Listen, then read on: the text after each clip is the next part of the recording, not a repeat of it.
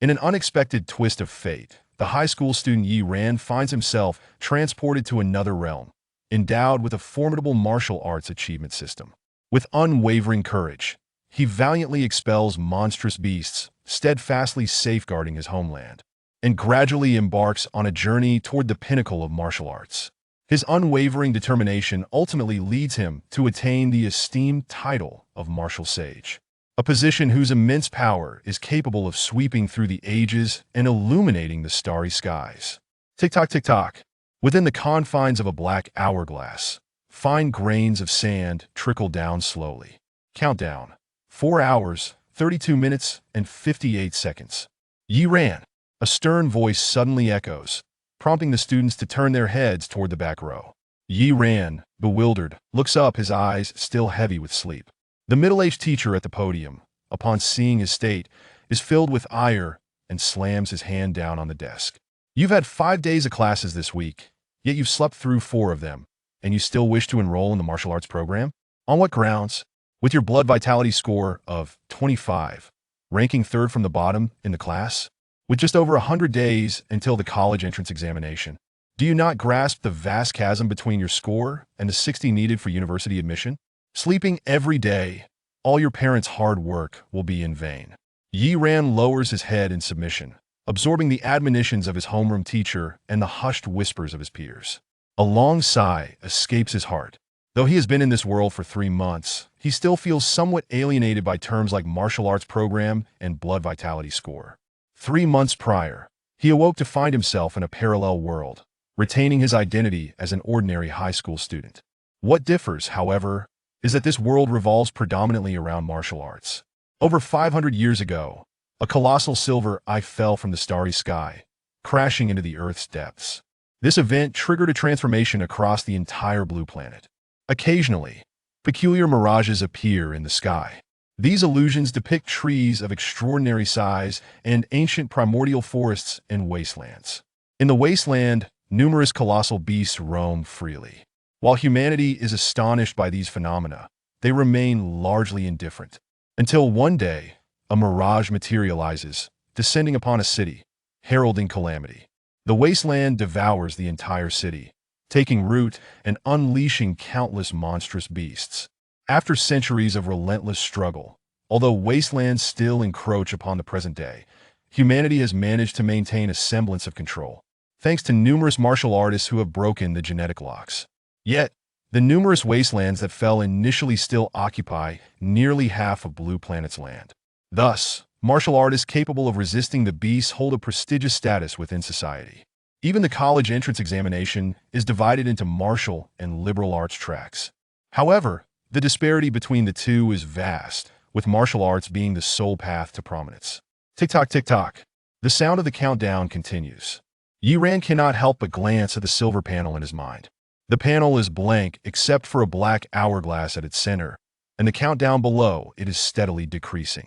This panel inexplicably appeared in his mind after his arrival in this world. Its purpose remains a mystery. The countdown has persisted for a full 3 months. Finally, it's coming to an end. Yi Ran exhales a long breath, no longer concerned about what will happen once the countdown concludes. He simply wishes for it to end swiftly.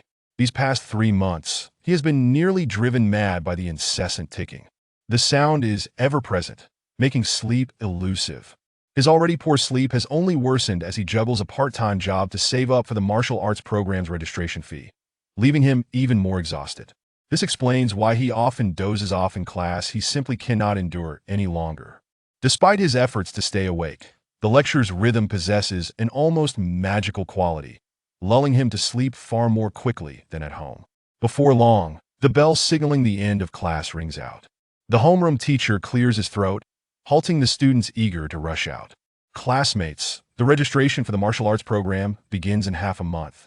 Those wishing to enroll should come forward now. While the martial arts program is essential, I must advise you all, if your blood vitality score is below 30, it is best not to apply. He shakes his head, casting a pointed glance at Yi Ran and a few others seated at the back. With just 5 months until the college entrance examination, the likelihood of reaching the undergraduate score threshold is slim. It would be wiser to save the registration fee for other purposes. Upon hearing this, Most students proceed without hesitation toward the podium. Yi Ran is among them. The homeroom teacher regards the handsome youth before him, furrowing his brow slightly. Yi Ran, are you certain you wish to enroll? Yes. The registration fee is 20,000. I believe it would be more prudent for you to invest in blood vitality elixirs to enhance your score, making it easier to secure employment after graduation. The teacher states earnestly, it's not that I hold any bias against you, but this truly is your best option. Teacher, I want to give it a try. Yi Ran murmurs softly. The homeroom teacher shakes his head, saying no more, and writes down his name. Such sentiments are expressed yearly as he advises many students, yet few heed the warnings. Everyone harbors a blind confidence, yet reality often proves him correct. Outside the school gates, traffic flows incessantly. Yi Ran does not wait long before the bus arrives. The doors swing open automatically, and a gentle electronic female voice announces, family members of martial artists may ride for free with a family card. Ordinary passengers, please scan their bus cards. Inside, there are only a handful of passengers scattered about. Yi Ran finds a seat and sits down. The televisions on either side are broadcasting the news. Recently, the vice president of the Eastern Yuan Province Martial Artists Association has broken through to level 7, adding another master to our nation. Early this morning, a mirage descended upon the eastern suburbs of Qingshui City, prompting 10 masters to rush to the scene, while the citizens of Qingshui City are being evacuated in waves. The Ningjiang City Martial Association has issued a new policy, a reward of 50,000 for those under 20 who become martial artists. He listens for a while, fatigue washes over him, and his head gradually droops. 20 minutes later, the bus comes to a stop, and the electronic voice announces, you have arrived at Xinyuan Poultry Slaughterhouse. Yi Ran shakes his head to regain his focus. He has arrived. Indeed, his part-time job is at the slaughterhouse, killing chickens. While it may not sound dignified, the opportunity to earn money is quite valuable. Time passes swiftly. Before long, the workday concludes, and the workers begin to leave in succession. Yi Ran pauses his work, lost in thought. His paycheck arrives the day after tomorrow. He has earned 4,000 for the month. And combined with the 3,000 he had previously saved for living expenses, he has a total of 7,000. He is still 13,000 short of the martial arts program's registration fee. A headache begins to form. 13,000 means he will need to work at least 3 more months. However, with the registration fee due in half a month, he simply does not have the time. If it comes to it, I may have to borrow from my aunt. Yi Ran sighs, acknowledging that his aunt has raised him with great difficulty, and he truly does not wish to burden her further. Yet, with only half a month remaining, gathering 13,000 seems nearly impossible. Unless he becomes a martial artist. With a martial artist's earning potential, not only could he earn that amount in half a month, but perhaps even within a single day. Yi Ran shakes his head, dismissing such unrealistic thoughts, and prepares to head home. At that moment, he suddenly freezes. The relentless ticking that has haunted him like a nightmare for 3 months has ceased. The countdown has ended. Damn, it's finally over. Yi Ran cannot help but exclaim, suppressing the urge to collapse onto the ground for a proper nap, as his consciousness enters his mind. On the silver panel, the black hourglass has vanished with the conclusion of the countdown. The panel is now revitalized. In the upper left corner, it displays martial arts achievement system. Chapter 2. Master of Chicken Killing, a system? Yi Ran was taken aback, a mix of astonishment and disbelief washing over him as he quickly glanced at the display in the upper right corner of the panel. It read, Achievement points, 0. In the center, 2 buttons appeared, one red, labeled Enhance, and the other green, inscribed with Simulation.at. The bottom, there was a single achievement listed, the Path of Martial Arts. The Path of Martial Arts, Breakthrough to Level 1 Warrior. Reward, 10 achievement points, current progress, 25,100, vitality value. A level 1 warrior possessed a vitality value of 100. Yi Ran felt a flicker of excitement and continued to peruse. Beneath the Path of Martial Arts, there were 2 empty slots indicating that he could activate up to 3 achievements simultaneously. If confirmed, 2 achievements would be randomly selected. Without a moment's hesitation, he clicked on Draw. The empty slots flickered momentarily, and soon, 2 achievements materialized. Master of Chicken Killing. Progress, 0-3000. Kill count to reach 100, 1000, 3000, respectively rewarding 1, 5, 10 achievement points. Upon completion, a single enhancement to physique. Persuasion through Virtue. Progress, 0-10. Reward, 100 achievement points. Yi Ran pondered for a moment. Although these two achievements lacked specific explanations, their titles conveyed their essence. While persuasion through virtue was straightforward, the title Master of Chicken Killing elicited a peculiar expression from him. After all, the place he was in was teeming with chickens. As darkness enveloped the sky, the workers in the slaughterhouse gradually departed, leaving it desolate. Only the sound of Yi Ran slaughtering chickens remained, accompanied by the ever-increasing kill count on the system panel. 97, 98, 99. At last, the kill count reached 100. Yi Ran halted, glancing swiftly at the panel. The number in the upper right corner danced, and his achievement points transformed from 0 to 1. Noticing this, he inhaled deeply and gently pressed the red Enhance button. After a brief silence, a surge of vitality suddenly erupted forth. This vitality arrived abruptly, not from thin air, but was birthed from within his bones, radiating outward and enveloping his entire being. Yi Ran felt a tingling warmth coursing through his body. Though this sensation dissipated swiftly, he moved his limbs, feeling significantly stronger. Although lacking a vitality meter, he remained unaware of the exact increase in his vitality. Suddenly, a thought crossed his mind as he gazed at the first achievement on the panel.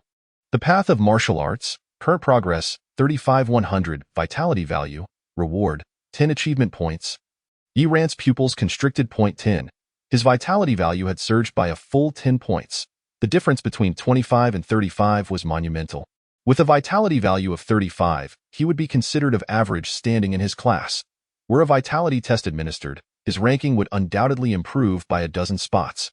After a long while, Yi Ran managed to suppress his excitement, though he couldn't help but clench his fists in exhilaration. A vitality value of 35. What are you still doing here? Close the door and hurry up and leave. At that moment, an impatient voice echoed from outside the door. It belonged to the security guard on patrol. Oh, right? I'm leaving now.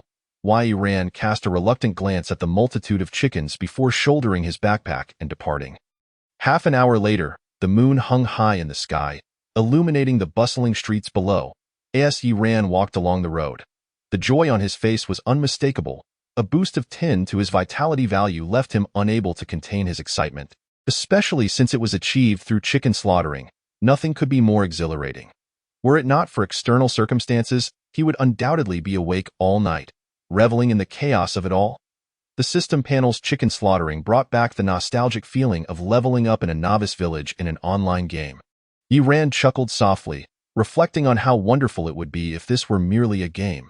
He longed for the day he would awaken to return to his tranquil life, attending school, frolicking with classmates, and striving to gain admission to his desired university. However, as he gazed at the towering, vibrant buildings surrounding him, accompanied by the distant sounds of merriment, he fell into a contemplative silence. This world before him was strikingly real. Beneath its seemingly peaceful facade lay countless perils.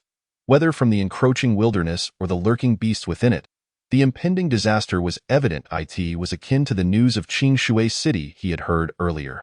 In the early morning, while people were still lost in slumber, they were abruptly awakened by the sound of alarm bells, fleeing their homes of many years in confusion and terror. Such occurrences were not isolated incidents. Every existing human city could potentially become a stronghold for the wilderness, and every individual might find themselves uprooted, living a life filled with uncertainty. Only by growing stronger could one seize control of their own fate. Yi Ran murmured, gazing skyward. He hoped that when the wilderness descended upon Ningjiang City, he would not be among those hastily fleeing, but rather the one who, amidst 1,000 gazes, would extend his hand to vanquish it. Upon returning home, the hour was nearing midnight. Yi Ran crept quietly, slowly pushing open the door. The room was shrouded in darkness, silence enveloping the space. He let out a sigh of relief and made his way to his room. In the next instant, the lights blazed to life, and a chicken feather duster swooped down upon him. "You little rascal, where have you been gallivanting at this hour?" A plump middle-aged woman, filled with ire, wielded the duster and swung it ferociously at his backside. Yi Ran quickly dodged and shouted, "Auntie, wait, let me explain." "Explain what nonsense, you little brat. Every day, you neglect your studies, returning home around 10, claiming you were honing your practical skills with classmates at school." The middle-aged woman scolded as she pursued him. "I asked your teacher, and your school closes right after class."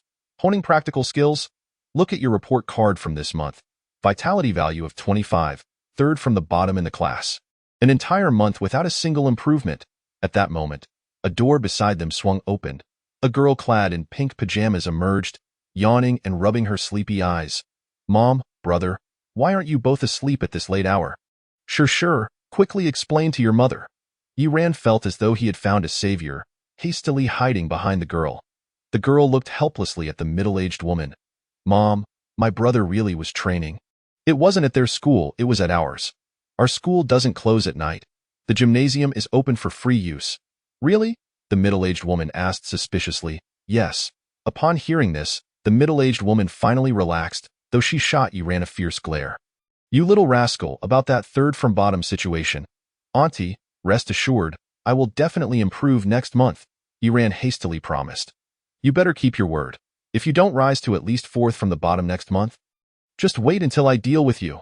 She said this while rubbing her waist, retreating to her room, lamenting, You little brat, you run so fast now. When you were younger, I could catch you with ease. But now I can't even touch the hem of your clothes. Yiran let out a long sigh of relief. His parents had passed away when he was young, and since he was around 2 or 3 years old, he had lived with his aunt's family. His uncle was a member of the local beast army, returning home only once every 6 months. Thus, the household usually consisted of just himself, his aunt, and his cousin. Having been raised by his aunt since childhood instilled in him a certain fear of her, not due to any ill will, merely a natural bloodline suppression. Chapter 3. Transformation. Sure, well done. Brother will reward you with a new outfit soon. Yiran placed one hand behind his back, attempting to appear mature. You've said that over 300 times. Zhou sure, still half asleep, replied weakly. My ears are getting calloused. All right, I'm going back to sleep now. The food's in the kitchen. Heat it up yourself. Never mind, I'll heat it up for you. Otherwise, the kitchen will explode again. She yawned, her little head drooping as she walked towards the kitchen, mumbling, Oh divine. Every day I just tell my sister about dreams while my useless older brother accomplishes nothing. When will he finally grow up? Yiran felt a bit awkward. The original owner often painted grand visions for his sister, saying such things every time he borrowed money or sought help, yet he had never followed through. It wasn't that the original owner was stingy or uncaring towards his sister. It was simply a matter of being perpetually broke. The meager 3,000 he currently possessed was all he had painstakingly scraped together from his living expenses, hoping to save enough to purchase a vitality elixir to enhance his strength. Therefore, the original owner's frugality was understandable. Regardless, he was now the true master of this body, and what he promised must be delivered. Of course, this was contingent upon first resolving the enrollment fee for the Martial Arts Academy. That was of utmost importance. 20,000. Yiran felt considerably more at ease now. The pressure he previously felt alleviated. With the achievement system in place, he was confident he could gather the 20,000 within half a month. Once his strength improved, there would be countless ways to earn money. In his room, Yiran stood bare-chested, half squatting, and moving his arms in circular motions. He was practicing the two-element body refinement technique, a foundational body refinement method promoted by the Martial Alliance of the Xia Kingdom, suitable for individuals of all backgrounds. After completing the 9 forms of the two-element body refinement technique, Yiran ceased his movements, drenched in sweat. He clenched his fists, his gaze brightening. The increase of 10 points to his vitality value had not diminished his control over his body in the slightest. Rather, it felt as though he had earned it through arduous training. Typically, a sudden surge in vitality would lead to discrepancies in strength, making it challenging to maintain perfect control over one's body. This was evident in classmates who had consumed vitality elixirs, often losing control during practical training and injuring their sparring partners. However, the 10-point increase in vitality he experienced seemed akin to that achieved through diligent training. Allowing for flawless control, confirming that his body exhibited no abnormalities, Yiran glanced at the system. His achievement points remained at 0.as for the 3 achievements, the path of martial arts and master of chicken killing aside. Persuasion through virtue caught his attention. He pondered, persuasion through virtue must involve persuading others through good character. It is neither too easy nor too difficult, but finding the right targets might pose a challenge. However, this reward amounts to a staggering 100 achievement points, and I must find a way to accomplish it. After dinner, Yiran took his bowl and chopsticks and made his way to the kitchen. The living room was eerily quiet, shrouded in darkness, with only a light shining from his aunt's room, accompanied by faint voices. Dashin. Why not enroll Xiaoran in a martial arts school? With just over 100 days until the college entrance examination, his vitality levels make passing the exam seem quite challenging. Wei Ran's heart stirred slightly. This was the voice of his aunt, and Zhou Dashin was his uncle's name. Though his uncle was often busy, he could occasionally spare time for a video call. The voices continued from the room that, of course, I've mentioned it before, cough, you just can't bear to part with the money. His uncle coughed, saying, you always claim you want to save money for my treatment. But the ailments I've endured from the battlefield cannot be cured with just a few thousand yuan. Illness is one thing, but neglecting the child is a grave matter. This time, do not be frugal. Use all the money to find a decent martial arts school. Life offers but this one opportunity, and you should say less about the child. He is already at the bottom of his class and feels terrible about it. His uncle continued, coughing and rambling on. His aunt, sounding a bit aggrieved, replied, my dear nephew, do you think I take pleasure in saying that? If Xiaoran could consume the blood and flesh of extraordinary beasts daily, and had access to vitality elixirs, how could his grades possibly suffer? I blame myself for not providing him with a better environment and end up taking my frustration out on myself.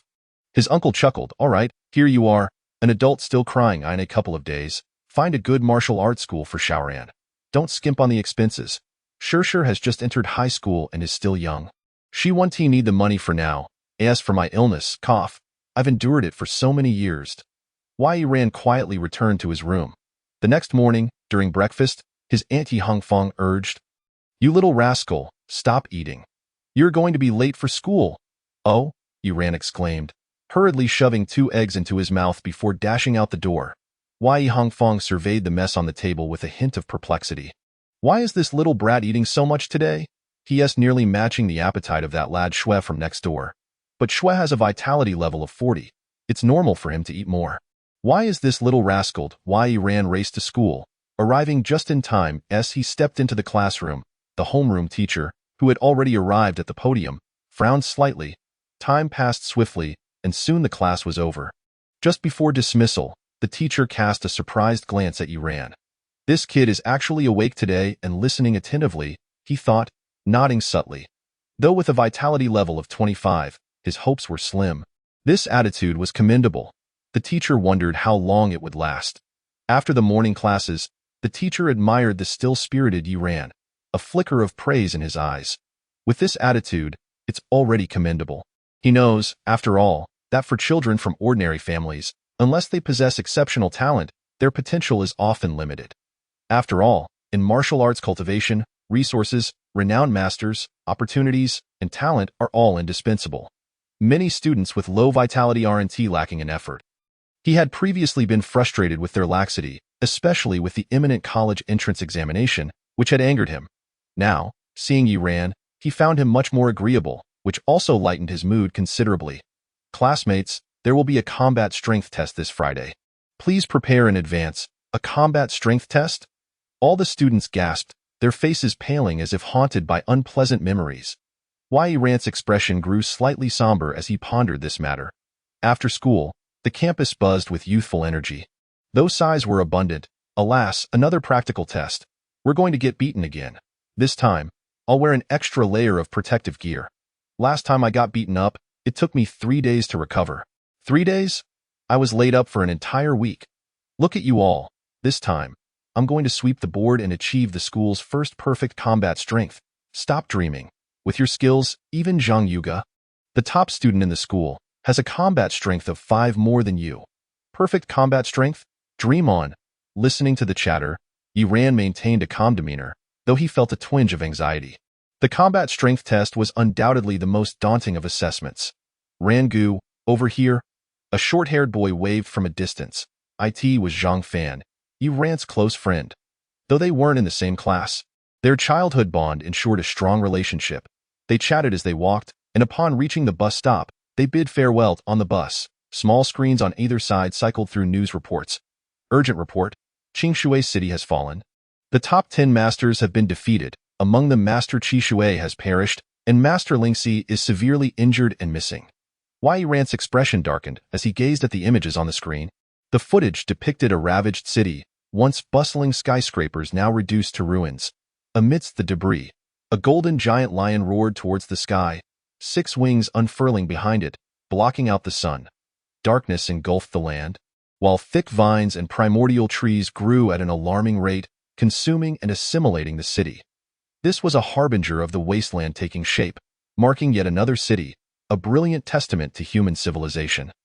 Consigned to the annals of history, Yi Ran's gaze was fixed on the screen, his palms tightening into fists, a sheen of sweat forming. Qingshui City was not far from Jiangning City, and the wasteland was expanding uncontrollably. Without any barriers, it would soon spread to other cities. He glanced at the other passengers, their taut expressions, unblinking eyes, and bobbing throats revealed their anxiety. Everyone was worried about the wasteland encroaching upon Jiangning City. This is the reality of our era, Yi Ran murmured softly. There is no escape, no retreat. After disembarking, he faced the exhilarating yet grim task of slaughtering chickens. Thanks to his enhanced vitality, Yi Ran worked swiftly, managing to dispatch nearly 500 chickens in one night, earning him the title of the Chicken Tyrant. He checked his system panel. Chicken Slaughter Expert. Progress, 586-3000. Upon reaching 1,000 kills. Reward 5 achievement points. Almost there. Tomorrow I can collect the second tier of achievement points. Yi Ran licked his lips in anticipation. As he left the slaughterhouse, he noticed a young man with a scarred face outside, boastfully conversing with several workers. The middle-aged workers nodded anxiously, their faces pale from a distance. Yi Ran couldn't hear their words clearly and paid little attention as he departed.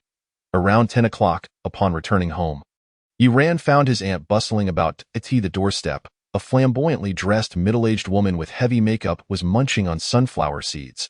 Hong Fong, I only mentioned old Chun's matter to you. You must not tell anyone else. If word gets out that I've been gossiping, how would I be seen? Rest assured, Xuejia, Yi Hong Fong replied absent-mindedly. And regarding Zhang Da's matter, I only told you as well, Xuejia. I promised to keep it under wraps. Yi Hong Fong sighed, seeing Yi Ran enter. You little rascal, you're finally back. Hurry to the kitchen and eat. There's fish today. Aunt, you're the best. Yi Ran exclaimed joyfully, racing into the kitchen. Oh, Xiaoran is back. Xuejia flirtatiously tossed her hair. You're looking better, but I wonder about your vitality level. My son, Xuechuan, has recently reached a vitality level of 40, ranking in the top 10 of his class. The teacher praises him every day. With a vitality level of 40, he is not far from the undergraduate line of 60. With some effort, he might even get into a first-rate martial arts university. If he gets into a top martial arts university, we'll have to move to a big city. Just thinking about it makes me a bit reluctant. Hong Fong, if I move away in the future, what will I do about you? Mainly because Xiaoran's vitality level is low, and he might not get in the kitchen. Yi Ran crouched down, savoring the fish, and could sense his aunt's frustration rising. Sure enough, after half an hour, his aunt finally emerged, her expression resembling that of a disgruntled wife. Spotting Yi Ran still in the kitchen, she immediately directed her ire at him. You little rascal, why are you still eating? I am hungry. I haven't had enough. Yi Ran rubbed his belly, wondering if his increased vitality was the reason for his insatiable appetite. One meal now felt equivalent to 7 or 8 in the past. The next day, after finishing classes as usual, Yi Ran hurried to the slaughterhouse. Upon arrival, he frowned slightly.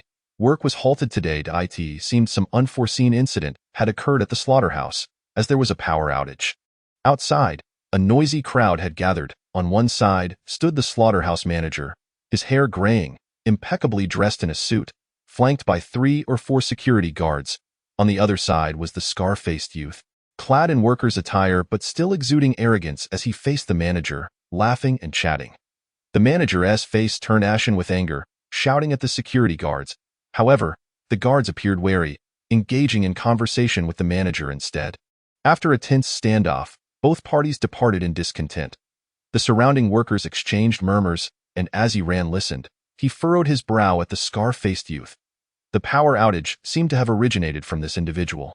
With the power down, today's plans were thwarted, and he had no choice but to leave in frustration. It seemed to affirm the saying that misfortune seldom comes alone.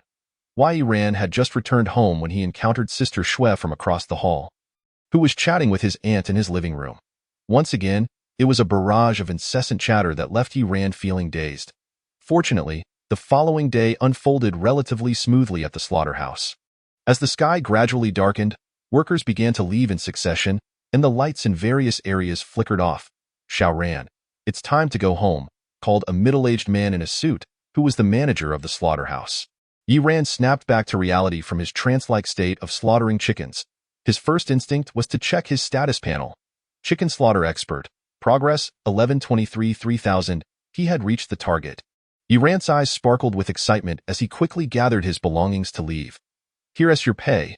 I forgot to give it to you yesterday," the manager said, handing him some cash at the entrance. Yi Ran took the money, counted it, and exclaimed in surprise, "Manager Bai, you've given me an extra 1,000. Just take it." Manager Bai replied with a smile, patting Yi Ran on the shoulder. "Just focus on your studies." Yi Ran hesitated for a moment, but ultimately accepted it. Upon returning home, he immediately pressed the enhancement button. After doing so, a selection of numbers appeared, allowing him to choose from 1 to 5 achievement points. After a brief moment of contemplation, he prudently selected 1 achievement point. In an instant, a surge of vitality erupted from within his bones, spreading outward as his vitality value began to rise. However, as he opened his eyes, disappointment washed over him. This time, he had only gained 6 vitality points. Setting aside his thoughts, Yi Ran pressed the enhancement button a second time. After a brief moment of silence, he slowly opened his eyes. A spark of joy mingled with confusion in his gaze. This time, he had increased his vitality by 9 points. Chapter 5.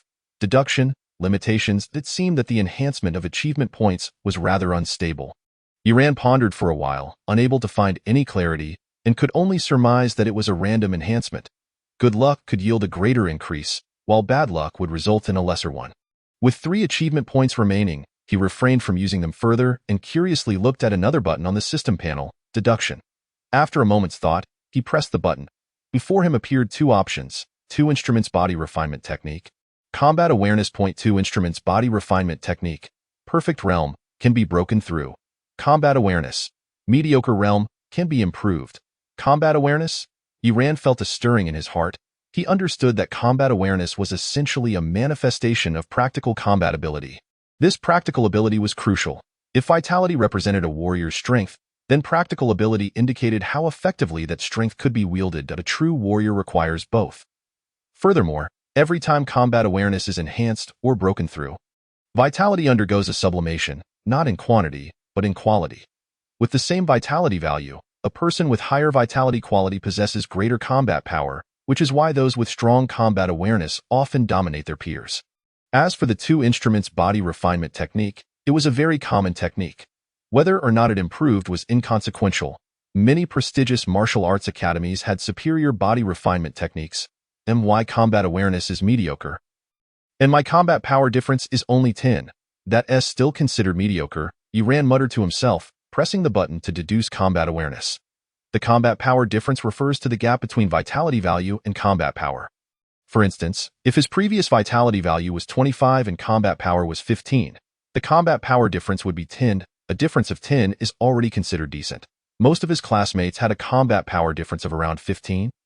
With a few even at 20. However, that was due to excessive consumption of vitality tonics, leading to unstable vitality in those exceptional cases.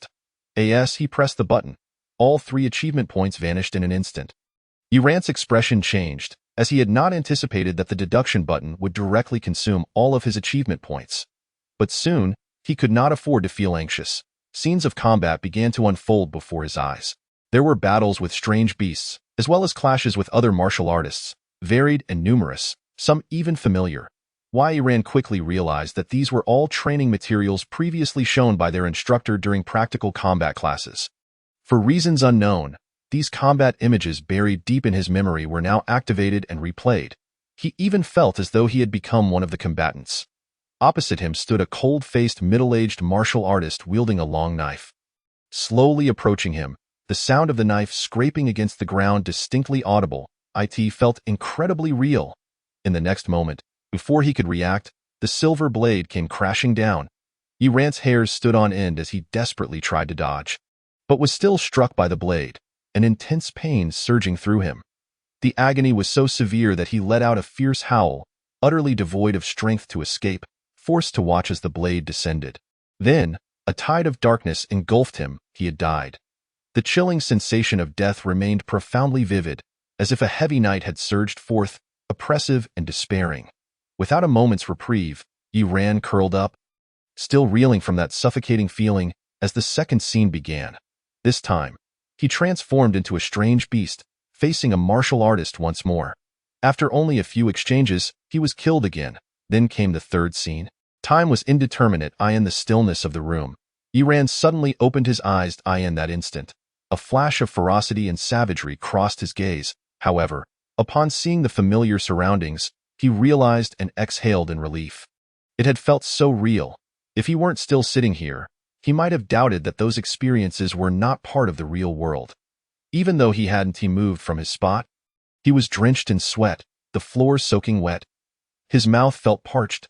Yi Ran licked his dry lips and stepped out of the room. Upon exiting, he encountered his sister, who was preparing to sleep in the living room. Clearly, not much time had passed. Go. What's wrong with you?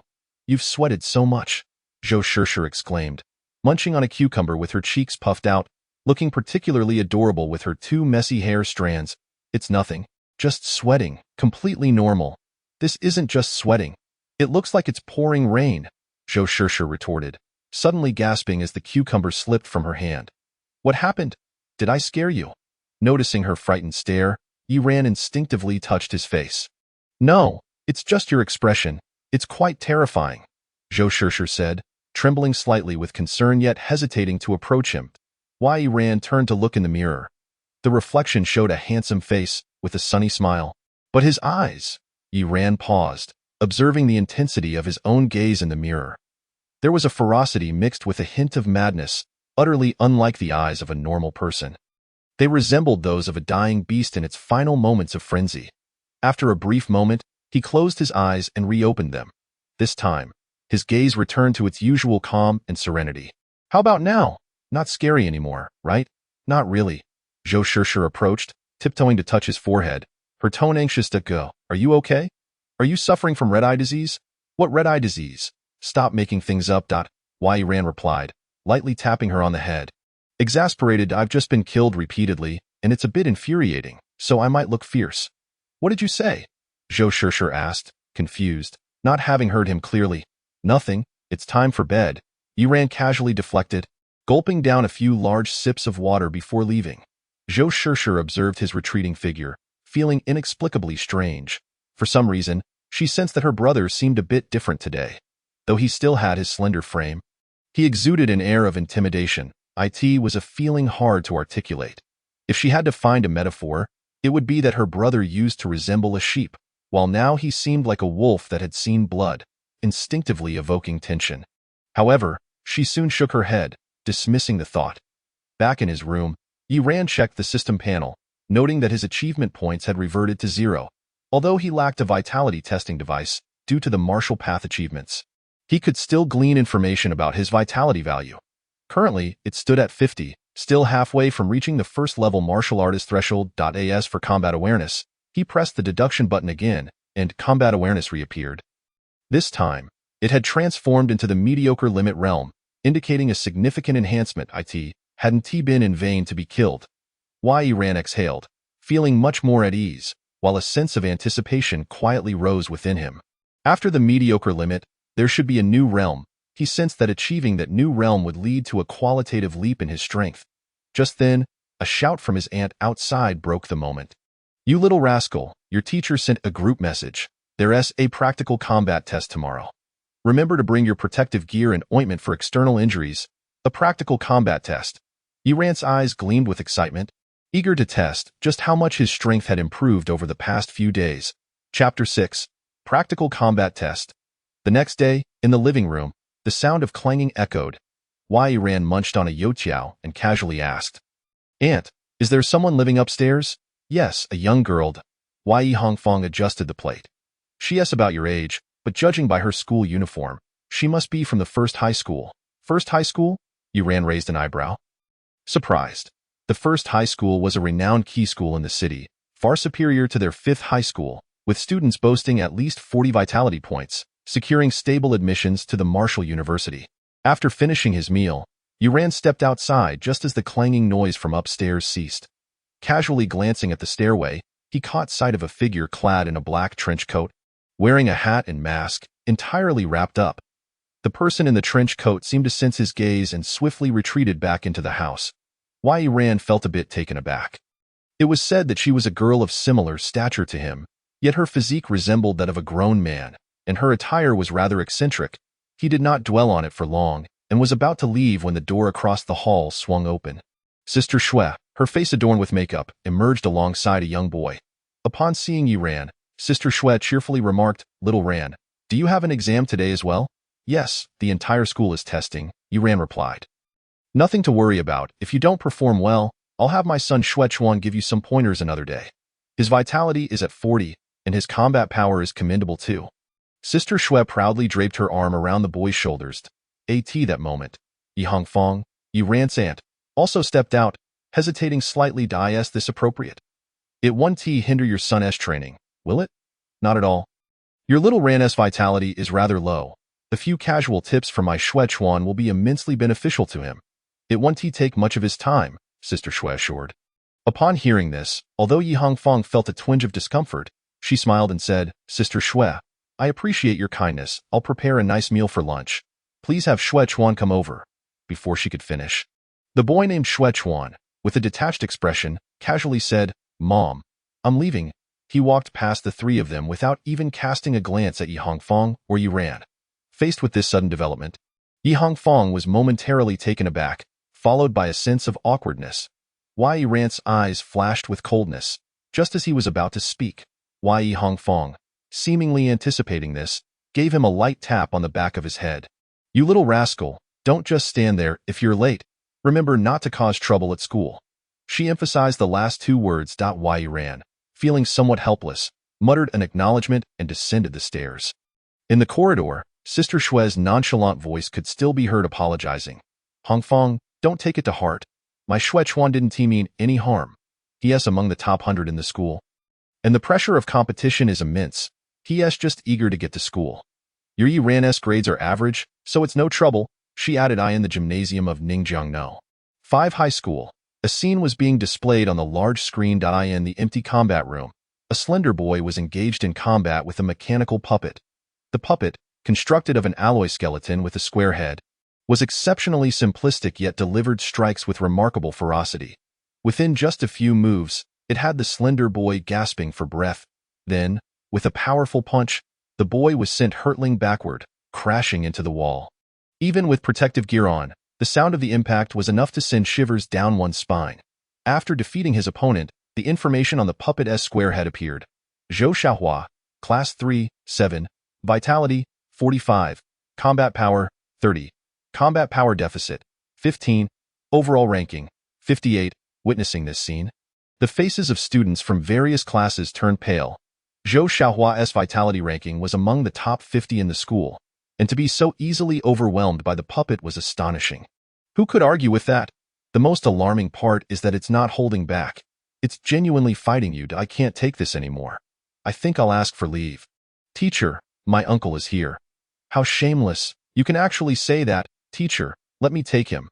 I know the way to the infirmary. Hearing the students' chaotic chatter, several teachers shook their heads, feeling somewhat helpless. Every time there was a combat power test, it was not just the students who felt the pressure. The teachers did too, struggling to approve leave requests. Yet, they had no choice. To prepare for the college entrance examination, these mechanical puppets were all of a specialized model. After testing vitality, the puppets would attack with perfect combat power, equivalent to the vitality value. This was not particularly daunting for martial artists, but for average students with little combat experience and generally low combat power. Many struggled to control their vitality. Thus, in every combat power test, very few students emerged unscathed. Who knows, perhaps this time, someone might achieve perfect combat power, one teacher remarked with anticipation. It's unlikely. Another teacher shook his head. Not optimistic. While the teachers conversed, occasionally glancing at the students displayed on the large screen, few stood out impressively. Most were met with shaking heads. At that moment, a commotion erupted among the students. Zhang Yuge? Quick look, it's Zhang Yuge. Wow, the top student is stepping up. Last time he had only a combat power deficit of 5. I wonder if he can reach perfect combat power this time. Even if he doesn't, he is still the best in school. The teachers perked up, focusing intently on the screen, where a handsome young man was facing off against the mechanical puppet. Zhang Yuge was the top student in the school. With a vitality of 60, and more importantly, his combat power had reached 55, coming close to perfect combat power. That was from the last practical test, and a month had passed since then. It was hard to imagine how much stronger he had become. In Class 13, Yiren also looked up at the large screen, surrounded by his classmates who were buzzing with discussion, especially the girls, who were the most excited. Ms. Zhu, our class is coming up soon. Everyone be ready, the homeroom teacher, Ms. Zhu, announced. Okay, came the synchronized response. It seemed that Zhang Yuge's presence had alleviated the fear of the mechanical puppets among the students. 3 minutes later, in the second-floor combat room, many students were waiting, while some left with faces full of regret or dejection. There were still quite a few students present. Ms. Zhu raised an eyebrow, seemingly surprised. Teacher, there are so many people. It will take a while before it's our turn. Can we go out and take a look first? A girl clung to Ms. Zhu's arm, pouting. Please, just for a moment. Upon hearing this, numerous girls gathered around with hopeful expressions. Ms. Zhu relented. Go ahead, but remember to come back quickly. Don't delay the testing. Don't worry, teacher. Let us hurry. We're going to see Zhang Yuge. Amidst the cheerful chatter, a group of girls rushed out, leaving the remaining boys filled with envy and jealousy. One lamented, being good-looking is such an advantage in this world. Not necessarily. Yiren is also quite handsome, yet hey, whereas Yiren? A boy looked around in surprise. He must have gone to find an empty combat room. But testing early means he might get beaten up, someone shrugged. Hearing that a student was missing, Ms. Zhu did not pay much attention. Early testing was inconsequential as long as the results were recorded. However, she noted that Yiren had changed significantly lately, working hard, and other teachers had praised him. She thought it might be a good opportunity to speak with him, especially if he had made progress in his vitality or combat power. Perhaps, with this diligent attitude, he might have a slim chance of getting into a top martial university. That moment, Yiren was wandering through the empty corridor, carefully searching and eventually discovering a seemingly old and unused combat room. It appeared to have some issues, as students passing by did not enter. Hopefully, this will do. I want to finish the test quickly and get back to chicken slaughtering, he murmured, pushing open the door to the combat room. The lighting was dim, and the room was empty, with a mechanical puppet standing solitary in the center. After a brief inspection, he noted the room was dusty, and the cameras and other equipment were dull and lifeless. Uncertain if they were broken or turned off. Thankfully, the mechanical puppet was operational, albeit with some aging parts. It was intact enough to function and upload information. Yiren felt relieved and activated the puppet. After a few clicks, the puppet's head rotated before extending its alloy hand, a silver sampling needle protruding from it. After collecting blood, the screen on the puppet's square head displayed his vitality information. 50 vitality. Please enter your name and class information. The mechanical voice echoed. Yiren, Class 3, 13. After stating his name, Yiren took a cautious step back, his expression vigilant as he focused on the puppet. As he retreated to a safe distance, the mechanical puppet's eyes glowed red, and the test commenced, with a countdown of 3 minutes beginning at 2:59. As the announcement concluded, the mechanical puppet surged forward. Meanwhile, on the first floor of the gymnasium, everyone watched in astonishment as the screen displayed a handsome young man gritting his teeth, managing to withstand the assault of the mechanical puppet, only retreating half a step. They were momentarily stunned, followed by a chorus of exclamations. He is holding his ground. Zhang Yuge is actually able to contend with the mechanical puppet. Wow, this is incredible. Someone can actually go toe-to-toe with that iron lump. My idol. You're so handsome. Yuge. Several teachers were equally astonished, exchanging glances filled with shocked eye. In just a month, Zhang Yuge had made such remarkable progress. Meanwhile, in the second-floor combat room, Yiren stood there, bewildered, staring at the mechanical puppet whose square head had been knocked askew by his punch. When did this thing become so weak? It couldn't even withstand a single strike from me. Chapter 7. A monster emerges from the school inside the combat room. The mechanical puppet rotated its neck a few times before correcting its head. Gradually, a question mark appeared above its head, clearly bewildered by the attack it had just endured. Wai Ran was momentarily stunned, but quickly regained his composure. The mechanical puppet possessed rudimentary intelligence. It was reacting to his recent assault. It seemed the puppet was functioning properly.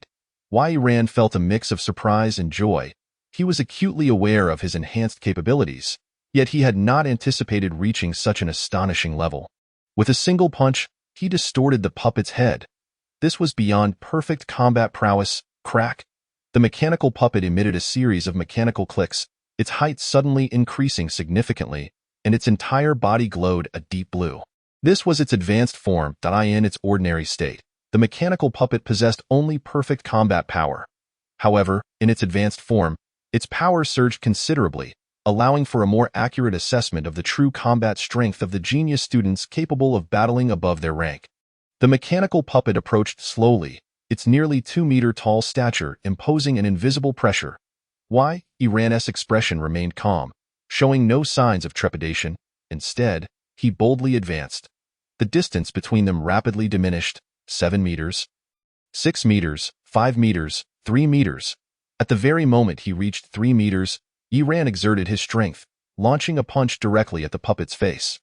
The timing of this strike was impeccable, coinciding perfectly with the puppet taking a step forward. Its single foot planted, leaving it momentarily unsteady.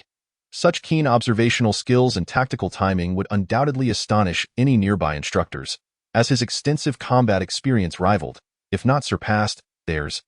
After all, not everyone has the opportunity to hone their combat skills through life-and-death encounters. Whoosh!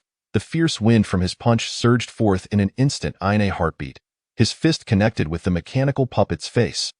This type of attack was nearly impossible for an ordinary individual to evade. However, being a product of advanced technology, the puppet's reflexes and sensitivity far surpassed that of an average person. It stepped back, leaning its upper body away, narrowly dodging the blow. Simultaneously, a metallic hand lunged toward Ran's wrist. Attempting to seize him, Wai Ran's gaze sharpened, and he swiftly retracted his arm, propelling his knee upward with great force toward the puppet's abdomen. This strike was fierce, swift, and ruthless. Yet, it was still thwarted by the puppet, which retaliated with a punch as rapid as lightning. With a loud bang, Ran staggered, his entire leg numbed from the impact. The mechanical puppet was also forced back 3 or 4 steps, nearly losing its balance and falling. Meanwhile, the numerical display on its square head flickered rapidly, settling at 70.70 combat power. Ran gasped in astonishment, astonished by his own formidable strength. He had exceeded his previous limit by a full 20 points, indicating that he was now fully capable of engaging with opponents possessing a combat power of 70, and perhaps even prevailing. And this was not his ultimate limit. With unwavering determination, Ran's eyes gleamed brightly, his spirit and energy harmonizing perfectly, achieving peak condition. The higher his combat awareness, the greater his control over his body. This explained why individuals with the same combat power could unleash varying degrees of destructive force based on their combat awareness. A single punch could yield different results. Some with unsteady stances could only exert 50% of their strength, while others, with proper form, could unleash a full 100%. There were even those who not only maintained a standard posture but also utilized power from additional limbs, could potentially generate 150% of their strength. At that moment, the mechanical puppet advanced once more. In the next instant, they collided again, the sounds of their clash resonating throughout the training room.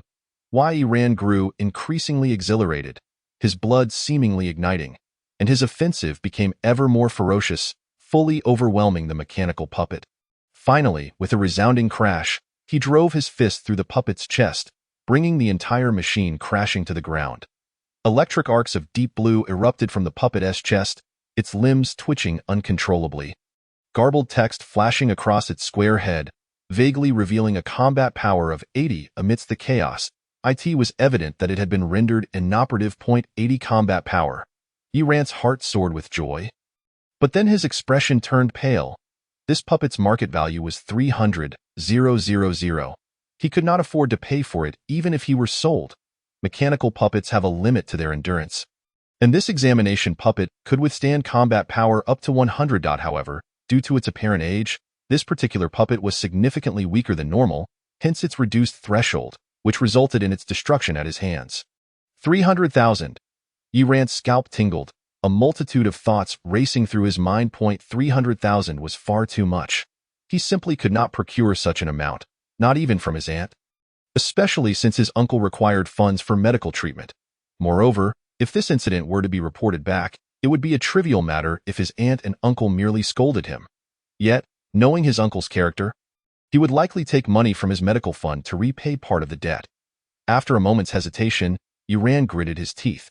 He would take responsibility for the trouble he had caused.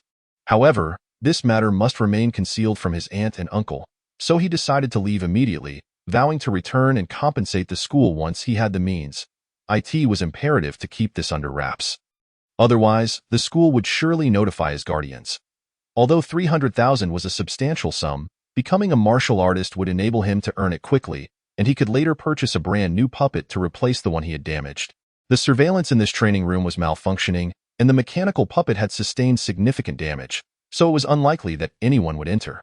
The only puppet capable of uploading its name and combat power had been destroyed by him, ensuring that it would not successfully upload any data, and thus, no one would notice the incident. With these thoughts in mind, Yi Ran felt a touch of guilt but hurriedly departed. Poverty was a sin. Once he was wealthy, he would buy 10 or 8 mechanical puppets to place in this training room, one to fight and the rest to observe. In the gymnasium, the students anxiously watched the countdown on the large screen as it dwindled. 5, 4, 3, 2, 1. As the countdown concluded, the mechanical puppet, poised to attack, suddenly dimmed its eyes and came to a halt. Observing this, the handsome youth opposite it let out a sigh of relief, collapsing to the ground in exhaustion. Following this, the scene on the large screen vanished, revealing the personal information of the handsome youth. Zhang Yuge, Senior Year, 1 Class, Vitality, 65, Combat Power, 64, Combat Power Difference, 1. Overall Ranking, 1, with a combat power of 64. There was no doubt he was the top student in the entire school. Upon witnessing such impressive statistics, the gymnasium erupted in excitement. Zhang Yuge, my idol. Wow, the male god is invincible, simply amazing. Countless girls shrieked in delight, while boys looked on in admiration. This guy is incredible. He managed to last 3 minutes. No wonder he is the top student in school, evenly matched with a mechanical puppet. My dreams have come true. From today onward, Zhang Yuge has received my endorsement. Several teachers wore smiles as well. The emergence of such a genius was indeed a blessing for the school, and achieving perfect combat power now would ensure a solid prospect for university entrance exams in the future. Some teachers could not resist the urge to take photos, preparing to share them with their friends. However, just as they raised their phones, the rankings on the large screen suddenly shifted. Zhang Yuge, who had been in first place, was now pushed to second. Everyone froze momentarily, staring blankly at the screen where a new first place had emerged. Yang Rui, Senior Year, 9 Class, Vitality, 65, Combat Power, 67, Combat Power Difference, 2, Overall Ranking, 1. After a brief silence, the gymnasium erupted in chaos. Zhang Yuge had been surpassed, and this new contender had even exceeded perfect combat power. The students present were left in shock, while several teachers were both surprised and delighted. Realizing that a dark horse had emerged from the school, one even more exceptional than Zhang Yuge. Quick, call the principal. The grade supervisor was ecstatic, envisioning a second candidate for the prestigious martial arts university, Ningjiangno. 5 High School was about to rise. The call was made. Principal, great news. The practical test just concluded. The grade supervisor began, but suddenly sensed something was amiss. The gymnasium was eerily silent, devoid of any sound. Only the echo of his voice reverberated, alongside the sound of someone nearby swallowing hard, as if struggling to gulp down their anxiety. The grade supervisor paused, glancing around. All the students were gazing blankly at the large screen, their movements synchronized, with not a single exception. The teachers around him were also staring up, their eyes glazed over, their expressions a peculiar mix of confusion and disbelief. If one were to describe it, it was as if they had witnessed something utterly impossible, leaving them stunned to the point of losing their ability to think. The grade supervisor instinctively looked up at the screen. In the next instant, his phone clattered to the ground. Combat Power, 80. The large screen displayed that Zhang Yuge had slipped to third place, while the newly emerged first place was represented by a series of garbled characters. The only discernible detail was the striking 80 for combat power, a figure that caught the eye and instilled a sense of trepidation. After a long pause, a teacher finally spoke, their tone heavy with concern. Could it be that the mechanical puppet malfunctioned? That's a possibility, the grade supervisor replied, forcing down the tumult within him, maintaining composure. Find out which training room it was and display it on the big screen. After instructing, a teacher rushed to the screen to begin operations. After a brief moment, the teacher turned and exclaimed, "Director, it seems the camera in that training room is malfunctioning. I'll go check it out." "All right, hurry back." The grade supervisor nervously clenched his hands. In the meantime, the students erupted into fervent discussions, voicing their doubts and disbelief, creating a cacophony that reverberated through the gymnasium. Minutes later, the large screen flickered, a shaky scene appeared, clearly captured by the teacher using a mobile phone to record. Soon, the scene ceased to sway and clearly materialized before my eyes. I beheld an empty combat chamber, where a mechanical puppet stood motionless, its chest marred by a gaping hole, resembling the imprint of a fist. In an instant, all sounds were abruptly silenced. A deathly stillness enveloped the atmosphere. The onlookers gaped in astonishment, their expressions frozen, particularly the students, whose worldviews shattered as they emitted strained groans. It exploded. The iron lump that left me bedridden for 3 days was actually shattered by someone. Can someone slap me and assure me this is just a dream? To my astonishment, a slap indeed followed. Unlike other teachers, the dean's expression was merely one of shock. He swayed slightly, feeling a bit dizzy. Upon reflection, he suspected it might be his high blood pressure acting up, yet he remained remarkably composed. "Indeed, I am calm, very calm." He suddenly howled skyward, then fervently commanded, "Search! Quickly go to the combat chamber and find that student." At that moment, Ran, who had just nervously dealt with Teacher Zhu and was hurrying out of the gymnasium with a look of earnestness, paused upon hearing the howl from behind. When did the school acquire a Tibetan Mastiff? He scratched his head, somewhat bewildered, yet continued to leave hastily. Next, it was time for the slaughter. After battling until dark, Ran surveyed the skyrocketing count of slaughtered chickens, leaving the abattoir with a sense of satisfaction. Upon returning home, he was in the midst of boasting about his meal when a sound of a door creaking open from the opposite side reached his ears, accompanied by Sister Shue's puzzled voice. "Son, why are you home so late today?" "Don't even mention it," came Shuechuan's somewhat helpless reply. "Today, a weirdo at school shattered a mechanical puppet. The principal was so startled that he halted the testing and mobilized the whole school to find that student." Upon hearing this, Ran couldn't help but spit out his food. Chapter 8. Thunderous Martial Arts Academy. As Yi Hongfang, who was tidying up the table, shot Ran a glare. She scolded, "Brat, eat properly." Beside her, Zhou Shishir exclaimed in shock, "Bro, is that for real? You broke the mechanical puppet? Isn't that something only a martial artist could damage?" Though Yi Hongfang didn't fully comprehend, hearing the term martial artist piqued her curiosity. "Brat, is it true? Does your school have another martial arts teacher?" "Mom, not a teacher, a student." Zhou Shishir corrected her, "Not a student. What's wrong with that?" Yi Hongfang suddenly froze, her expression bewildered. "A student martial artist?" From the opposite side, Sister Shue's piercing scream echoed, "You broke the mechanical puppet? Your school has a student martial artist?" "No, it's not a martial artist." Shuechuan's voice carried a hint of envy. "Teachers say he seems to be a genius with 60 vitality points and 80 combat power." "My goodness, that's 20 combat power more." Sister Shue's sharp voice brimmed with astonishment as she pressed, "Son, do you know who this genius student is? Since they're so formidable, you should let them teach you a thing or two." Upon hearing this, Yi Hongfang turned her gaze toward Ran. "Brat, do you know who this genius student is?" She initially asked casually, but upon receiving no response, she ceased her inquiries, merely patting Ran's shoulder. "All right, stop envying. Just focus on your training. Regardless of your achievements, as long as you put in the effort, that's commendable." Dasham. Ran mumbled in response, continuing to lower his head and devour his meal, too afraid to look up. Yi Hongfang knew him too well. She could tell he was lying just by looking at his expression. At the same time, he felt a sense of helplessness. He needed to become a martial artist quickly and figure out a way to earn money. As being broke was truly challenging, Yi Hongfang turned away to continue tidying the living room, humming a tune, her demeanor pleasant. After some contemplation, Ran, with the intention of gathering information, casually opened the class group chat. Indeed, discussions about the incident filled the messages. Fortunately, due to the mechanical puppet's destruction, the data had not been fully uploaded, leading to the mystery of the puppet's destruction remaining unsolved. He let out a sigh of relief, noting the need to compensate for the school's puppet, and resumed eating. However, in the following days, the incident continued to dominate headlines at the school, even drawing discussions from other institutions, momentarily reigning over the hot searches in Ningjiang City High School.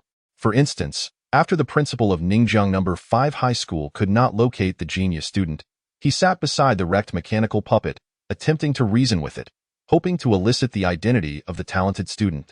Alas, the puppet's heart was as cold as ice. Moreover, the school offered a scholarship of 100,000 yuan, with the principal personally matching that amount, totaling 200,000 yuan, in hopes that the genius student would step forth voluntarily.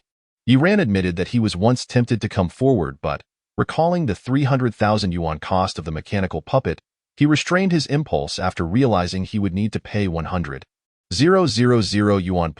One could only say that the principal was indeed cunning, skillfully setting a trap to at dinner.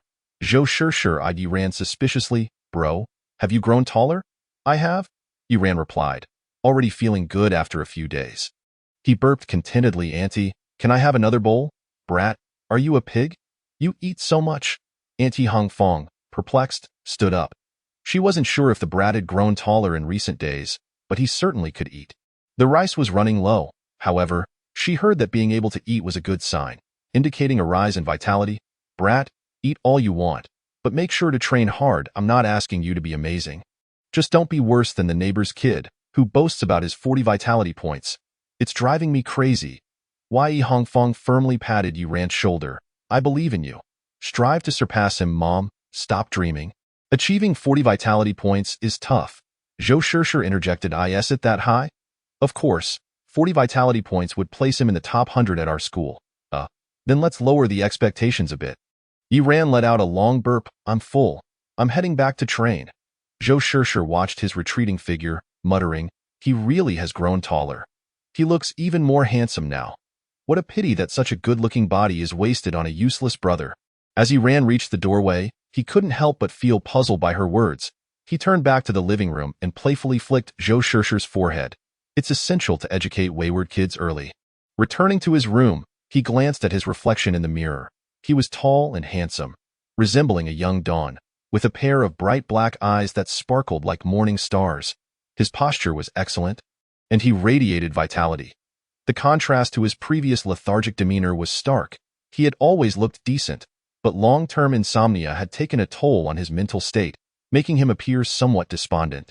After a few days of proper rest and a surge in vitality, his body recovered rapidly. Casting a glance at the living room, Yiran pondered.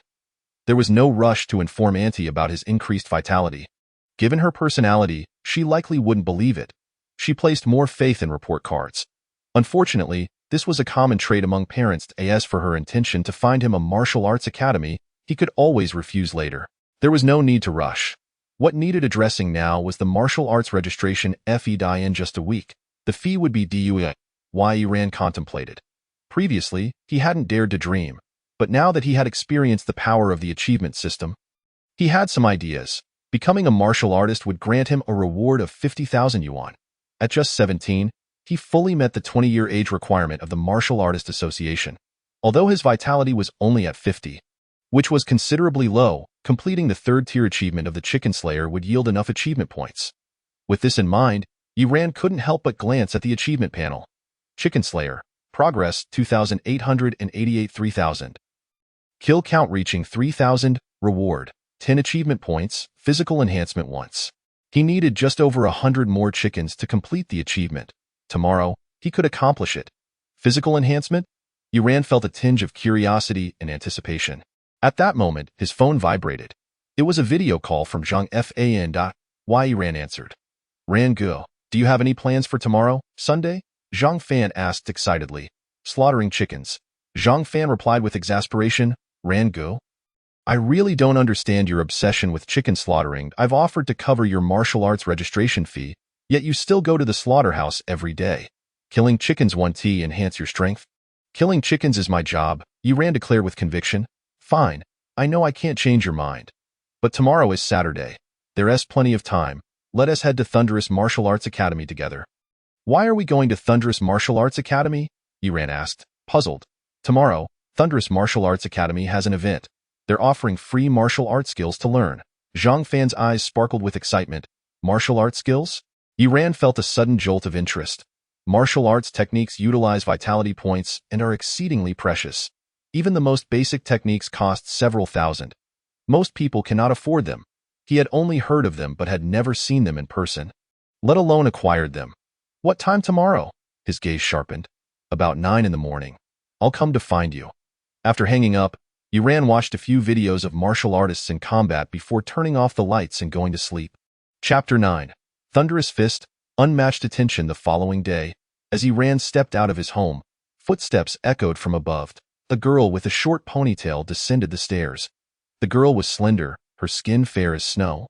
With delicate features, her pair of pitch-black eyes resembled deep springs, exuding an air of tranquility. Though clad in an ordinary school uniform, she nonetheless exuded an extraordinary charm. Yiran was momentarily taken aback. This girl was undeniably the most striking he had encountered thus far, far surpassing the beauty of the school flower from their institution. Was she the new girl that his aunt had mentioned? He gazed thoughtfully at her retreating figure as he descended the stairs. Zhang Fan had already arrived. The Lei Ming Martial Arts Academy was located in the city center, and the two of them boarded the bus. On the bus, the news broadcast commenced. As of this morning, Grandmaster Hung Yang has slain all 6 Beast Kings of Qingshui City, halting the spread of the wilderness, although 3/4 of Qingshui City has already succumbed to it. Grandmaster Hung Yang truly lived up to his title. It was impressive that he managed to eliminate the Beast Kings of Qingshui City within just 3 days. Zhang Fan exclaimed. Yiran, with keen eyes, fixated on the television screen displaying the silhouette of an elder standing amidst the ruins. Each Grandmaster was a vital asset to the nation, not to be summoned lightly. He had not anticipated the arrival of one in Qingshui City. Upon witnessing Grandmaster Hung Yang's appearance, the passengers within the bus fell silent, their expressions reverent. Even a group of boisterous elementary school students quieted down, holding their breaths in awe. A middle-aged man, seemingly a veteran of battle, solemnly saluted Grandmaster Hung Yang. Each Grandmaster deserved the utmost respect. After the news concluded, other stories emerged, though this time they bore grim tidings. Another city had fallen to the shadow of the wilderness, alarmingly close to Ningjiang City. As the map revealed, it encircled Ningjiang. Yiran's mood instantly darkened. Following the usual pattern, once this city succumbed to the wilderness, it would be no surprise if Ningjiang became next. Become stronger, he murmured to himself, acutely feeling the urgency of the moment. In an era where crises could erupt at any instant, only the strong could seize their destiny and protect their kin. The Lei Ming Martial Arts Academy, situated in the heart of the city, was one of the 3 most renowned martial arts schools in Ningjiang, rumored to be led by a formidable martial arts master. The academy was bustling with activity, predominantly filled with youthful students from various schools. Yiran and Zhang Fan made their way inside. Numerous female gazes lingered upon them, whispering in hushed tones. Wow, that boy is so handsome. He really is quite striking, so clean and radiant. I adore this type. Is there a brave sister willing to ask for his contact information? Yiran rubbed his nose. Ever since he had restored his normal routine, his vitality had surged, and he felt his appearance had indeed become more distinguished. Yet, he was taken aback by the attention he garnered. It could also be attributed to his aura. With his heightened combat awareness, he emanated an intangible presence. That moment, a voice resonated in his mind. Congratulations, host. You have attracted the admiration and attention of a total of 500 individuals of the opposite sex, unlocking a hidden achievement. Your allure has skyrocketed, and you are awarded 5 achievement points along with an increase in charm. Hidden achievement? Yiran was momentarily stunned, followed by a wave of delight. Think there were hidden achievements that came with rewards. He felt joy in his heart. Even if he couldn't learn the martial techniques for free, his visit to the academy was not in vain. As for the increase in charm, he paid it little mind. For strength was paramount. However, he distinctly sensed a notable increase in the gazes directed his way, including several from males. While the girls were manageable, the intense stares from a dozen eager boys sent shivers down his spine, prompting him to quicken his pace alongside Zhang Fan. Soon, they arrived at the main hall. Inside, many students were practicing under the guidance of instructors, while some ordinary students awaited their turn, evidently there to learn martial skills. The two friends joined the crowd to wait. After about 10 minutes, the students took a break. A middle-aged instructor approached, smiling at the crowd. I trust everyone is here to learn martial skills at Lei Ming Martial Arts Academy? Yes. May I ask, instructor, is it true that Lei Ming Academy offers free martial skill instruction? A youth inquired. His question echoed the curiosity of others, drawing their attention. Indeed, this is an event hosted by our academy. The first 100 attendees today will be able to learn the D-Class martial skill, Thunder Strike Fist, free of charge. At this announcement, a stir of excitement rippled through the crowd. The D-Class martial skill, though the most basic, could still fetch nearly 100,000. The middle-aged instructor observed the animated crowd and continued. Moreover, today, the top 3 performers in the martial skill demonstration will receive rewards. The first prize is a large leg from the first-level beast, White Shadow Wolf. The second prize is a package of blood tonic worth 10,000. And the third prize is 5,000 in cash. The crowd erupted in astonishment. My goodness, beast meat. The White Shadow Wolf is reputed to be a top-tier first-level beast. Its flesh rich in energy. Yuran's eyes brightened. Both the cash and the beast flesh were necessities for him. Consuming beast flesh could significantly enhance his vitality, which he could use for himself or bring home for sure. Yet, he remained clear-headed.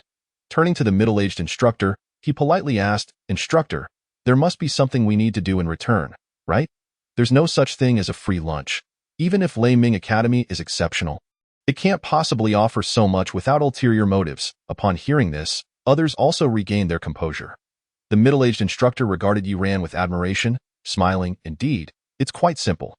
All I ask is that you share a post on your social media to help promote us. Additionally, the martial skill will only be taught 3 times. How much you remember depends on your own comprehension. Wai Yuran felt a jolt of interest. Sharing on social media was a perfectly reasonable request. However, the limitation of 3 teachings raised a flag of suspicion. 3 times. With my memory, I could learn it in one go. 3 would be excessive. Exactly. I thought the conditions would be harsh. This is far too easy. If it were a matter of vitality, I might hesitate, but when it comes to comprehension, I, Yang Dong, have never backed down. Many pounded their chests, brimming with confidence. The middle-aged instructor wore a knowing smile and said, Since everyone is prepared, let us begin. As Yu Qin, Yang Kan, Zhou Yu, you 3 come forward. As the words left his lips, all eyes converged on the girl leading the trio. Wai Yuran raised an eyebrow in surprise. This girl was none other than the one he had encountered that morning, the new student from the first high school. Now, she had changed into a neat martial arts uniform, the black attire accentuating her tall figure and fair complexion, giving her an air of elegance and beauty from afar. Wow, Brother Ran, what a stunning girl! Zhang Fan, typically oblivious, was utterly captivated. These 3 are elite students at our academy, each possessing a vitality of 60. Their combat prowess has reached perfection. The middle-aged instructor's words sent a ripple of shock through the crowd. A vitality of 60 made them the C'Armée de la C'Armée of any school. 99 of those present fell short in comparison. The instructor continued, From now on, these 3 will serve as your temporary teachers, responsible for imparting the Thunder Strike Fist. Pay close attention and learn well. After 2 hours, a competition will be held to determine the top 3 performers. With that, the instructor departed, leaving the 3 elite students to divide the attendees into groups, each leading one. Wai Yuran and Zhang Fan followed the girl named Su Qin. The first demonstration commenced. Su Qin's voice was cool and clear. She began demonstrating the movements while explaining the flow of vitality. Her melodious voice, paired with her graceful form, resembled a beautiful painting, leaving many boys momentarily entranced. Before long, the second and third demonstrations concluded swiftly. Within 5 minutes, all 3 iterations of the Thunder Strike Fist were completed. I've finished my demonstration. Now you may practice on your own, Su Qin stated calmly. Stepping aside, to her words, many regained their senses, their faces a mix of confusion and disbelief. Is that it? I was so busy watching the senior that I didn't catch a single move. Me too. Was there anyone who managed to see it clearly? Please teach us, the crowd lamented. Zhang Fan turned to Yuran, a pained expression on his face. Brother Ran, did you remember anything? I did, but it's somewhat challenging. Yuran replied, furrowing his brow. It's tough. Merely remembering the movements is insufficient. Understanding the flow of vitality in the martial skill is crucial. After speaking, he mimicked Su Qin's movements, and although they were executed flawlessly, they lacked essence. Completing the sequence left him somewhat shaken. Martial skills were indeed difficult to master. He realized that while his control over vitality surpassed everyone present, he still found it challenging to master the Thunder Strike Fist. Meanwhile, others began to mimic his movements, but soon, their spirits plummeted. It's too difficult. Just maintaining the standard movements feels like it will take an eternity, let alone grasping the flow of vitality. Su Qin's expression remained as calm as a tranquil lake. Even she took 3 days to grasp the fundamentals of the Thunderous Fist and endured 3 months of arduous training to reach her current level of 5 thunderous strikes. Those individuals who expect to master it after just 3 attempts are indeed indulging in fanciful thoughts. However, her gaze fell upon a strikingly handsome youth who was deeply contemplating the technique. An unusual glimmer flickered in her clear eyes. This boy named Yi Ran displayed remarkable talent, having learned the movements after just one observation. And he had already begun analyzing the flow of vital energy within the Thunderous Fist. Unfortunately, without a mentor's guidance, no matter how gifted one might be, mastering it in such a short time is implausible. At this moment, someone voiced their indignation. Only 3 demonstrations? Even a deity couldn't learn it in that time. They clearly have no intention of teaching us. Indeed, the notion of free martial arts instruction is nothing but a deceitful ruse. Let us leave, let's not waste any more time. The crowd grumbled, forgetting just how confident they had been moments ago. Observing this, the middle-aged instructor approached with a genial smile. Everyone, don't rush off just yet. There are still nearly 2 hours until the competition begins. If you practice a bit more, you might just master it. It's too difficult. Not to mention 2 hours, even 2 more days would be a challenge. Someone lamented. This is harder than mathematics. I might as well go back to studying math. At least that doesn't feel as crushing. Others nodded in agreement. The middle-aged instructor chuckled. If you leave now, you'll forfeit the rewards. At his words, the crowd felt a pang of reluctance, yet they replied helplessly, Instructor, the primary issue is the difficulty. If only you could teach us a few more times. Teaching a few more times is not out of the question. The instructor said leisurely, as long as you become a student of our martial arts academy, you will benefit from one-on-one instruction. I will personally impart the nuances of the Thunderous Fist, and within 2 hours, I guarantee you will achieve some progress in it. Upon hearing this, the crowd stood momentarily stunned, before erupting into a cacophony of disbelief. This is blatant deception, a clear case of bait and switch. Yi Ran was momentarily taken aback, feeling somewhat speechless, so that as how it is. He wondered how there could be free martial arts instruction. It turns out there was a catch. The tuition fee for the Thunderous Martial Arts Academy is exorbitant. With so many people, if just 5 sign up, the academy would break even on this event. Every new student after that would yield profit, and they could also use them for promotion, a true win-win situation. Become a student? The fees are so high I could buy half a martial arts technique with that.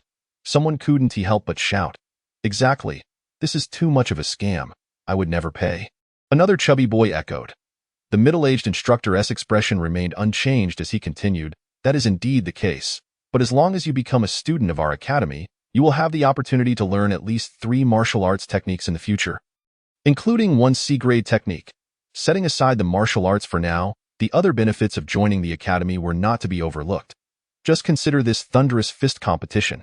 As long as you possess high comprehension, after 2 hours of one-on-one instruction, securing a spot in the top 3 is entirely feasible. The middle-aged instructor gazed at the crowd with a smile. Think it over carefully. Securing first place yields a beast leg from a white shadow wolf, which is worth far more than several thousand, and upon hearing this, Yi Ran couldn't help but feel a stir of excitement. Although it felt slightly like a scam, it was undeniably valuable. Fortunately, he had no money. He reassured himself that without funds, he wouldn't be fooled. He had his ways. Everyone, don't be deceived. Think this through calmly. At that moment, the chubby boy who had spoken earlier stepped forward again, declaring vehemently. The middle-aged instructor frowned slightly, about to respond, when the chubby boy suddenly dashed over. Instructor, I've made up my mind. I want to sign up as a student of the academy. Please arrange one-on-one instruction for me first. They can wait. The others were taken aback. The middle-aged instructor's lips twitched slightly. With one person taking the lead, soon others followed suit. eagerly rushing to enroll. In the end, only a handful, including Yi Ran and Zhang Fan, chose not to sign up. Zhang Fan had recently enrolled in another academy, so despite his envy, he had no choice. Yi Ran, on the other hand, remained resolute, not due to a lack of funds, but rather his unwavering composure. After signing up, everyone left with beaming smiles. In 2 hours, it seems I've got first place secured. One boasted. Humph, we're from the same school. I know your abilities well. You won't stand a chance with me around. Humph, a bunch of rubes. Soon you'll all know what true talent looks like. The newly enrolled students regained their confidence. Zhang Fan, hearing the chatter, sighed in disappointment. Alas, looks like today was a wasted trip. The earlier chubby boy glanced at Yi Ran, surprised. Brother, aren't you signing up? I felt your demonstration was better than ours. You have a great chance at first place. Yi Ran shook his head. The chubby boy mumbled something under his breath and followed the middle-aged instructor. Su Qin also left but paused to look back at the still deeply engrossed Yi Ran, saying, You possess great talent. With a mentor's guidance, you would learn quickly. Thank you, but I've decided to cultivate on my own. Yi Ran replied with a smile. Su Qin shook her head. Martial arts are not the same as other pursuits. Mere talent is insufficient. A mentor's guidance can help you avoid many detours and no worries. I believe that as long as I persevere and strive, I will surely reap the rewards, Yi Ran declared confidently. Perseverance and effort. Su Qin regarded him with a peculiar expression. If that were truly effective, there wouldn't be so few strong individuals in the world. She refrained from further persuasion and left, while Yi Ran continued to focus on the thunderous fist, convinced that diligence would yield results. System, initiate simulation. Chapter 11. 7 Thunderous Strikes. Yi Ran pressed the simulation button, and at that moment, alongside his battle awareness and the Tuyin body forging technique, a new skill appeared. Thunderous Fist. Uninitiated, proficiency 0-100. Without hesitation, Yi Ran confirmed. Instantly, the 5 achievement points he possessed began to dwindle rapidly.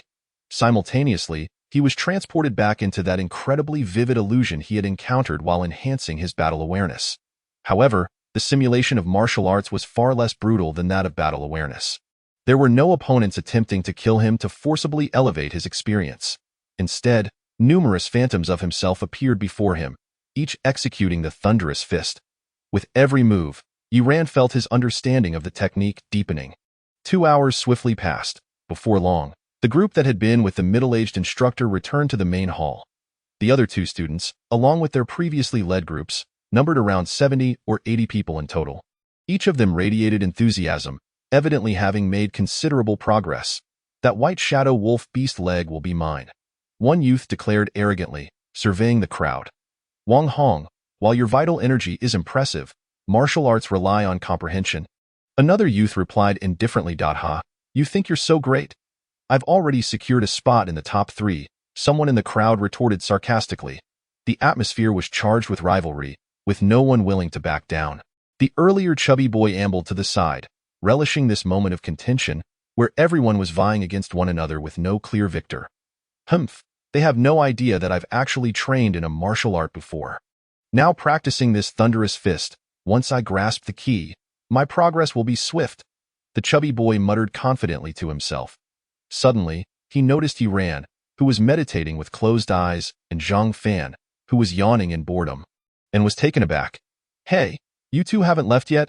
No, we'll head out soon. Zhang Fan replied curiously. How's your training going? Did you learn it? Not just learned it. I can almost unleash a thunderous strike. The chubby boy was about to boast. Suddenly, he hesitated, then with a pained expression said, Actually, no, I'm terrible at this. Sigh. What a waste of money. I learned nothing. Zhang Fan offered him a few words of consolation, also lamenting the difficulty of mastering the martial arts. Listening to Zhang Fan, the chubby boy feigned disappointment while secretly delighting at the thought of how shocked everyone would be once he demonstrated his skills. Just then, the competition commenced. In addition to the middle-aged instructor, 2 more instructors, 1 male and 1 female, joined as judges, making a total of 3. The contestants took turns showcasing the thunderous fist. Some students from the Thunderous Martial Arts Academy gathered to watch, and the crowd gradually thickened. The first contestant, though somewhat nervous, managed to perform well. Then came the second, the third, and each participant displayed their mastery of the thunderous fist. Unfortunately, the 3 judges shook their heads, unimpressed. Finally, a young man demonstrated the thunderous fist with both posture and vital energy flow executed flawlessly, clearly showcasing his mastery. He was the only one to have fully learned it thus far. With one successful demonstration, the subsequent contestants seemed to exhibit good comprehension, as their thunderous fist performances met the standard. Some were even on the verge of unleashing their own thunderous strikes. As the last few contestants prepared to perform, the chubby boy stood with his hands clasped behind his back, leisurely preparing to step up. I've got this. If they're all at this level, first place is mine for the taking. Just then, a haughty-looking youth strode forward. He disdainfully glanced over the crowd before delivering a powerful punch. Boom! The deep sound akin to thunder suddenly reverberated through the air, leaving the audience stunned. A thunderous strike. The thunderous fist had been initiated. The enigmatic smile on the chubby boy's face suddenly stiffened. The others, too, wore expressions of shock. How could it be possible to enter the basics of a martial art in just 2 hours? Martial arts are categorized into 4 levels: entry, minor achievement, major achievement, and perfection. Even for the lowest grade D-level martial arts, to reach the entry level within 2 hours, with guidance, is nothing short of astonishing. Indeed, Wang Hong. Have you practiced any other forms of boxing? The middle-aged instructor inquired with a smile. The arrogant youth, humbled somewhat, replied politely, "Respected instructor, my father taught me a C-level boxing technique." In a wonder, the instructor nodded.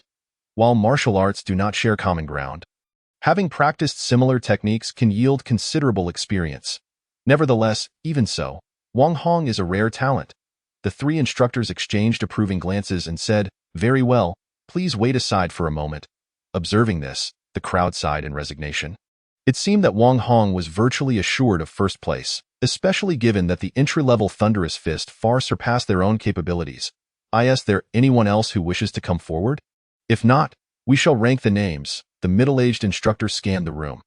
Everyone instinctively took a step back, remaining silent. Upon seeing this, the instructor nodded slightly. In that case, I announce that the first place goes to Wang. Wait.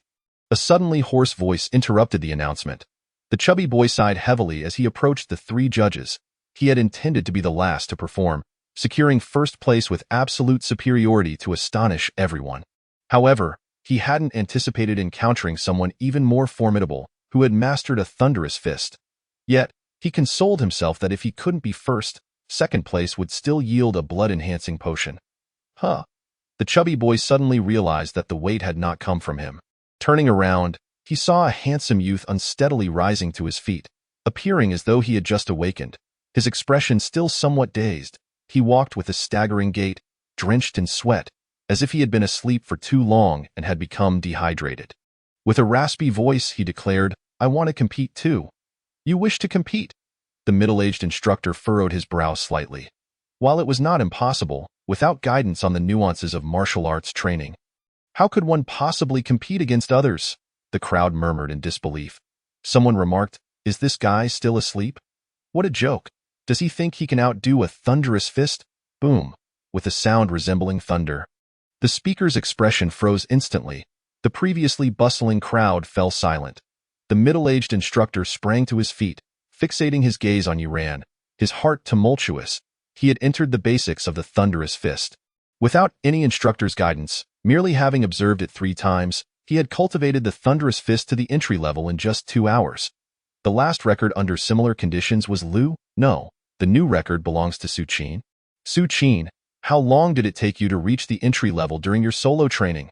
The middle-aged instructor asked solemnly. 3 days. Su Qin, with her fair and delicate features, appeared equally astonished.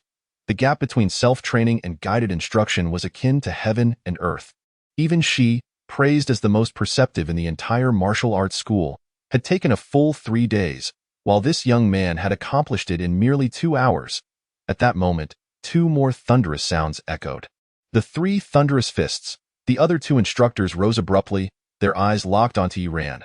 Gasps of astonishment erupted from the crowd. 3 thunderous fists. Had this fellow unlocked some hidden power? The thunderous fist perfection only requires 9 strikes. Yet he had achieved 3 in 2 hours. 3 thunderous fists, my heavens, did I hear that correctly? Impossible, there must be some trickery. The boy named Wang Hong's expression darkened. Is he even a student of your martial arts school? I see your school is unwilling to award first place to us outsiders. At these words, others wore skeptical expressions as well.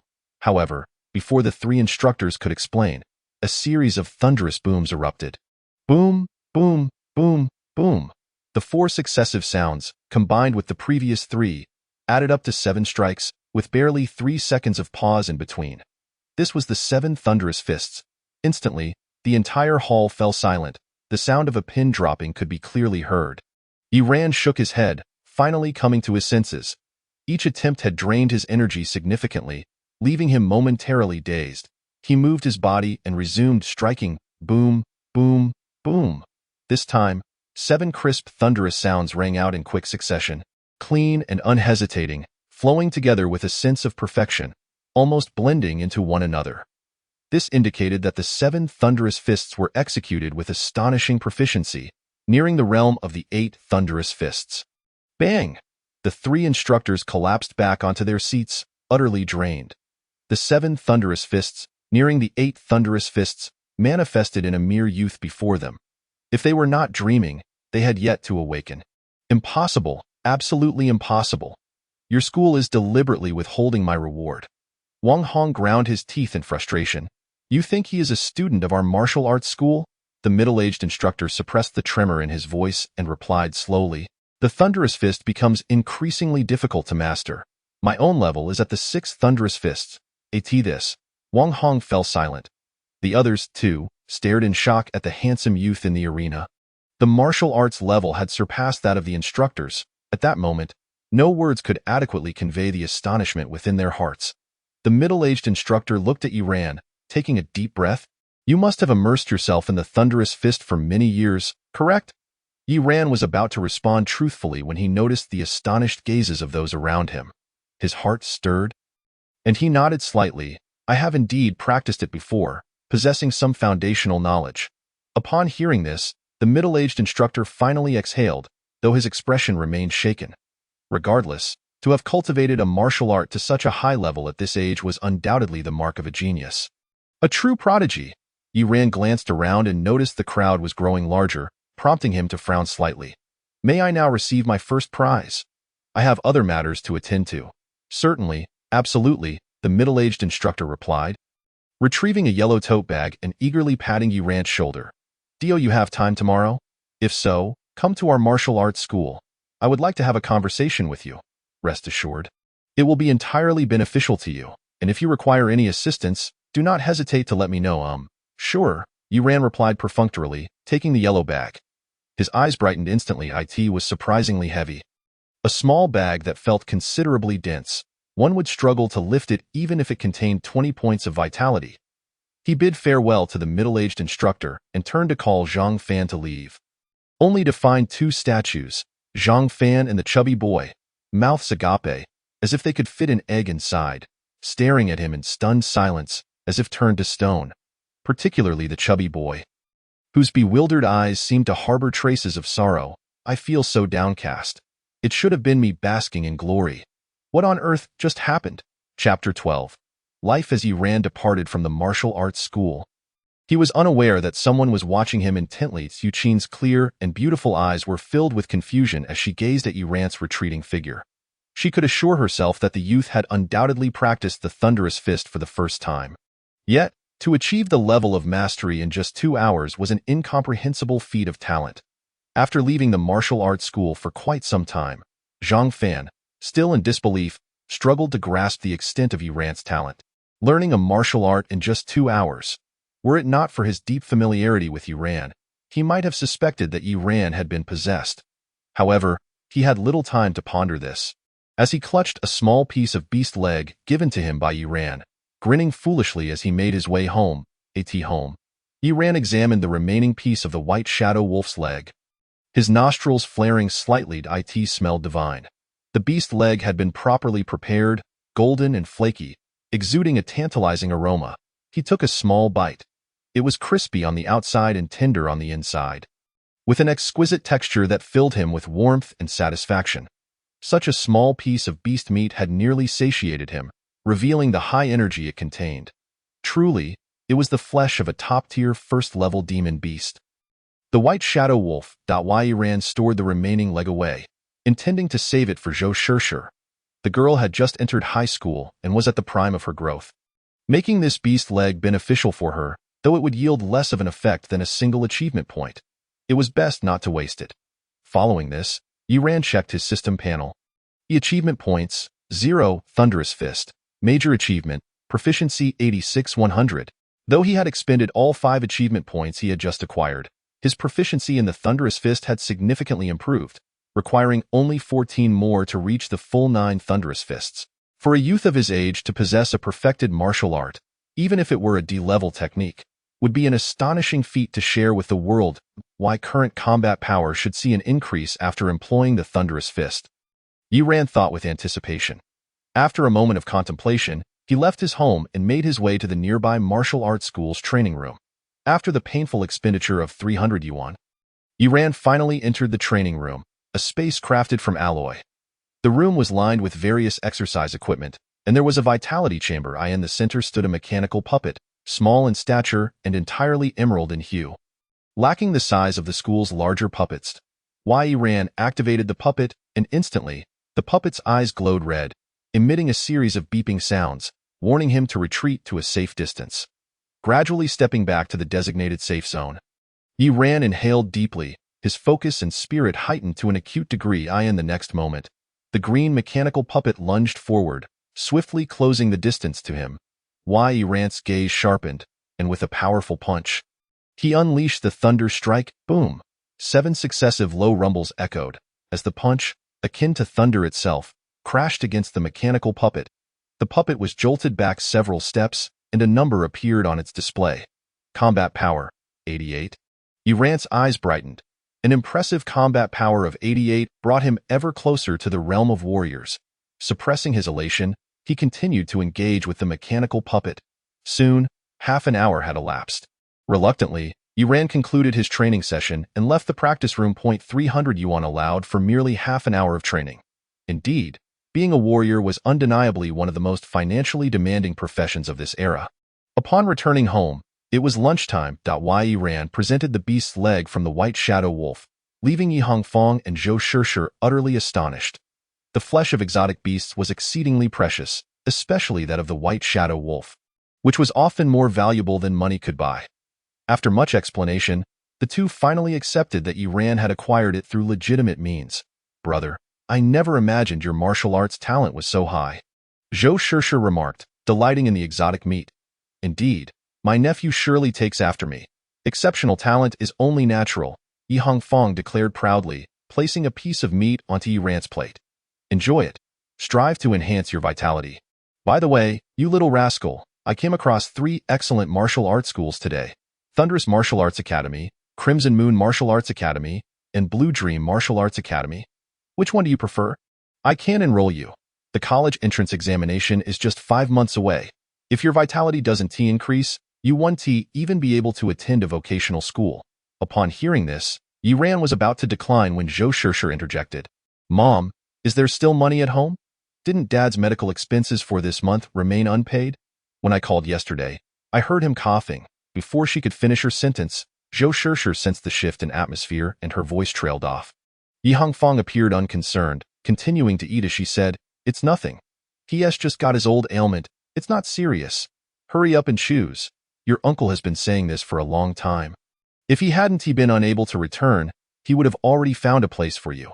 Upon hearing this, Zhou Shishir seemed to grasp something unspoken and fell silent. Yi Ran took a deep breath and said, Aunt, there's no need to find me a martial arts school. My vitality has already reached 50, and my combat power is nearing that of a warrior. Once I become a warrior, I will venture into the wilderness to hunt exotic beasts for money to treat uncle. You little rascal, what nonsense are you spouting? Yi Hongfang remarked, touching his forehead with a puzzled expression. You are not running a fever. Yi Ran, feeling helpless, chose not to elaborate further, but his resolve to become a warrior only grew stronger. Back in his room, Yi Ran reflected on the conversation from lunch and couldn't help but sigh. Although his uncle was a soldier in the Beast Control Army, he was not a frontline warrior but rather part of the logistics team. So his strength was not formidable. Strictly speaking, he might not even be a match for Yi Ran at present. Due to his limited power, Despite the various generous benefits and policies of the Beast Control Army, it was still challenging for his uncle to save much money. Moreover, his uncle's illness stemmed from an injury inflicted by an exotic beast years ago, making it a long-standing affliction that was difficult to cure. He relied on purchasing medication each month to alleviate the pain. However, Iran was heartened by the fact that he was now just a step away from becoming a warrior. Once he achieved that, he could change their current predicament. In the afternoon, Iran hurried to the slaughterhouse at breakneck speed. If all went well, today would mark the completion of his achievement as a chicken-killing expert. And also his breakthrough into the warrior realm. However, upon arriving at the slaughterhouse, his brow furrowed. The slaughterhouse was once again experiencing a power outage. Iran frowned as he watched the workers shake their heads and leave. And in the distance, he saw Manager Bai, red-faced with anger. He stopped one of the workers. "Brother, what happened?" "Alas, what else could it be?" That troublemaker Zhang Yong deliberately sabotaged the power supply to pick a fight with Manager Bai. Zhang Yong? Iran's brows knitted tighter as a scar-faced young man's visage appeared in his mind. Zhang Yong was the same troublemaker who had caused havoc previously. In recent days, he had heard about this individual. It seemed he was pursuing Manager Bai's daughter, but since she had just entered high school, Manager Bai would surely disapprove, leading to rejection. Consequently, Zhang Yong joined the slaughterhouse to intentionally create trouble for Manager Bai. Despite being a prospective warrior, Manager Bai could do little in retaliation, even though he was furious. The workers sighed and departed one by one. Iran glanced at the maintenance site and estimated that repairs would not be completed today. Thus he too would have to leave. Chapter 13. Essence of exotic beasts. In the ensuing days, the slaughterhouse remained without power, leaving Iran somewhat tempted to purchase chickens to slaughter himself.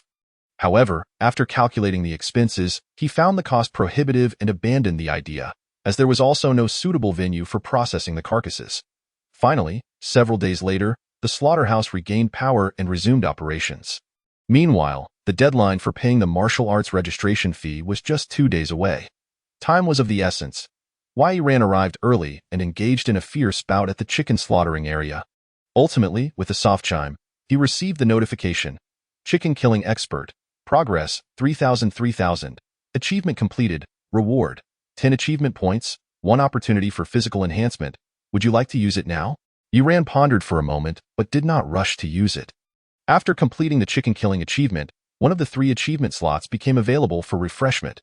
During this time, Iran had gleaned a general understanding of the achievement system. Ordinary achievements, like the chicken killing expert and those of similar nature, had a cap of 3 slots. Only upon completing one would a new one appear. In contrast, hidden achievements had no upper limit, but activation relied solely on luck and opportunity. For nearly half a month, he had only managed to activate 1 hidden achievement by chance during his visit to the Thunderous Martial Arts Academy, which had resulted in a spike in his popularity. Iran pressed the refresh button. In an instant, the empty slot flickered and displayed a new achievement. Wilderness Hunter, Beginner Progress, 0-10, kill 10 different types of exotic beasts from the wilderness, reward, 30 achievement points.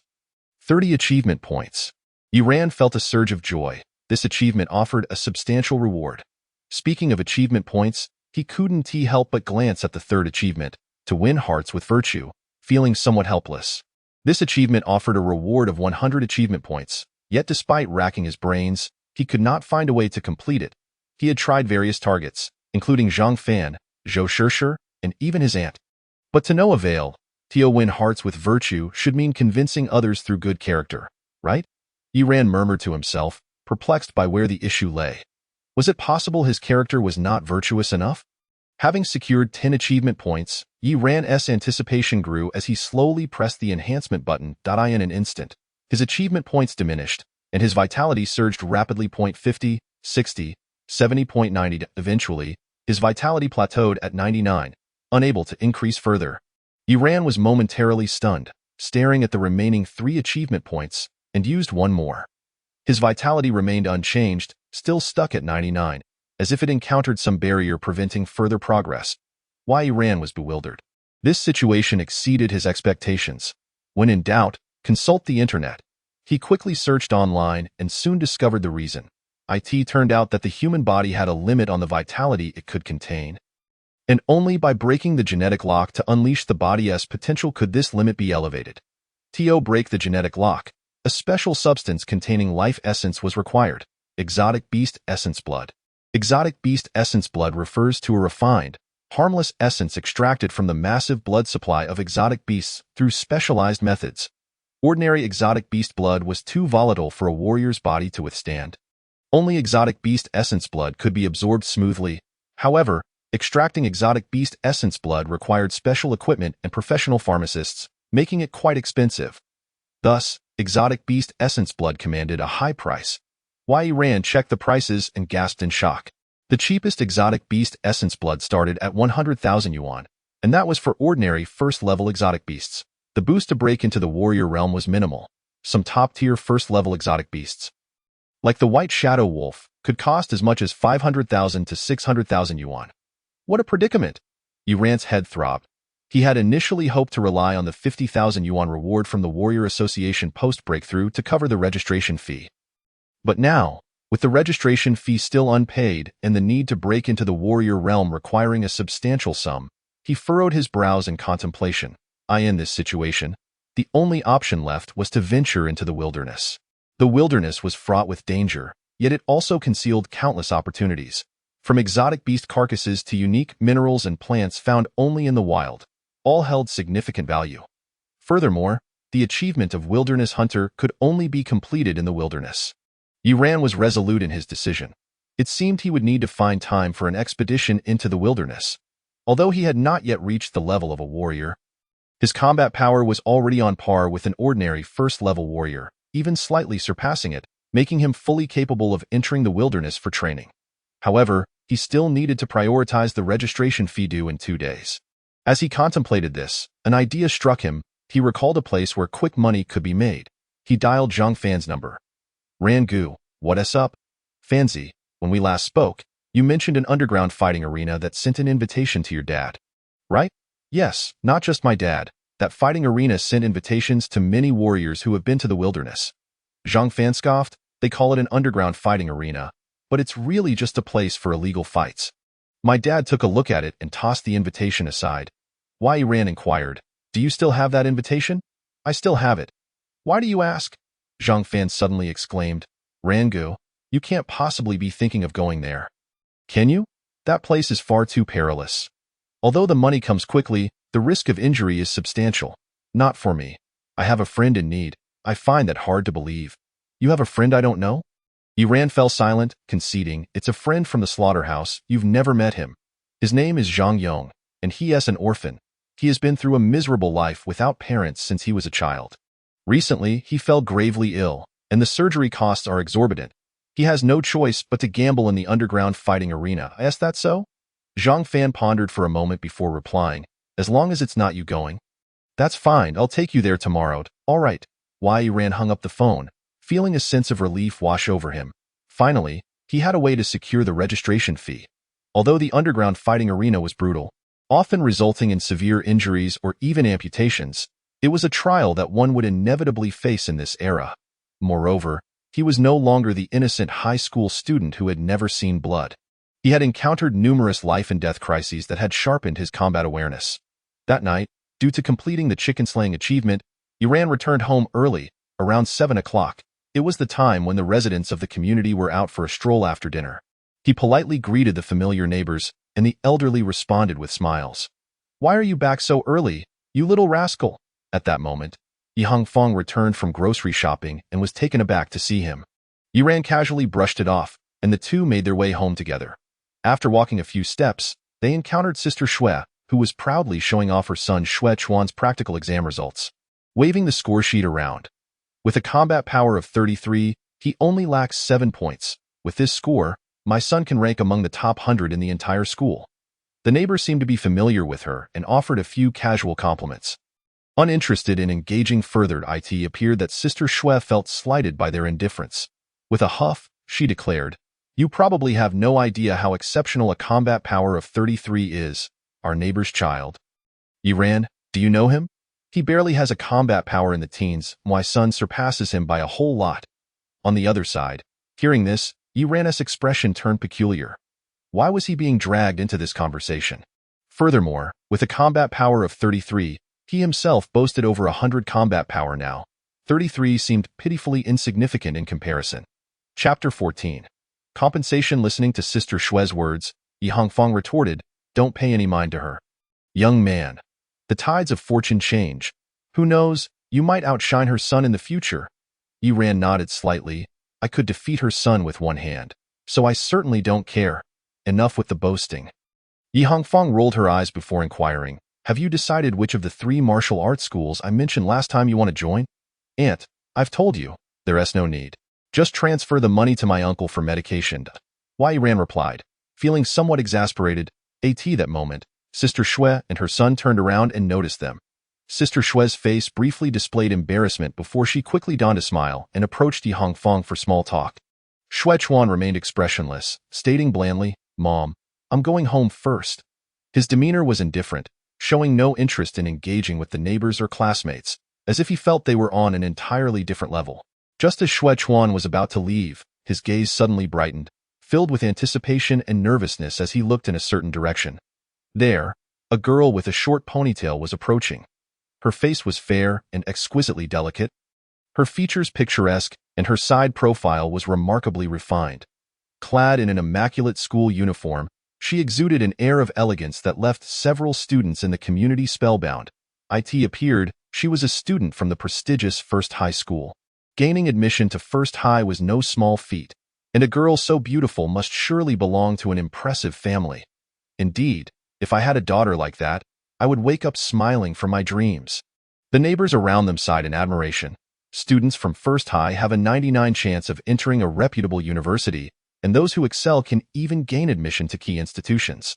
Getting into such esteemed universities is a matter of great pride and an event of significance for the family. Listening to the neighbors' exclamations, a rare glimmer of envy appeared in Yi Hongfang's eyes. Sister Shue was also staring longingly, nearly drooling, when she suddenly had a thought and quickly gestured to Xue Chuan. Receiving encouragement, Xue Chuan, with an excited heart and trembling legs, approached the girl. In the next moment, the girl suddenly paused, then walked straight towards another boy. Yi Ran, "Could you give me some pointers on martial arts?" Instantly, everyone present was taken aback. Yi Hongfang's mind went blank as she turned her head to see Yi Ran scratching his head, responding, "Sorry, bang." She abruptly nudged Yi Ran with her elbow, beaming as she addressed Su Qin. "Sure, no problem." Yi Ran was left speechless. However, since his aunt had agreed, he could not contradict her in front of so many people. He could only say, "All right, when?" "Right now." Upon receiving his consent, a joyful smile blossomed on Su Qin's face, as radiant as a field of blooming flowers, capturing the attention of those around them. Under the urging of his aunt, Yi Ran reluctantly followed Su Qin away. As soon as they left, the surrounding neighbors flocked to Yi Hongfang. "Hongfang, a student from First High is asking your little Ran for guidance. He must be exceptionally skilled now. Indeed, could you arrange for him to give some pointers to my son, who is hopeless?" Yes. Yi Hongfang responded cheerfully, casting a glance at Sister Shue, who wore a stiff expression, feeling a sense of satisfaction. At Su Qin's residence, Yi Ran glanced around and raised an eyebrow. "Do you live here alone?" Su Qin nodded slightly, then curiously asked, "How did you cultivate the thunderous fist to the 7th echo so quickly?" Yi Ran replied earnestly, "Through perseverance and hard work." "Perseverance and hard work," Su Qin murmured. Then shook her head. "It's not just that. Talent is even more crucial. You must be an extraordinary body, right?" "Extraordinary body?" Yi Ran was taken aback. Su Qin explained. After the arrival of the wasteland, some individuals experienced a stimulus that awakened their physical potential, granting them unique talents. These individuals can either cultivate martial arts at an astonishing speed, increasing their vitality by hundreds in a single day, possess extraordinary combat awareness, or grasp martial techniques with remarkable speed, just like you. Due to their far superior physical talents, such individuals are collectively referred to as extraordinary bodies. Yi Ran was somewhat astonished. He had never heard of such a phenomenon. Increasing vitality by hundreds in a single day. Wasn't that tantamount to becoming a martial artist overnight? That was terrifying. Given your remarkable talent in martial arts, you must indeed be one of those extraordinary bodies. Though you may not have realized it, a hint of envy glimmered in Su Qin's eyes. Yi Ran chose not to delve deeper into the topic and inquired, "Do you have any questions regarding the Thunderous Fist? Speak up. I'd like to return home early. He didn't want to appear overly modest. The Thunderous Fist, nearing the 8th echo, was indeed commendable for guidance, especially considering the instructors at the martial arts school were only at the 6th echo level. Hesitating, Su Qin finally said, I would like you to guide me for 2 hours every day until I master the Thunderous Fist completely. Every day? Yi Ran immediately shook his head. I'm afraid I can pay you. I'll offer 50,000 a month, all right. Yi Ran replied resolutely, helping classmates is my duty. 2 hours every day? It's settled. Then let us start tomorrow. I'll return home from the martial arts school a bit earlier. Su Qin nodded. After they agreed on a time, they exchanged contact information. As Yi Ran descended the stairs to return home, his phone buzzed with a message. It was a transfer notification. The sender was Su Qin, with an amount of 20,000 labeled as a prepaid compensation. WOW. Yi Ran gasped, unable to suppress his astonishment as he looked up. A wealthy woman, without a doubt. Offering 50,000 a month, he had thought it was just talk. He never expected her to directly prepay 20,000 without batting an eye. Though he was puzzled as to why such a wealthy woman would choose to live in an ordinary neighborhood. The money was undeniably real. Feeling elated, Yi Ran realized that he no longer needed to venture into the underground fighting arena. After dinner, with time still on his side, Yi Ran left home in search of a nearby martial arts school and entered the training room. This time, he first visited the Vitality Chamber for a checkup. Soon, the information appeared. Name, Xiao Shuai. Age, 17. Vitality, 99. Realm, preliminary martial artist. The Vitality Chamber provided thorough testing, even determining age and various bodily information in detail. However, combat power still needed to be assessed through mechanical puppets. Next, Yi Ran turned his gaze to the mechanical puppet, observing the towering, azure figure standing 2 meters tall, feeling a mix of curiosity and apprehension.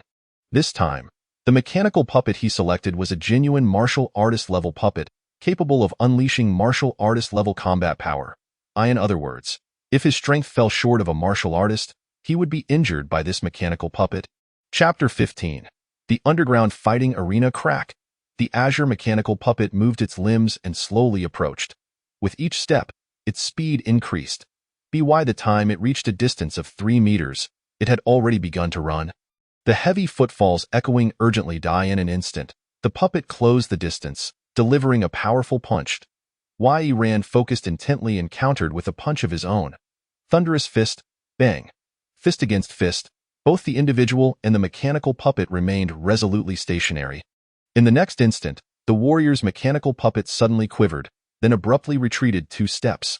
Concurrently, a display screen indicated the combat power. 137. Yi Ran shook his sore and numb arm.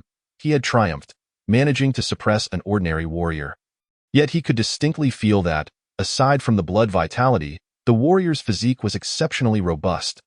The innate strength of the body had resulted in him suffering from a recoil injury, inflicting considerable damage upon him.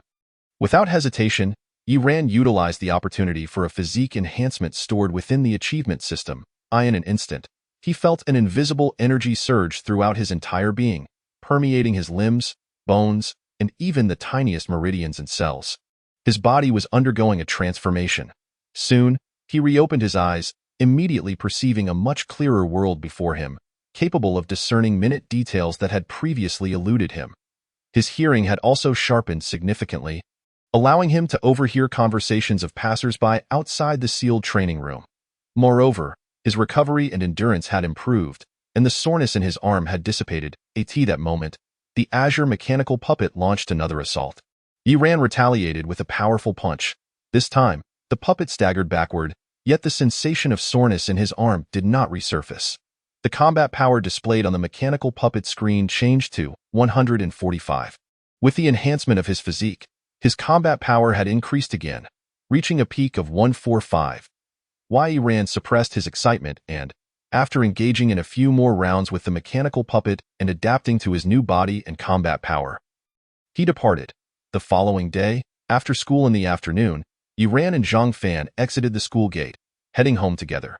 Having already completed the achievement of the chicken-slaying expert, he no longer needed to visit the slaughterhouse. After greeting Manager Bai, he only needed to find time to retrieve his belongings from the slaughterhouse. At the same time, he had paid the registration fee for the martial science course. Although his recently filled wallet had become somewhat lighter, at least it alleviated one concern. He could now devote himself fully to finding a way to break through as a warrior. Ran Gu, here. As they stepped out of the school, Zhang Fan stealthily slipped a black invitation card into Yi Ran's hand. Yi Ran paused for a moment, then recalled that it was an invitation to the underground fighting arena. He opened it to inspect. The invitation was pitch black, with golden edges, exuding an air of sophistication. Displaying an address and the name of the underground fighting arena, Heisan Fighting Arena.an, unusual name, accompanied by a symbol reminiscent of a square from a deck of cards. Ran Gu, remind your friend not to use his real identity once he enters. Zhang Fan warned gravely. Why? Afraid of vendettas? Yi Ran raised an eyebrow. Not exactly. My dad mentioned that while these underground fighting arenas are not reputable places, they generally have their own rules and do not engage in vendetta-like behaviors. It's just that this Heisan Fighting Arena is suspected of having connections to the Heian Tower. The Heian Tower? Yi Ran's pupils constricted. This was an exceedingly dangerous organization, notorious for assassination, pillaging, and all manner of malevolence, possessing formidable strength. The military of Xiagua had even mobilized several times to eradicate it, yet they had not succeeded in completely eliminating the threat. Each time they attempted to suppress it, the organization resurfaced after a while, wreaking havoc once more. Don't worry too much, Ran Gu, Zhang Fan reassured him, shaking his head. Why, Dad only said it was a suspicion, and he heard that the Martial Alliance has sent warriors to investigate. However, it seems the Martial Alliance has yet to take action, which probably means there's nothing to worry about. Upon hearing this, Yi Ran nodded, feeling a sense of relief. The likelihood of the Martial Alliance making a mistake was minuscule. It was likely that everything was fine.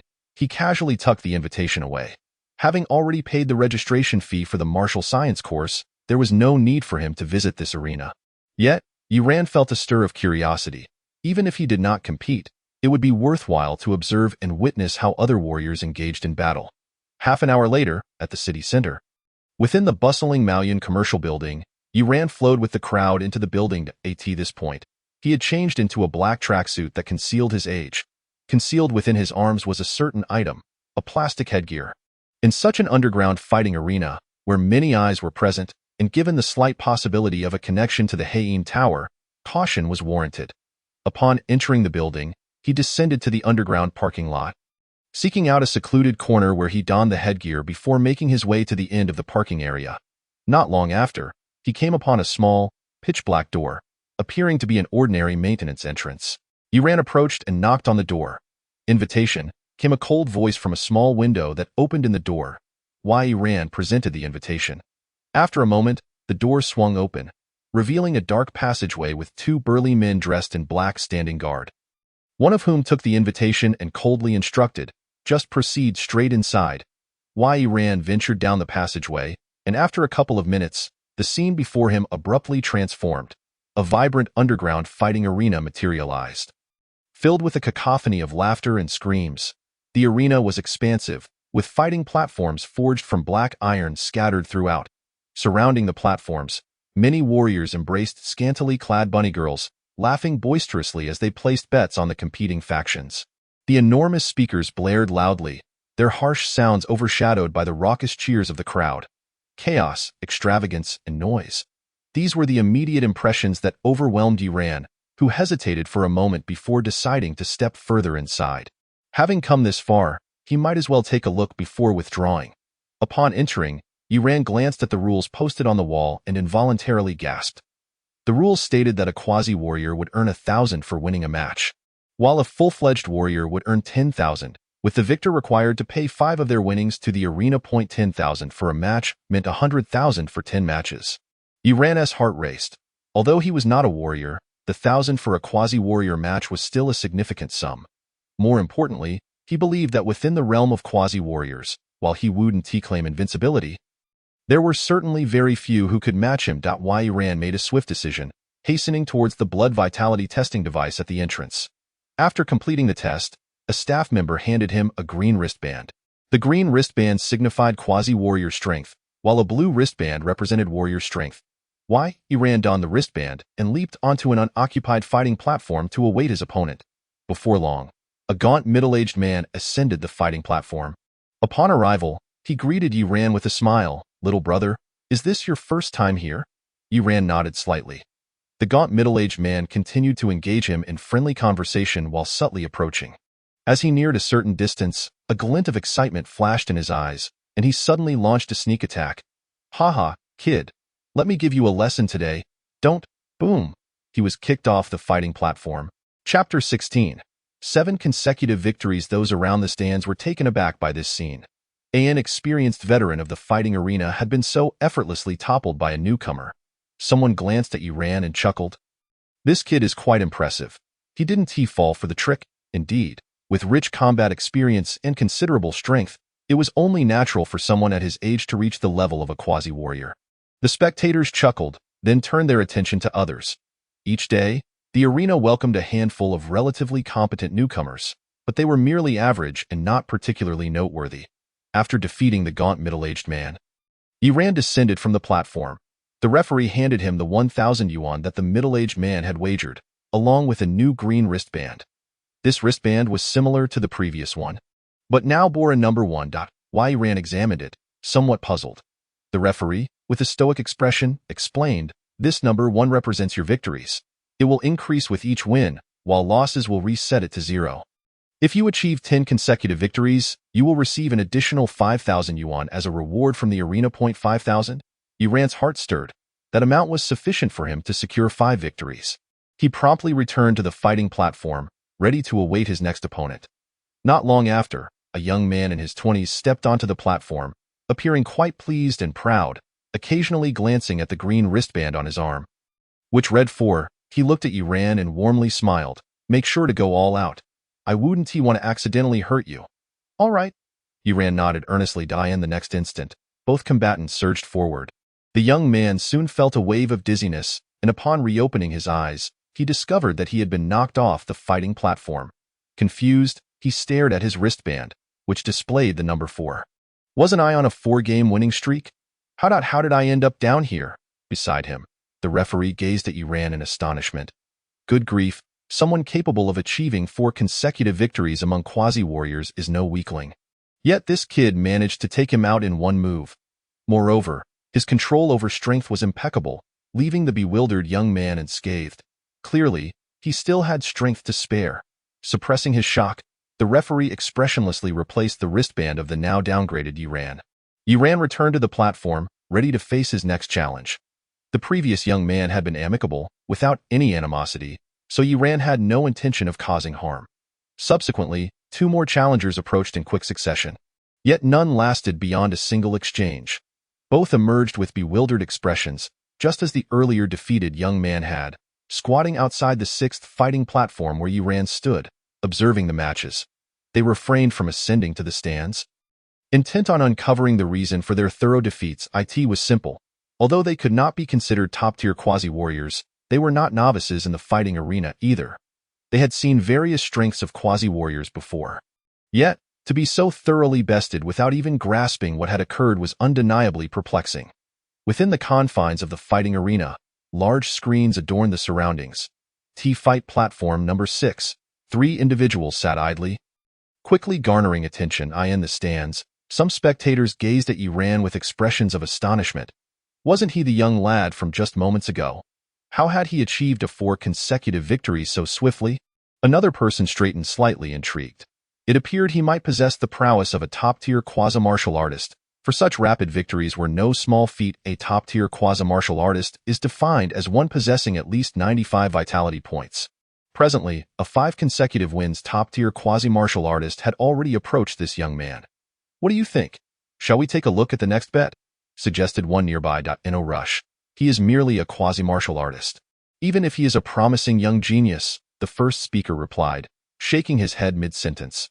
Suddenly, a voice nearby exclaimed in surprise, "He won again." The young fighter at fight platform number 6 had triumphed once more. This time with a single blow. Upon hearing this, several individuals were taken aback, quickly rising to make their way to the platform. When they arrived, their pupils dilated in shock. Below the platform, the referee was replacing the young fighter's wrist guard, and the numbers displayed had already changed to 7. 7 consecutive victories. Astonishingly, within just 2 or 3 minutes, this youth had vanquished 2 more opponents.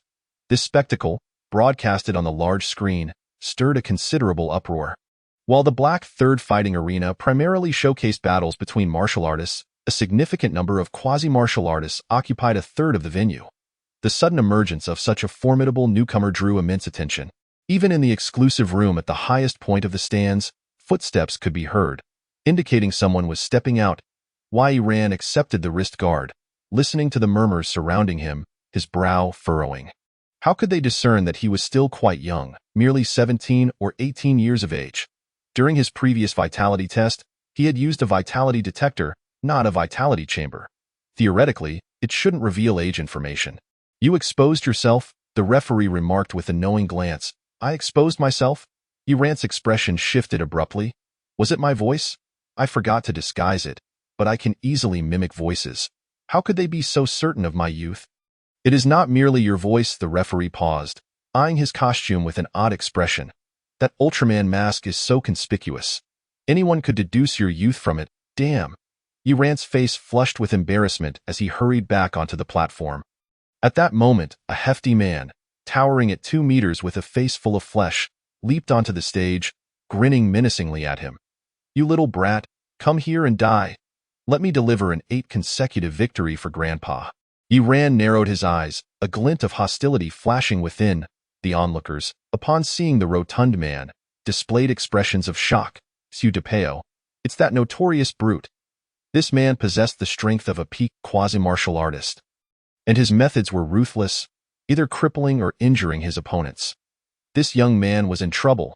Indeed, if this youth, known for his mercy, faced such a villain, he would be hard-pressed to prevail, as more and more spectators gathered. Within the highest room of the fighting arena, a middle-aged man donning a dark golden mask slowly approached the railing. With an intrigued gaze, he peered down. Someone inadvertently looked up and, upon seeing the dark golden mask, exclaimed, "The owner of the fighting arena." At this exclamation, the crowd gasped, abandoning their focus on the imminent battle on the platform to collectively gaze upward. The owner of the fighting arena was a formidable martial artist.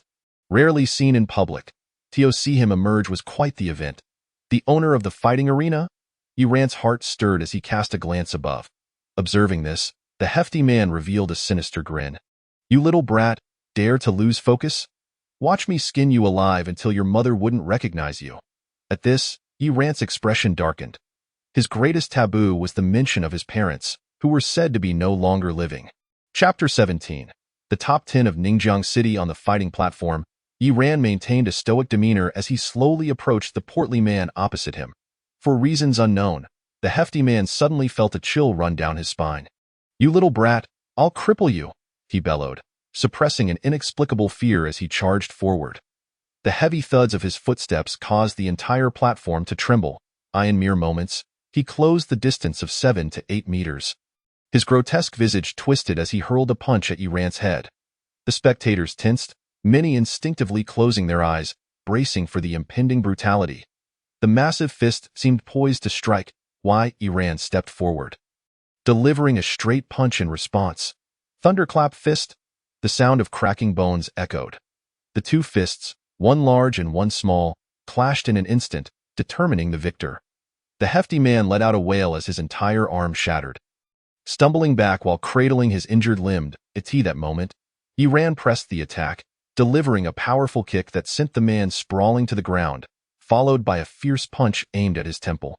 Should this blow land, it would either lead to death or render him a vegetable. Observing this, the hefty man, in immense pain, could barely utter, "I admit." But before he could finish, Yi-Ran swiftly transformed his fist into a palm.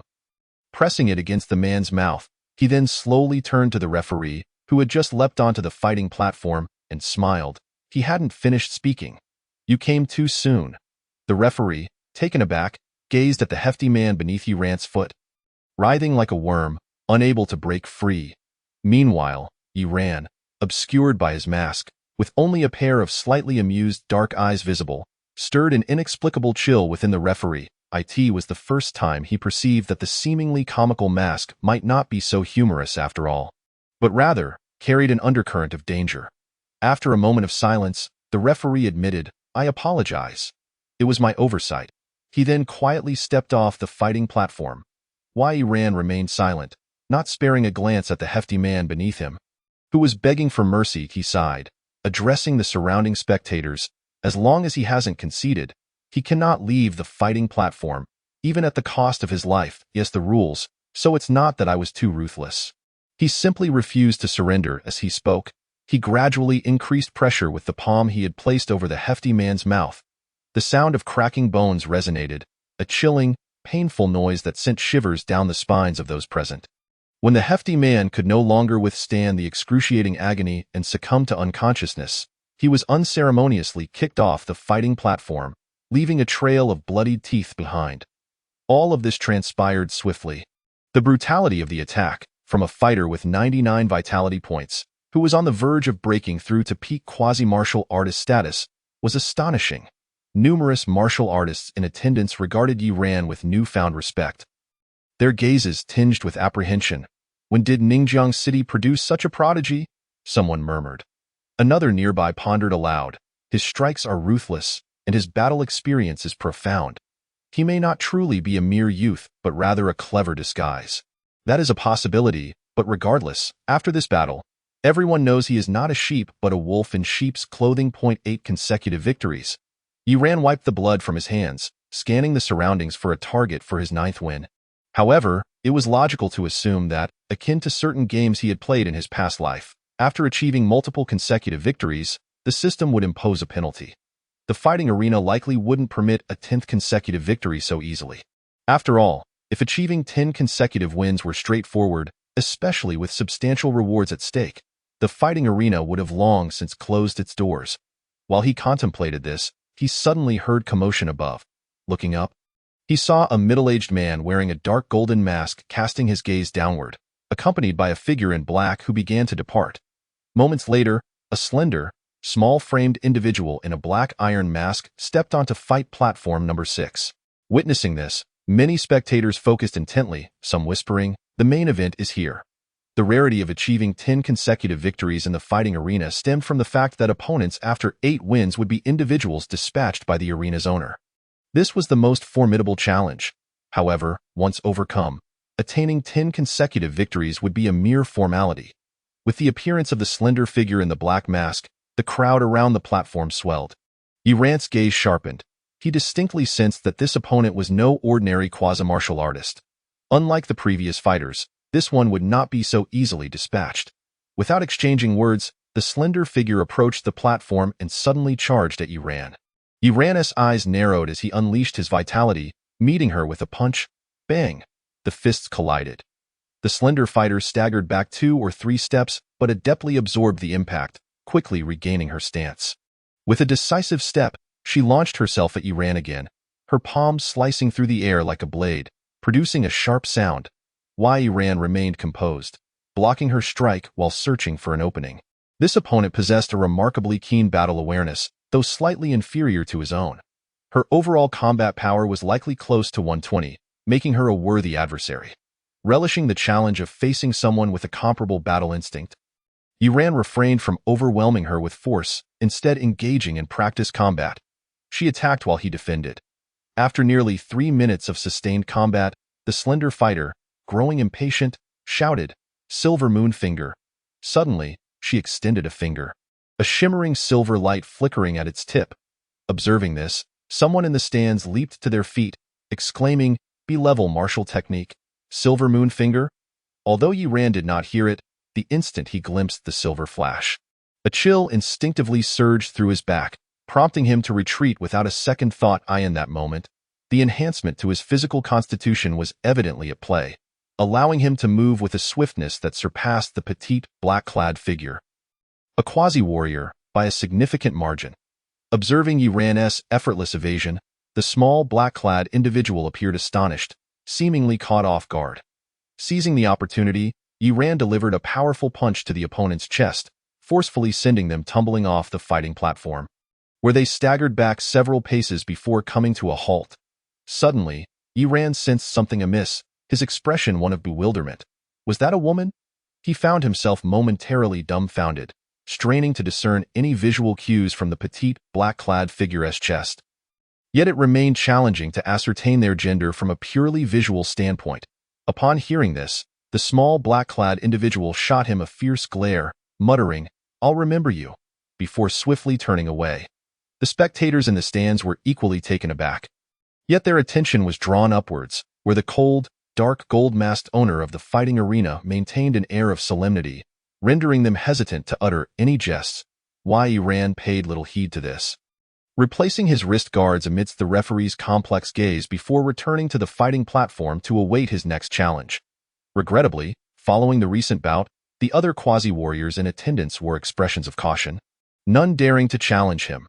Above in the stands, the arena owner regarded Yi Ran with a slight nod, affirming, "Not bad. You rank among the top 10 quasi-warriors in Ningjiang." With that, he slowly pivoted and departed, the sound of his footsteps echoing in the profound silence. The stands fell into a hushed stillness, all faces reflecting shock. Just how vast was Ningjiang and how many quasi-warriors did it encompass? To be counted among the top 10 was no small feat. Wei Ran, momentarily taken aback, gained a clearer understanding of his own capabilities. However, such a lofty appraisal inadvertently rendered the prospect of achieving 10 consecutive victories far more daunting. With no quasi-warriors willing to challenge him, the arena owner's words sent the surrounding competitors fleeing in trepidation. Seeing this, Yi Ran felt a swell of frustration, glancing at the time. It was nearly the hour he had arranged to meet Su Qin for tutoring. Yet, to leave now would mean losing his winning streak, nullifying his previous efforts. Winning just one more round would secure him an additional 5,000, and 5,000 was no trifling sum. Reluctantly, he clenched his teeth and resolved to stay. In the stands, murmurs of speculation arose. It was clear to all that the young man on the 6th fighting platform faced considerable difficulty in attaining his goal of 10 consecutive victories. Yet, many were still astounded by the honor of ranking among the top 10 in Ningjiang. It was then that a youthful voice suddenly rang out, "For this 10th round, I wish to challenge a warrior." Upon utterance, an immediate silence enveloped the arena. All eyes turned in disbelief toward the young man on the 6th fighting platform, and the departing footsteps abruptly halted in the midst of the crowd's astonished gaze. The middle-aged man adorned with a dark gold mask returned to the enclosure, his interest piqued. "Everyone, take note. This lad is stirring trouble again." The referee's voice was strained as he cautioned, "You must understand. Warriors possess martial patterns with a minimum combat power of 120. Moreover, the body tempered by the essence of blood far exceeds that of quasi-warriors. I understand," Yi Ran replied, his gaze steady as he addressed the crowd. "I am not motivated by monetary gain. I merely wish to ascertain the extent of the disparity between myself and true warriors." He continued, "I see defeating me, a quasi-warrior, surely easier than overcoming a warrior of the same caliber?" "Wouldn't that be unfair to you?" a low-voiced warrior interjected. Wei Ran responded earnestly, "As I stated, my objective is not financial. It is to challenge stronger opponents. However," he paused, "I wouldn't be foolish enough to face a warrior whose strength far surpasses mine. I prefer to contend with one who has only recently ascended to the warrior realm, as those who have dominated for too long would render the endeavor meaningless." "Very well." The low-voiced warrior leaped onto the stage. "I have just recently crossed into the warrior realm, which aligns perfectly with your criteria. Let us engage in this 10th match." Wei Ran was elated. 5,000 was all but guaranteed. "What are you saying?" the low-voiced warrior inquired, puzzled. "Nothing of consequence. Let us begin," Yi Ran replied with a smile, his spirit and energy aligning as he gradually entered his peak state. This condition had been concealed since his entry into the arena, indicating that he had not yet exerted his full potential. In the stands, spectators shook their heads, skeptical of a quasi-warrior challenging a true warrior. This was no longer a matter of combat prowess. The martial patterns exclusive to warriors, along with their inherent physical superiority, rendered such elevated battles nearly impossible. At least, they had never witnessed one. However, at the pinnacle of the stands, the dark gold-masked owner of the fighting arena chuckled softly. "An interesting young man. He still has more to reveal." He had not anticipated that the day's first 10 consecutive victories would be claimed by a quasi-warrior. "How intriguing!" His voice faded into the distance, leaving the spectators in utter bewilderment. What does he mean? Is he suggesting that this youth can surpass a warrior? Suddenly, a resounding crash echoed as a figure was forcefully propelled backward, landing heavily outside the fighting platform. The crowd fell silent, stunned. The individual cast down was none other than the low-voiced warrior who had recently taken the stage. A quasi-warrior had triumphed over a true warrior. Gasps of disbelief erupted in the stands. Faces alight with incredulity. A quasi-warrior had achieved victory over a warrior in such a brief span. Surely, they were not hallucinating. Many rubbed their eyes, glancing back only to be completely overwhelmed by the reality before them. Their lips trembling in astonishment. What sorcery is this? This lad is defying the odds. Meanwhile, atop the fighting platform, Yi-Ran's arms trembled slightly, drenched in sweat, his chest heaving. The toll of the battle was substantial. Although the confrontation concluded swiftly, the victory was not as effortless as he had envisioned. It had proven to be quite arduous. Warriors were far more formidable than mechanical puppets. He had handily defeated a mechanical puppet with a combat power of 140. Yet facing a warrior with a power of 130 had proven to be a significant challenge, necessitating all his effort. This was also why the battle had concluded so rapidly, as he had not held back. Rendering the low-voiced warrior unconscious in the process, in the struggle for survival, the fight hinged on mere moments, leaving no room for leniency in reflection.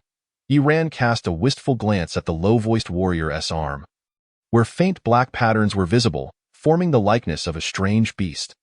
These were the martial patterns. Upon breaking through to the warrior realm using the essence of a strange beast's blood, one would manifest corresponding tattoos of that beast, which could be a part of its body or a complete figure. Ultimately, upon forming these martial patterns, one could harness a fraction of the beast's power, thereby enhancing their combat strength. For instance, the low-voiced warrior's patterns likely granted him an additional 20 combat power, enabling him to reach approximately 130 in strength shortly after his ascendance. Yi-Ran's gaze flickered as he pondered what level of enhancement he might achieve upon breaking through to the warrior realm. Below the fighting platform, the referee remained frozen in place, struggling to comprehend the unfolding events. It was only when Yi-Ran approached him, frowning and calling out several times, that he finally snapped back to reality. After collecting his rewards for consecutive victories and the 10,000 for defeating a warrior, Yi-Ran departed the arena, leaving behind a multitude of astonished gazes, each brimming with awe. This day would surely be etched in memory. Many in the crowd, their eyes glimmering with intent, contemplated pursuing him to uncover his true identity and enlist him. However, as they began to move, a petite figure clad in black emerged from the uppermost reaches of the stands, her melodic yet icy voice ringing clear. "My master has decreed, anyone who disrupts the rules shall face death." Upon hearing this, those who had been poised to act paled, swiftly retreating to their seats. Outside the arena, Yi-Ran remained oblivious to these events. Present, he gazed at his bank balance, now swollen by an additional 28,000, nearly grinning from ear to ear. 28,000, combined with the 7,000 he had previously saved, amounted to 35,000. Though not an exorbitant sum, it was indeed a fortune for an ordinary high school student. In a wonder, it was said that warriors brought wealth swiftly. He was merely a quasi-warrior and had amassed such riches with ease. Yi-Ran shook his head, feeling a mix of emotions. Subsequently, he checked the system panel, contemplating a plausible excuse to request leave for the wasteland, in pursuit of completing the Wasteland Hunter achievement. Whether to fulfill this achievement, or to seek the essence of strange beasts to break through to the warrior realm. The wasteland was a necessity. As he pondered an appropriate rationale, Yi-Ran suddenly paused, reopening the system panel for a closer look. To his dismay, the progress for the Wasteland Hunter achievement had shown no change. And the path of martial arts achievement remained stuck at 99, unable to advance. However, the Winning Hearts with Virtue status had altered. Winning Hearts with Virtue. Progress, 110. Reward, 100 achievement points. Yi-Ran was elated. Among these three achievements, Winning Hearts with Virtue was the most significant, yet he had struggled to discover a means of completion. Unexpectedly, today, the stagnant progress of Winning Hearts with Virtue had finally increased. He forcefully suppressed his exhilaration, calmly reflecting on where he might have fulfilled this requirement. The answer was quite simple. Aside from school, his only other location had been the underground fighting arena. It seemed that Winning Hearts with Virtue had indeed been accomplished within the arena. In the arena of combat, he achieved an impressive 10 consecutive victories, triumphing over an opponent of higher rank and severely injuring a foul-mouthed, Portly man.as Yi Ran reflected on the events, his gaze narrowed. Fixating on the overweight brute, among the 10 individuals, only this man had clashed with him, sustaining grave injuries. Was this what it meant to win others over with virtue? He was taken aback, but soon enlightenment dawned upon him. As he finally comprehended why he had been unable to achieve this milestone all along, his approach had been misguided from the very beginning. After a moment of contemplation, Yi Ran recognized that the combat arena was rife with brutish thugs like the portly man, who were not only vicious but also relished provoking others. He saw an opportunity to win them over through virtue, endeavoring to persuade these individuals. However, he resolved to change his mask for tomorrow, for the current one was too conspicuous. Should those ruffians recognize him, they would likely refrain from confronting him. Lost in thought, Yi Ran returned to his residential complex.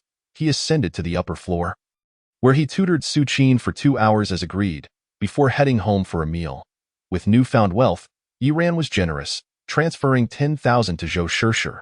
She was momentarily taken aback, incredulously exclaiming, "Brother, did you rob a bank? That wealthy lady upstairs, I taught her martial skills, and this is my reward," Yi Ran explained, ruffling Zhou Shishir's hair. "If you run out of money, come to me. Do not ask your mother.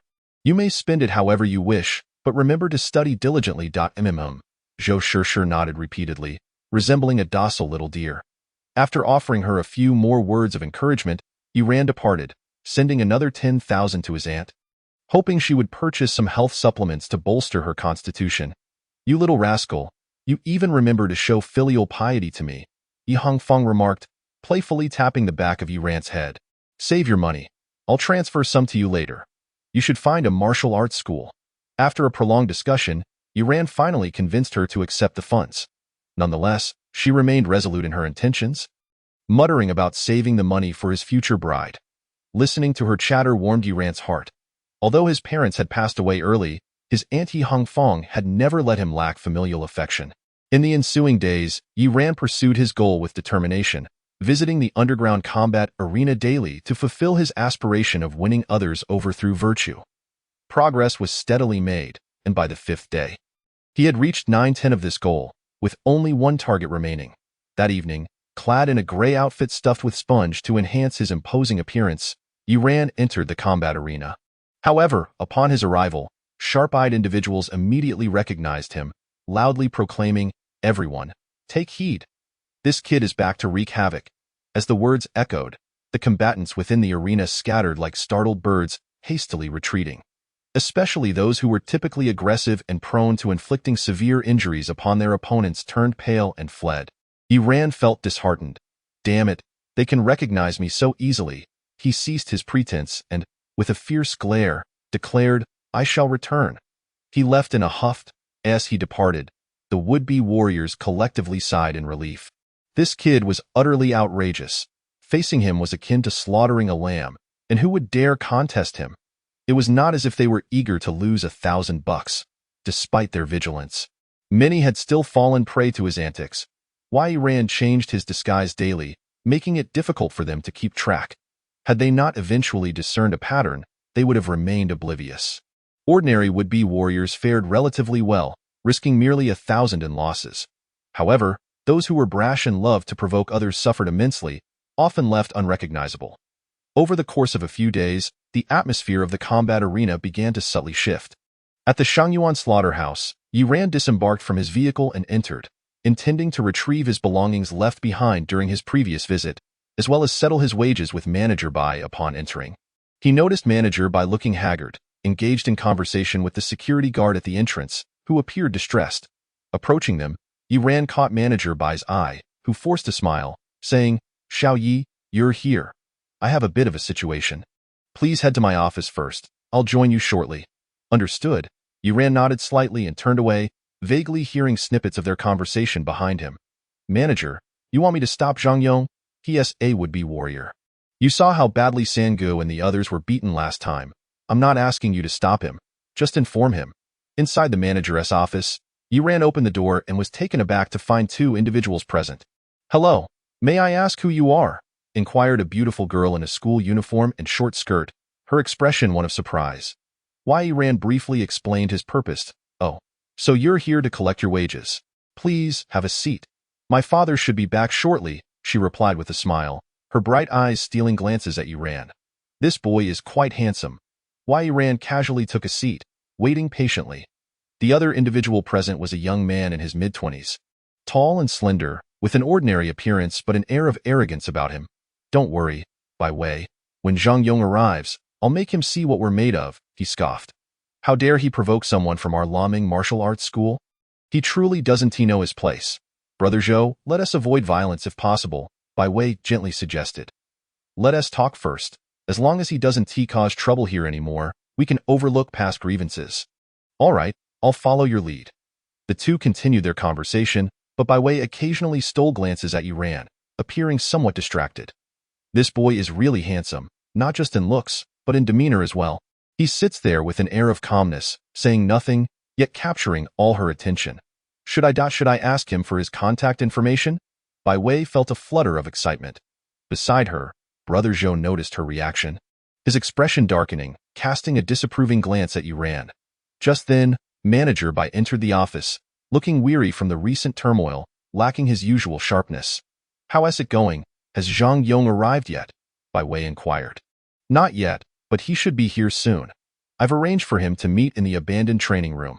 Manager Bai then turned to Brother Zhou, solemnly stating, Xiao Zhou, I'll be relying on you shortly. Consider it a small matter, Brother Zhou replied. Even without my connection to Bai Wei, I would teach someone like him a lesson. Well, I appreciate it. Manager Bai let out a sigh of relief, his demeanor improving. He then turned to Yiran with a smile. Xiao Yi, have you gathered enough for the martial arts registration fee? I have enough.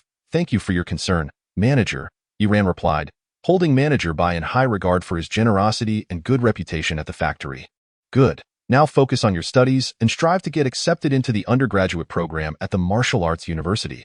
Aim to become a martial artist in the future. Manager Bai handed Yiran some money, saying, this is your remaining salaried. Yiran took it, surprised. Manager, did you give me extra? Not at all. Just take it. Manager Bai patted his shoulder. Brother Zhou shot Yiran a disdainful glance, muttering under his breath. So he's just a weakling who can't even gather enough for the martial arts registration FE. At that moment, the office phone rang, and Manager Bai answered it, only to hear the security guard's anxious voice on the other end. Manager, Zhang Yong has barged into your office. I couldn't stop him. Upon hearing this, Manager Bai's countenance turned ashen. Slamming his hand on the desk, he barged in. This scoundrel is utterly disrespectful. He hung up the phone and looked at Brother Zhou. Taking a deep breath, Xiao Zhou, Zhang Yong is almost here. I'll be counting on you. Bai Wei sensed the impending trouble, her brows furrowing slightly as she cautioned, Brother, be careful, don't worry, sister, I've got this. Brother Zhou replied confidently, he's just an ordinary would-be warrior. I've seen countless like him in the martial arts school. I can easily handle him.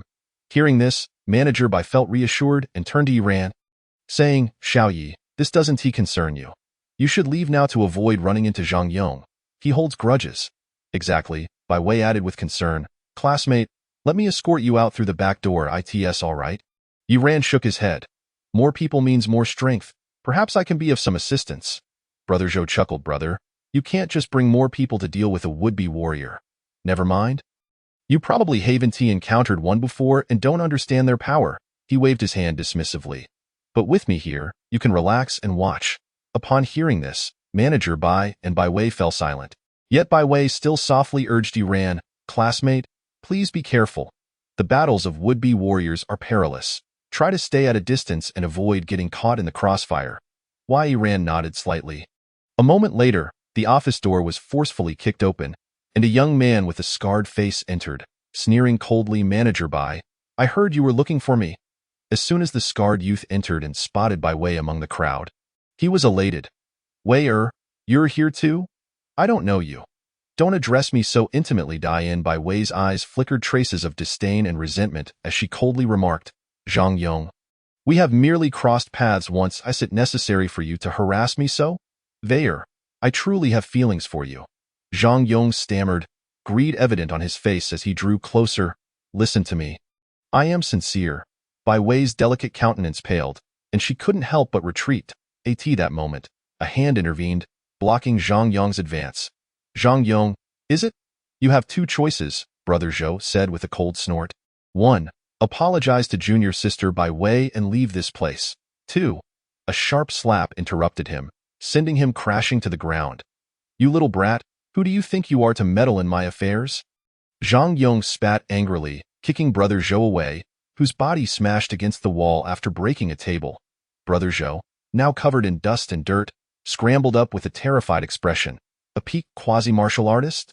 What else could it be? Zhang Yong sneered, suddenly realizing something. His gaze turned hostile as he looked at Manager Bai. So, it appears you sought assistance to trouble me. Manager Bai's expression shifted. Humph. We will settle this matter later. Zhang Yong leered as he approached Bai Wei. Weir. It's been so long, don't you have any idea how much I've missed you? Bai Wei's face drained of color, her eyes filled with despair. Senior brother. Help me. Brother Zhou's expression darkened. Zhang, we are from the Laming Martial Arts School. If you harm us, think carefully about the consequences. Damn it, you talk too much. Zhang Yong's expression turned furious as he turned around, seizing Brother Zhou by the collar and delivering 2 slaps, leaving him dazed and sitting on the ground. Witnessing Zhang Yong so easily incapacitate Brother Zhou, Manager Bai's expression fluctuated, urgently urging the equally panicked Bai Wei to leave quickly. Bai Wei, regaining her senses, had just taken a few steps when Zhang Yong flashed in front of her, grinning. Weir, where are you going? Bai Wei's face turned ashen, her eyes filled with hopelessness. Don't be afraid. I just haven't seen you in ages and wanted to have a chat, Zhang Yong said with a smile, reaching out to grasp her hand. Suddenly, another hand appeared, blocking him. Damn it, who is this blind fool? Zhang Yong roared with fury, reaching for the arm, intending to drag its owner over for a severe reprimand. However, in the next moment, his expression changed. He felt as if he had grasped something incredibly heavy. Unable to move it at all, Yi ran, expressionless, caught Zhang Yong's hand and gently applied pressure. Crack! The sound of breaking bones echoed.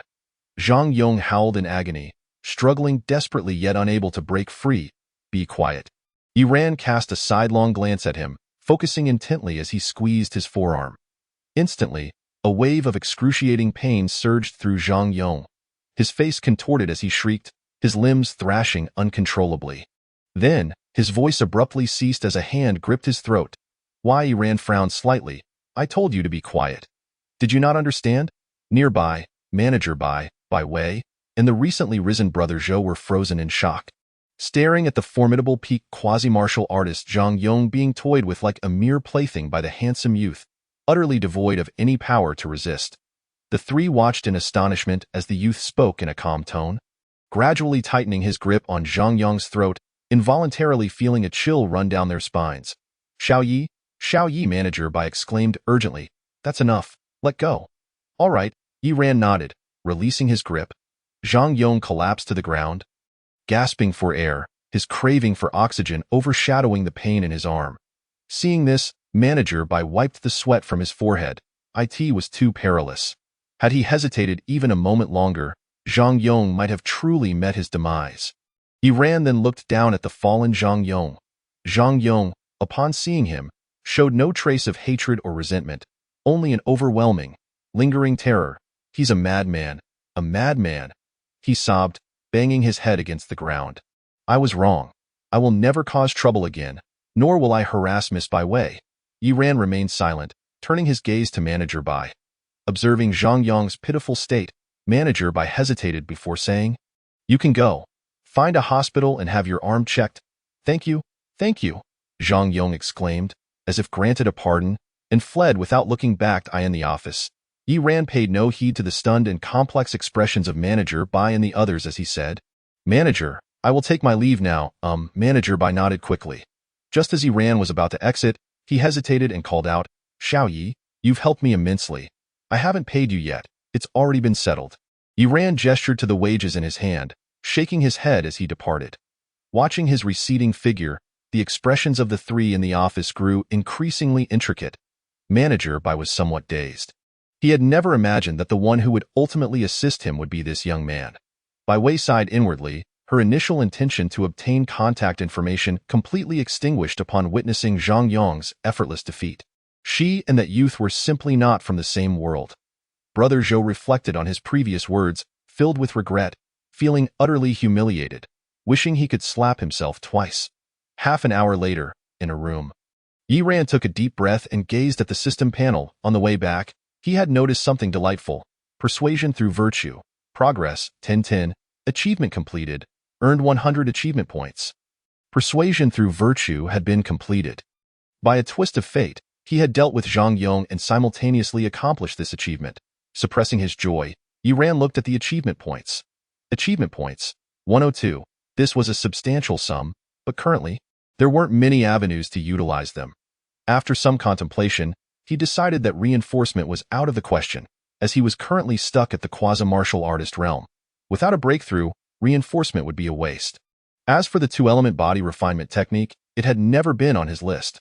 Although he was quite adept with the Thunder Movement Fist, being merely a D-grade martial skill, enhancing it seemed wasteful.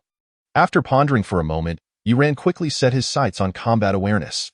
The significance of combat awareness was self-evident. A substantial portion of his current combat strength stemmed from it. Moreover, he had reached a bottleneck last time. This breakthrough would be monumental. With that thought, Yiran no longer hesitated and began to simulate combat awareness. Instantly, he re-entered that extraordinarily vivid illusion, encountering various martial artists and mythical beasts as opponents. Time passed slowly. 2 hours later, Yiran opened his eyes, his gaze blood-red, filled with madness and ferocity. But soon, he suppressed it, his expression returning to clarity. Taking a deep breath, he looked at the system panel. Achievement points, 52. This breakthrough had cost him a whopping 50 achievement points, causing him considerable distress. Nonetheless, he had finally advanced in combat awareness. Yiran pressed the simulation button, and the combat awareness option appeared. Now transformed into combat awareness, outstanding level. Outstanding level? Yiran's heart stirred. After the mediocre realm, it was outstanding level. He clenched his fist, distinctly feeling that his control over his body, his explosive power, and his reaction speed had all significantly surpassed his previous state. Curiosity piqued regarding his current combat strength. He wondered how much it had increased. 30. Or perhaps 20. Forget it. I'll just measure it. Without further ado, Yiran swiftly set off towards the martial arts school near his neighborhood. At the martial arts school, a series of knocks echoed. The young security guard, nestled under the covers, was engrossed in his phone when he suddenly cursed and slammed his device onto the bed.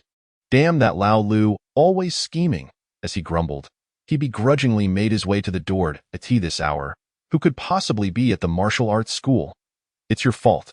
If you hadn't knocked, with my professional reflexes, I wouldn't have been caught off guard. Muttering to himself, he opened the door. Standing before him was a remarkably handsome youth. Even the young security guard, upon their first encounter, felt his heart skip a beat. He had never seen anyone so striking before.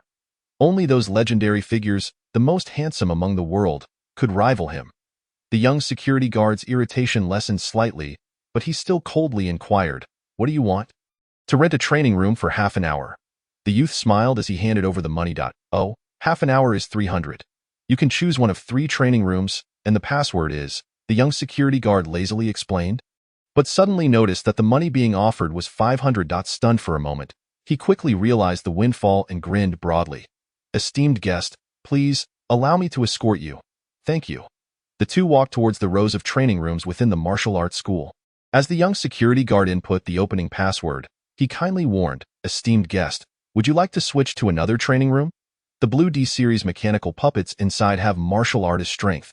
If the values aren't adjusted properly, you could easily get hurt. No need. Thank you," Yiran replied, his gaze intense as he entered the training room.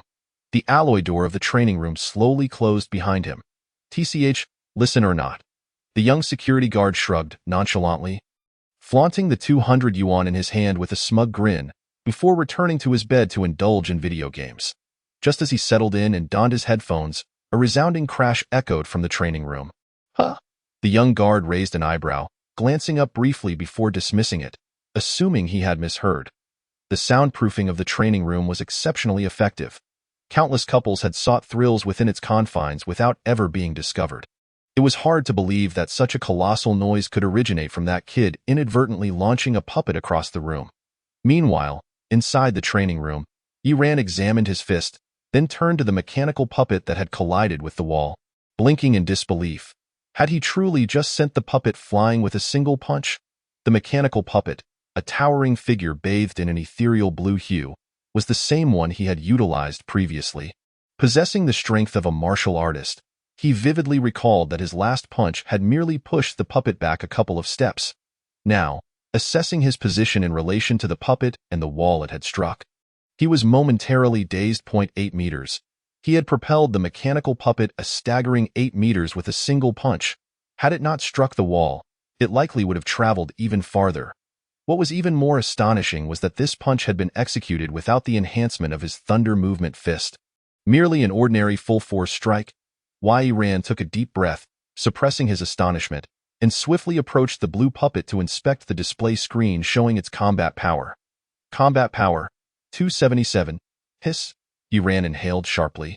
Over 200 combat power, a full doubling. This surge in strength was terrifying, indicating that he could now surpass the majority of first-level martial artists. After a prolonged moment, Yi Ran managed to calm himself and continued testing his combat power. After adjusting to his peak state and employing the thunder movement fist, his combat power surged again. 290. Yi Ran mused to himself that this was indeed his current limit.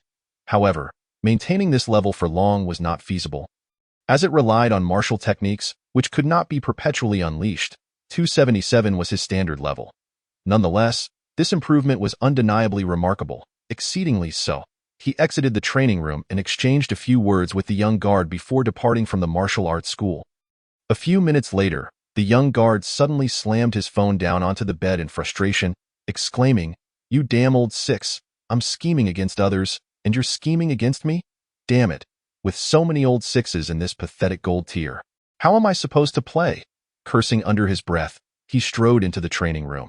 Just as he was about to relocate the mechanical puppet back to its original position, his eyes fell upon the numbers displayed on the screen, which had yet to be cleared, causing him to freeze momentarily. Then, he collapsed to the ground in shock. Why heavens, 290 combat power. Upon returning home, Yi Ran moved cautiously, tiptoeing into his room with a peculiar expression.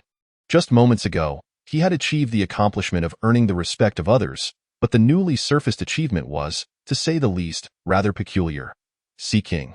Kind-hearted you, decide to provide a home for all young girls. Progress, 020. Achievement unlocked, reward, 50 achievement points. Yi Ran fell silent. 50 achievement points were no small sum, yet this achievement was utterly absurd. Unable to restrain himself, he cursed under his breath and begrudgingly abandoned the achievement.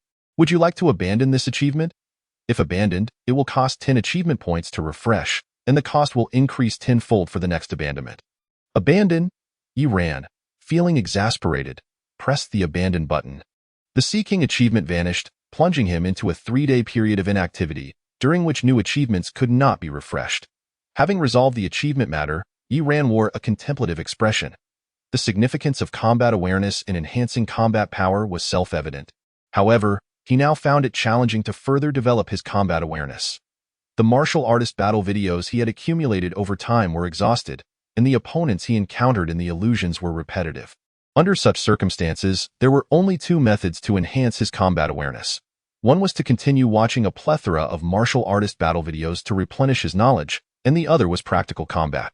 Weighing his options, Yi Ran concluded that he could not neglect either method if he wished to progress effectively. While martial artist battle videos were plentiful online, practical combat could only be found in underground fighting arenas, where he could both engage in combat and earn some money. Determined, he set his sights on this course of action, his gaze taking on a peculiar intensity. However, this time, his opponents would not be mere aspiring martial artists. The following day, Yi Ran rose early. Being a Sunday, Su Qin also planned to visit the martial arts school. By chance, their paths crossed, and they walked together. After spending time together daily, they had grown more familiar, no longer feeling as awkward around each other. However, Su Qin remained relatively aloof and quiet, speaking only to Yi Ran while generally avoiding conversation with others. When are you planning to go to our martial arts school? Su Qin inquired. Yi Ran shook his head. Instructor Wang has been waiting for you. Instructor Wang? Which Instructor Wang? Yi Ran asked, somewhat surprised. During the last Thunder Movement Fist lesson, you agreed to visit the martial arts school when you had the time. He is the one. Upon hearing this, Yi Ran recalled the middle-aged instructor he had hastily promised to visit in order to leave quickly. He expected that after all these days, the instructor would still remember him. All right, I'll go when I have some free time. Wei Ran nodded thoughtfully.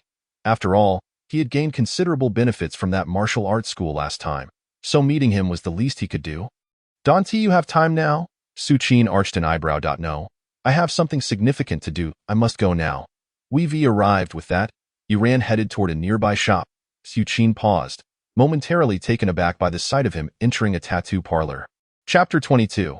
A tattoo of lazy lamb inside the tattoo shop. The bald middle-aged owner glanced up and cheerfully remarked, "Young man, our shop doesn't tattoo minors. I'll pay." "What, do you think I want to take your money?" The bald owner's eyes widened in surprise. "No, I can pay extra," Yi Ran explained. "This isn't just about money." Smack! Yi Ran slammed 500 yuan onto the table. "My apologies. I spoke a bit too loudly." The bald owner quickly stood, his smile broadening. "What would you like to get? Something trendy or vintage?" "I'd like to get a lazy lamb."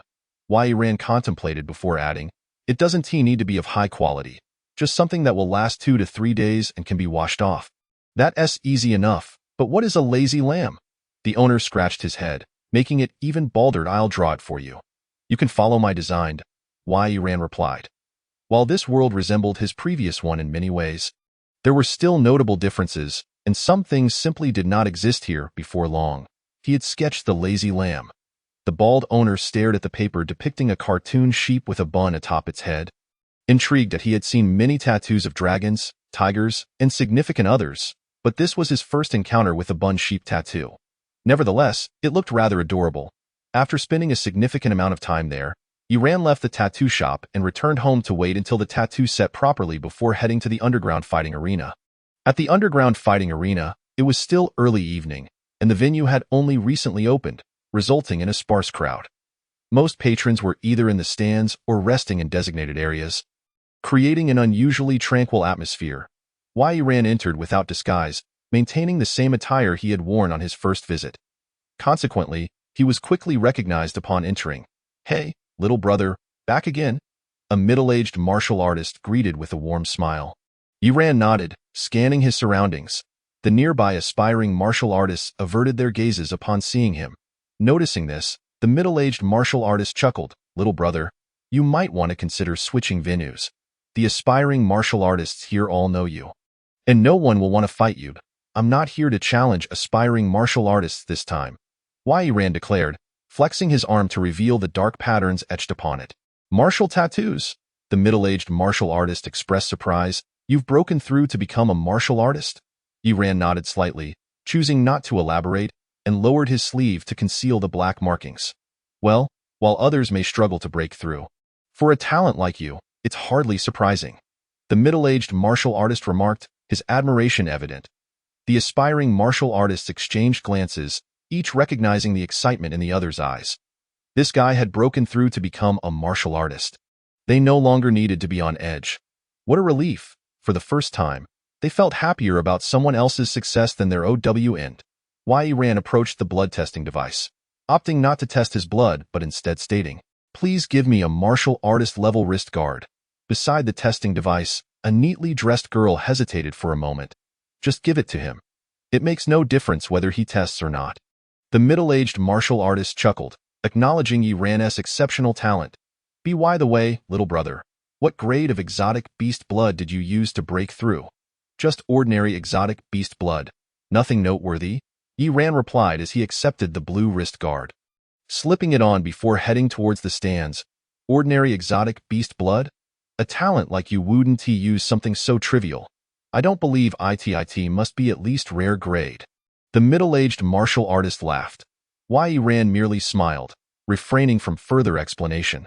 The more he said, the more likely he was to expose himself. In truth, he hadn't actually broken through to become a martial artist. The so-called martial tattoos were merely the lazy lamb tattoo he had gotten, intentionally revealing a bit to intimidate others. It wasn't that he was overly modest.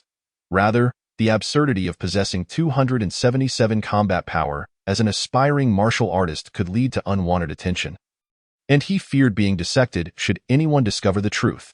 The first-tier martial artist possesses 100 vitality points, while the second-tier martial artist boasts 500 vitality points.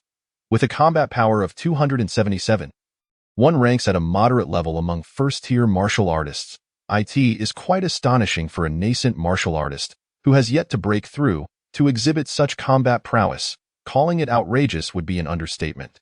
The middle-aged martial artist, displaying a familiar demeanor, continued. The blood essence of exotic beasts is categorized into 5 grades: ordinary, superior, rare, precious, and exceptional. The higher the quality of the exotic beast's blood essence used for the breakthrough, the greater the enhancement in strength upon becoming a martial artist. For instance, consider those 3 young prodigies who frequently visit our combat arena. Among them, Su Fan from the Yun Kong Martial Arts School utilizes the rare grade blood essence of the Golden Ring Goose. After his breakthrough, his vitality surged by 30 points, and his physical prowess far exceeds that of an ordinary martial artist. With the augmentation of martial patterns, he can engage in combat with seasoned martial artists possessing a combat power of 170 without losing his ground.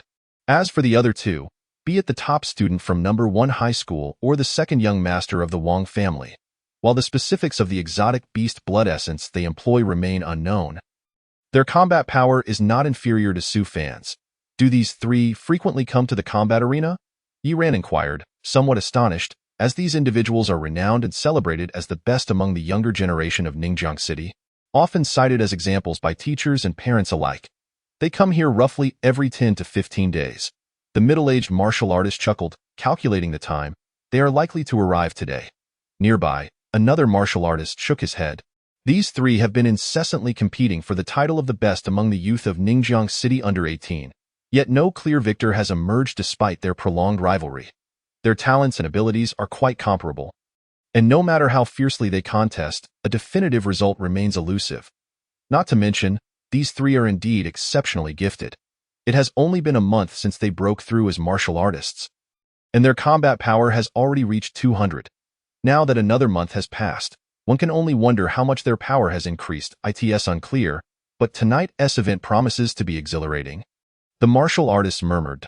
Yi Ran felt a stir within him, contemplating the middle-aged martial artist's mention of the 5 grades of exotic beast blood essence: ordinary, superior, rare, and the assertion that utilizing higher grades leads to greater enhancements post-breakthrough. Young brother, the middle-aged martial artist remarked, looking at him with a grin. So, you 2 have become a martial artist. Do you have the confidence to challenge the 3 of them tonight? I believe your talent is not inferior to theirs, perhaps even surpassing it. Why not give it a try? Yi Ran smiled in response. Indeed, confidence is key. I have faith in your victory, the middle-aged martial artist replied. Upon hearing this, the surrounding martial artists wore expressions of incredulity. Brother, are you jesting? This young man is formidable, but how long has it been since his breakthrough? 2 days. 3 days? Su Fan and his companions have been martial artists for 2 months now, with their combat power exceeding 200. Are you suggesting this young brother can defeat them? Indeed, it's preposterous. If he manages to win, I'll twist my head off and kick it like a ball. The assembled martial artists looked at one another in bemusement. As time elapsed, the combat arena gradually filled with spectators. Before long, 3 young men, around 17 or 18 years of age, arrived in the gaze of the crowd. None other than Su Fan and his companions. Chapter 23. This youth is terrifying. Su Fan, Wang Boyu, and Lin Wan, currently the most outstanding trio among the youth of Ningjiang City under 18. Su Fan was slender, with an unremarkable appearance, blending into the crowd as an ordinary youth from the largest martial arts school in Ningjiang City, the Kongming Martial Arts School. Wang Boyu was handsome, though his gaze was somewhat cold, hailing from the Wang family, a well-known martial arts clan in Ningjiang City. Lastly, Lin Wan, bespectacled and scholarly in appearance, bore no resemblance to a martial artist. He looked more like a student of the humanities, having consistently topped the rankings at No. 1 high school. All 3 possessed formidable backgrounds and exceptional talents, resulting in similar strengths. This time, I will secure the title of Ningjiang City's No. 1 prodigy. Lin Wan stated coolly. You 2 may step aside. He appeared refined, yet his words were brazen and domineering, a stark contrast. Anyone can talk big, just don't be the one begging for mercy later. Su Fan chuckled. Wang Boyu, with an indifferent demeanor, didn't he even glance at the 2 challengers. All right, let us cut to the chase. Come on. As Lin Wan spoke, he abruptly snapped his glasses and tore off his shirt. Leaping onto the arena, The surrounding martial artist's eyelids twitched in response. This lad truly possesses an inkling of madness. Su Fan and Wang Boyu followed suit, each taking their positions to form a triangular standoff, a dynamic reminiscent of a three-legged cauldron. Yet, the spectators found no oddity in this. Rather, they eagerly called out, "Brothers, gather around, betting is open. I wager the three of them will end in a draw. I bet Lin Wan will win. This fellow is so audacious today. He might just have the skills to back it up. I wager Wang Boyu will triumph. He may seem unassuming, but he is the most cunning among them. Hemph, martial artists should fight with honor. I bet Su Fan will emerge victorious. All right, bets are open. Anyone interested, come forth." Soon, more and more martial artists gathered, though most opted for a draw, unable to discern a clear victor. Such is the nature of experience. These three have been competing for so long, yet none could decisively claim superiority. As the atmosphere grew increasingly lively, the middle-aged martial artist approached and, coincidentally spotting Yiran, remarked with a grin, "Young brother, are you interested as well? Who do you plan to place your bet on, Su Fan, Wang Boyu, or Lin Wan?" Yiran shook his head. "I'm not betting on any of them. I'm betting on myself." "Yourself?" The middle-aged martial artist was taken aback. He had merely been making conversation, never expecting the youth to be so brimming with confidence, daring to challenge Su Fan and his companions. The current generation truly embodies courage. He mused at this moment. Yiran approached the betting martial artist, who laughed. "Young brother, who are you putting your money on?" "On myself," Yiran replied. The surrounding martial artists were momentarily stunned. "I asked this lad insane? He genuinely intends to confront those three? Remember, he has just broken through as a martial artist. Young brother, are you joking?" The betting martial artist laughed lightly. Wai Ran said little more, transferring 50,000 and then turning to leave. Although he had been dominating nascent martial artists in the combat arena lately, his earnings had not been substantial, leaving him with only this 50,000. However, he anticipated a significant return after this match. 50,000? Is he serious? The betting martial artist was taken aback. They were betting small amounts. Although many were participating, each was only wagering a couple of thousand. Yet here was this youth, boldly staking 50,000 on himself. What a display of confidence. "No, it's foolishness. Does this lad have a surplus of money?" The betting martial artist murmured, catching sight of the middle-aged martial artist approaching. "Old brother, who are you betting on?" "I'll bet." The middle-aged martial artist was about to speak when he inadvertently glimpsed Yiran's figure in the distance and, compelled by an instinct, said, "I'll bet on that young brother. 1,000. As soon as he spoke, regret washed over him. Yet, with so many martial artists watching, he couldn't possibly backtrack over 1,000. He could only depart amidst the bewildered gazes of the crowd, silently cursing himself for his impulsiveness while hoping that the young brother would perform admirably. Otherwise, if he lost too quickly, others might genuinely consider him a fool. On the combat stage, Lin Wan and his companions were locked in a standoff. Yiran leapt up, and upon seeing his headgear, the expressions of the three shifted oddly. Lin Wan couldn't help but chuckle. "Brother, how old are you this year?"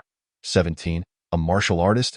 Yiran surveyed the trio and remarked, "I've heard you three are quite formidable. I wish to challenge you. At this, the three exchanged glances, their expressions growing solemn. A 17-year-old martial artist is a rarity in Ningjiang City, with only the three of them fitting that description. Who is this newcomer? They might be a formidable opponent." They felt a hint of pressure. Clearly, this challenger harbored absolute confidence in his abilities to step onto the stage at this moment. Suddenly, a shout erupted from the crowd. In a way, that kid really went up. He just broke through as a martial artist and dares to challenge Lin Wan and the others. His audacity knows no bounds. Not just that, he even staked 50,000 on himself. "Are you serious? How bold!" Upon hearing the remarks from the stands, Lin Wan and his companions were momentarily taken aback. Then turned to Yiran with incredulous expressions. "You must be joking. You, a mere newly minted martial artist, think you can challenge us who have been martial artists for 2 months?" Lin Wan scoffed. Channeling his vitality, his bare torso gradually revealed a twisting black snake martial pattern. Su Fan and Wang Boyu shot him unkind glances. Yiran's expression remained calm as he slowly replied. "What is the matter? Are you afraid?" "Afraid?" Su Fan grinned. "Now that S bold. I like it. He glanced at the other two. You two, step down. I'll give him a lesson. Once I handle him, we can all engage. Lin Wen shrugged indifferently. Wang Boyu added coolly, just don't use this as an excuse later, claiming he drained your stamina. Drained my stamina? Su Fan replied, perplexed. How low do you think of me? A mere fledgling martial artist has just broken through. And if I find myself drained of stamina by him, I shall have no one to blame but myself. Enough of this idle chatter. You two, descend at once. The two turned on their heels. Ready to leave, that moment, the youth opposite them suddenly furrowed his brow and declared, Did you not hear clearly? I challenge all three of you, which means I want the three of you to come at me together. A profound silence ensued. In an instant, the vast fighting arena was enveloped in complete stillness. All present gaped in astonishment, their expressions frozen in disbelief. A middle-aged martial artist who had just taken his seat to observe the match turned pale upon hearing those words. This was disastrous. The humiliation would be monumental. Now everyone knew that he had foolishly placed 1,000 on a fool to win. He, too, had become a fool. Alas, I should never have engaged him in conversation. I had initially thought this lad a genius and sought to befriend him, but it turned out his mind was not quite right. Theo challenged 3 opponents at once. How absurd! The middle-aged man was filled with regret, foreseeing that this incident would become a source of mockery for him for a long time to come. On the fighting stage, Yiran regarded the 3 stunned individuals with earnestness, stating, If the 3 of you join forces, you may provide me with some semblance of pressure. Alone, you are far from sufficient. His words rang true. Theo challenged these 3 was partly due to their renowned status in Ningjiang City as exceptional talents, which stirred his competitive spirit. Moreover, there was the prospect of profit. He had just wagered 50,000 on himself, and if victorious, he could at least double that. However, considering the nature of combat, he sought opponents of equal prowess to better accumulate battle experience. Thus, facing all 3 together would afford him greater pressure. So audacious. I am curious to see what you are capable of. Unexpectedly, it was the usually composed Wang Boyu who first could not contain himself. His handsome visage darkened as he charged at Yiran with fierce determination, a piercing tiger's roar echoing in the air. Tiger seal fist. Even before he reached his target, an illusory tiger seemed to leap through the air. The seasoned martial artists in the vicinity raised their brows, recognizing the punch's destructive potential. A power level of 220. Clearly, a month had passed, and Wang Boyu's strength had significantly increased. Then, someone gasped softly. The young challenger did not evade. His words had yet to escape his lips when, with a resounding thud, Yiran unleashed a punch that obliterated the fierce tiger, then, in an astonishing display, seized Wang Boyu by the collar and hurled him off the fighting stage. Too weak, he shook his head. While the trio exhibited commendable strength, their combat awareness was woefully inadequate. Compared to his former self, they fell vastly short, not to mention his current capabilities. The immense disparity in power made their assaults feel akin to a child's feeble attempts, harmless and ineffective. If he deemed Wang Boyu so weak, the other 2 would surely be no different. Yiran murmured as he slowly approached the bewildered Su Fan and Lin Wen, delivering a punch to each that knocked them unconscious and sent them tumbling from the stage. The entire sequence transpired with astonishing speed. It was over almost as swiftly as it began. In the stands, the spectators were rendered speechless. It was too quick. They barely registered the events before Lin Wen and his companions had been tossed off the fighting platform as easily as one might handle chicks. What the devil? Is this real? This lad has just broken through to martial artist status, and his power exceeds 200. What level of exotic beast blood did he consume? Surely, only the legendary Supreme Blood could yield such strength. Impossible. Even Supreme Exotic Beast Blood would not suffice. It must be said, however, that his foundation was exceptionally solid, allowing his vitality to surge dramatically post-breakthrough, resulting in such formidable power. What made him truly formidable was not his vitality, but his combat awareness. Suddenly, an experienced martial artist shook his head. An esteemed veteran, he remarked with gravity, this young man's combat awareness is likely nearing the peak of mediocrity. Peak of mediocrity? Gasps of astonishment echoed throughout the arena. The veteran's expression was a mix of complexity and admiration as he mused, at such a young age, to reach the pinnacle of combat awareness. This child is truly extraordinary. Chapter 24. The challenge of 30 wins Yi Ran descended from the fighting stage. Among the three on the ground, only Wang Boyu, the first to attack, remained conscious, though his complexion was ashen, utterly dazed, unable to believe that they had been effortlessly defeated. The one who had vanquished them was none other than a youth of their own age. Such a blow was devastating to him. "Are you truly only 17? Wang Boyu's voice trembled slightly. Yi Ran paused and nodded slightly. Upon seeing this, Wang Boyu let out a bitter laugh, realizing that their prolonged rivalry had been trivial. The true powerhouse had never regarded their contest as worthy of his attention. "You are not lacking in strength. However, your combat experience is rather ordinary," Yi Ran remarked, shaking his head. "You have likely seldom faced genuine life-and-death encounters." "Am I wrong?" Wang Boyu had intended to refute this assertion, but suddenly fell silent.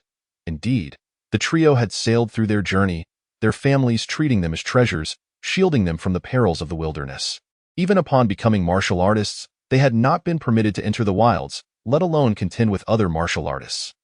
Their opponents had always been their peers, and frankly speaking, how much combat experience could a youth of their age possess? Thus, they had never questioned the mediocrity of their own combat experience, often taking pride in it. "Instead, in the underground fighting arena, you may frequent it, but it is evident that you merely spar among yourselves. Rather than engage with other martial artists here," Yi Ran inquired. "How did you know?" Wang Boyu was taken aback. "Because you are excessively proud," Yi Ran replied slowly. "You have always believed that your only opponents are the other two? Dismissing the other martial artists here as unworthy adversaries due to their delayed breakthroughs and perceived lack of talent." At these words, Wang Boyu's pupils constricted. The three had come here at the behest of their elders, and initially, they had looked down upon the notion of participating. Yet, to appease their families, they had sporadically made appearances, and Yi Ran had articulated their thoughts with remarkable clarity. After a long silence, he said, "Thank you. I understand now." With that, he departed alongside the other two. Yi Ran, observing their retreat, felt a twinge of nostalgia, vaguely recalling that just months prior, these three had been figures he regarded as unattainable. Now, he could effortlessly defeat them. He approached the martial artist who had just placed the bets. The man and his companions wore expressions of solemnity and bewilderment. The impact of a martial artist who had just broken through, yet possessed over 200 power, was simply staggering to S for the middle-aged martial artist. He silently cursed himself for being utterly flabbergasted. Yet, upon noticing the myriad of odd gazes around him, he straightened his attire, adopting a demeanor of enigmatic profundity, as if to convey, "You have not misjudged. I possess exceptional insight, having long perceived this young man's prowess.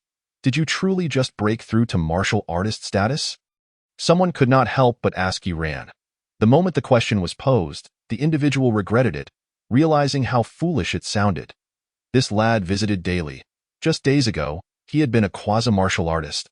And if he had recently broken through, how long could it have possibly been? Yi Ran pondered for a moment before responding honestly, "In truth, I am still a quasi-martial artist." At this, the crowd rolled their eyes in disbelief. What the devil? Who would believe that a quasi-martial artist with over 200 power could exist? "Do you think we are fools, believing every word you say?" Yi Ran shook his head inwardly. Such is humanity. Sometimes, when one speaks the truth, it is met with skepticism.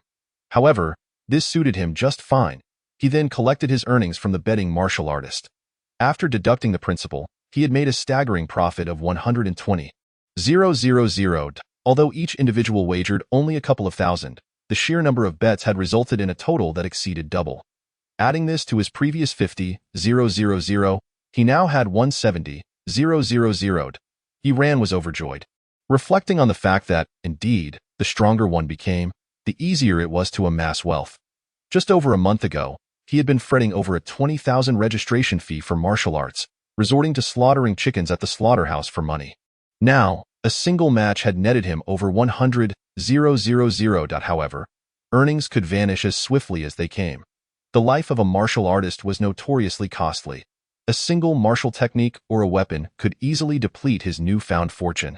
At this moment, at the highest point of the stands, the enigmatic master of the fighting arena, adorned in a dark golden mask, had appeared, observing Yi Ran in silence.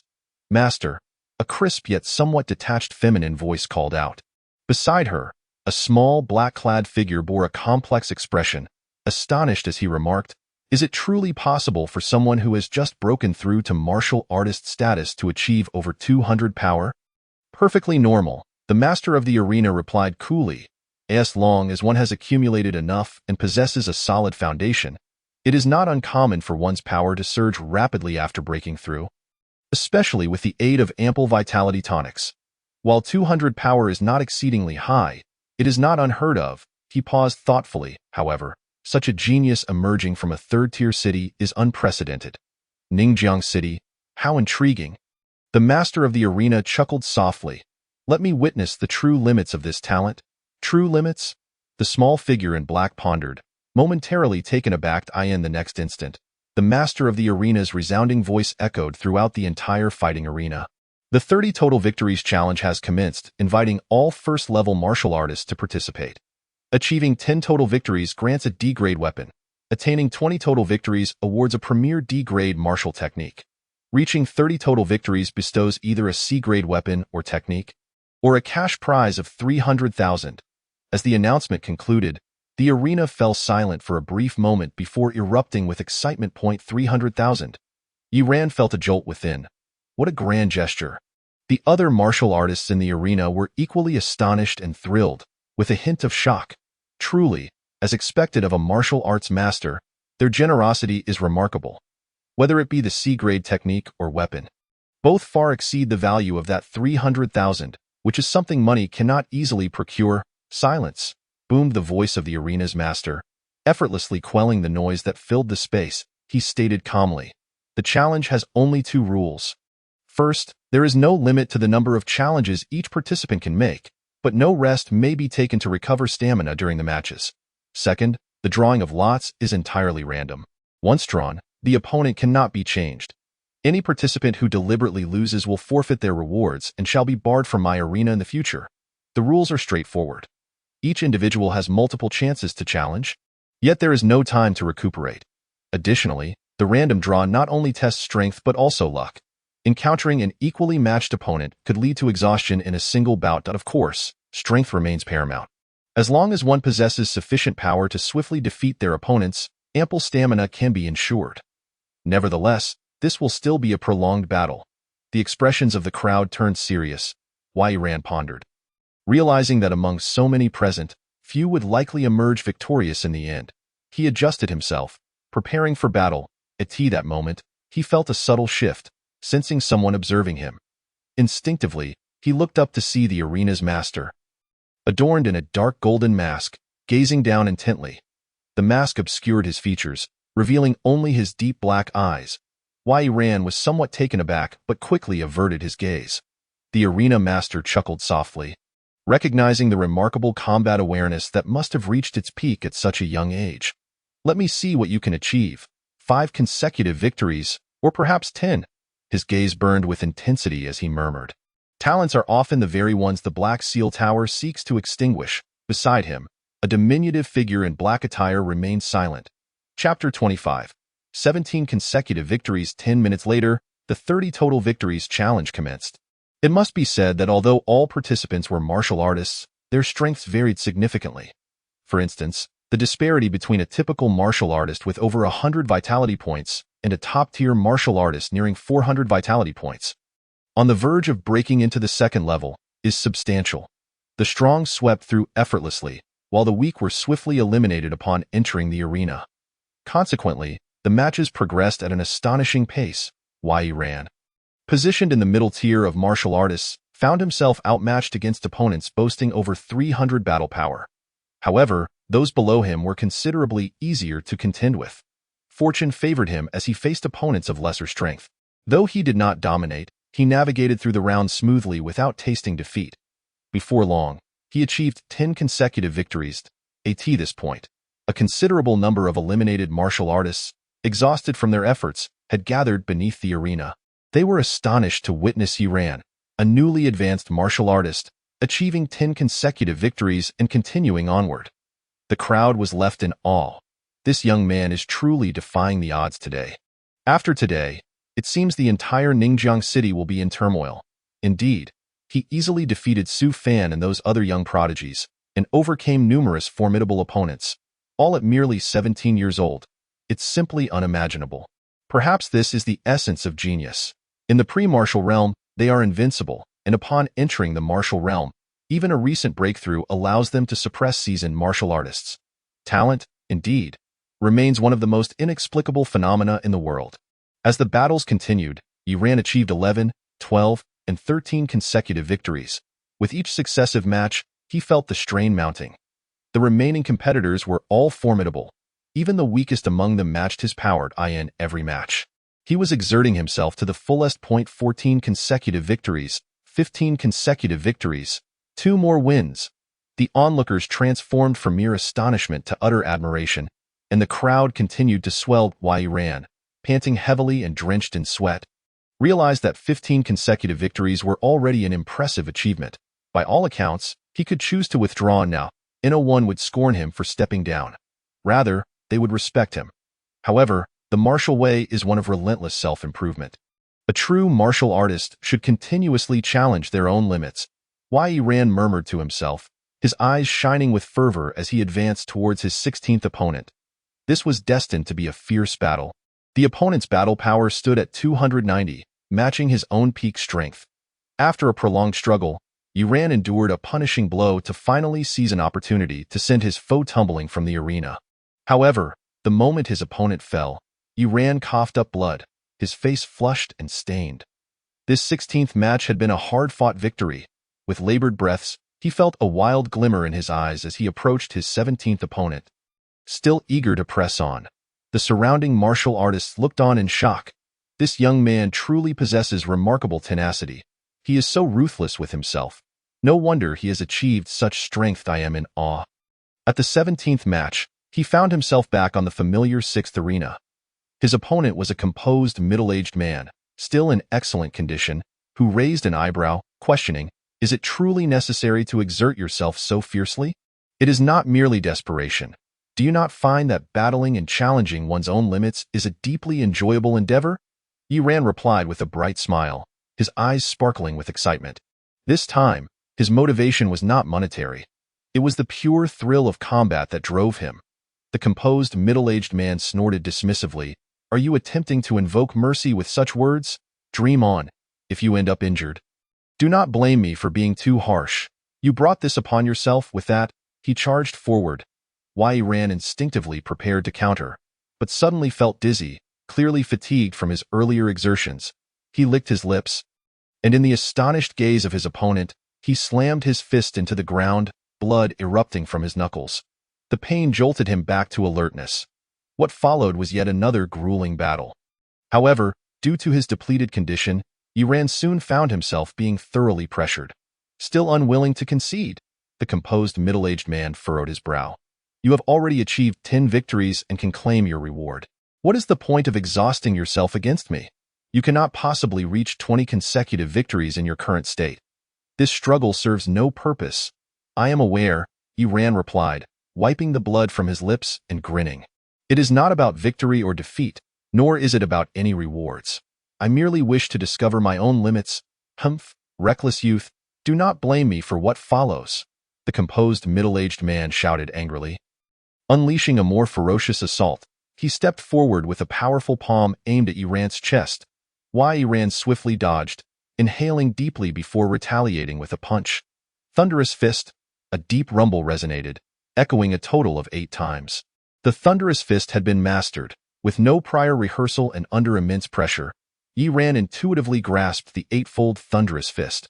Regrettably, while he was only 1 strike away from the 9th, that difference was monumental, and it could not alter the tide of the battle. The composed middle-aged man absorbed the force of the thunderous punch with one hand while delivering a devastating blow with the other, forcing Iran back repeatedly until he teetered on the edge of the arena. Despite this, Iran's gaze flickered with determination. Rather than retreating, he surged forward, charging directly at the composed middle-aged man. "You reckless boy, seeking your own demise," the middle-aged man thought, his eyes glinting dangerously. Just as he prepared to deliver another strike to send Iran tumbling from the arena, Iran suddenly darted back with incredible speed. This abrupt movement caught the middle-aged man off guard, and without hesitation, He closed the distance in mere strides, bearing down on Yi R and At that moment. Yi Ran surged forward once more, exhibiting unparalleled control over his body as he wasted no energy in his movements. The fluidity of his rapid advances and retreats was flawless, creating no sense of hesitation. With a sudden explosion of energy, he crashed into the unsuspecting middle-aged man. The man was momentarily stunned, unprepared for such a sudden assault. The impact struck him hard, causing his chest to constrict and his blood to surge. Regaining his composure, he was both astonished and furious, channeling his strength to force Yi Ran away while simultaneously delivering a powerful strike. However, at that moment of exertion, Yi Ran deftly evaded, pivoting to deliver a sharp elbow strike to the man's lower back. The two sounds rang out simultaneously. Yi Ran was sent flying by a palm strike, while the middle-aged man, propelled by his own force, hurtled toward the edge of the arena, barely managing to halt himself at the precipice. Yet, before the cold sweat on his brow could even drip down, the battle raged on. A sudden and excruciating pain surged through his waist, causing his body to buckle and rendering him incapable of maintaining control, leading him to plummet directly from the combat stage. Meanwhile, Yi Ran tumbled several times on the ground before finally halting his rolling motion. He staggered to his feet, gasping for breath, feeling as if his entire body was on the verge of disintegration. With pain radiating from every part of him, devoid of any strength. The surroundings were enveloped in a profound silence. Everyone stood transfixed, watching this spectacle. Below the stage, a composed middle-aged man rose quietly, his breathing steady, and not a single injury marred his body. In stark contrast, Yi Ran's hood had become thoroughly stained a deep crimson, his clothes tattered, revealing faint black patterns on his skin. Fortunately, only a portion of these patterns was visible, thus evading any immediate suspicion. Yet, several individuals scrutinized him intently, eager to discern the nature of this young man's martial patterns, which were undeniably formidable. Yi Ran, battered and bruised, could barely stand. The composed middle-aged man maintained an air of tranquility. The disparity in their conditions was glaringly evident. Regrettably, the position the composed middle-aged man occupied was that of a spectator, beneath the combat stage. "You have won," he declared after a prolonged silence, his tone layered with complexity. "You are indeed strong. My defeat is not unjust." With that, he turned and departed. Despite possessing ample stamina and boasting over 10 consecutive victories, he chose not to continue competing, even foregoing any rewards he had already attained. Upon hearing these words, the onlookers in the arena regained their senses, their gazes now filled with shock and admiration directed at Yi Ran. 17 consecutive victories. From this day forth, this young man would surely achieve renown throughout Ningjiang City. With the recent elevation to martial artist status, he had vanquished multiple opponents boasting combat strengths exceeding 200, even subduing a seasoned martial artist with a strength of 300. Such talent was unparalleled in the annals of Ningjiang City's history. Chapter 26. D-Class Battle Soldier. The 18th match. I concede. Yi Ran coughed heavily, rising and slowly descending from the combat stage. He no longer forced himself. He had genuinely reached his limits. The crowd instinctively parted, granting him passage. Having only recently broken through to martial artist status just 3 days prior, achieving a combat strength of 300 was commendable, even in a first-tier martial arts city. From the elevated stands, the owner of the combat arena regarded him with an appreciative gaze. Upon hearing this, the crowd erupted in astonishment. A first-tier martial arts city was far beyond the capabilities of a third-tier city like Ningjiang. It was unexpected that the arena owner would bestow such high praise. The arena owner then glanced at the faint patterns visible on Yi Ran's body, his expression tinged with curiosity. "What beast does your martial pattern derive from?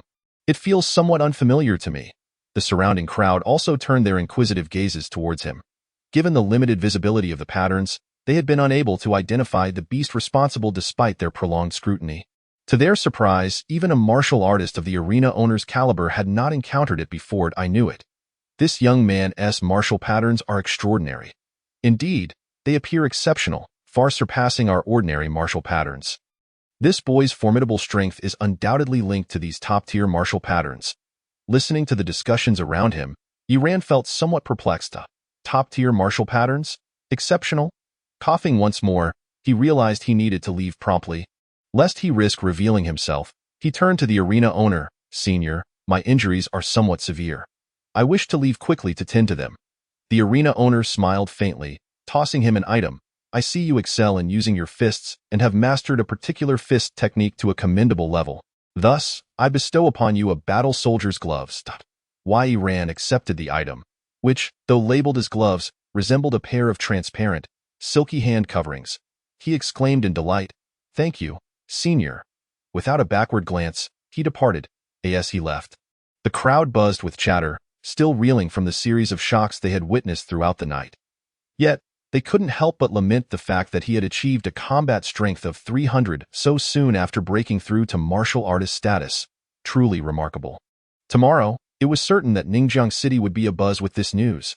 However, Yi Ran remained unaware of this. He only knew that if he did not leave quickly, he might indeed reveal his true nature. The patterns on his body had begun to fade gradually. Damn it. Yi Ran cursed the unscrupulous boss inwardly, who had claimed the patterns would last 2 to 3 days, but had barely made it through one night. In truth, he had misjudged the boss. The prolonged, high-intensity battles had caused his qi and blood to surge continuously, maintaining his body at an elevated temperature. With the increase in temperature, it was natural for the patterns to gradually fade. Thankfully, he managed to depart before they completely vanished. Otherwise, if they were to dissipate mid-fight, he could only imagine the bewildered expressions on the faces of the onlookers. At this moment, the night was pitch black, and the hour was late. The streets were deserted, enveloped in utter silence, save for the sporadic flicker of traffic lights. Yi Ran finally managed to hail a taxi. Upon seeing his blood-soaked and bizarre appearance, the driver turned pale, screaming, "A monster has killed someone." With a sudden acceleration, the car sped away, leaving no trace behind. Yi Ran was left speechless, realizing he had forgotten to change his clothes and remove his hood. He sought a secluded corner, changed his attire, discarded the hood, and waited a considerable time before finally catching another cab. Once inside the vehicle, he glanced at his phone. His aunt had called numerous times. However, given the late hour, she was likely asleep, so he sent 2 messages to Zhou Shishir, requesting her assistance in explaining matters tomorrow. Got it. Zhou Shishir quickly replied. Yi Ran furrowed his brow, sending another message. It's so late. Still awake? Binge-watching dramas, are we? I'll tell your mom tomorrow. Zhou Shishir responded with a series of question marks. After their usual banter, Zhou Shishir inquired, do you need me to leave the door open for you? Yi Ran surveyed his current condition, covered in wounds with blood-soaked clothing. No need to leave it open. I won't be going back tonight. In his current state, he feared he would frighten both of them. It was better to find a nearby place to stay. Turning off his phone, Yi Ran took out the gloves he had received from the arena owner. So, this is a battle soldier? Curiosity piqued. He examined the transparent gloves. Battle soldiers were crafted from peculiar metals discovered in the wilderness or the scales and bones of exotic beasts, renowned for their incredible hardness. They significantly aided martial artists in hunting beasts and in combat. While the enhancement in combat strength provided by battle soldiers was not as potent as that of martial techniques, their ease of use made them favorable, unlike martial techniques that required extensive training. Consequently, they were often more valuable, sometimes even exceeding the cost of martial techniques. Yi Ran attempted to don the gloves. They fit his hands perfectly, and a refreshing sensation coursed through him, invigorating his senses. He clenched his fist experimentally. It felt comfortable, and the overall sensation was quite pleasant, making him reluctant to part with them. Honestly, he had initially intended to sell the battle soldier upon acquiring it. He planned to use the proceeds, along with the 170,000 he had saved, to purchase a decent exotic beast's essence to facilitate his breakthrough to martial artist status. However, the gloves felt particularly suitable, making him hesitant to sell them. After a moment's hesitation, he ultimately decided against selling them. He could always find another way to obtain the exotic beast's essence. It would be a shame to part with a fitting battle soldier so easily. Before long, the taxi halted outside a residential complex. Yi Ran exited and entered a nearby convenience store, intending to purchase some basic medical supplies. Upon entering, he unexpectedly encountered someone, Su Qin. Yi Ran was taken aback as he spotted the short-haired girl exiting. Su Qin also paused, her gaze fixating on the bruises adorning his handsome face, her brows knitting together in concern. What happened to you? Yi Ran replied nonchalantly. I was scratched by a cat, Yuqin retorted.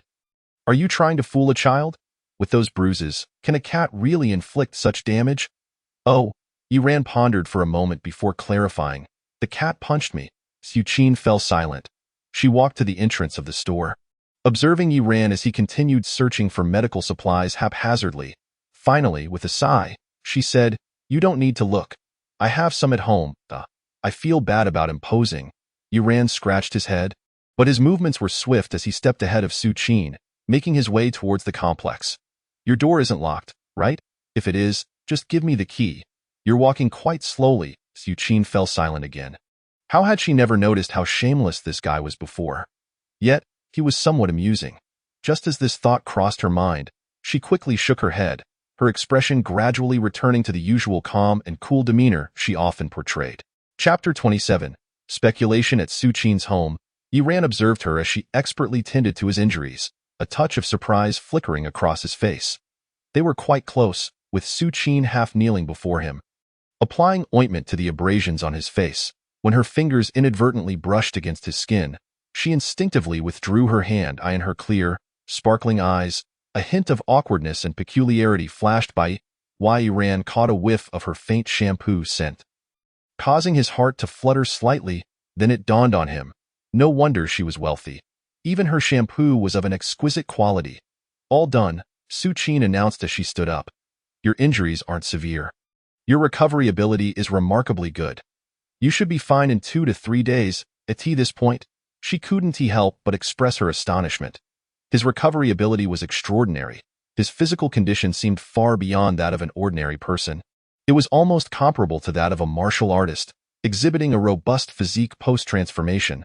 But a martial artist. She cast a sidelong glance at Yiran, shaking her head slightly. Life was indeed fair. While his anomalous physique was a rare gift, it also came with limitations. Those with rapid recovery abilities often found themselves clumsy when it came to comprehending martial techniques, a prodigious talent with a keen aptitude for martial arts. She finds herself equally feeble in the realm of vital energy cultivation. Each possesses their own strengths, and perfection remains an elusive ideal. Thus, she does not harbor high hopes for Yiran's vitality, especially given his humble family background, which makes it arduous for him to acquire the necessary resources for cultivation. In fact, his vitality may even be weaker than that of his peers. However, she refrains from voicing such thoughts. Over the past few days of their companionship, they have grown to be friends, and it would be unkind to expose a friend's vulnerabilities. Consequently, during their conversations, she seldom broaches the subject of her own vitality, fearing it might discourage Yiran picks up a mirror to inspect his reflection.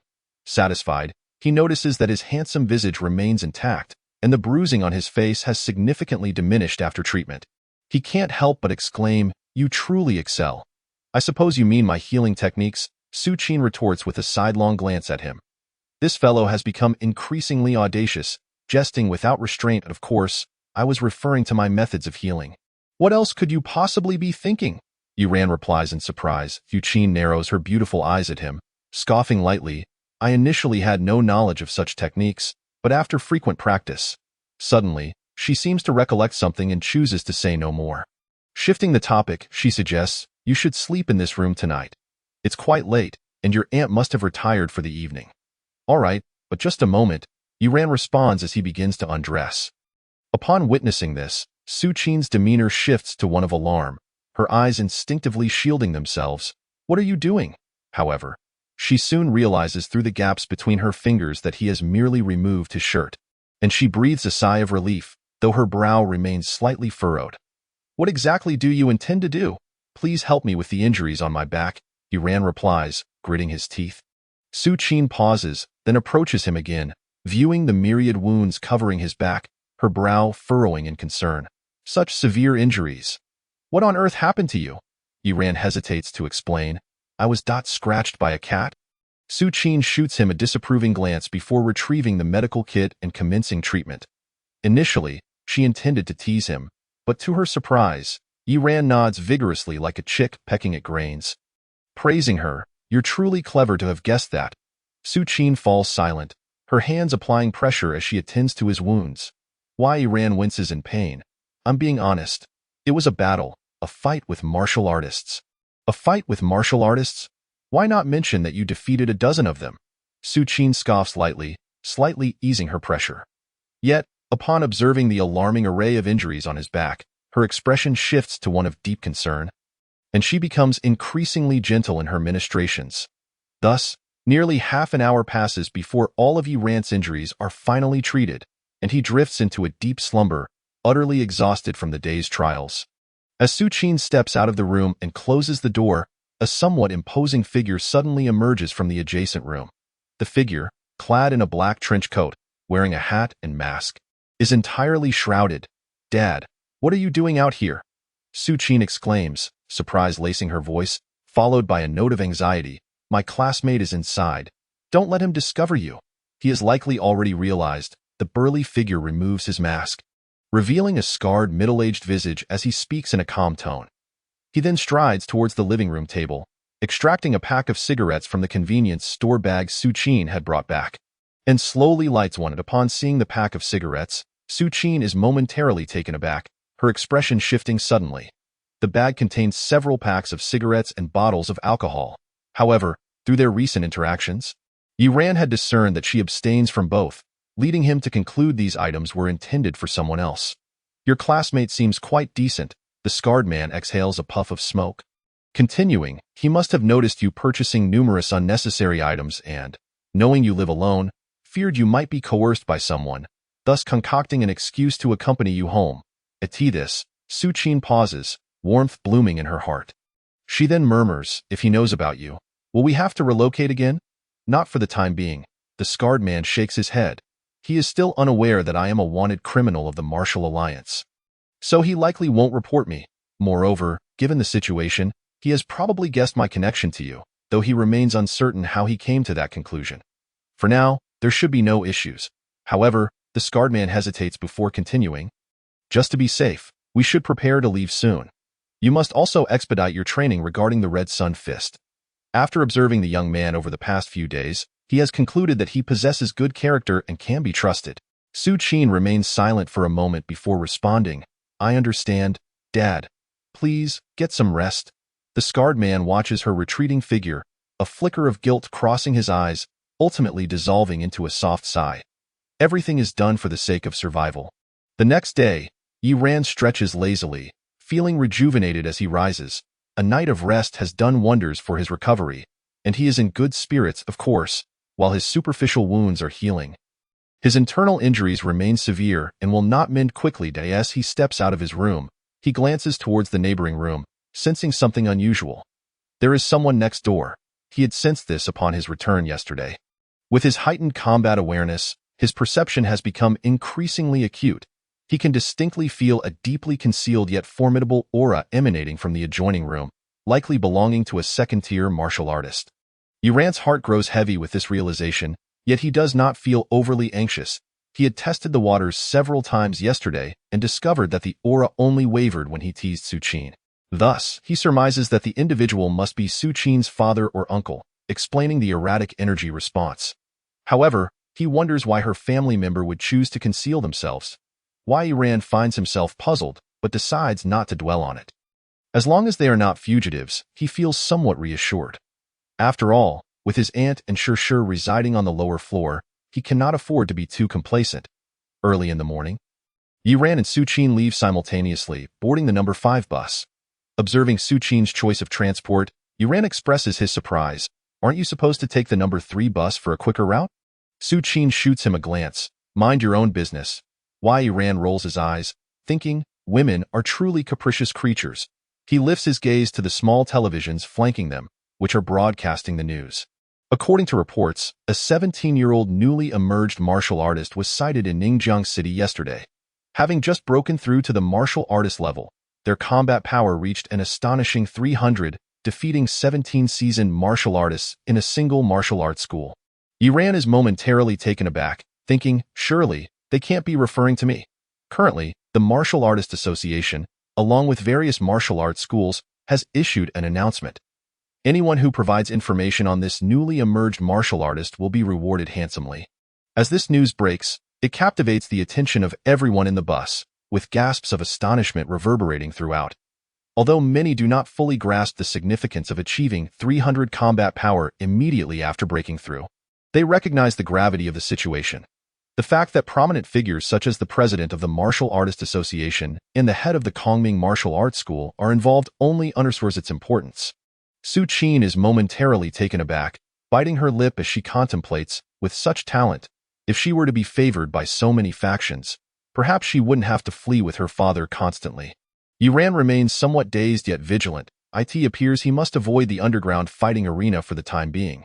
He had not anticipated causing such a stir. He is not particularly afraid of drawing attention to himself.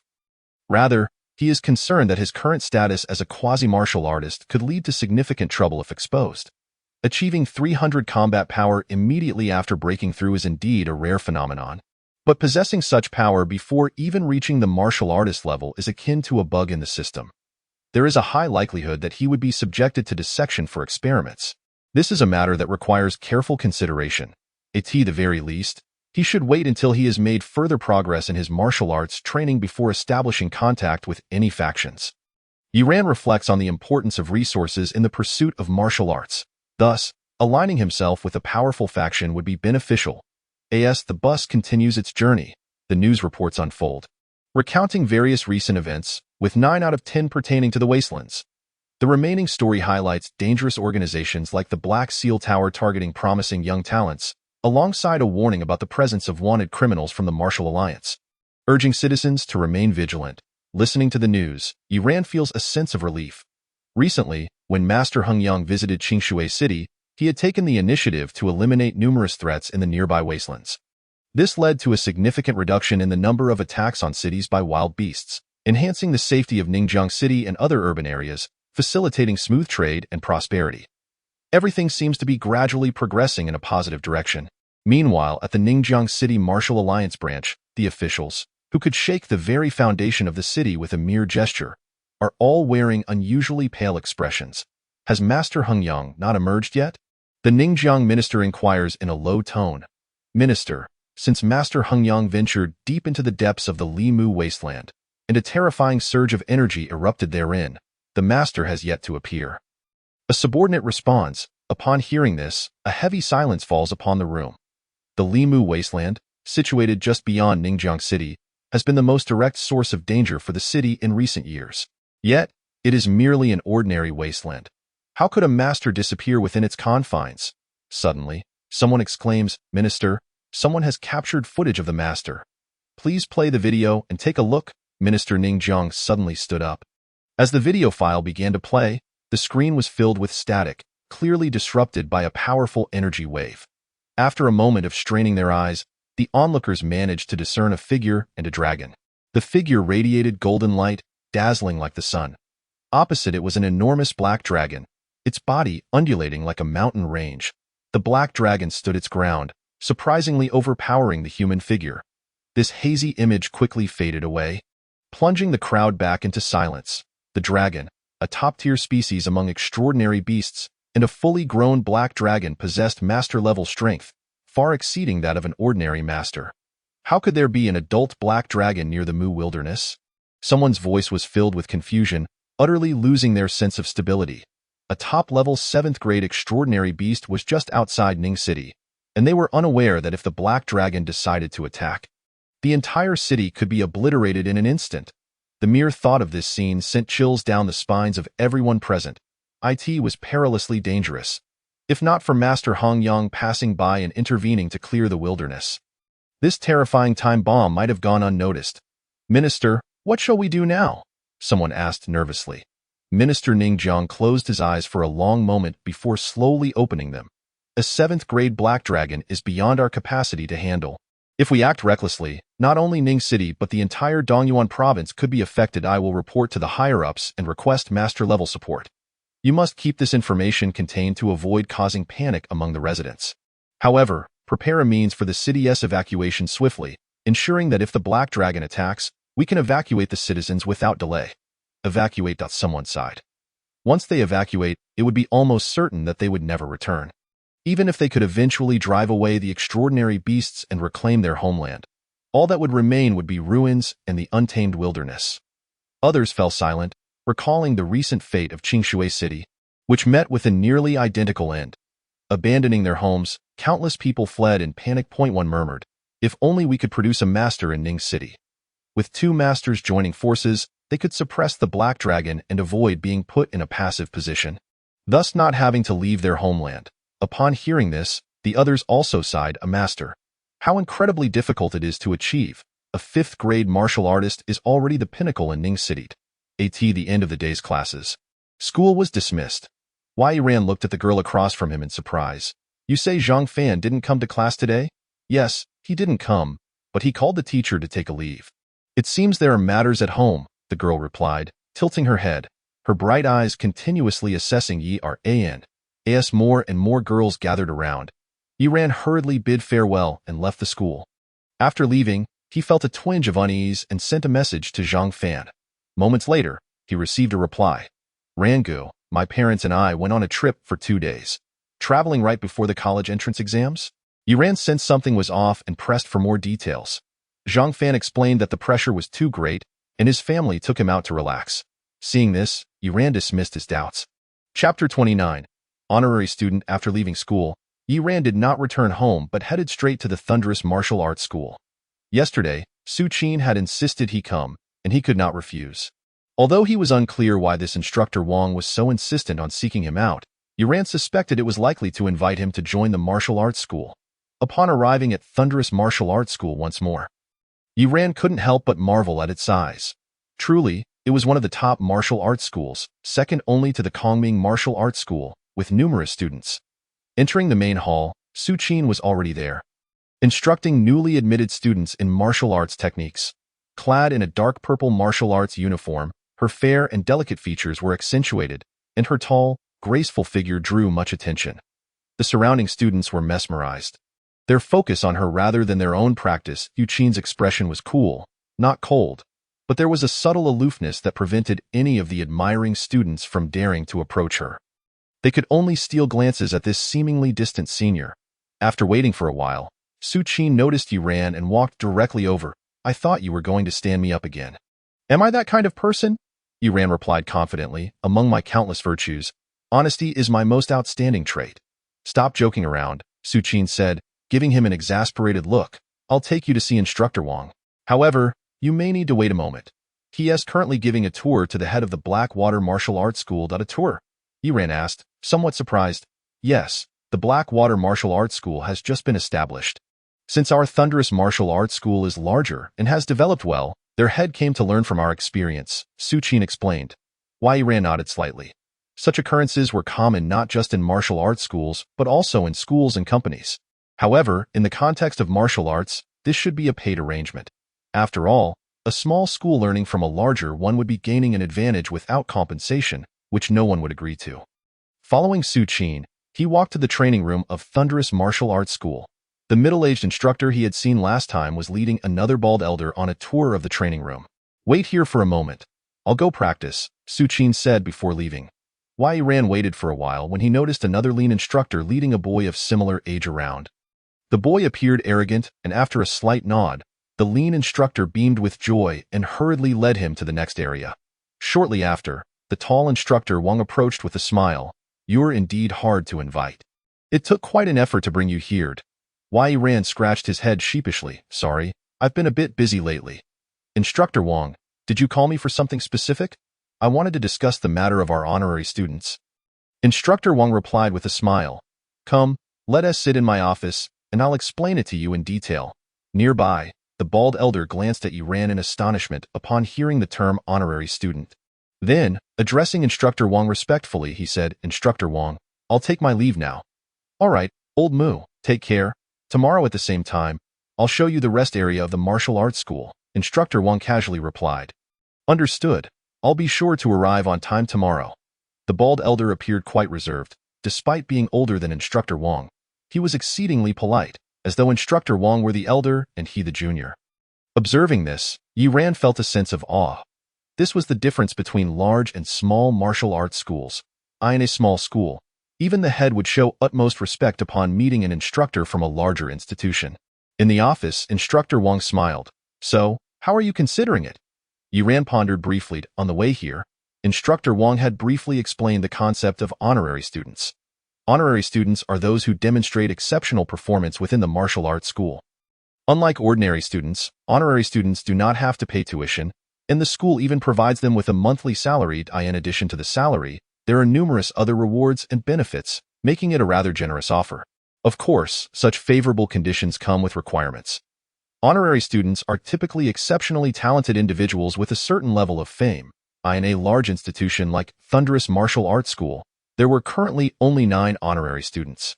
Yiran considered for a moment. Instructor Wang, the conditions are quite appealing. However, I have other commitments and may not be able to come to the school every day. That's all right. It's essentially just a nominal title. Instructor Wang waved his hand. You only need to come occasionally, perhaps once or twice. But when you do come, you'll need to demonstrate your 7 sounds thunderous fist. He chuckled and continued, to be honest. There are only a few months left until the martial arts entrance exam, and many students are eager to join the school for a final push. Honorary students serve as a recruitment strategy for us, attracting new students with the presence of renowned talents. Yiran nodded thoughtfully. It was no wonder they didn't require regular attendance. If that were the case, coming once or twice would indeed be manageable. After a moment of contemplation, he nodded. Seeing this, Instructor Wang clapped him on the shoulder enthusiastically. You won't regret joining Thunderous Martial Arts School. Instructor Wang felt a surge of joy within him. To have a talent who had reached the 7 sounds realm of the thunderous fist at such a young age was remarkable. Even if his vitality value was somewhat lacking, it could be compensated for by his martial skills. I'll go find the agreement. You head to the hall and test your vitality value, Instructor Wang said before getting up to leave. Yiran made his way to the hall of the martial arts school. Inside, many students had gathered around a boy, expressing their admiration. This boy was the same arrogant one he had seen not long ago. At that moment, the boy wore a proud expression as he faced a mechanical puppet. The screen of the ultimate puppet displayed a combat power of 78. Wow, that's impressive. With a vitality value of 77 and a combat power of 78, he has already reached perfect combat power. I've heard of this person. He seems to be a talent from Yizhong. Said he ranks within the top 30 in that school full of academic stars. Amazing. It looks like our martial arts school is gaining another expert. The surrounding students were abuzz with conversation. Yiran approached, preparing to test his vitality value when he suddenly noticed a movement at the corner of his eye. A few students were chatting. This student from Yizhong must be the latest honorary student. He was brought here by Instructor Zhang, right? Wasn't it said that the last honorary student was to be found by Instructor Wang? Uncertain, yet it is said that the vice master has given his consent. Why bother with such trivialities? It has no bearing on us, as long as a formidable contender arrives. Yiran furrowed his brow slightly. Casting a glance at the arrogant youth from Class 1, choosing not to assess his vitality level, but instead opting to wait in quiet anticipation. Soon, a slender instructor approached, joy radiating from his face as he held a contract. Yiran composedly turned and made his way to Instructor Wang's office. Chapter 30. The choice outside the office. Before Yiran even entered, he could hear the tumultuous sounds of a heated argument from within. A somewhat sharp voice declared coldly, Instructor Wang, regardless of the circumstances, I have made my decision. It shall be Zhang Yang from Class 1. That Yiran you mentioned? I have never even heard of him. He is merely a student from Class 5. How skilled can a Class 5 student possibly be? Instructor Wang countered firmly, but Yiran possesses remarkable talent in martial arts. His mastery of the Thunder Fist is commendable, and he would undoubtedly attract many quality students. Just one martial skill, you say? The vital energy value is what truly matters. What level can a Class 5 student possibly attain? The sharp voice retorted. I have made my decision. It will be Zhang Yang from Class 1. Instructor Wang, suppressing his anger, replied, Vice Master, you were the one who insisted on my inviting candidates repeatedly. Now that I have brought someone here, you want me to send him away? Is this not rather contradictory? Initially, there were no suitable candidates, and that is why I considered him. The sharp voice responded with indifference, he is just an ordinary student from Class 5. It would be an honor for him to be used. What of it if he is not? Enough, Instructor Wang. Let us end this discussion. Hang up the phone. I must prepare a welcome banquet for Zhang Yang. Cursing under his breath, Instructor Wang slammed the phone down. At that moment, a familiar voice rang from outside, accompanied by a knock on the door. Instructor, may I come in? Yi Ran. Instructor Wang sighed. Please, come in. Once inside the office, Instructor Wang inquired, did you hear everything that was just said? Yi Ran nodded. Observing his calm demeanor, devoid of any anger or other emotions, Instructor Wang couldn't help but sigh in his heart. Unassuming and composed, Yi Ran was increasingly to his liking. Unfortunately, I apologize. I was unable to advocate for your success, Instructor Wang lamented. If the master were present, perhaps there would be hope, but he is currently in the wilderness. Leaving the vice master with absolute authority to IT is quite all right. I appreciate your efforts on my behalf, Yi Ran replied with a sincere smile. Seeing him so reasonable, Instructor Wang felt guilty. This time, it is my fault, causing you to make a fruitless trip. However, rest assured, when the opportunity for honorary students arises in the future, I will certainly discuss this with the master and ensure you receive compensation that's unnecessary. Yi Ran shook his head, then, as he observed Instructor Wang's astonished expression, he slowly added, Instructor, I do not hold you accountable, but that does not mean I am devoid of feelings or indifference. Henceforth, I, Yi Ran, shall have no further dealings with the Thunderous Martial Arts Academy until death. His expression remained tranquil, as if he were merely stating a mundane fact, and his voice bore no hint of emotion. Yet it left Instructor Wang momentarily stunned, feeling an inexplicable tension. Why, Yi Ran, do not act impulsively. The Thunderous Martial Arts Academy is one of the 3 major academies in Ningjiang, with a profound heritage. Suppressing his complex emotions, Instructor Wang spoke in a low tone. Do not allow such trivial matters to deprive you of an important choice and opportunity. Choice? Opportunity? Yi Ran chuckled softly. Instructor, you have fundamentally misunderstood from the very beginning. It is not the Thunderous Martial Arts Academy that is choosing me, rather. I am the one choosing the Thunderous Martial Arts Academy. Regardless, I thank you, Instructor. Please inform Su Qin that I shall not wait for her any longer and will be returning now. With that, he turned and departed. Instructor Wang watched his retreating figure, his brow furrowing. He had initially thought Yi Ran to be a person of gentle temperament, yet he had not anticipated such pride. However, pride requires capital. Zhang Yang from Class 1, though arrogant, undeniably possessed the ability to be so. With a vitality value of 77 and a combat strength of 78, he would be an elite in any academy. Where did Yi Ran find such blind confidence? Did he truly believe he was the one making the selection? Despite some reservations, Instructor Wang felt a twinge of regret well up within him. It seemed that the future of the Thunderous Martial Arts Academy might face serious repercussions due to today's decision. Yi Ran exited the Thunderous Martial Arts Academy.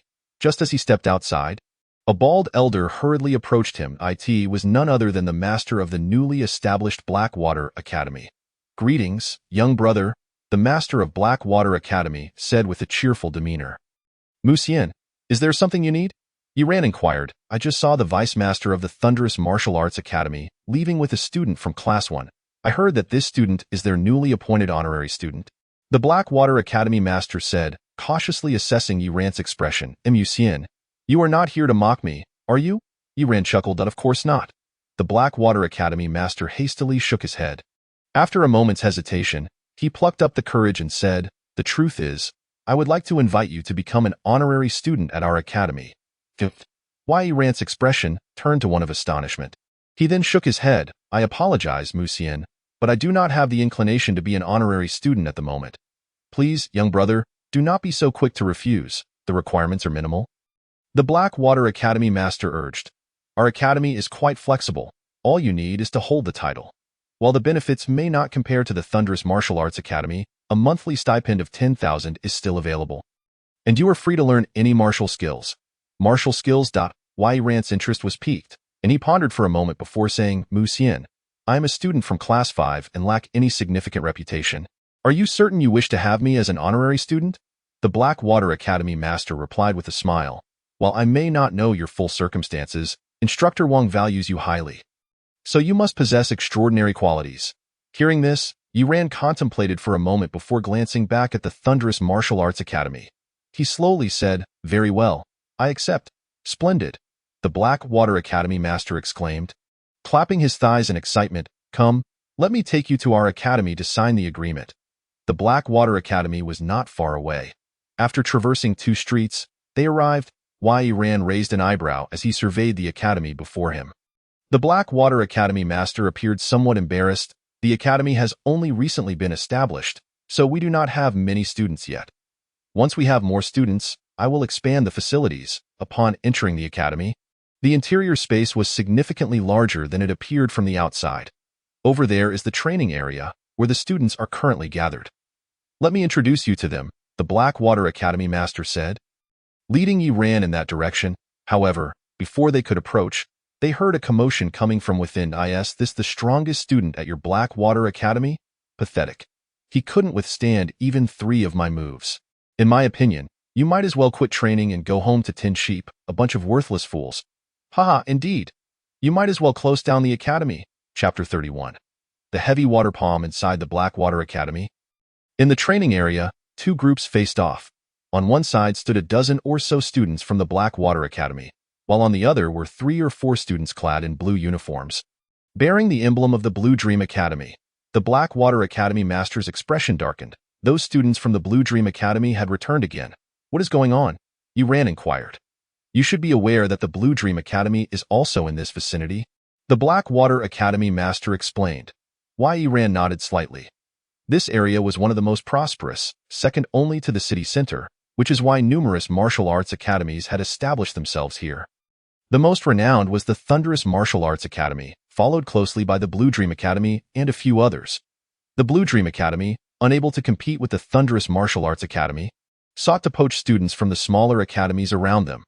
The Blackwater Academy master side, they come to challenge us daily, and the few students we had have been snatched away. Yi Ran raised an eyebrow. Challenges like this were common. However, they usually occurred between academies of similar strength or those with existing grievances. Generally, larger academies would not challenge smaller ones, so the Blue Dream Academy's actions were indeed rather unscrupulous. At that moment, the students from the Blue Dream Academy continued their mocking taunts. Don't waste your time in this pathetic academy. There is nothing of value to learn here. Look at your senior brother. He has potential, yet he has been turned into a waste. Do not let them bully you too much.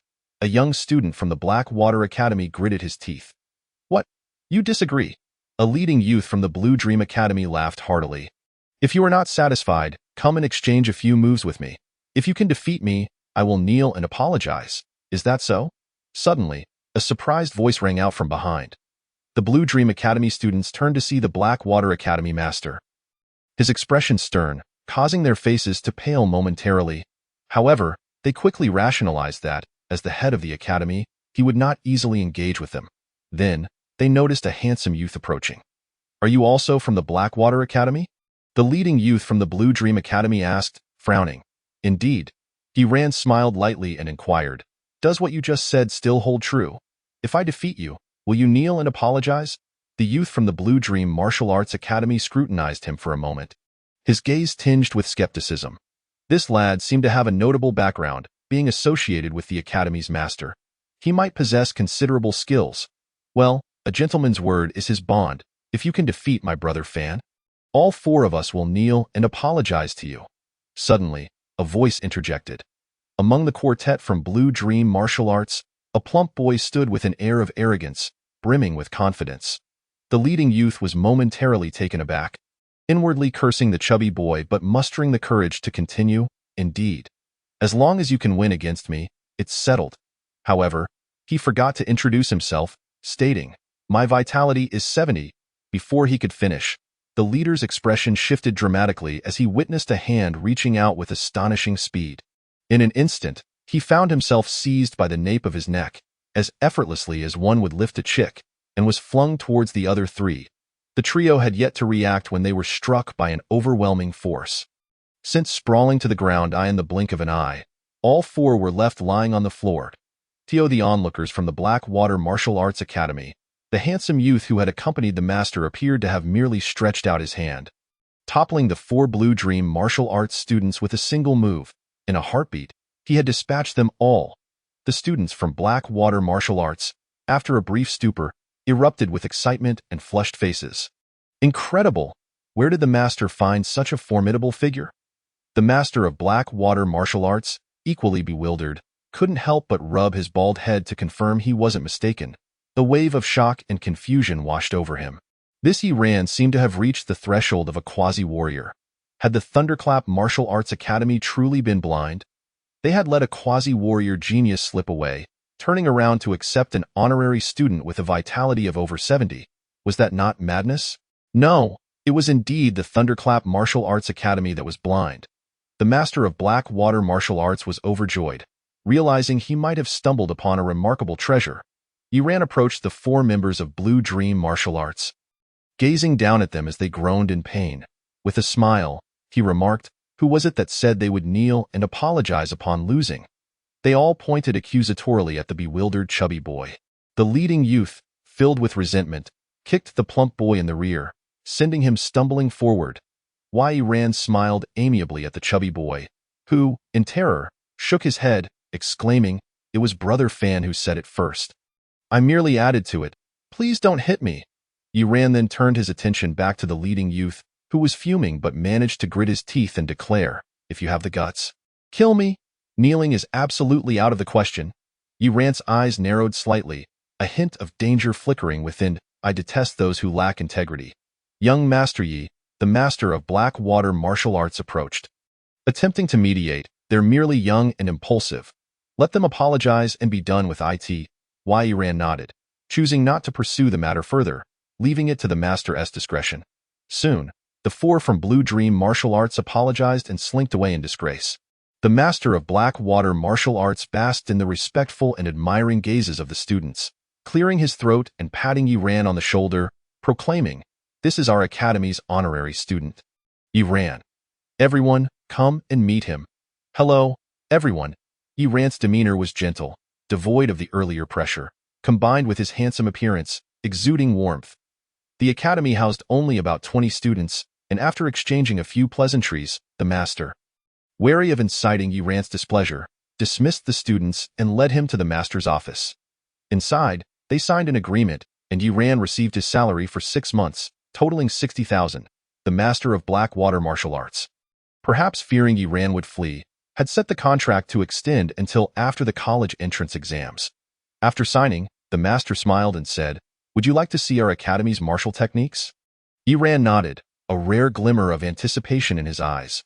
The master stroked the ring on his hand, and instantly, 10 volumes of martial techniques, each of various colors, materialized on the table. "These are all the martial techniques our academy possesses." Yiran gazed in astonishment at the ring, a spatial ring. Such rings, crafted from rare minerals found in the wilderness, create their own space and are exceedingly rare and valuable. Indeed, the master chuckled, then gestured towards the techniques. "These 10 martial techniques range from D grade to B grade. B grade techniques?" Yiran felt a surge of excitement, quickly scanning through them until he found the B grade technique, the Heavy Water Palm. Its power was immense, capable of shattering mountains and stones with a single strike. After flipping through the Heavy Water Palm, he decided to keep only a copy of it. Although this technique consisted of merely 3 levels, it was quite challenging. "That if you encounter any difficulties, don't hesitate to ask me," the master of Black Water Martial Arts offered. "I have practiced the Heavy Water Palm myself and have some experience." "Thank you, master." After spending a bit more time at Black Water Martial Arts, Yiran returned home. The master watched him depart, an unusual expression on his aged face. Even though this youth was an honorary student of the academy, it was unnecessary to provide him with all the martial techniques. The age-old adage of teaching a disciple to the point of starving the master exists for a reason, especially concerning a B-grade technique of such high value. Even a powerful entity like the Thunderclap Martial Arts Academy would not impart such knowledge to an honorary student without sufficient contributions. His actions, driven not only by the youth's potential but also as an investment, made him hope he had not misjudged. As night fell, after dining, Yiran continued to visit Su Qin's home to teach her the Thunderclap Fist. It was evident that Instructor Wang had already informed her of the afternoon's events. Su Qin remained silent for a moment before softly saying, "I'm sorry. Had I known it would turn out this way, I would not have asked you to come. It's a trivial matter," Yiran replied, shaking his head, not overly concerned. If he truly desired to join a faction, the Thunderclap Martial Arts Academy would be inadequate. He ought to aim for a top-tier academy like the Empty Bright Martial Arts Academy.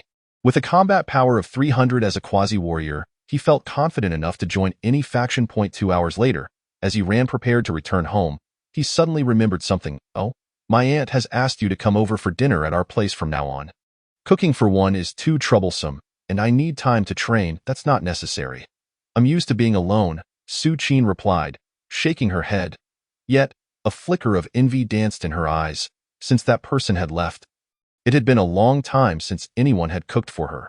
After Yiran departed, a scar-faced middle-aged man stepped out, glancing at Su Qin and murmuring, "Are you missing your mother?" Su Qin lowered her head.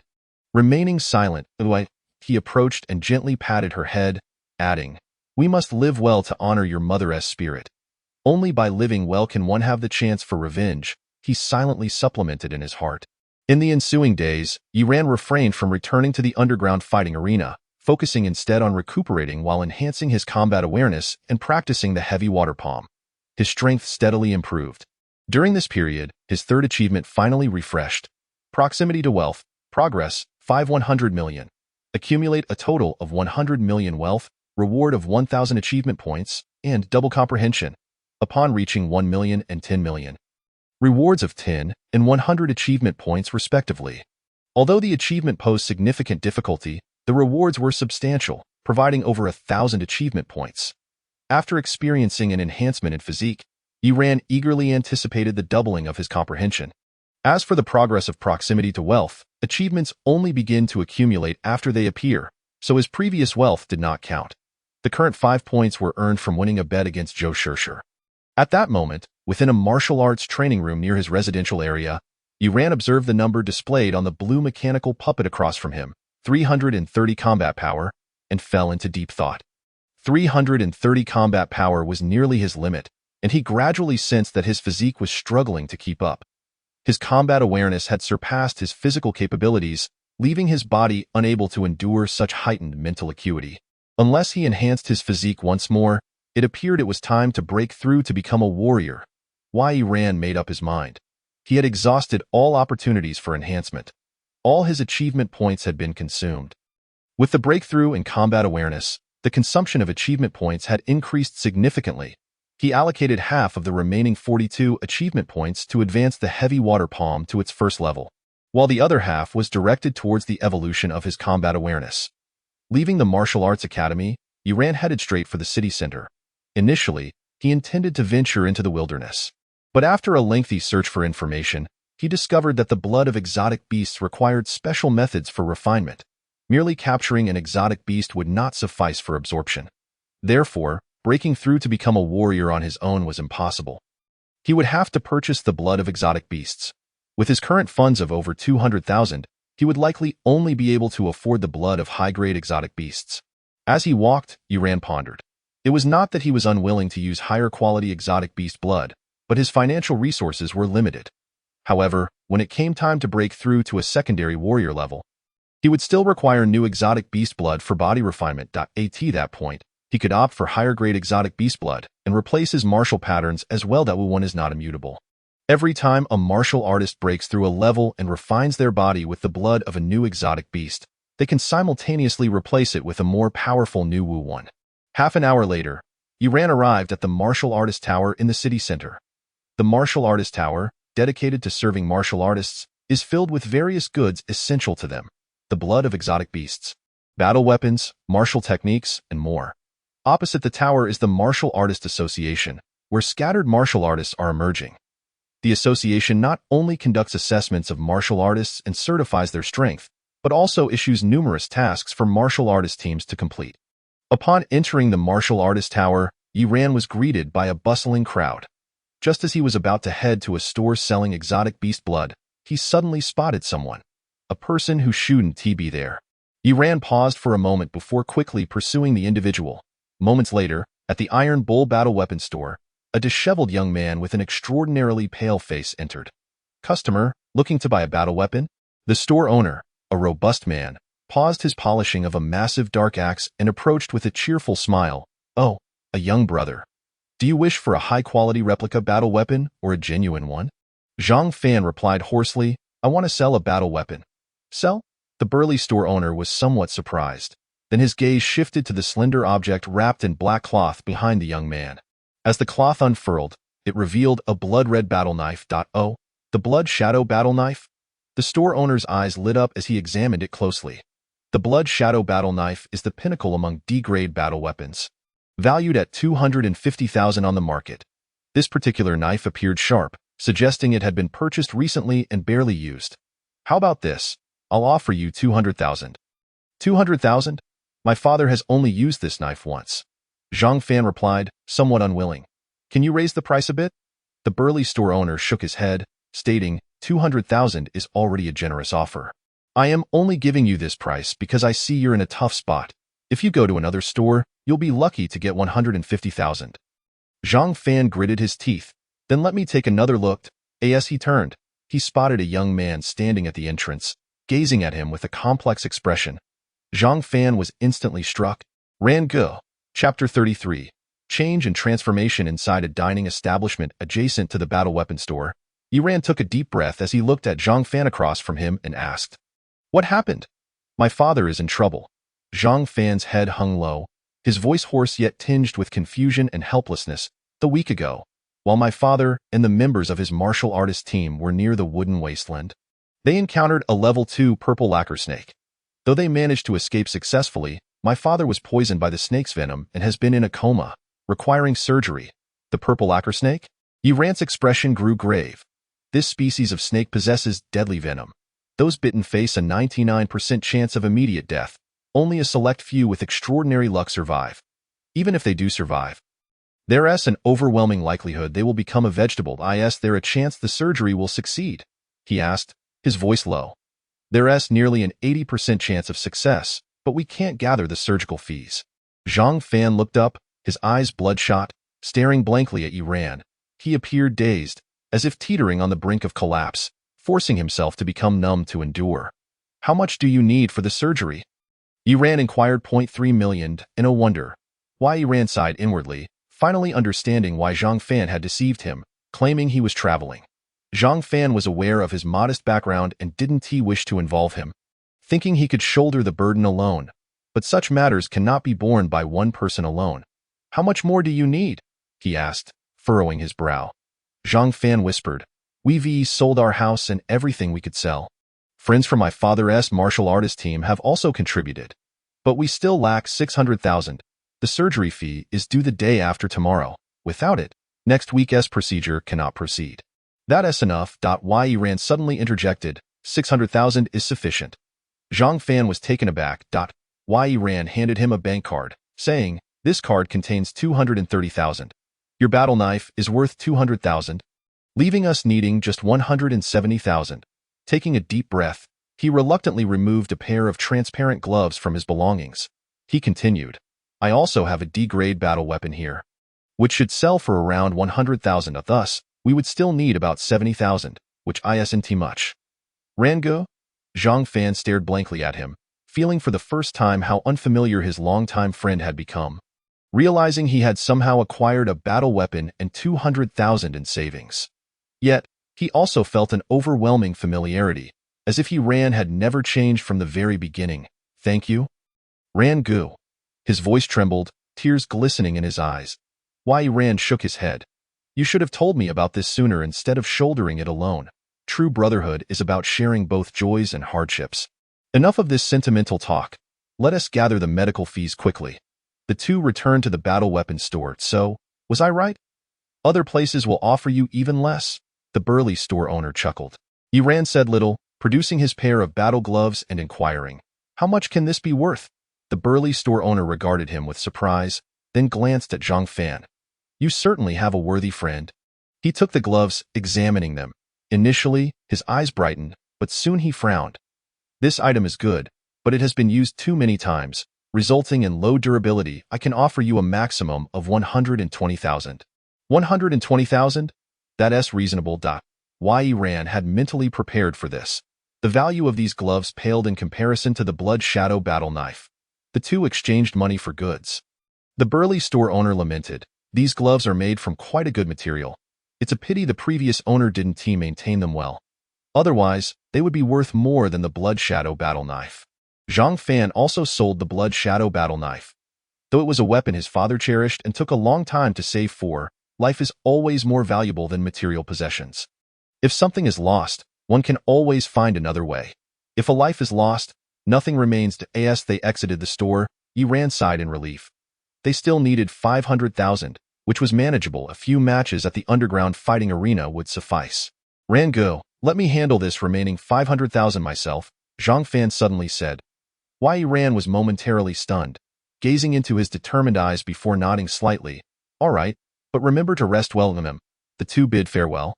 Zhang Fan's mother remained in the hospital caring for his father, so he had to go there as well. After parting ways, Yi Ran returned home with a heavy heart.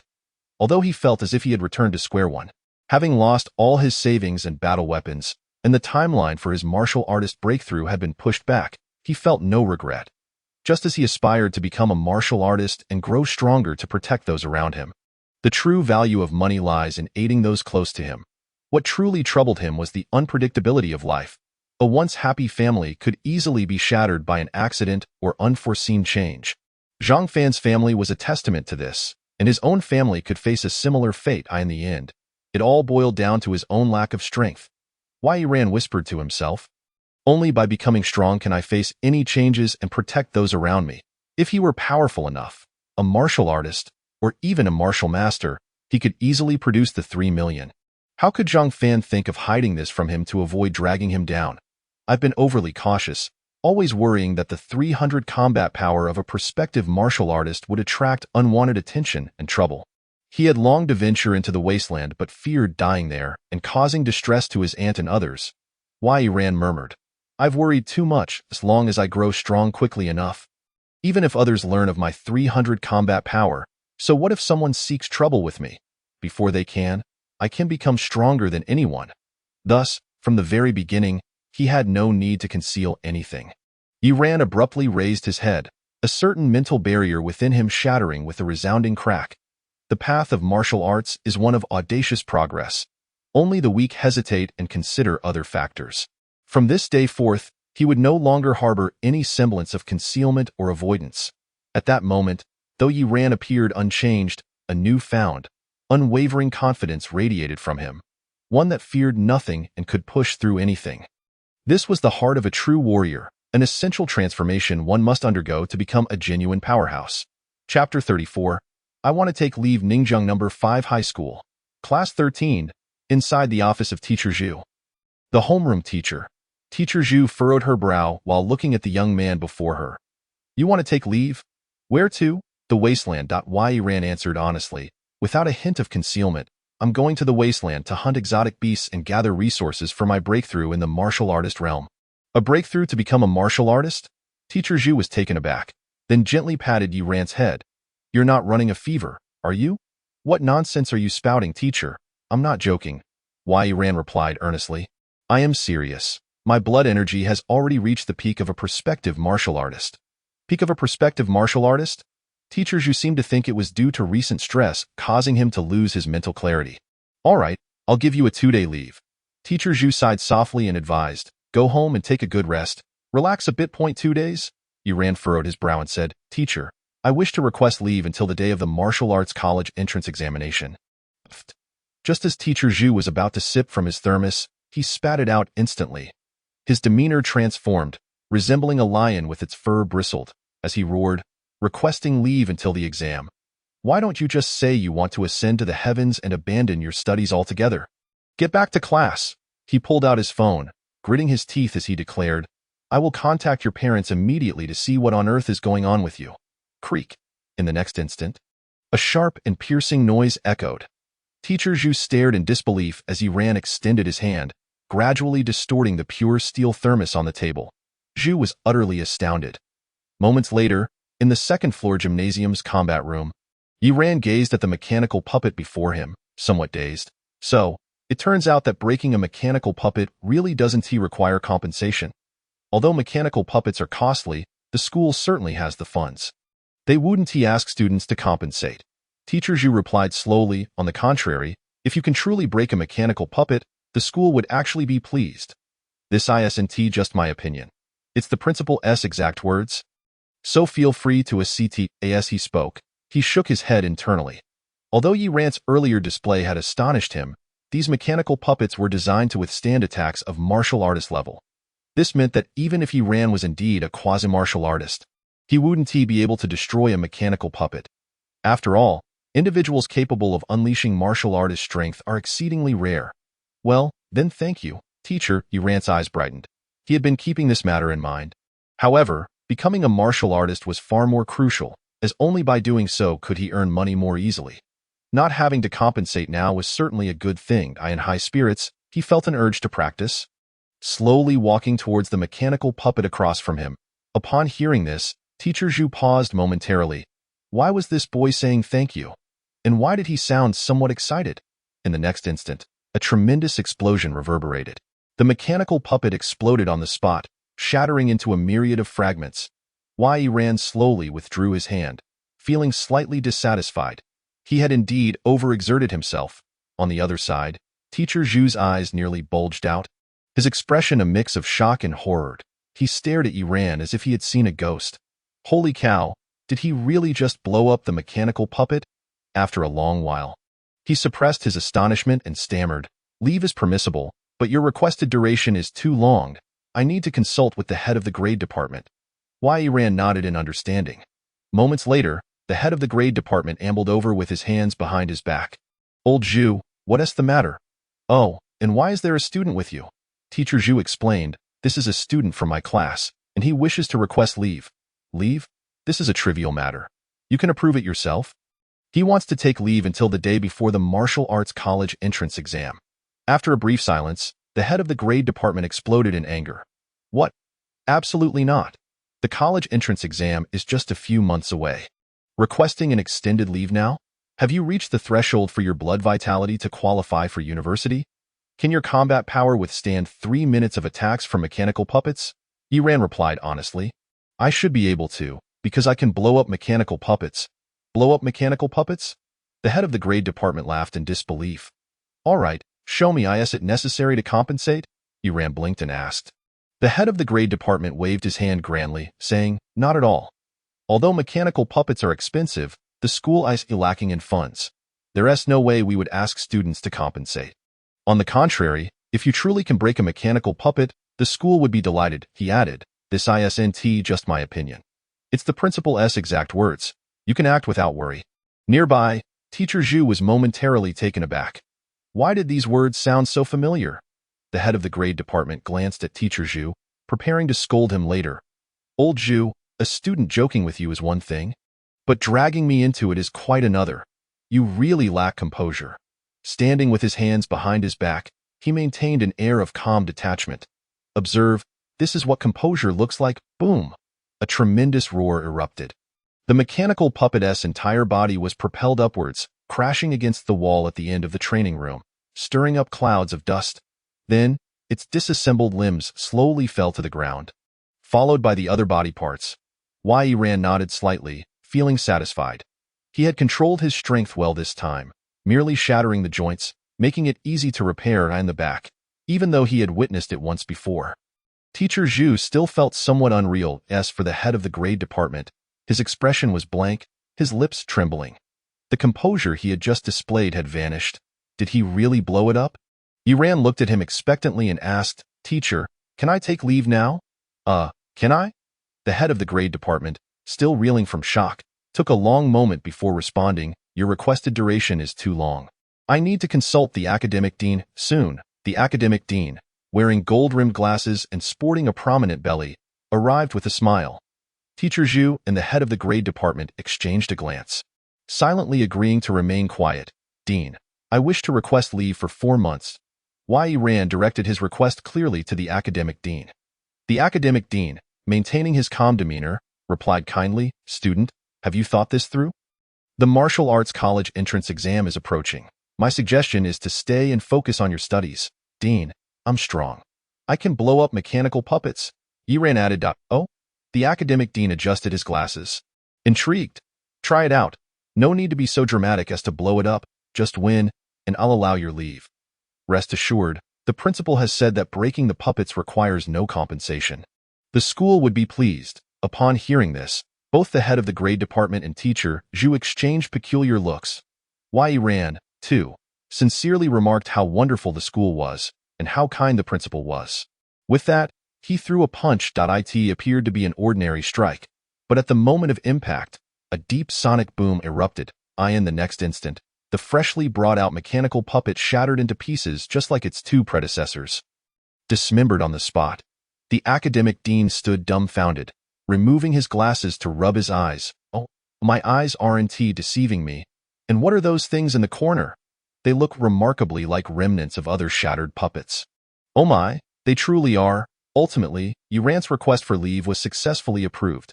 Initially, the head of the grade department and teacher Zhu thought they should report to the principal, asking him to come personally. However, upon witnessing the three ruined puppets, the academic dean, knowing the school would incur significant expenses, stopped them with a pained expression. Searching for the principal. What for? Do you want to ruin another puppet? Thus, Yuran successfully secured his leave and received absolute privileges. Free to come to school whenever he pleased. The school also awarded him a scholarship of 100,000. As he observed Yuran's departing silhouette, teacher Zhu sighed, reflecting on how much this student had changed within just a month. He felt somewhat perplexed. In a month, how did he manage to elevate his blood vitality from 15 to becoming a quasi-martial artist? The head of the grade department was equally filled with questions. Perhaps it's talent. The academic dean responded slowly. There exists a rare physique known as an extraordinary body. Once awakened, the blood vitality increases at an astonishing rate. It is said that some have become martial artists within a single day. However, I have only heard of this physique. I never expected to witness it firsthand. The head of the grade department nodded, acknowledging that regardless of the circumstances, this student belonged to their school, which was ultimately a good thing. Chapter 35. The Wooden Wilderness. 100,000 in scholarship funds. Yuran gazed at the bank card in his hand, somewhat astonished. This was indeed an unexpected surprise. 100,000 was sufficient to purchase a standard grade essence of a mutated beast, allowing him to break through to martial artist status. However, the quality of standard grade essence was too poor. After breaking through, the blood vitality would only elevate by a maximum of 10, and the martial patterns formed would be quite ordinary, providing virtually no enhancement to combat power. After a moment of contemplation, he abandoned this idea and headed towards the martial artist tower. The martial artist tower. After some haggling, Yuran purchased a 10 cubic meter space backpack along with a high-quality replica of the Blood Shadow battle knife, completely spending the entirety of his 100,000. Subsequently, he hailed a taxi and arrived at the outskirts of Ningjiang City. Little brother, you can get off here. We can't drive any further. The driver called out. Yuran stepped out and surveyed the desolate highway before him, lined with enormous, sharp iron fences. In the sky, 2 or 3 small aircraft circled back for surveillance. Looking further ahead, beyond the iron fences, lay another world. It was a vast primordial forest, with countless towering crimson giants stretching towards the clouds, their heights reaching hundreds of meters, while the deafening roars of beasts echoed from within. Yuran clenched his fists, his gaze brightening as he strode forward confidently. Between the iron fences, there were minuscule gaps through which one could pass. Yuran slipped through one of these gaps. Ahead, the highway continued for several hundred meters before he could truly enter the wilderness. However, the roads were riddled with numerous worn-out potholes. A number of martial artists were gathered around these pits, whispering among themselves. Yuran, curious, leaned down to take a look and immediately noticed a pair of enormous, glowing green eyes within the nearest pit. In the next moment, the owner of those eyes let out a piercing shriek and charged towards him.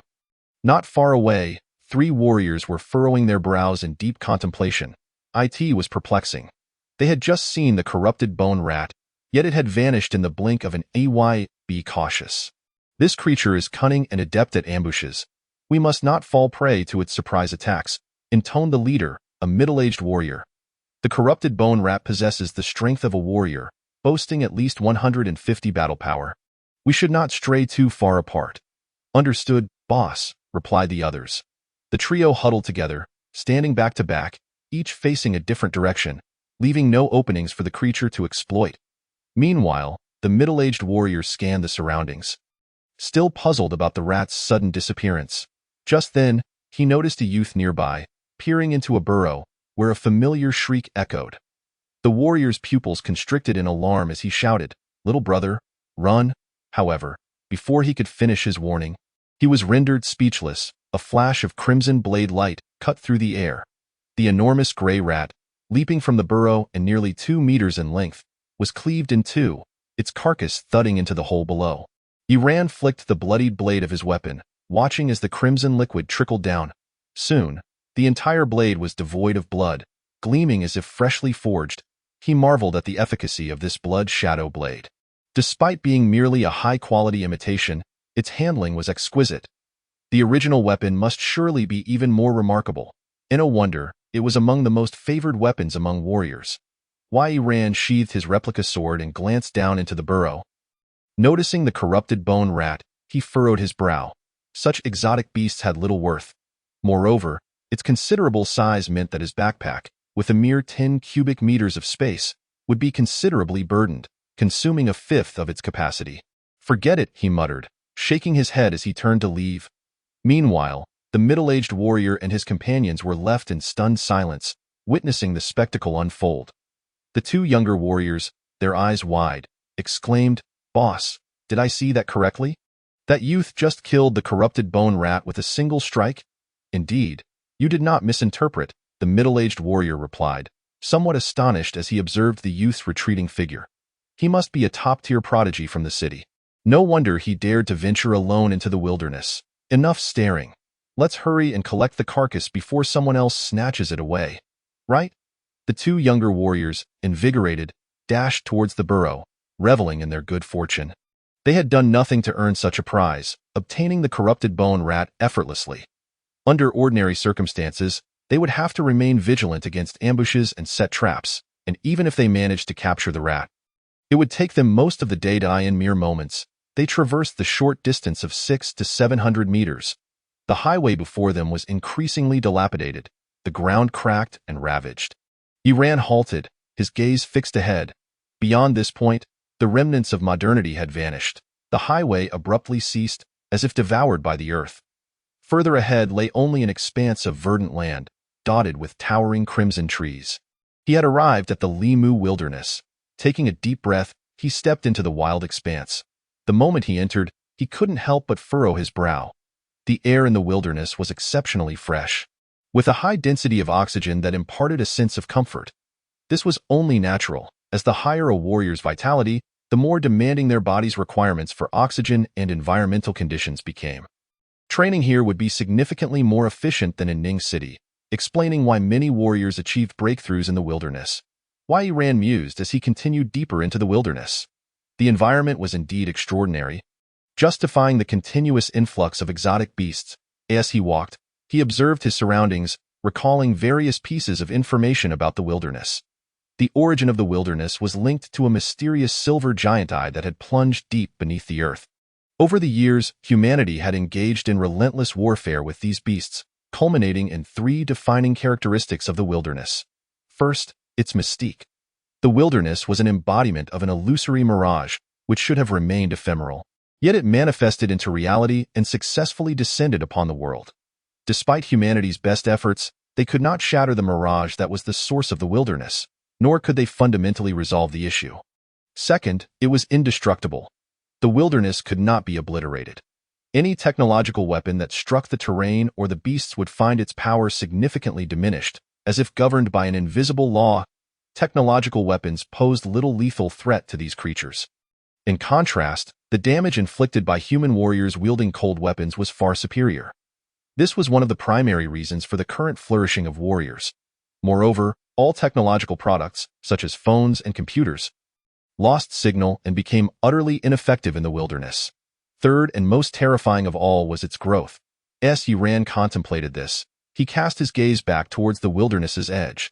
He could clearly see the creeping vines and green grass at the boundary, steadily encroaching upon the highway, gradually devouring it.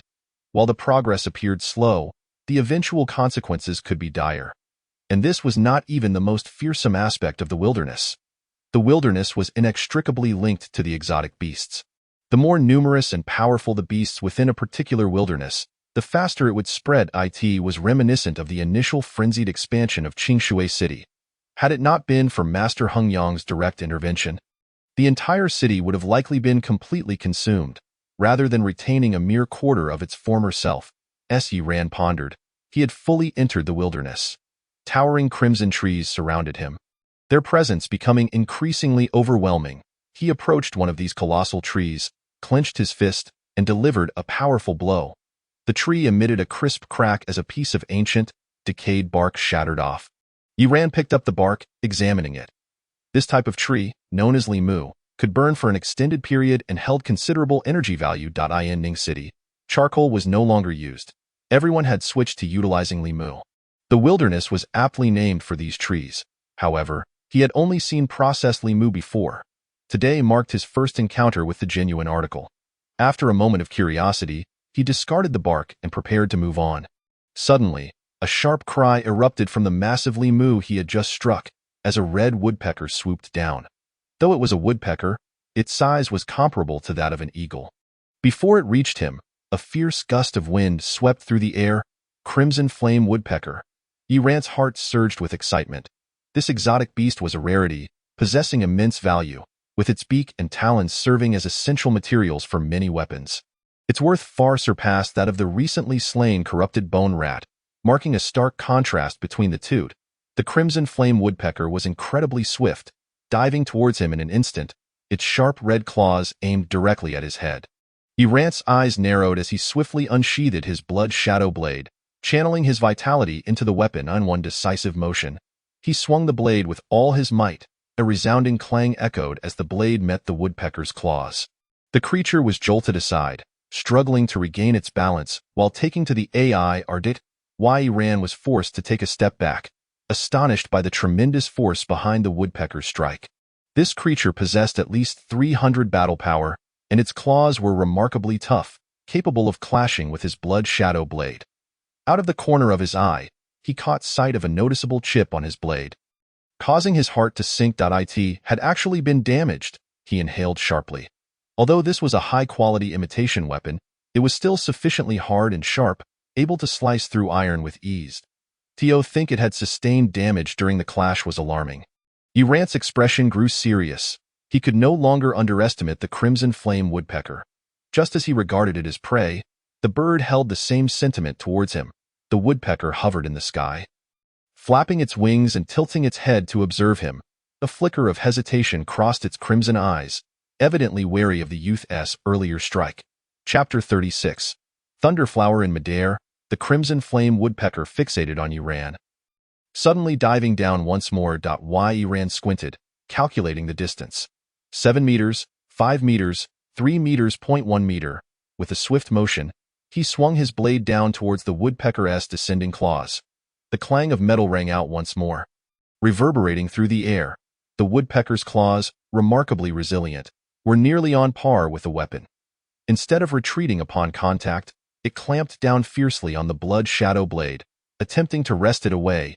Yi Ran's vitality surged as he pulled back with all his strength, drawing the woodpecker closer. The crimson flame woodpecker let out a startled cry, clearly unprepared for such a swift reaction. It realized too late that its attempt to ascend was futile, and it could only watch as he ran. With one hand gripping the blade, raised his other fist to strike its head. Before the punch could land, a deep rumble echoed in rapid succession, sounding like a series of thunderclaps. However, at that crucial moment, a glint of cunning flashed in the woodpecker's red eyes. Its sharp, elongated beak suddenly opened wide, unleashing a torrent of flames that shot forth directly at Yi Ran. Everything transpired in a heartbeat. The situation had shifted dramatically. Yet, Yi Ran remained unfazed, as if he had anticipated this turn of events. With a swift step, he narrowly evaded the flames. Simultaneously, he released his grip on the blood shadow blade, which, deprived of its wielder's strength, was easily seized by the woodpecker. Momentarily stunned, it seemed taken aback by the human's rapid response. Instinctively, it sought to ascend into the sky, believing that without a weapon, this human would be an easier target to eliminate. Regrettably, it was not afforded the opportunity to escape. In the brief moments of its hesitation, Yi Ran had already stepped behind it, and then a cold, indifferent voice resonated. Heavy water palm bang. This strike landed with tremendous force upon the tail of the crimson flame woodpecker. Instantly, the rear of the woodpecker exploded, blood gushing forth. He let out a wretched cry, abandoning the blood shadow battle knife it had clutched, and ascended towards the sky. Yi Ran quietly gazed upward, offering no resistance. Just as the crimson flame woodpecker soared to a height, it suddenly wavered, swaying left and right, before plummeting to the ground with a resounding thud. Yi-Ran approached, finding the woodpecker lying askew, its eyes wide open, blood trickling from its beak. Its internal organs had been shattered. It was dead beyond any doubt. Heavy water palm, a B-grade martial technique, is indeed formidable, Yi-Ran murmured. The technique's threefold strikes were all infused with hidden energy. Although he had only grasped the first level, unleashing a single burst of hidden power, its might was extraordinary, easily killing the Crimson Flame woodpecker. Of course, the primary reason lay in his battle prowess. His usual combat strength stood at 330, which surged to 370 upon executing the heavy water palm. Such a formidable strength rendered him capable of vanquishing even two overlapping Crimson Flame woodpeckers. Yi-Ran collected the woodpecker's corpse, stowing it in his spatial backpack. This creature was not overly large, occupying minimal space. It could fetch no less than 50,000. Yi-Ran's spirit soared. Upon entering the wilderness, he had already reaped a reward of 50,000. This marked an auspicious beginning. Subsequently, he checked his achievements as a wilderness hunter. Wilderness Hunter, Beginner Progress, 210. Eliminate 10 different wilderness beasts. Reward, 30 achievement points.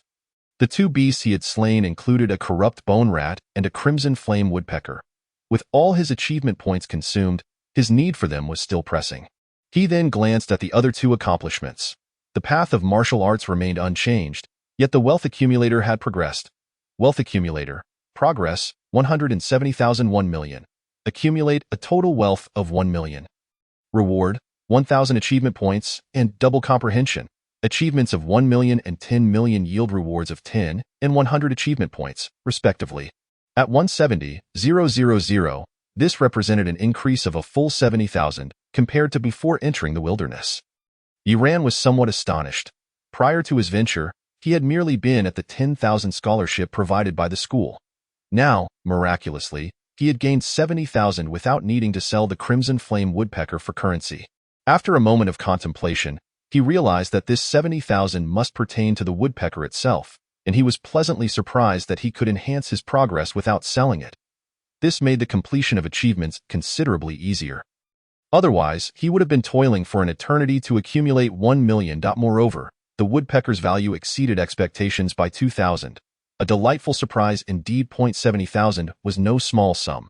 His spatial backpack only had an 85,000 capacity. Buoyed by this fortuitous start, Yi-Ran plunged deeper into the wilderness. Although he ventured further, he remained cautious, only exploring the outskirts, wary of the dangerous interior zones inhabited by numerous second- and third-tier beasts. Not to mention the perilous fourth- and fifth-tier creatures akin to martial masters. With his current strength, he would be no match for even a second-tier beast, and he certainly did not wish to waste his life recklessly.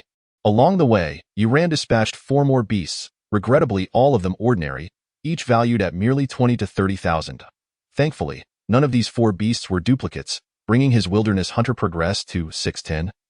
Not far from completion. 30 achievement points. I wonder if they can help me advance to the second level of the palm technique, Yi-Ran mused as he scanned his surroundings. Upon breaking through to the second level of the heavy water palm, his maximum combat strength should exceed 400. While it might not be sustainable, it would still represent a significant enhancement, a trump card to wield. Lost in thought, his gaze shifted forward, where a massive tree loomed. A small purple flower swayed gently in the breeze, emitting a faint fragrance. Yi-Ran raised an eyebrow. It was a thunder element flower, known to enhance vitality and one of the primary materials for many vitality potions. Worth approximately 2 to 3,000 each. Though 2,000 was not exceedingly high, it was better than nothing. He approached, reaching for the thunder element flower. Suddenly, the nearby grass rustled, and a colossal gray rabbit sprang forth. The gray rabbit measured nearly a meter in length, its long fangs protruding, eyes gleaming as sinister. It bared its teeth at Yi-Ran. Emitting a threatening growl, Yi-Ran paid it no mind as he plucked the thunder element flower. Just as he did, the gray rabbit could no longer contain itself and charged at him ferociously.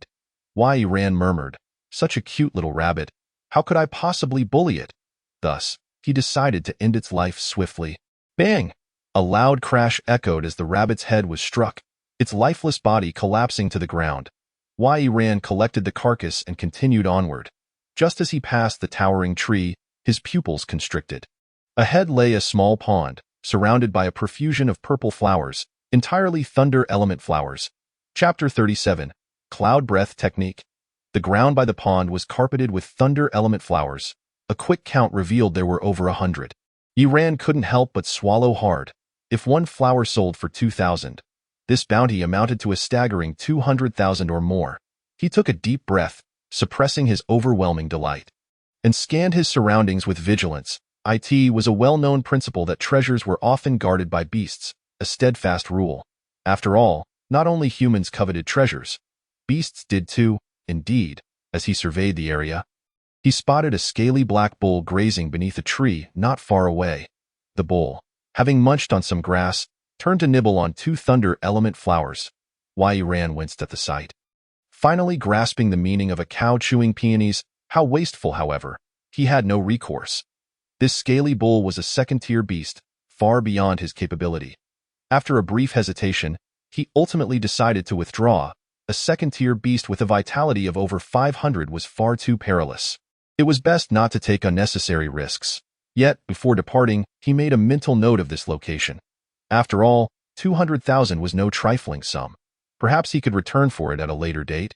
Half an hour later, Yiran halted, gazing forward, his nostrils flaring slightly.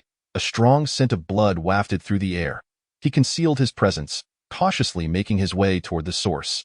After navigating past several towering trees that obstructed his view, he stumbled upon a massive black wolf carcass and several mangled human remains.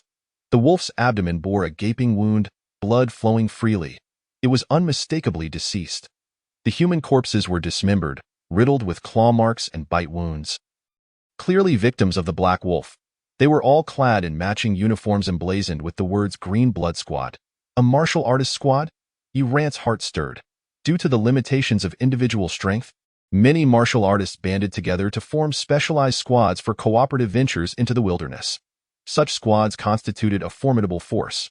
The more powerful squads rivaled major martial arts academies and clans, and may even surpass them. However, it appeared this was merely an ordinary martial artist squad. Otherwise, they would not have met their end alongside a Black Iron Wolf. The Black Iron Wolf was relatively weak, possessing only around 200 battle prowess, categorizing it as a common beast. Yiran cast a glance, then without hesitation, approached to assist in collecting the corpses. Left to rot here, they would soon be devoured by other beasts. There were 5 bodies in total, all in a gruesome state, seemingly lacking a single intact one, which made Yiran sigh inwardly. He first stowed the Black Iron Wolf's corpse into his spatial backpack. The wolf was quite large, nearly 2 meters in length. Afterward, the 10 cubic meter backpack appeared to be nearing its limit, almost full. Beast sizes were generally substantial. Thus, despite not having stored many, space was becoming insufficient. After securing the Black Iron Wolf, Yiran suddenly froze. He then checked the progress of Wealth Accumulator once more. Wealth Accumulator, progress 240,000 1 million. Accumulate a total wealth of 1 million, reward 1,000 achievement points, and double comprehension. Yiran squinted. This 240,000 progress was still reflective of his prior achievements. He retrieved the wolf's corpse, casting it aside, and rechecked the progress. It remained at 240,000, unchanged. After stowing the wolf's body again, the progress still did not alter. Yiran's expression grew increasingly cold as he surveyed his surroundings. Regaining composure, he began to assist in collecting the bodies. His movements were swift, and in no time, he had gathered 3 of the corpses. Then, for the 4th body, Yiran bent down to tend to it. Just then, the 5th corpse behind him suddenly opened its eyes and greedily gazed at his spatial backpack. A glint of avarice flashing in its eyes, slowly, the corpse retrieved a dagger from its chest and lunged forward. Whoosh! The dagger shot forth with astonishing speed, aimed directly at the youth's back.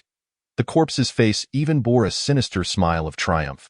Yet in the next instant, a hand firmly grasped its wrist. The corpse froze momentarily, only to see the youth turning around, his gaze dark and penetrating. Yiran applied slight pressure, easily wrenching the dagger from its grasp. He weighed the dagger in his hand, revealing a look of surprise. This dagger appeared to be a weapon. The corpse's expression shifted dramatically. The overwhelming strength he had just felt from the youth rendered him utterly incapable of resistance. After all, he was a martial artist boasting a strength of 200. Judging by appearance, this youth seemed to be only around 16 or 17. How could he possibly possess such power? Stunned and apprehensive, the corpse was about to offer an explanation when Yiran swiftly extended his hand and delivered a resounding slap, sending it crashing to the ground, utterly dazed. Misunderstanding, misunderstanding. The corpse is that of a middle-aged man with a sharp, monkey-like face, who is now crying out in terror. I was gravely injured and fainted, just awakened, and thought you were a monstrous beast, which is why I attacked you. Yiran nodded slightly and continued to approach him, the blood shadow warblade materializing in his hand. The dark red blade glided over the hard sand and stone, producing a screeching sound of grating friction. The sharp-faced man, horrified, repeatedly bowed his head in a frenzy, exclaiming, I was wrong, I was wrong. I should not have attacked you. Please forgive me, and I will give you everything I have on me. Everything on you. Yiran raised an eyebrow. Indeed, I possess a martial art that allows me to conceal my aura. Feigning death. Just now, I was pretending to be dead, which is why you didn't notice me. As soon as the sharp-faced man finished speaking, his expression filled with regret. Damn it, how did I forget? This fellow must have discovered my presence long ago, which is why he was cautious. Thus, this martial art is no longer a worthy bargaining chip for my life, a technique to conceal one's aura. Yiran's interest was piqued. To be honest, he had not realized that among the corpses, there was someone pretending to be dead, hoping to ambush and collect the bodies. After all, he had only heard of such things. He knew that some malevolent martial artists used corpses as bait to ambush and kill others. But this was his first foray into the wilderness, and he had been somewhat unprepared. It was only when he noticed that after collecting the Black Iron Wolf's corpse, his progress had not increased, that he became wary. Any of his gains should lead to an increase in progress, yet this Black Iron Wolf was so unusual, indicating that its corpse did not belong to him. This meant there were others around. Thus, he cautiously scanned his surroundings but found no hidden individuals. Hence, he surmised that someone was masquerading as a corpse, and indeed, his suspicions were confirmed. The injuries on the sharp-faced martial artist were all fabricated, as was his death. What martial art? Yiran inquired with genuine curiosity. He was intrigued by this martial art, as it had been concealed so well that even his keen senses failed to detect it. Had he not been meticulous enough to notice the discrepancies, he might have fallen into a significant trap, an A-rank martial art called the Cloud Concealment Technique. If you promise to spare me, I will give it to you. The sharp-faced man seemed to see a glimmer of hope for survival and shouted eagerly. Chapter 38. Blood of the White Elephant. An A-rank martial art. Yiran's heart raced. Yet his expression remained unchanged as he replied coolly, If I kill you, the things will still be mine. The sharp-faced man's face paled. I possess many similar martial arts. You won't be able to discern which is genuine. Yiran halted in his tracks, furrowing his brow. This fellow is indeed cunning, he said coldly. How can I be sure that the martial art you provide is authentic? I can recite a passage for you to determine its authenticity. If you practice it now, you will know. The sharp-faced man pleaded urgently, but you must promise to spare me. Very well. Yiran considered for a moment before nodding. You should present the martial art to me. I must verify it to be at ease. Oh, you think I'm foolish? If I reveal the genuine martial art, you will undoubtedly kill me. The sharp-faced man gritted his teeth, unless you let me go. Otherwise, testing each martial art would take time, and I might end up making mistakes in my practice. Are you threatening me? Yiran narrowed his eyes, deciding, forget it. I might as well kill you and search at my own pace. He slowly approached with the blade. No, please. The sharp-faced man cried out in terror. I will give you the martial art right now, along with everything I possess. Just don't kill me. Hand over the martial art honestly, and I won't act against you, Yiran replied indifferently. The sharp-faced man hesitated, realizing there was no room for negotiation, and reluctantly said, I hope you keep your word.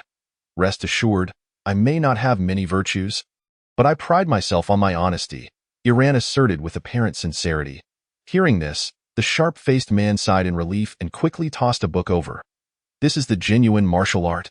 If you don't believe me, you can practice it now. If it's false, you can kill me immediately. Yiran accepted the book and glanced through it. His eyes brightened considerably. It truly was an A-rank martial art. He wondered how this fellow had obtained such a high-level technique. Across from him, the sharp-faced man watched him with a glint of cold malice and hatred in his eyes. "You little brat, we shall meet again." Observing the young man's inexperienced demeanor, he surmised that he lacked experience and, being of a naively compassionate age, was likely to place undue importance on foolish honesty. Hence, he felt no concern about the young man reneging on the deal and turned to leave. "Wait at that moment." The youth's voice came again from behind. The sharp-faced man's heart tightened, and he quickly turned around, saying, "I have given you the genuine martial art. If you don't trust me, you can—" Thud. The sound of a long blade piercing through his chest suddenly rang out. The sharp-faced man froze, staring blankly at the bloodied long blade protruding from his chest. Then, blood spilled from the corner of his mouth as he pointed shakily at Iran, attempting to utter something, but ultimately collapsed lifelessly to the ground, his eyes wide open and unblinking in death. Iran stepped forward and withdrew the Bloodshadow Warblade from his body, shaking his head. "I said I wouldn't kill you. But I have more than just hands." Moments ago, he had kicked the Bloodshadow Warblade, directly slaying the sharp-faced man. There was no need to spare such a person. Leaving him alive would only lead to further harm for other martial artists. It was better to eliminate him early. As for honesty, it was a trait that varied among individuals, and this fellow was unworthy of it. Following this, Iran dealt with the last corpse and rose to leave. The area was thick with the stench of blood, which would attract formidable beasts. It was best to depart quickly. Next, he entered a nearby tree hollow and began to tally his gains. Scattered across the ground were a variety of items. However, Iran's attention was entirely focused on the A-rank martial art, the cloud concealment technique. Before long, he finished perusing the entire volume and exhaled softly. What a treasure! This cloud concealment technique is a unique martial art that allows one to suppress their aura, blood fluctuations, life force, heartbeat, and more to the lowest possible levels, making it exceedingly difficult for either humans or beasts to detect. Whether for ambush, concealment, or evasion, it is incredibly effective. A life-saving technique indeed. After setting aside the cloud concealment technique, Iran felt some regret. Although the technique had appeared on the progression button, he currently lacked achievement points.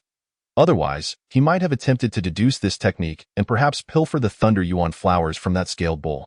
Just thinking of those Thunder Yuan flowers made Iran's heart race. At the very least, they were worth over 200,000, even if he didn't sell them.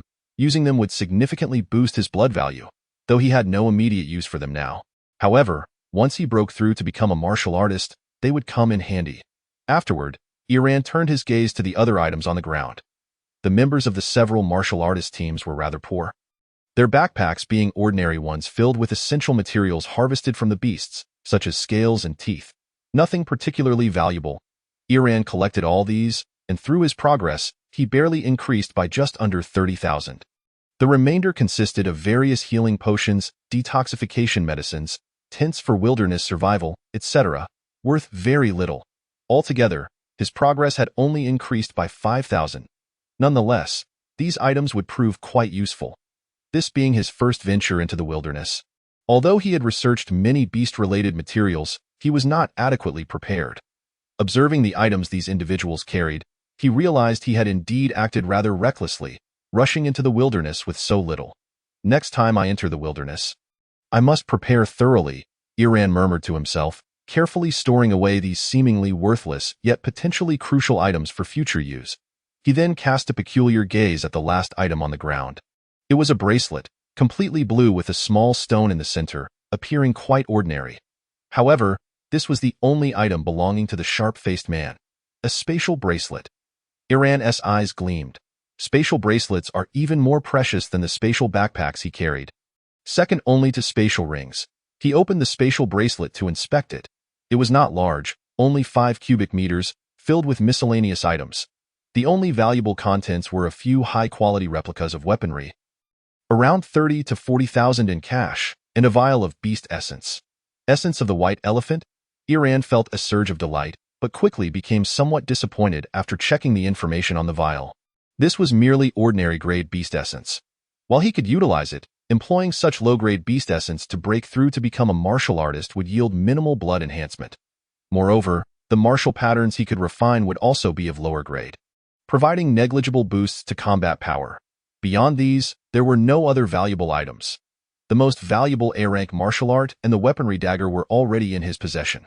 Finally, after tallying his gains, he found that all items combined had led to an increase of 13,000 in his progress, reaching a total of 37,000. The dagger had contributed significantly, around 7,000. Yet, for some unknown reason, the A-rank martial art had not been counted in his progress, leaving Iran feeling a pang of regret. An A-rank martial art, especially one of this unique category, is certainly worth a fortune. After resting for a while, he set out again to hunt beasts. Half an hour later, Iran slumped to the ground. Panting heavily, before him lay the corpse of a massive black panther, its belly slashed open, blood gushing forth, with a dagger embedded within. Gazing upon the lifeless form of the black crocodile leopard, Iran found himself panting, his heart brimming with relief. This formidable creature, with a battle prowess nearing 400 and an astonishing speed, had rendered him utterly helpless, subjected to a relentless onslaught. The prospect of escape was futile. He simply could not outrun it. Initially, despair had gripped his heart.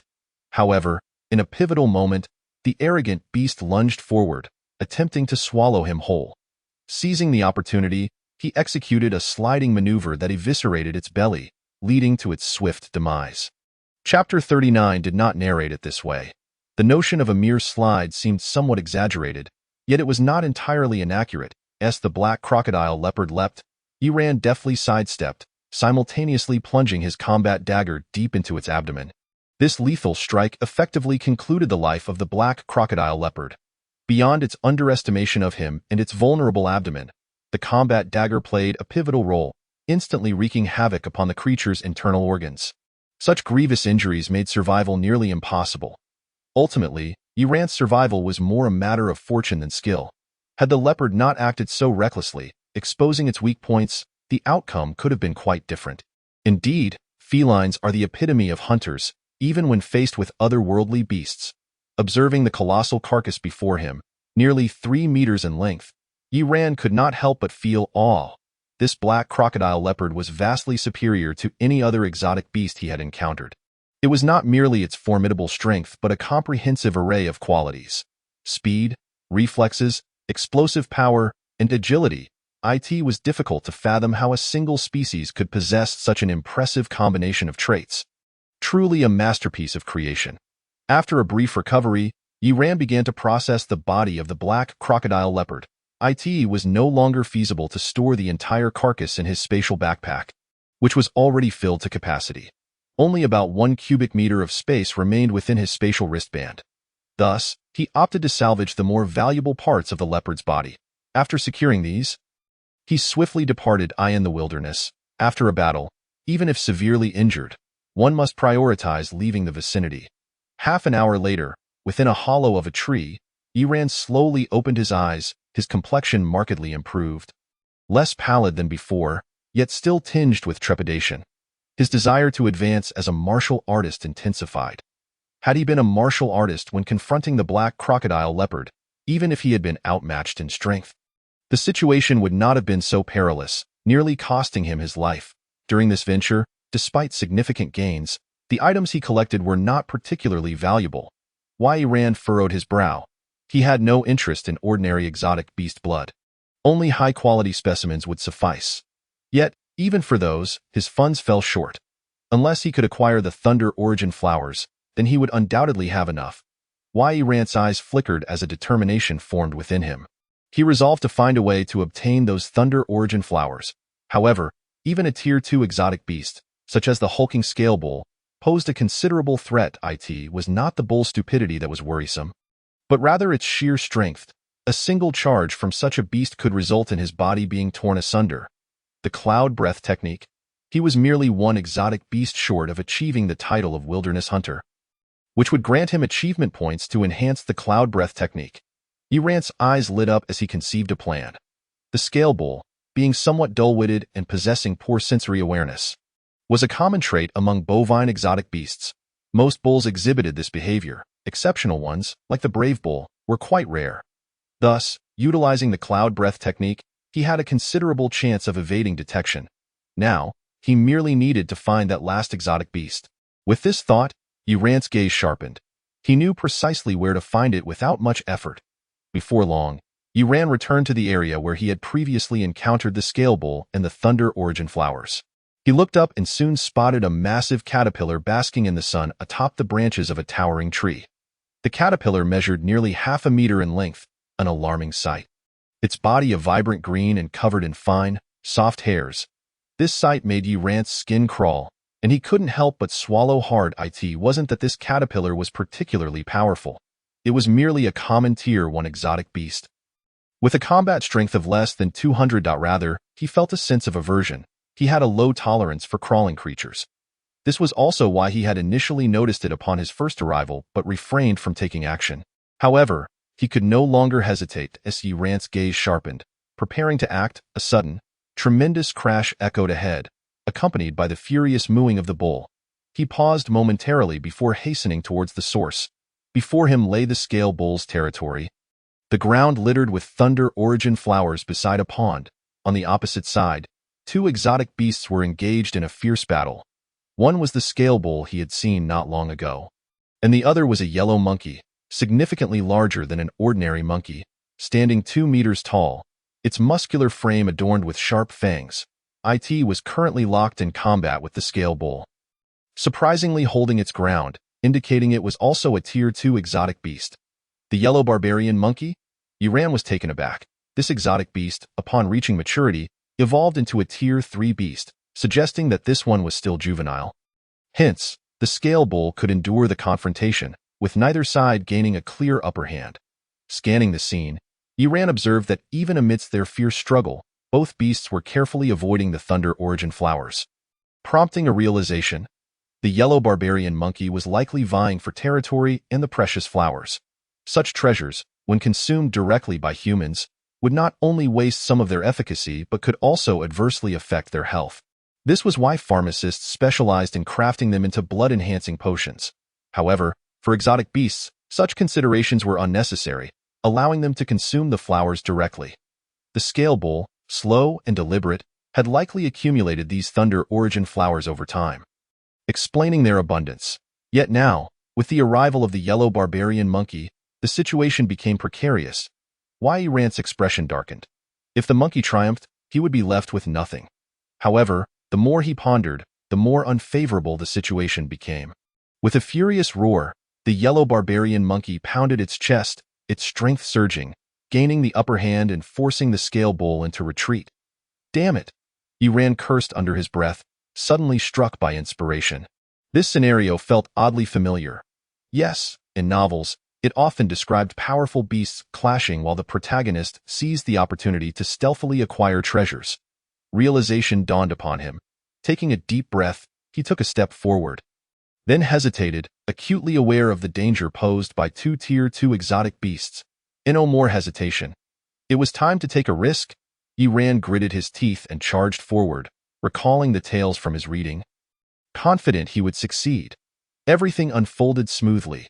The two beasts were so engrossed in their battle that they failed to notice Uran stealthily approaching the pond's edge. His heart raced with excitement. Yet he wasted no time, hastily gathering thunder origin flowers. However, in the next instant, two furious roars erupted simultaneously. Both the scale bull and the yellow barbarian monkey turned to face him, unleashing a deafening roar before charging at him in unison. Uran, this was not how the story went. Chapter 40. It chases, he flees. Damn it! Uran's face turned pale as he wasted no time and bolted. The two exotic beasts pursued him with fury. Abandoning their earlier conflict, united in purpose, they charged as one. The scale bull, annoyed by the yellow barbarian monkey's slower pace, allowed the monkey to ride on its back, mooing loudly as it galloped towards him. Out of the corner of his eye, Uran caught sight of this scene and nearly choked on his disbelief. Good heavens, he could barely handle one. Now there were two. How was he to survive? He clenched his teeth, feeling his energy deplete as he ran for his life. Regardless of realm or physical capacity, he was vastly inferior to the scale bull in a mere half-minute. The distance between him and the scale bull shrank to less than 10 meters. He could even hear the bull's heavy breathing and the rhythmic thumping of the excited monkey. In this dire moment, Yi-Ran surprisingly remained calm, devoid of panic. He listened intently to the sounds behind him, gauging the distance and timing of the scale bull's approach. His eyes swiftly scanned the environment ahead, searching for a place to hide. The sounds drew nearer, and he estimated that the bull was merely 3 seconds from catching up. 3, 2, 1. The fleeting 3 seconds vanished in an instant. The scale bull let out a low growl, its sharp horns thrusting toward Yi-Ran's back, while the yellow barbarian monkey, with a fierce countenance, reached for him with its powerful arms, intent on tearing him apart. All of this transpired in a heartbeat. Yi-Ran felt a sharp object pressing against his back, a prickling sensation coursing through him. It was the bull's horn. In the next moment, it would surely pierce him through. Yet, in this perilous situation, Yi-Ran remained unfazed, his demeanor akin to a machine, expression calm, devoid of any emotion. Just as the bull's horn prepared to strike, he leaped forward. Ahead lay a massive stone covered in moss, with a wide crevice beneath it. As he sprang forth, he rolled onto the ground, quickly slipping into the gap. The scale bull, unable to halt in time, crashed into the stone with a resounding thud, momentarily dazed. The yellow barbarian monkey fared even worse, hurtling through the air and crashing into a nearby giant tree, causing it to sway violently. A flurry of red leaves cascaded downwards as the monkey staggered to its feet. Resembling a drunken individual, disoriented and unsteady, enraged, he stormed towards the colossal boulder, baring his teeth as he unleashed a powerful punch upon it. As for the scale bull, it appeared momentarily dazed by the impact, its eyes scanning the surroundings in bewilderment, questioning its own presence in this place. Unable to comprehend the situation, it leisurely turned away and departed. Beneath the boulder, Yi-Ran gasped for breath, no longer possessing the fearsome calm he had moments ago. His body was drenched in sweat, beads of perspiration cascading down his forehead. His heart brimmed with both terror and relief. He had narrowly escaped death, had fortune not favored him with the discovery of this boulder to hide behind. He would have met a gruesome fate. The sharp sensation of the bull's horn pressing against his back still sent shivers down his spine. Fortunately, he had evaded a dire consequence, at least for the time being. Casting a glance outside, he noticed the scale bull had departed, which eased his mind considerably. The narrow crevice of the boulder could barely accommodate his frame. The hulking Huang Man monkey was far too large to fit through. And with the scale bull gone, there was no imminent threat. He surmised that the Huang Man monkey, unable to contend with him, would soon lose interest and leave. However, despite this temporary reprieve, Yi-Ran reflected on his reckless actions. He had indeed acted with undue boldness, confronting 2 secondary beasts with combat prowess exceeding 500 in their presence to seize their belongings. An act akin to courting death. He vowed to temper his impulsiveness in the future.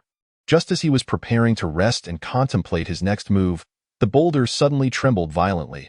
Although it did not crush him, the jolt sent a chill down his spine. It was the Huang Man monkey. This creature had not retreated but was intent on smashing the boulder to crush him beneath it. A deafening thud reverberated as the boulder shook again, dislodging fragments of earth and stone. "Damn beast, has it gone mad?" Yi-Ran exclaimed in a mix of shock and anger. The boulder was enormous. Even though the Huang Man monkey was a secondary beast renowned for its strength, it would require considerable effort to dislodge it. He had not anticipated that this creature would harbor such a grudge, willing to expend significant energy simply to annihilate him. The crashing sounds intensified, and the boulder rocked with increasing ferocity. "Cursed fate," Yi-Ran muttered, realizing he could not gamble on whether the boulder would withstand the assault, or if the Huang Man monkey would tire first. If he were crushed, the demise would be far too humiliating.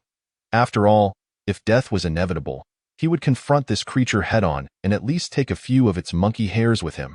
With a fierce glint in his eyes, he resolved to act swiftly, scrambling out from beneath the boulder. Just as he emerged, a thunderous crash echoed as the boulder collapsed, sending a cloud of dust into the air. Yi-Ran felt a wave of dread wash over him. On the other side of the boulder, the Huang Man monkey hung its tongue out, panting heavily, clearly exhausted from its attempt to crush the boulder. Yet, its face bore an expression of excitement, as if it delighted in the thought of Yi-Ran's demise. It even leapt atop the ruins of the boulder, bouncing joyfully. Why Yi Ran could only shake his head in disbelief at the creature's foolishness. Suddenly, an idea sparked in his mind. He noticed the Huang Man monkey seemed oblivious to his presence, still caught up in its jubilant antics atop the boulder. Seizing the opportunity, Yi Ran swiftly made his escape. However, being a secondary beast with keen senses, the Huang Man monkey soon detected him and roared in fury, giving chase. Yet, due to its prior exhaustion and Yi Ran's head start, the enraged creature could not catch up immediately. Nevertheless, it relentlessly pursued him as Yi Ran fled. He felt his own stamina waning, his pace slowing as the distance between them diminished. This damn monkey has quite the tenacity, he gasped, feeling exasperated. He had never encountered such a relentless beast. For merely snatching 2 flowers, it seemed as if he had stolen its mate, prompting this unyielding pursuit. Should this continue, he would surely be overtaken in mere moments. At that moment, a massive serpent, its body thick as a human arm and adorned with dark patterns, suddenly surged from a nearby hollow in the trees, its gaping maw aimed directly at Yi Ran. With a swift motion, he slashed at it with his blade, sending the creature reeling. Yet, upon a closer glance at its appearance, a sense of foreboding settled in his heart. The black-striped python boasted a combat prowess of 300. His spirits sank. Under normal circumstances, he could easily dispatch a 300 combat power beast, but now, fatigued and weakened, he was far from his prime. Moreover, the Huang Man monkey was hot on his heels. With a roar from behind, the Huang Man monkey closed in, creating a precarious situation of predators on both sides. Faced with this dire predicament, Yi Ran resolved to confront the black-striped python head-on, unleashing a fierce strike with his Bloodshadow blade. The python's powerful tail swung towards him, but he retaliated with another blow, inflicting a deep gash that caused blood to flow profusely. Seizing the advantage, he struck again, aiming for the creature's head. However, his previous strike had drained much of his energy, and this attempt lacked the ferocity of the first. The black-striped python, sensing danger, instinctively attempted to flee, but Yi Ran's blade was already in motion. With no choice left, the python lashed out with its tail once more. The impact reverberated through Yi Ran's arm, nearly dislodging his weapon. Even as he attempted to mitigate the force, he was forced several steps backward. The python hesitated, puzzled by the sudden weakness of this human. Yet, seizing the moment, it opened its jaws wide and lunged at Yi Ran. In a split second, Yi Ran's eyes gleamed with determination as a dagger materialized in his hand. He evaded the python's bite just in time, and with a cold demeanor, he drove the dagger down with lethal precision. In an instant, the creature's head fell away with a dull thud. After completing this swift act, Yi Ran suppressed the rising bile in his throat and, without a second thought, dashed towards the expansive tree hollow from which the python had emerged. The entire encounter unfolded in a matter of moments, the black-striped python dispatched in a single strike. Meanwhile, the Huang Man monkey, witnessing the event, let out a furious roar and hurled a stone at Yi Ran with remarkable speed. Fortunately, Yi Ran had not paused to retrieve his Bloodshadow blade and managed to dive into the hollow just in time to avoid the projectile. Nevertheless, the stone struck the hardwood of the tree, splintering it upon impact. Wood chips flew through the air, some striking Yi Ran's back, sending him crashing to the ground with a grunt of pain. He could feel the sharp sting of injury spreading across his back. Through sheer will, he rose, even as he imagined the grim state of his back. Without time to ponder, he stumbled deeper into the hollow. Inside, the space expanded, revealing multiple passages, each wide enough for an adult to traverse, winding downward into the depths of the earth. Without hesitation, Yi Ran plunged into the rightmost passage. Upon entering, he discovered it connected to an underground lair, the walls adorned with deep cobwebs and scattered remnants of broken eggshells, some resembling snake eggs, while others seemed less familiar. Yet, he had no time to dwell on such thoughts, pressing onward. After a brief flight through the labyrinthine tunnels, he found a relatively clean area and sank down against the wall. Gasping for breath, after regaining a modicum of strength, he retrieved his healing ointment and tended to his wounded back. Meanwhile, outside the hollow, the Huang Man monkey remained fixated on the entrance, its gaze unyielding. The hollow, impressively spacious, soared to a height of 3 meters, a testament to the enormous tree that housed it, dwarfing typical specimens. Despite the opportunity to enter, The Huang Man monkey hesitated, pacing back and forth, occasionally sniffing the air. Should Yi Ran witness this peculiar behavior, he would undoubtedly be astonished. The once relentless creature now seemed wary, a strange development indeed. After a moment of indecision, the Huang Man monkey finally retreated slightly, as if sensing the presence of a formidable beast that claimed this territory. Though the creature had masked its scent, the faint traces it left behind made the monkey tremble, though it dared not enter. The Huang Man monkey lingered nearby, awaiting Yi Ran's emergence. Within the hollow, Yi Ran coughed heavily, expelling a mouthful of congealed blood, and felt somewhat revitalized. To swiftly eliminate the black-striped python, he had braved its attack head-on. Although he had managed to absorb much of the force with his blood shadow blade, the residual impact had left him with serious internal injuries. However, this pain paled in comparison to the threat posed by the Huang Man monkey. Reflecting on the immense power of the creature, he shuddered. Even the residual force from its attack had incapacitated him, resulting in his current condition. The secondary exotic beast is indeed formidable. It must possess a battle power exceeding 600. I presume, Yi Ran murmured. Gradually, a weight settled upon his heart. 600 battle power is double his own. If the Huang Man monkey were to pursue him, he would find no refuge. When he initially descended, although there were 2 or 3 passageways, the swiftness of the Huang Man monkey would likely enable it to locate him in no time. As for the notion of seizing the opportunity to escape while the monkey searched for him, that seemed highly improbable, for he had no inkling as to which passage the monkey would venture down. Should fortune not favor him and he inadvertently cross paths with the Huang Man monkey, he might not even survive these fleeting minutes. After a moment of silence, Yi Ran steeled his resolve. Given the circumstances, he had little choice left. To squander more time would mean relinquishing any chance of survival. At present, there remained but one solution to extricate himself from this predicament: to become a warrior. Yi Ran extracted the vial of white elephant essence blood he had previously acquired. He could not help but let out a sigh. His expression tinged with complexity and bitterness.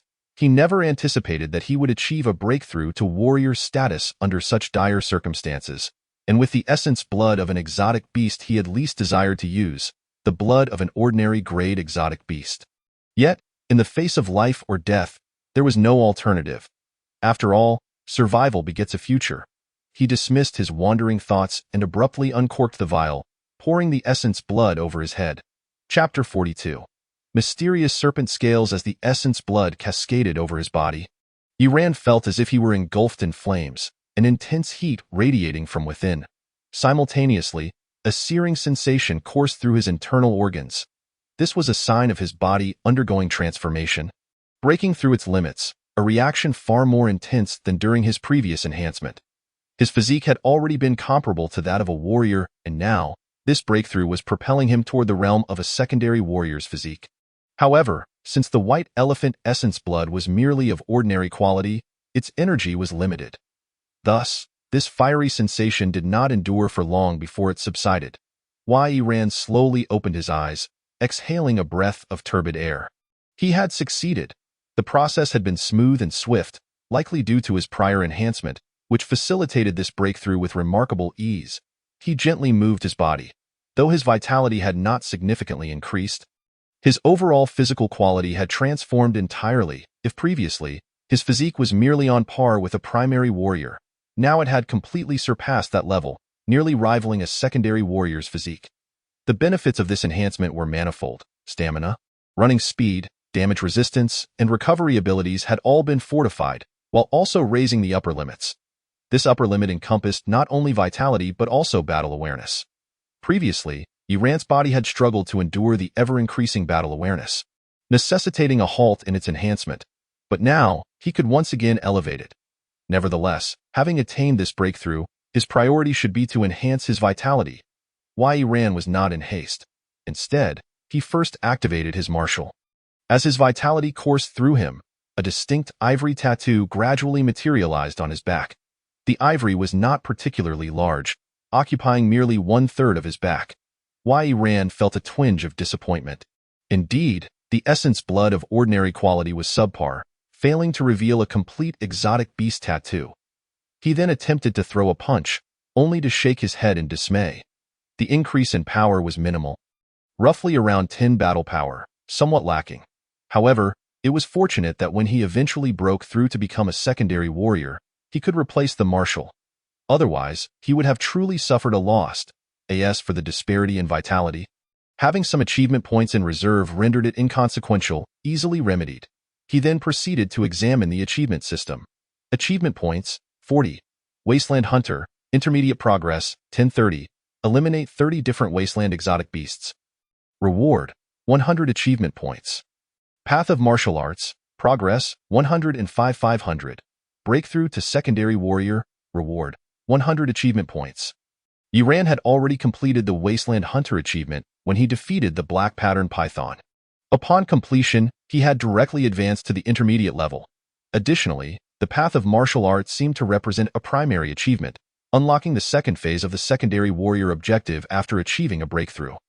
The combined rewards from both achievements amounted to 40 achievement points, a considerable SUM.AS for his vitality. Due to utilizing the Essence Blood of ordinary grade, it had only increased by 5 points. Reaching 105.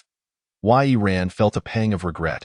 Had he utilized higher grade Essence Blood for his breakthrough, his vitality would likely have surged to 120. Moreover, the martial would have been more complete and potent, enhancing his battle power by at least 20 upon activation. Suppressing his thoughts, Yiran swiftly expended his achievement points to bolster his vitality. The points dwindled gradually, and before long, all 40 achievement points had been consumed. Yiran opened his eyes, a glimmer of brilliance flashing within. He felt invigorated, brimming with boundless energy. He then checked the status of the Path of Martial Arts achievement. Path of Martial Arts. Progress, 435,500. Breakthrough to Secondary Warrior. Reward, 100 achievement points. His vitality had skyrocketed to over 400, bringing him closer to the Secondary Warrior threshold. However, he could not test his battle power. He was uncertain of the extent of his increase. Yiran pondered. Prior to his breakthrough, his battle power stood at 330. Now, in addition to his surging vitality, his enhanced physique should also contribute significantly to his battle power, likely nearing 700 battle power. Yiran's gaze flickered. This was merely his base battle power. Should he employ the Heavy Water Palm, his power could rise even further. The next time he encountered the Huangman monkey, even if he could not vanquish it, he could certainly show that wretched creature a thing or two. After acclimating to the sudden surge of power, Yiran set forth toward the cave's entrance. The passage was shrouded in darkness, imbued with an eerie chill. He retraced his steps, swiftly emerging from the passageway to arrive at the fork he had encountered upon entering. There were 3 paths in total. Yiran glanced around. The environment was damp and cold, resembling an underground serpent's nest. It was likely that snake-like exotic beasts resided here. However, his focus was solely on confronting that accursed monkey. Thus, he merely cast a cursory glance before preparing to depart. Just then, he suddenly froze, as if having spotted something, and made his way down the central passage. This passage was especially damp and frigid. Yiran frowned. Even with his enhanced physique, he felt an inexplicable chill seeping into his skin. This passage appeared markedly different from the other 2. Without further contemplation, he picked up a deep blue scale that had fallen among the crevices of the stones. The scale was the size of a fist. Cool to the touch, smooth and thinned, Yiran curiously rubbed it a few times, feeling a wave of coolness gradually coursing through him. Clearing his mind considerably, he was astonished. What exotic beast did this scale belong to? Scanning the ground, he noticed several more blue scales, trailing down the passage and extending deep into its recesses. The depths of the passage were engulfed in darkness, resembling an abyss poised to swallow anyone whole, sending shivers down his spine. After a moment's reflection, it appeared that these scales must have been inadvertently shed by some serpent-like exotic beast as it traversed this passage. Yet he remained oblivious to the specific identity of this serpent beast, especially since the scales exuded a chilling aura. Such scales could fetch a handsome price. Yiran hesitated momentarily, glancing toward the depths of the passage. Ultimately, he resolved to deal with the monkey first and return to explore later. He casually gathered 2 or 3 scales before turning to leave. These scales were not particularly large, suggesting that the serpent-like exotic beast was likely not very powerful, at most, comparable to the black-patterned python. Meanwhile, at the end of the passage, within a cavern enveloped in frost, The interior was filled with ice, and an overwhelming chill pervaded the air, resembling an underground world of ice. Countless corpses were trapped within the ice, pythons, gigantic spiders, and rodents among them. Yet, these corpses appeared to have been devoured by some entity, leaving behind only empty skins frozen in the ice. The cavern's heart lay a robust blue serpent coiled gracefully. Its body gleaming like blue crystal, a small protrusion adorned its head, bestowing upon it an artistic purity reminiscent of a masterpiece. However, a deep gash was faintly visible along its midsection, a grievous wound that, if cut any deeper, would cleave it in two. A dense chill emanated from the wound, permeating the surroundings. It was this unconscious release of cold air that had encased the entire cavern in ice. The blue serpent struggled to lift its gaze, awakening from a deep slumber, only to quickly close its eyes once more in exhaustion. A weak, spiteful female voice echoed through the desolate cavern. The Grandmaster of Humanity. Hung Yang has wounded me, I shall remember this grudge. This debt shall be repaid. Chapter 43. Fierce battle. Yiran emerged from the tree hollow, surveying his surroundings. Outside, the Huang Man monkey was nowhere to be seen, and the corpse of the black-patterned python had long since vanished, leaving only a pool of congealed blood. However, the blood shadow battle blade remained firmly lodged in the earth nearby. His spirits lifted slightly as he approached to retrieve the blade. The absence of the monkey could mean it had either fled or was currently searching for him within the underground cavern, both scenarios fortuitously missing one another. Regardless, he resolved to return and check. Yiran wiped the blood shadow battle blade clean, grasping the long sword tightly as he made his way back toward the tree hollow. It was then that he noticed just how immense the tree was. The trunk was thick and towering, easily 4 or 5 times the size of other trees, resembling the king of all trees. Yiran was taken aback. Having been preoccupied with his escape, he had completely overlooked the tree's grandeur. His expression turned serious. In the wasteland, only the most powerful exotic beasts could claim such a prime territory. Such a colossal tree was exceedingly rare, and whatever creature made its nest within must certainly be no ordinary beast. After a moment's hesitation, Yiran decided to venture into the tree hollow. This was the outer region. He doubted there would be any exceedingly powerful exotic beasts. At most, a secondary beast would suffice. Given his current strength, as long as he did not encounter a top-tier second-level beast with battle power around 800 or 900, even if he couldn't win, escaping would pose no problem. He moved swiftly, stepping into the tree hollow in just a few strides. As soon as he set one foot inside, an enraged roar erupted behind him. Yiran turned to see the Huang Man Yuan, which seemed to have just returned, glaring at him fiercely while casting a wary glance at the tree hollow behind him. "Oh, so you haven't left, have you?"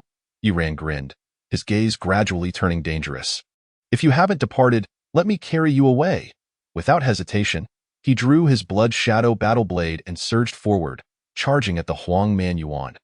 The beast hesitated for a moment, unable to comprehend why this human dared to confront it. But it was all too eager for the human heart, especially that of a warrior, which was a delicacy. The Huang Man Yuan bared its teeth at Yiran before abruptly turning to flee. "Attempting to lead me astray, what is there here?" Yiran raised an eyebrow. He had noticed the beast's earlier wariness, but upon scanning the surroundings, he found no other beasts. Unable to ascertain the cause, he dismissed his thoughts and pursued the creature. After running a considerable distance, roughly 200 to 300 meters from the tree hollow, the Huang Man Yuan suddenly wheeled around and charged back. Yiran remained composed, with no hint of panic. Instead, a glint of coldness flashed in his eyes. He swung his blood shadow battle blade with ferocity. This strike was delivered with full force, the air seeming to ripple violently. The blood shadow battle blade transformed into a crimson flash, slicing down with lightning speed. The Huang Man Yuan's eyes flickered with disdain as it threw a ferocious punch. Its fist, adorned with hardened black armor, seemed to serve as a shield, and the Huang Man Yuan was quite confident in it. However, in the next moment, as the blade met the fist, the sturdy black armor was torn apart. The Huang Man Yuan let out a pained cry. Stumbling back while clutching its arms, Yiran stood resolute, unaffected by the tremendous force. It was still within his capacity to endure, indicating that he had now completely surpassed the Huang Man Yuan in raw strength. Nonetheless, the blood shadow battle blade bore a few cracks, Wei Ran frowned slightly. After all, the blade was merely a high-quality replica, far from the price of a genuine weapon of war, which was worth 10 times more. Coupled with his relentless battles against beasts, it was only natural that the blade showed signs of wear. Regaining his focus, Yi Ran continued his assault on the Huang Man Yuan. Having broken through as a warrior and surpassed human limits, he had not only fully healed from previous injuries, but had also reached a new pinnacle of vitality. His combat instincts were now at their peak. Thus, in the instant they clashed, he forced the Huang Man Yuan back with a single strike and followed through with a powerful palm strike to its chest. The heavy water palm, with the surge in vitality and combat prowess, the heavy water palm underwent a qualitative transformation. As he unleashed the strike, roaring wave of energy erupted. Although the Huang Man Yuan was knocked back, it quickly countered with a fierce punch. Fist met palm. A thunderous crash echoed as the Huang Man Yuan was sent flying, its body crashing into a nearby tree. It stood up, seemingly enraged, pounding its chest with its fists before charging once more. Yi Ran remained unfazed, wielding his blade with one hand, the gleam of the blade flashing like lightning as he brought it down in a fierce arc. The blade, infused with relentless force, struck the Huang Man Yuan's fist. This strike was even more powerful than the last. The Huang Man Yuan was sent tumbling, its black armor once again sustaining deep gashes. It roared in fury, its eyes bloodshot with defiance and madness, disregarding its pain as it charged again. Impossible! This damned human, who not long ago could only flee from me, cannot possibly be my match. Yi Ran's expression remained calm as he unleashed a series of strikes. Each blow landed heavily upon the Huang Man Yuan's already battered black armor, which quickly became a gruesome sight, blood and flesh mingling. The Huang Man Yuan seemed to have gone mad, retreating only to charge again, repeatedly battling despite its grievous wounds. Finally, as Yi Ran delivered another devastating strike, the blood shadow battle blade shattered with a loud crack. The Huang Man Yuan paused, its eyes glinting with wild joy. "You damned human, this time you're finished," it cackled and lunged at Yi Ran. Yi Ran made no attempt to evade, but instead watched calmly as the beast's fist descended. The Huang Man Yuan froze for a moment, only to realize that its fist was slowly dropping. It had lost its most formidable weapon. Terror washed over the Huang Man Yuan. How could its fist, its ultimate weapon, be severed so easily, stripped of its earlier bravado? It turned and fled in a panic. Yi Ran bent down to retrieve the severed piece of the blood shadow battle blade from the ground and hurled it. Chapter 44. The terrifying value of snake scales. The shattered fragment of the battle blade shot forward with a whoosh, piercing the Huang Man Yuan's back. It let out a pained scream and collapsed to the ground. Yi Ran approached, looking down at the creature. The fragment had penetrated the Huang Man Yuan's lung, and it now writhed in agony. Death was merely a matter of time. He extended his hand and delivered a heavy water palm strike to its head, granting it release. Yi Ran exhaled lightly, surveying the lifeless body with a hint of nostalgia. A month ago, he had been an ordinary high school student, fretting over the 60 vitality score required for college entrance exams. Yet now, he had the capability to slay second-level beasts with battle power exceeding 600. And with such ease. This transformation was solely due to the achievement system. Contemplating this, his heart stirred. The Huang Man Yuan, once fully grown, could reach the third level, making it significantly more valuable than an average second-level beast. This one alone could fetch at least 100,000, he mused. Curious, Yi Ran checked the achievement system. To his astonishment, he was rendered speechless upon seeing the progress. Proximity to a billion. Progress, 1. 340,100 million. Accumulate a wealth of 100 million. Reward, 1,000 achievement points. Double comprehension. Reach 1 million and 10 million for rewards of 10 and 100 achievement points, respectively. The progress towards proximity to a billion surged by over 90,000. This is impossible. Yi Ran dismissed the thought. Even the rarest Monkey King among second-level beasts couldn't be worth such an amount. Moreover, the Monkey King would be at least a third-level beast, far from this weakling. There must be some mistake. After a moment's reflection, he began to dissect the Huang Man Yuan's carcass. It was possible that the creature had ingested something precious during its lifetime, contributing to the significant increase in progress. Soon, he had thoroughly dissected the Huang Man Yuan, but to his surprise, he found nothing. Inside was completely barren, devoid of any of the precious minerals or spatial rings he had anticipated. Why Ran frowned. Deep in thought, proximity to a billion could not be mistaken. Aside from the Huangman Yuan's body, the progress had also increased by nearly 80,000. This meant that during the time he was being pursued, he had unknowingly obtained an item worth 80,000. Yet he had no recollection of such an item. What could it be that I don't even remember? Ran scratched his head. Perplexed, it was remarkable enough that he had survived the chase, but how could he have found time to collect anything, let alone something of such high value? I recall that before breaking through as a warrior, my progress towards proximity to a billion had not changed. Thus, it must have happened after my breakthrough. Why? Ran murmured, straining to recall. Suddenly, his eyelids twitched as a thought struck him. He retrieved 4 pieces of blue snake scales from his spatial ring. If there was any unexpected gain after his breakthrough, it could only be these mysterious snake scales he had found in the underground cave. Staring at the 4 scales, Ran hesitated. This can't be a joke. A mere 4 pieces, with each nearly worth 20,000, exceeds that of an ordinary second-level beast's corpse. However, there seemed to be no other explanation. He contemplated for a moment, discarding one of the scales to confirm. As soon as he threw it away, the progress towards proximity to a billion dropped by a full 19,000. Ran gasped in astonishment. So it is indeed this. A single scale is worth 20,000. What level of beast does its owner belong to? Such a beast was just in the nearby passage.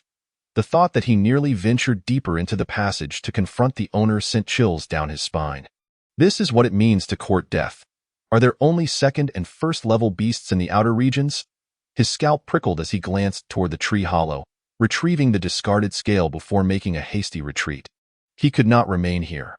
Although he was uncertain why such a powerful beast was present in the outer regions, nor why it had not attacked him, he had no desire to linger any longer. After a brisk walk of half an hour, Ran finally paused, seeking a relatively safe place to rest. After slightly recuperating his strength, he once again took out the 4 snake scales for a detailed examination. After observing for a while, he found no further insights. He only noted a refreshing sensation that coursed through his body when held, aiding in mental clarity, but he could not discern any other function. Yet, given their high value, they must possess some extraordinary quality. Ran found a small wooden box, carefully storing the 4 snake scales in a corner of his spatial ring. Subsequently, he checked the achievement system. Upon reaching the million progress milestone in proximity to a billion, he was rewarded with 10 achievement points. Ran pondered briefly. If he were to utilize all 10 achievement points to enhance his vitality, he could nearly elevate himself to the pinnacle of a level 1 warrior. However, at present, he lacked the essence blood of extraordinary beasts, so there was no urgency to break through. Thus, the most prudent choice was to refine his combat awareness. As he contemplated this, a sudden thought struck him. He recalled the Yunshi technique. An A-grade martial skill. Though not offensive in nature, it would undoubtedly aid in the enhancement of his current capabilities. After a moment of reflection, Ran resolved without hesitation to initiate the refinement of the Yunshi technique in no time. All 10 achievement points were expended, and he successfully reached the introductory level of the technique. Indeed, A-grade martial skills were formidable. 10 achievement points could only elevate him to the entry-level. As Ran attempted to execute the Yunshi technique, he soon noticed that his aura and breathing gradually diminished until they became imperceptible. He felt as though he had entirely lost his vitality, resembling a lifeless piece of decayed wood. However, as he shifted his body slightly, this overwhelming stillness dissipated entirely, and his aura and breathing re-emerged. Akin to breaking a spell. Despite this, Ran was filled with joy. This skill of concealing one's presence was extraordinarily useful. Once he refined it to the minor mastery level, he would be able to move freely without resorting to feigning death. At that point, he could stealthily approach his adversaries, striking when least expected. It was clear that this martial skill was nothing short of an assassination technique. After practicing the Yunshi technique until he was thoroughly adept, Ran set off towards the territory of the Scale Bull. Having dealt with the monkeys, there remained the bulls, and there were also numerous Thunder Origin flowers in that vicinity, representing a significant fortune. Ran held particular regard for the Thunder Origin flowers. Despite the substantial gains he had made recently, many items were merely valuable in theory. Converting them into currency proved challenging, as numerous items could not even be sold. Hence, sought-after herbs like the Thunder Origin flower were indeed precious. Moments later, Iran arrived at the Scale Bull's territory.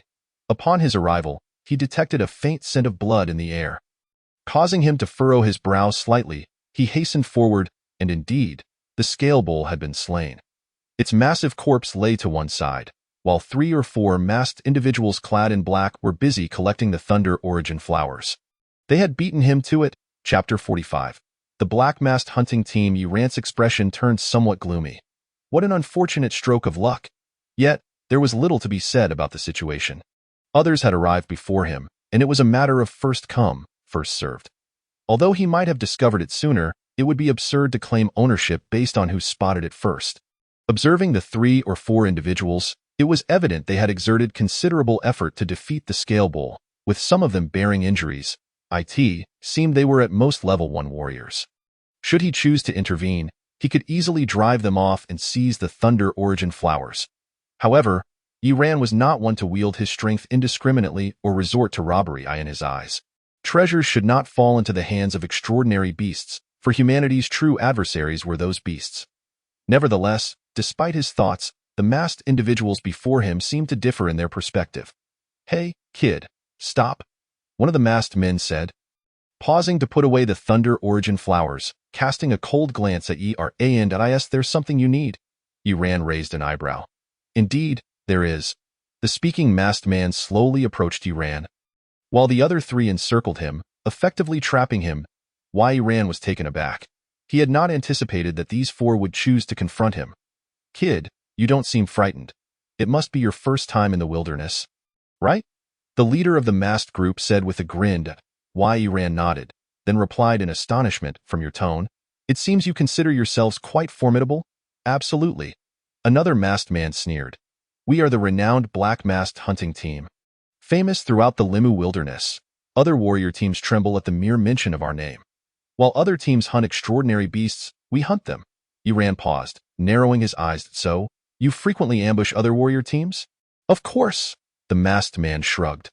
"Hunting extraordinary beasts can't compare to the thrill of hunting warriors. Killing a beast fetches but a meager price, while taking down a warrior, especially a plump target like you, is worth as much as 10 beasts." The air around Iran thickened with danger. "Plump target? You're all warriors. Why not focus on extraordinary beasts instead? Your true targets are fellow warriors." "Ha! Extraordinary beasts are endless. I might as well find ways to earn more and enjoy life," the masked warrior declared smugly. "Enough with the chatter," the leader interjected. "This kid dares to enter the wilderness, so he must possess at least the strength of a prospective warrior. A prospective warrior of his age is likely a hidden genius from some family, and he must have companions with him. We need to resolve this swiftly before he draws any powerful allies." "Understood, boss." The previous masked warrior grinned wickedly as he advanced toward Iran. "Kid, the reason I've shared so much with you is to shatter your illusions. You self-righteous geniuses always think the world is a fairy tale. Today, I'll show you the harsh reality of this world. You'll die without even closing your eyes. Ha ha ha." As he spoke, the other masked individuals frowned slightly. This fellow had fallen into his old habits again. Because of his lack of innate talent, he had resorted to forbidden drugs to enhance his strength, suffering the repercussions that left him psychologically twisted and filled with hatred for young geniuses. Every time he encountered a young genius, he sought to crush their spirits before breaking their bodies. "Kid, how does it feel to be hopeless? Didn't you know this world was so perilous?" The advancing masked man's eyes sparkled with a vengeful delight. Iran replied indifferently, "I indeed did not expect it. However, scum like you are ultimately in the minority." His words. The surrounding masked individuals were momentarily stunned. The leader of the masked men snorted coldly, "To be so arrogant when death is imminent. If you had begged for mercy, I might have granted you a complete corpse. Well then, you should be grateful." Iran smiled. "For I shall not grant you a complete corpse." With that, he launched himself towards the furthest masked leader with explosive speed. The leader's eyes turned icy. "What audacity! You dare to take the initiative." Before he could finish his sentence, his pupils dilated in horror. "Such speed. You're a level 2 warrior, correct? As a reward, I'll send you off to be reborn." Iran replied with a smile. delivering a punch with such swiftness that it surpassed the leader's reaction time. The punch struck true, piercing through the leader's chest as he barely managed to raise his blade in defense. Yi Ran's expression turned frigid as he obliterated the masked leader's chest with a single hit. As he withdrew his hand, the leader's torso erupted, limbs flying in disarray. Yi Ran then turned his gaze to the three masked individuals, now frozen in shock, particularly the one who had been conversing with him. "Since you enjoy indulgence so much, I'll send you to hell to revel." At his words, the three were filled with dread. Realizing they had bitten off more than they could chew, without a second thought, they fled in three different directions. The leader, possessing over 400 combat power, had been annihilated instantly. What could they, with their 300 combat power, hope to achieve? Yi Ran's expression remained impassive as he kicked the fallen leader's blade, sending it flying in an instant. It zipped through the air, piercing through one of the fleeing masked men's chest, propelling him forward before pinning him to the ground. Next, Yi Ran casually tossed a combat dagger, its speed terrifying, slicing through the air in the blink of an eye. Another masked man attempting to flee fell, his head severed cleanly down. Yi Ran then pursued the final masked individual, the one who had spoken with him earlier. With a physique comparable to a level 2 warrior, he quickly caught up to his target. The masked man's eyes widened in terror as he swung a blade in desperation. Yi Ran effortlessly parried with a palm strike, sending him crashing into a tree. The hidden force of his strike caused the masked warrior to cough blood, collapsing at the base of the tree, unable to rise. Chapter 46. The rebirth body. Yi Ran's expression remained indifferent as he gazed at the masked warrior before him. "You cannot kill me." The masked warrior coughed violently, his eyes filled with fear as he exclaimed, "Our captain is a level 3 warrior, and I am his brother-in-law. If you kill me, you will never leave the wilderness alive." "Is that so?" Yi Ran raised an eyebrow. "Unfortunately for you, I am a firm non-believer in the supernatural." With a sudden stomp, he crushed down. The masked warrior's chest caved in instantly, and his mask fell away, revealing a face twisted in agony. "My brother-in-law will not spare you. I will wait for you underground." As those words left his lips, his head slumped to the side, life extinguished. Yi Ran was unfazed. If he were afraid of death, he wouldn't have entered the wilderness. He picked up the fallen mask. The mask was pitch black, devoid of any inscriptions. Its material appeared to be some form of refined iron, remarkably resilient.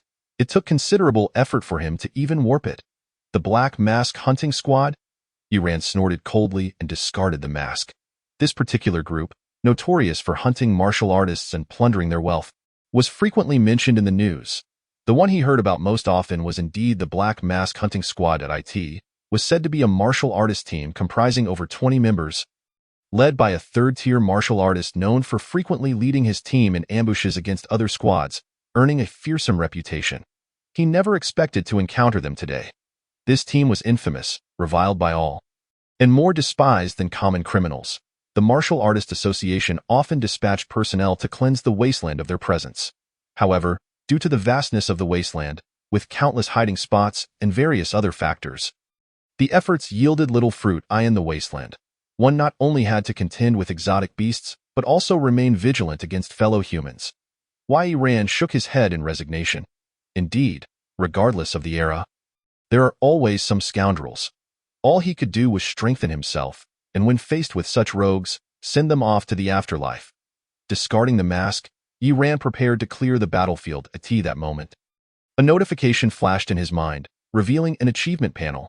Beneath 3 achievements, a new one appeared. Upholding Justice.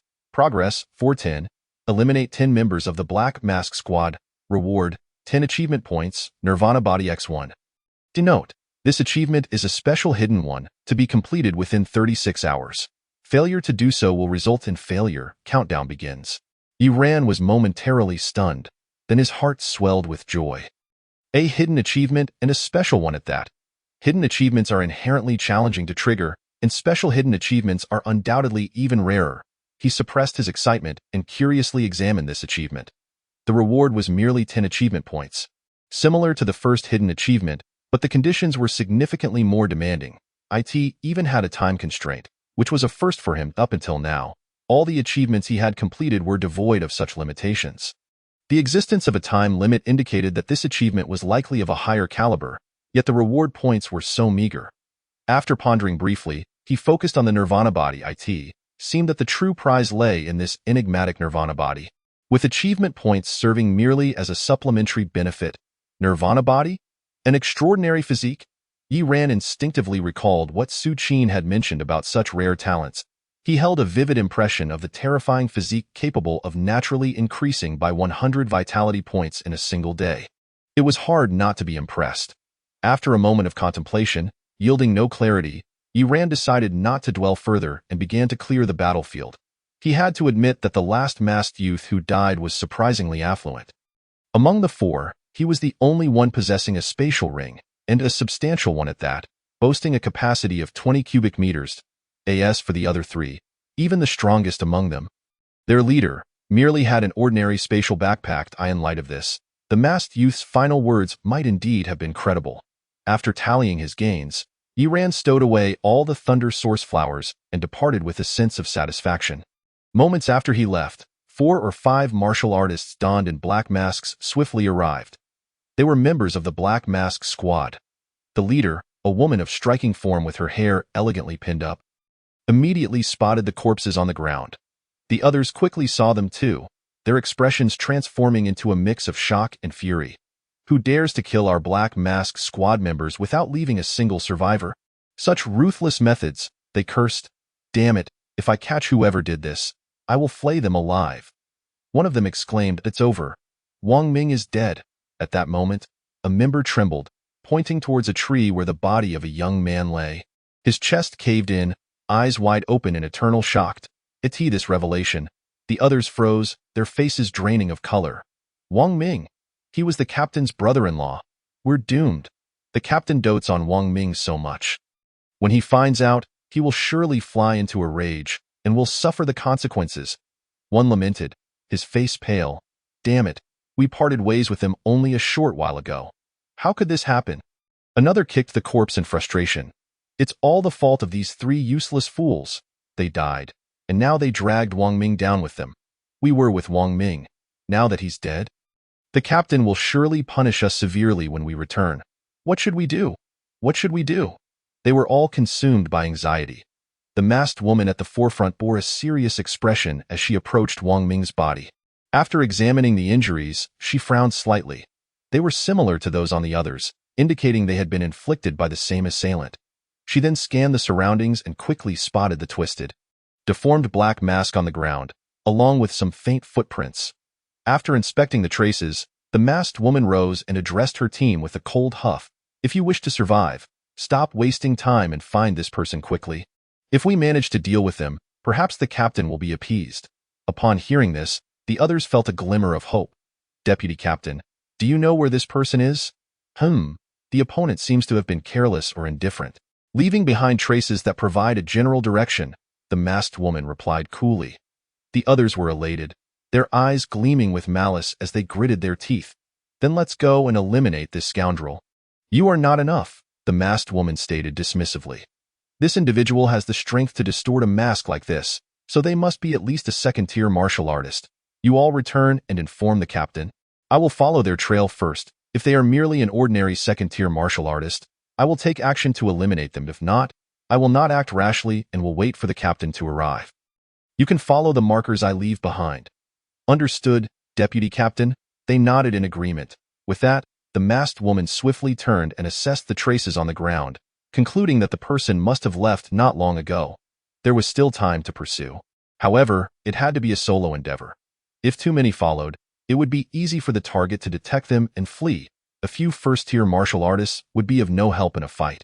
It was better for her to conceal herself in the shadows and quietly track the individual, waiting for the right moment to act.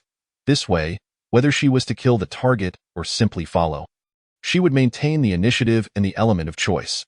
Such strategies were born from experience. Having navigated the wasteland for many years, the masked woman's expertise was exceedingly rich. Chapter 47. Scheming in the depths of the towering forest of the Mu wasteland.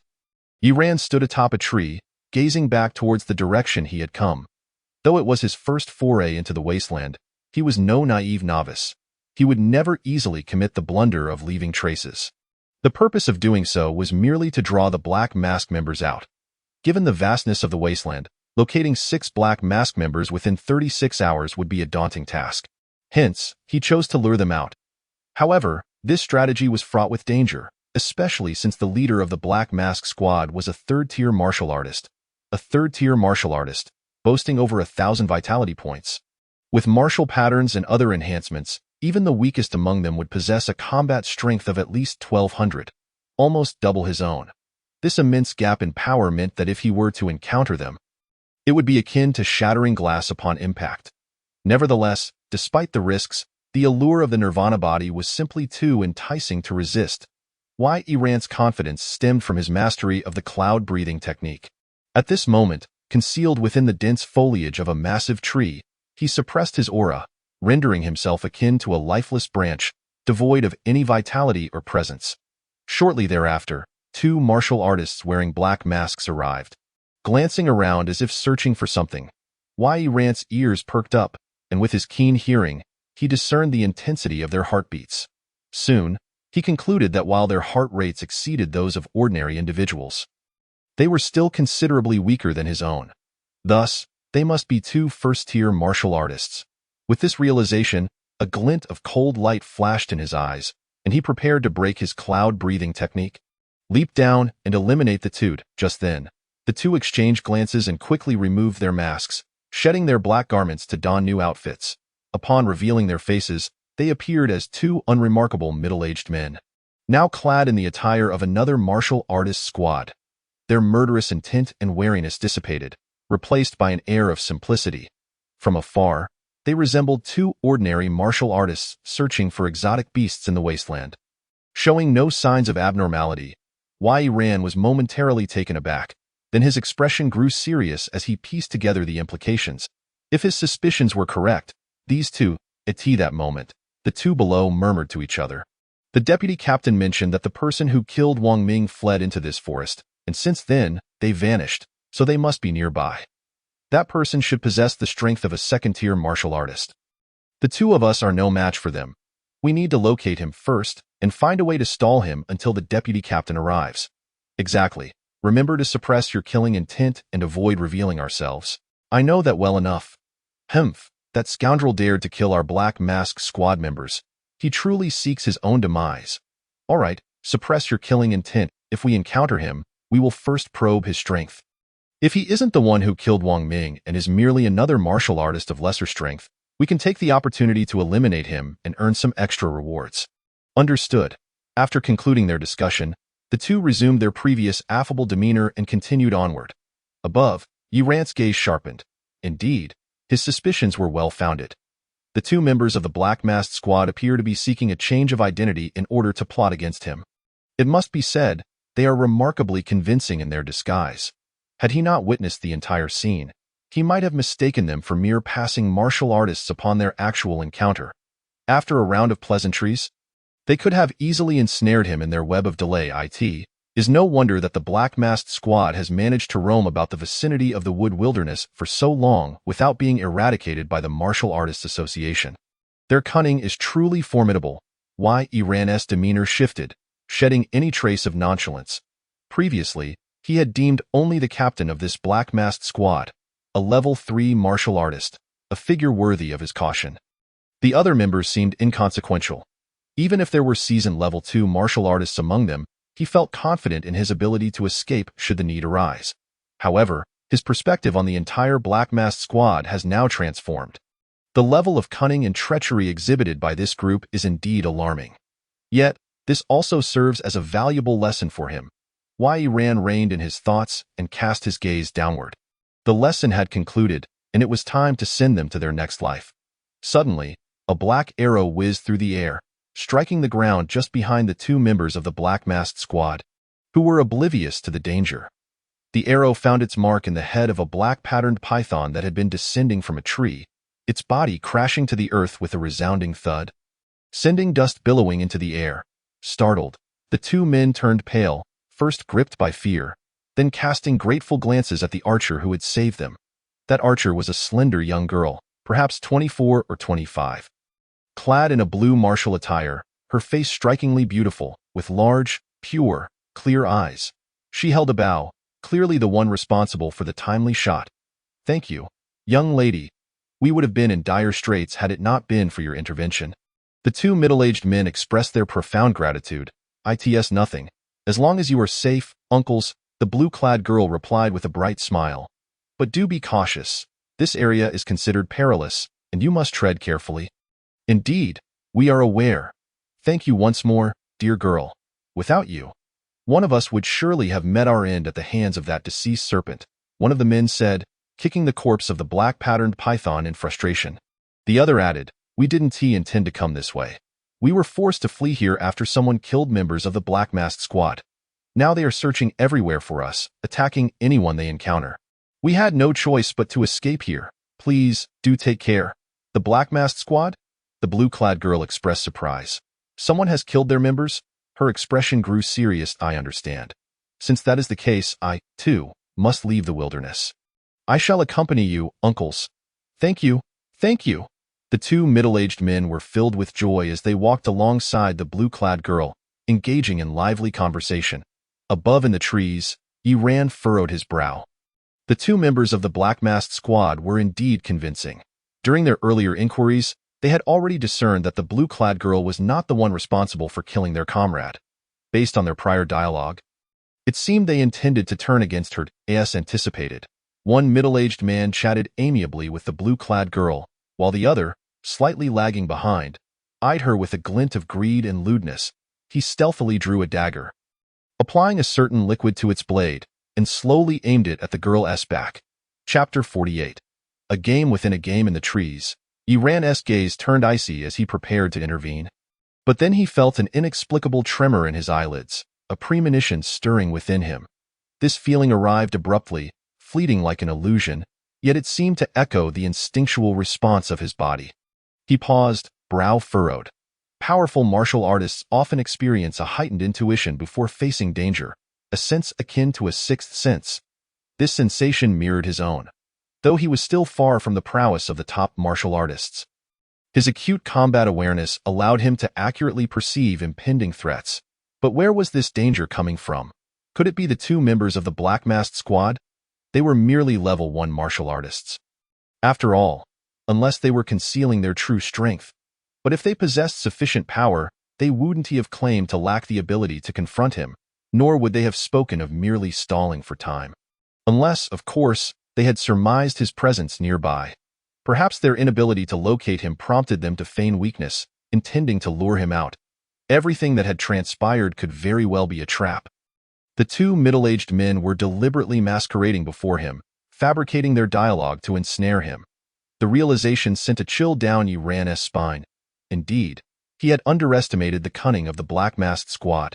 It was no wonder the Martial Artists Association had failed repeatedly to eliminate this hunting team. Their guile was truly remarkable. However, this was not the moment for such reflections. The blue-clad girl was on the verge of being ambushed. He needed to devise a plan to rescue her. Meanwhile, the blue-clad girl continued to converse cheerfully with the two middle-aged men, blissfully unaware of the impending danger posed by one of them, who was stealthily aiming a dagger at her back. Yi Ran intently observed the trio, remaining calm despite the urgency of the situation, still searching for a flaw, an opportunity that must be seized without fail. Otherwise, it could lead to not just her rescue, but also his own demise. Abruptly, he witnessed a scene that caused him to freeze momentarily, his countenance shifting dramatically. He murmured softly, "A game within a game. Impressive. I was but a step away from falling into their trap." After this reflection, he redirected his gaze, adopting a cold demeanor, abandoning any intention of intervention. For he was certain of one thing: the blue-clad girl would not perish. At that moment, the middle-aged man behind her displayed a sinister expression, raising his dagger high before bringing it down with ferocity. Swish! The strike met only air, missing its target entirely. It was not that the blue-clad girl had evaded it. Rather, the dagger had been aimed deliberately at the space beside her. He had intended to miss. Vice-Captain. The man holding the dagger scanned the surroundings, deducing that the one who had killed Wang Ming was likely not in the vicinity. Indeed, came a response, but not from the other middle-aged man. It was the blue-clad girl. She was, in fact, the vice-captain of the black-masked squad. The three of them were in cahoots. The blue-clad girl nodded slightly. Even if he is not nearby, he must still be within this forest. He has not left. With a frown, she continued, I have searched the area thoroughly. I am certain the last traces he left are right here. Why has he not shown himself? Could he have discovered my plan? Her expression reflected confusion. The martial artist who had killed Wang Ming had left traces that abruptly vanished upon reaching this spot, devoid of any lingering aura, as though he had simply ceased to exist. This was indeed perplexing. The two middle-aged men shared her bewilderment. One pondered for a moment before saying, his failure to come to your aid suggests he is definitely not nearby. Correct. What shall we do next, Vice-Captain? The other inquired. The blue-clad girl replied coolly, we shall wait for the captain. I have left a mark. They should arrive within half an hour. This forest is not large, and once they conduct a thorough search, we will surely locate him. After speaking, the blue-clad girl's brow furrowed as she scanned the surroundings, evidently troubled by her misjudgment. She had believed her plan to be flawless. Wholly unexpected to encounter any setbacks. She had assumed she could pursue and track down the individual, but reconsidered, realizing that the one who had killed Wang Ming might have intentionally left traces to draw them in. Thus, she had altered her strategy, enlisting 2 squad members for assistance while instructing the rest to return for reinforcements. She had pursued the trail to this location, only to find the target's footprints had vanished, leading her to suspect he had employed some special method of concealment. After much contemplation, she had devised what she believed to be a nearly perfect scheme. A ruse involving the 2 squad members donning disguises to mislead their target into perceiving them as the primary threat, thereby lowering his guard. She would then make her entrance, collaborating with her comrades to stage a performance that would ultimately provide the opportunity for a surprise attack. It was a masterfully crafted plan. Yet she had failed to account for one critical detail. The individual was not present here. The blue-clad girl felt a twinge of regret. Had her opponent not been a top-tier level 2 martial artist, she would have had a significant chance to strike successfully. Such a feat would have garnered her commendation and rewards from the captain. But now, with the target absent, she found herself performing an uninteresting solo act. She gently shook her head, preparing to depart with her 2 companions. That moment, a terrified shout echoed from the woods behind them. Help! A martial artist-level beast? Help! Startled, the 3 of them paused momentarily, then their expressions shifted in alarm. There was someone here whom they had not detected. Could it be the one who had slain Wang Ming? One of the middle-aged men exclaimed anxiously. His presence is faint. At most, he is a quasi-martial artist. The girl clad in blue spoke softly. Her perception as a secondary martial artist was far more acute than that of the 2 individuals before her. She could naturally sense that the boy who had called for help was remarkably weak. From the sound of his voice, he appeared quite young. The one who had slain Wang Ming must be at least a secondary martial artist, as it was improbable for someone so young to possess such strength. After speaking, the blue-clad girl turned her gaze towards a middle-aged man, her expression devoid of emotion. He might have overheard our conversation. You need to deal with him? Understood, Vice-Captain, he replied. The middle-aged man licked his lips. His eyes filled with a lascivious gleam. From the voice, he could tell it was a boy of about 17 or 18, and indeed, he had a penchant for the youthful. The more innocent, the better. Meanwhile, in the woods, Yuran remained motionless, merely calling out. Thus the cloud breath technique had not completely faltered, still suppressing most of his aura. Consequently, the heartbeat he emitted felt akin to that of a near martial artist. Though his cries were filled with despair and terror, his gaze remained icy, fixated on the middle-aged man who approached with eager anticipation, rubbing his hands together. Quite pleased, are we? Just wait. I shall make you even happier. Chapter 49. C-Class Battle Soldier. Within the forest, the boy's screams intertwined with the middle-aged man's maniacal laughter echoed loudly.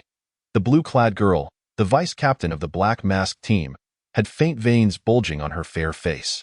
With a chilling demeanor, she remarked, this scoundrel, I commanded him to kill, and yet he dares to indulge in play. Upon hearing this, another middle-aged man expressed his anxiety. Vice-Captain, I shall go teach him a lesson and simultaneously deal with that unfortunate boy. As he spoke, he hastened into the thicket, cursing under his breath. What a bastard at such a time, still finding time to play.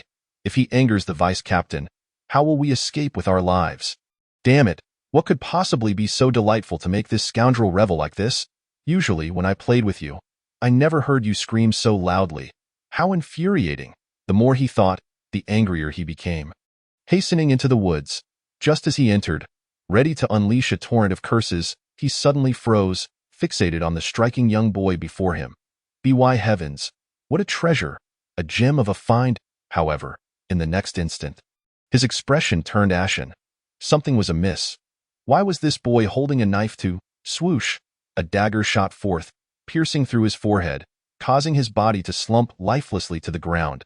Yi-Ran withdrew his gaze, looking down at the middle-aged man kneeling before him, and said slowly, "Continue laughing, do not stop." The middle-aged man, witnessing his companion's instantaneous demise, was drenched in sweat, trembling uncontrollably. "If I do not laugh, I shall die." Yi-Ran exerted slight pressure with his palm, pressing the long knife against the man's neck, leaving a crimson mark. The middle-aged man was horrified, losing control of his bowels, and began to laugh maniacally. Though it was laughter, tears streamed down his face, his eyes filled with dread. "A demon! Woe is me, this is a demon!" Yi-Ran added a few cries of anguish to mislead the blue-clad girl outside while continuing to interrogate.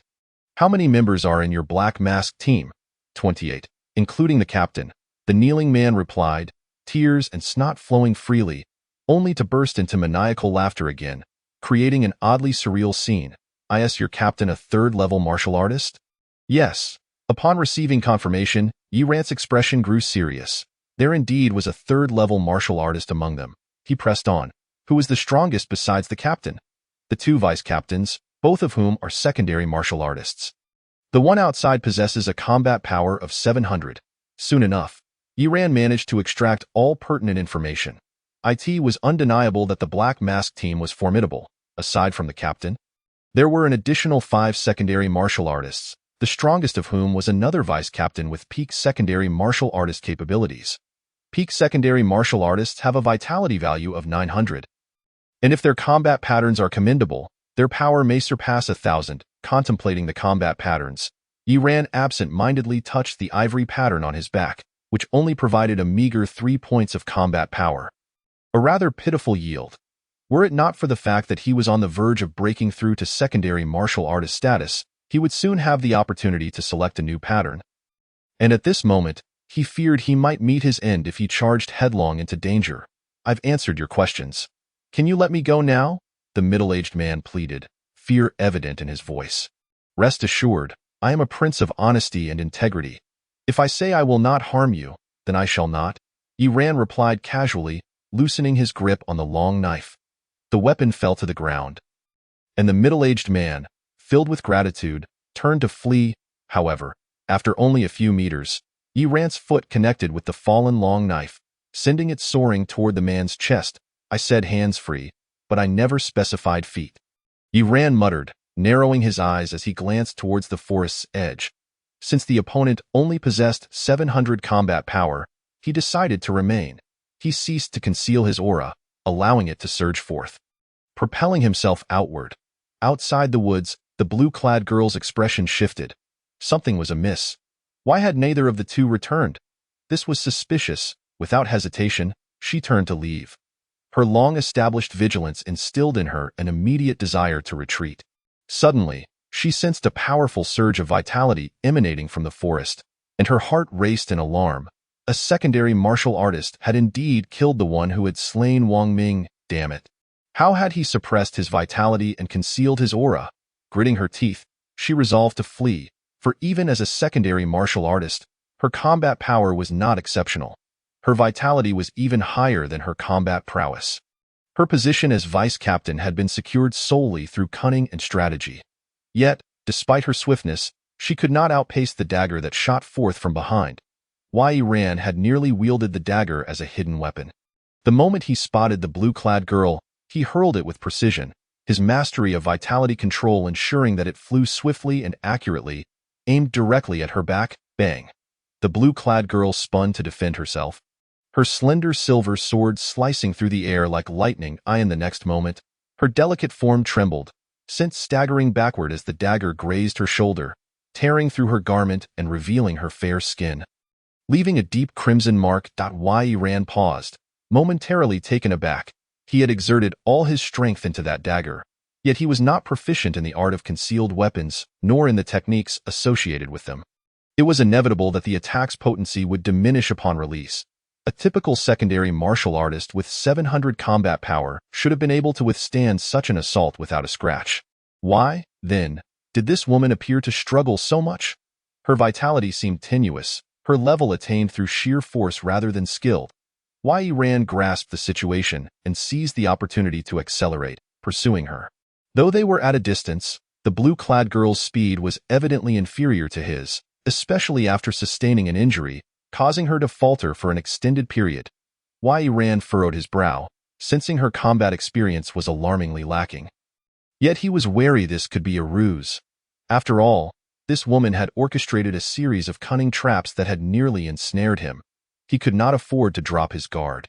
Nevertheless, as he closed the gap, Yi Ran decisively lunged forward, delivering a powerful punch directly to her chest. Whether it was an act or genuine weakness, he would incapacitate her first. His thunderclap fist was swift and fierce. The blue-clad girl barely had time to react before she was sent crashing to the ground. However, the moment he struck, Yi Ran's expression shifted. Her chest was surprisingly solid. Was she wearing body armor? Such resilient armor must be a form of battle gear. Yi Ran was taken aback. Defensive battle gear was typically rare and considerably more expensive than offensive types. Usually, they were available only at exorbitant prices. Often unattainable, the blue-clad girl struggled to rise, her slender silver sword aimed at him. Her voice weak. Don't come any closer. Upon seeing the silver sword, Yi Ran was momentarily stunned. A tidal wave of realization surged within him. C-Class Battle Gear. This was a top-tier C-Class battle gear, worth 500,000, which he had once glimpsed in the Martial Artist Tower, Chapter 50. I just want to conclude, no wonder I sensed an ominous premonition earlier. Yi Ran mused internally. If a C-Class battle gear were to suddenly launch at him, caught unawares, it could very well spell his end. Noticing Yi Ran's intense gaze fixated on the silver sword, the blue-clad girl quickly interjected, "Let me go. This battle gear is yours. Besides the battle gear, I have other treasures to offer. Give me a reason," Yi Ran replied as he approached her slowly, his gaze steady. "I can offer you everything, including myself." The blue-clad girl bit her lip. "Rest assured, I am still pure, and I can help you escape the pursuit of the Black Mask Captain. You killed his wife's brother, which means you took away his only family. He will not let you go. That reason does not suffice." Yi Ran shook his head. "Truly not." The blue-clad girl chuckled softly, suddenly shedding her outer garment to reveal a light blue soft armor covering her upper body. The armor left her arms bare, revealing porcelain-like skin, while her long, delicate neck and exquisite collarbone drew the eye. Beneath the soft armor, one could glimpse the subtle curvature of her form. Yi Ran was momentarily taken aback. The blue-clad girl, seeing him stunned, slowly placed her hand on the zipper of her armor and began to pull it down. Her voice was soft. "You're still quite young. You likely haven't experienced such things yet. Have you? Though I am a few years older, I too have yet to encounter this. It would be our first time, and I hope you can be gentle." "You have no padding?" Yi Ran suddenly interjected with an unexpected remark. Puzzled, he inquired, "I just struck with a punch, and it felt somewhat excessive. I assumed you were wearing something beneath your inner armor, but it turns out you aren't. This implies that the quality of your inner armor exceeds my expectations, at the very least. It is a top-tier D-grade combat suit. Quite impressive, indeed. By the way, where were we before this? Be gentle, that's not right. You're using too little force. With this inner armor as protection, I cannot possibly crush you." The girl in the blue attire stood in stunned silence, her silver sword clattering to the ground. Yi Ran continued with a serious tone. "Also, refrain from zipping that up. I am quite curious. No, rather, I have no desire to see. If you continue, I might just end you faster." The blue-clad girl stared at him, her expression reflecting her disbelief, as if he might actually follow through on his threat, leading her to a complete breakdown. "What manner of person is he?" Taking a deep breath, she forced a smile and replied, "All right, since you dislike this topic, let us discuss something else. The captain of the Black Mask team is a third-level martial artist, and he is notoriously treacherous. He has already gathered his men to surround us. Without my assistance, your chances of escape are less than 1 in 10. Aside from helping you flee, I can offer you something else. Are you familiar with Vice Minister Su of the Ningjiang Martial Alliance? Vice Minister Su? Yi Ran shrugged. A 5th-level martial artist, a prominent figure in Ningjiang. I have certainly heard of him. Do you happen to know him? I am his only daughter, the blue-clad girl said slowly. Yi Ran's pupils constricted. The only daughter? His voice turned cold. The Ningjiang Martial Alliance captures fugitives and maintains balance within the city, often dispatching personnel to the wasteland to eradicate hunting teams like the Black Masked Squad. And the vice minister's daughter is the vice captain of the very team they wish to eliminate. That explains why the Martial Association has issued so many missions yet has been unable to capture your Black Masked team. This matter has nothing to do with my father. He is unaware of my identity, the blue-clad girl replied, falling silent for a moment. Yi Ran observed her and remarked, given your status, you should not need to join a team like the Black Masks. Resorting to ambushing other martial artists for profit, should you? Don't you find killing to be an exhilarating endeavor, especially since I relish the torment of others, watching them writhe in agony? The blue-clad girl laughed softly before continuing. Enough of that. Besides assisting you in your escape, I could also propose that you become my husband. If you spare me, I shall return and marry you, and my father will wholeheartedly support you, supplying all the martial resources you require, top-tier combat soldiers, martial techniques, and the blood of exotic beasts. All of it could be yours. As she spoke, she looked at Yi Ran with sincerity. Rest assured, I would not deceive you. A young second-level martial artist like you would surely delight my father, she concluded with a smile, exuding confidence in her proposal. She believed that any rational person would find such an offer irresistible. That rationale is insufficient, Yi Ran replied with an impassive demeanor. The blue-clad girl faltered, her frustration mounting. Consider it carefully. Do not let momentary anger cloud your judgment. Moreover, I have not genuinely harmed you, she began. But her words were cut short as a hand slowly tightened around her neck. Startled and furious, the blue-clad girl shouted, I do not understand. With such a favorable offer, why do you refuse? Beauty, wealth, power, martial prowess, you have it all. What more do you desire? I desire your death, Yi Ran stated calmly. Do you not find that to be an exhilarating prospect? You are mad. This is not exhilaration. It is self-destruction. You find thrill in torturing innocent martial artists. Yet when others seek to kill you, it is deemed foolish. Yi Ran's expression remained cold. Then today, I shall seek my demise in avenging those you have slain. Curse it. What connection do those people have to you? I am not the one who killed you. The blue-clad girl seethed with rage, having heard such empty rhetoric countless times before. There are always those who wish to play the role of the virtuous, pursuing meaningless acts in this world. As long as one ensures their own survival, assisting others is merely folly. Especially those who aspire to be righteous, intervening in injustices without regard for the ensuing trouble. Such individuals are the true fools. Yet, as she gazed upon the calm visage of the youth before her, her heart quivered. She sensed that he was not merely speaking empty words. He genuinely believed this foolishness. She muttered softly, suddenly overcome with tears. Think carefully. If you kill me, my father will not spare you. Is it truly worth it for a non-existent sense of justice? There is no worth to consider. It is simply what I desire. Yi Ran replied earnestly, abruptly voicing something inexplicable. Even without achieving this act of avenging heaven, I would have resolved to eliminate you black-masked individuals. The blue-clad girl fell into a profound silence upon hearing his declaration. She understood that her fate was sealed, for he had seemingly revealed the secret that ensured her demise. After a lengthy pause, she softly inquired, May I ask you one last question? Speak. How did you discern the flaw in my plan? Truth be told, I had not noticed.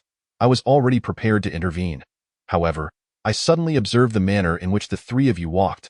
Yi Ran replied nonchalantly. The two behind you always positioned themselves slightly back, glancing at you as though awaiting your response before daring to speak. Such unconscious actions may have gone unnoticed by them, but to me, it was clear they were familiar with you. You must be their leader. Hence the ingrained posture of respect, a habit formed over many years, not easily altered. The blue-clad girl's eyes widened. So, I did not fall due to my own shortcomings, but rather those two subordinates. She forced a bitter smile. I harbor no more resentment. I merely hope that in death, you will mar my appearance, sparing my father from humiliation. Additionally, be wary of the captain of the Black Masks. He is a third-level martial artist. With your second-level prowess, encountering him would be perilous. Who said I was a second-level martial artist? Yi Ran shook his head. I am merely a first-level martial artist. But I shall heed your warning. A first-level martial artist? The blue-clad girl gasped in disbelief. How could someone so young possess such strength? Crack! In the next instant, her beautiful head fell abruptly, breath escaping her as life ebbed away. Chapter 51. Ruthless and merciless, Yi Ran stripped the girl of her blue inner armor and a spatial ring. Swiftly departing after disposing of the body, on his way, he checked his achievement panel. Avenging Heaven, Progress 710.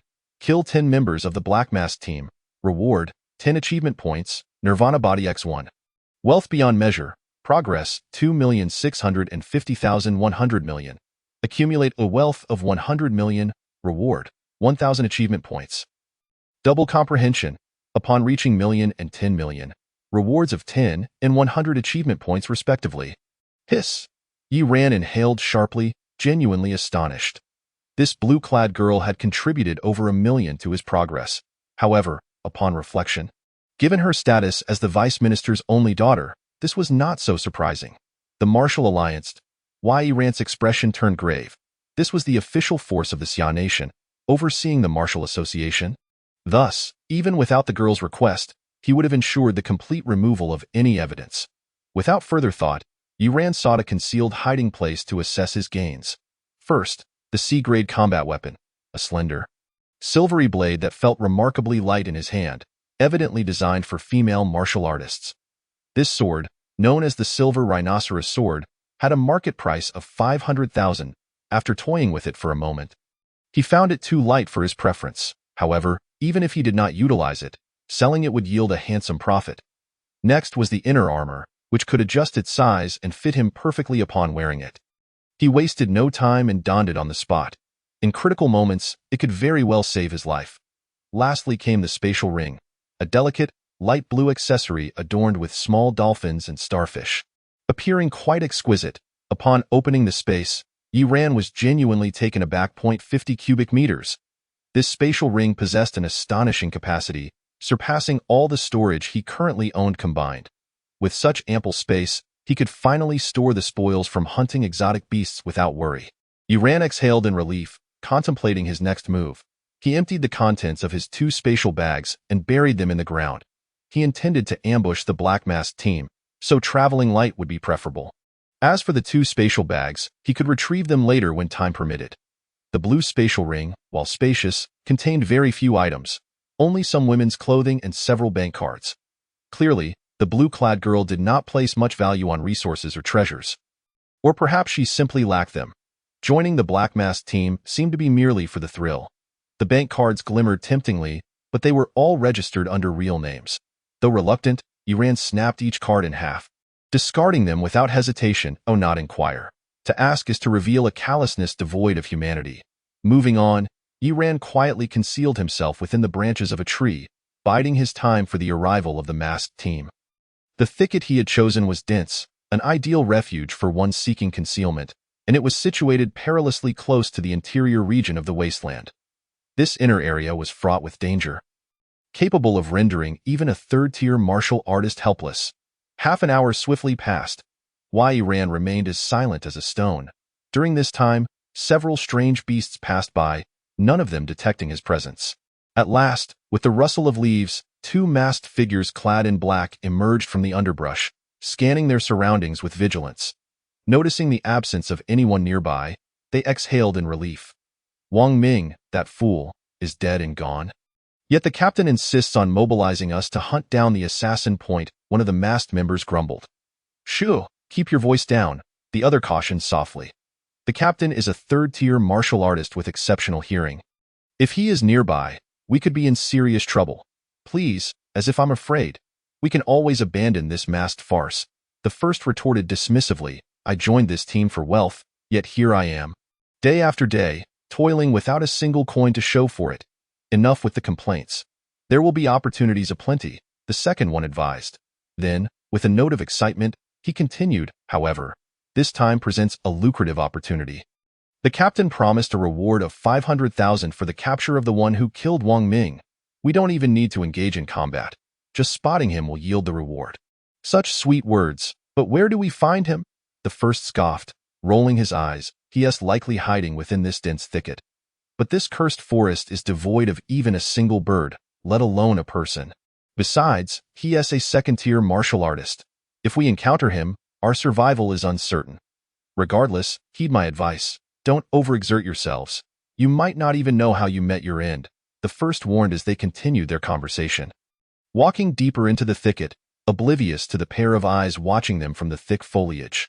Here they come, Yi Ran thought, his gaze sharpening, his vitality stirring restlessly within him. Two first-tier martial artists were not enough to elicit a cry from him. He needed to strike decisively. Soon, the two men moved into his striking range, and just as he was about to act, footsteps echoed nearby. Another presence was approaching, an extraordinarily burly middle-aged man with a stern visage. Sporting a single eye and a long scar across the other, rendering his appearance quite fearsome. Why is he not wearing a mask? Yi Ran wondered, taken aback. Suddenly, the one-eyed man cast a cold glance in his direction. Surveying the area, not spotting anything amiss, he withdrew his gaze with a hint of suspicion. What keen perception, Yi Ran thought, astonished. Had he not reacted swiftly and averted his gaze, he risked being discovered. This was the first time he had employed the cloud breath technique, and he had nearly been exposed. Captain!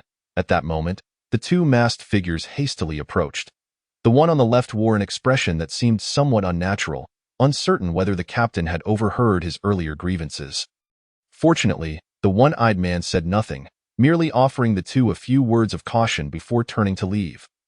The member on the left sighed in relief. In the next instant, however, his expression shifted to one of sheer terror.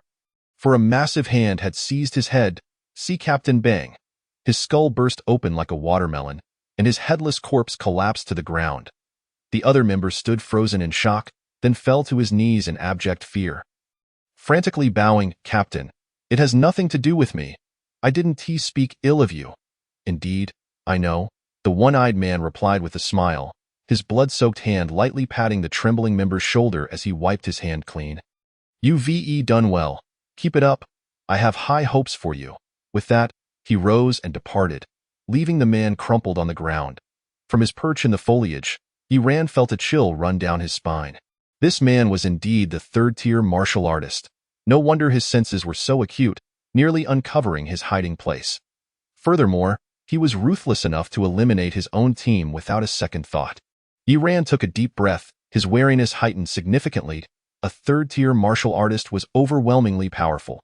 Encountering him would surely mean certain death. Chapter 52. For wealth, men die.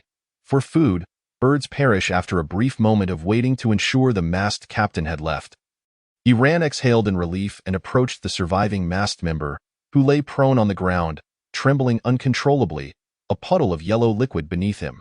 A clear sign of his fear. Beside him lay the headless corpse. Yi Ran cast a glance at the gruesome sight, feeling a wave of nausea wash over him from the mingled red and white matter. He then brandished his silver rhinoceros sword and strode over.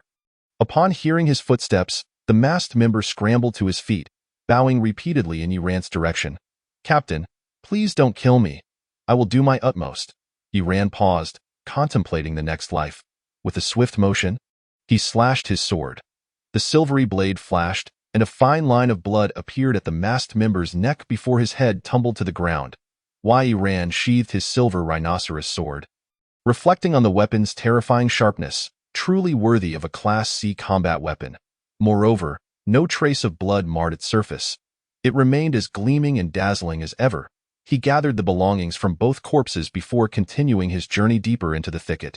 Before long, he discovered a secluded cluster of trees.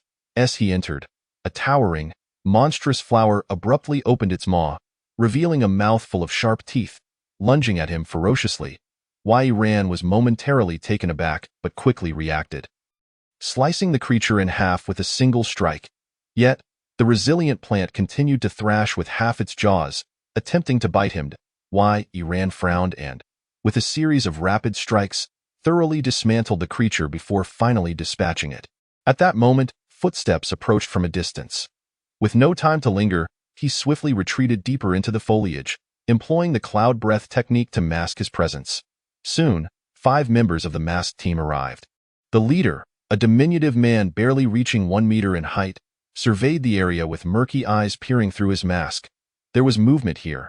"You lot, go in and investigate," he commanded with a wave of his hand. The other 4 dispersed to search the vicinity, one of whom ventured into the thicket. Rand's heart raced as he observed the short man, the second in command of the masked team. A top-tier second-tier martial artist with an impressive vitality value of 900 and combat prowess nearing 1,000. Unless he could launch a surprise attack, he stood no chance against such an opponent. As Rand watched the searching member draw closer, his heart sank. A top-tier second-tier martial artist, alongside 4 formidable first-tier warriors. His chances of breaking free from such a formidable assembly were slim. Curse that flower, he thought, frustrated. Had it not been for that accursed plant, he might have remained undetected and potentially taken down 2 more members. Achieving his goal, however, time was of the essence. Rand narrowed his eyes, gathering his strength, preparing to eliminate the intruder.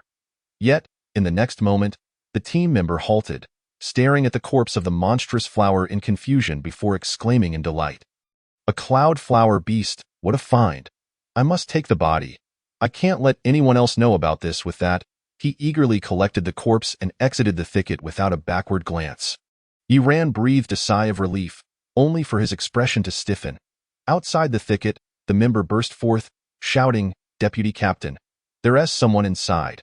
They've killed a cloud flower beast." Upon hearing this, the short man's face lit up with joy. He snorted coldly, commanding, "Everyone, gather around and search thoroughly. Don't let him escape. Damn it." Rand's expression darkened. He had been outmaneuvered. It was clear that the members of the masked team had inferred his presence from the cloud flower beast's corpse. Fearing that he might be killed if they shouted, so they concocted a ruse to exit the thicket. As soon as they felt safe, they revealed his location. Indeed, none of the masked team members were to be trifled with. Rand took a deep breath. Even a mere ordinary team member possessed such cunning. It seemed he was in for a rough time. Yet, his gaze began to shimmer with determination. "Now, this is interesting. Let us see who will have the last laugh today." With that thought, he ceased the cloud breath technique, deliberately revealing his presence. Simultaneously, he retrieved his spatial ring, discarding the corpses of strange beasts, various cultivation resources, and even cash into the thicket. As he tossed the items, he sprinted toward the thicket's exit. Meanwhile, outside the forest, a group of 5 or 6 individuals passed by, led by an elderly man, accompanied by a pair of teenagers and 2 middle-aged individuals. The elder's expression shifted upon catching sight of the fleeting forms of the masked figures within the thicket. "The masked men. We must turn back and change direction.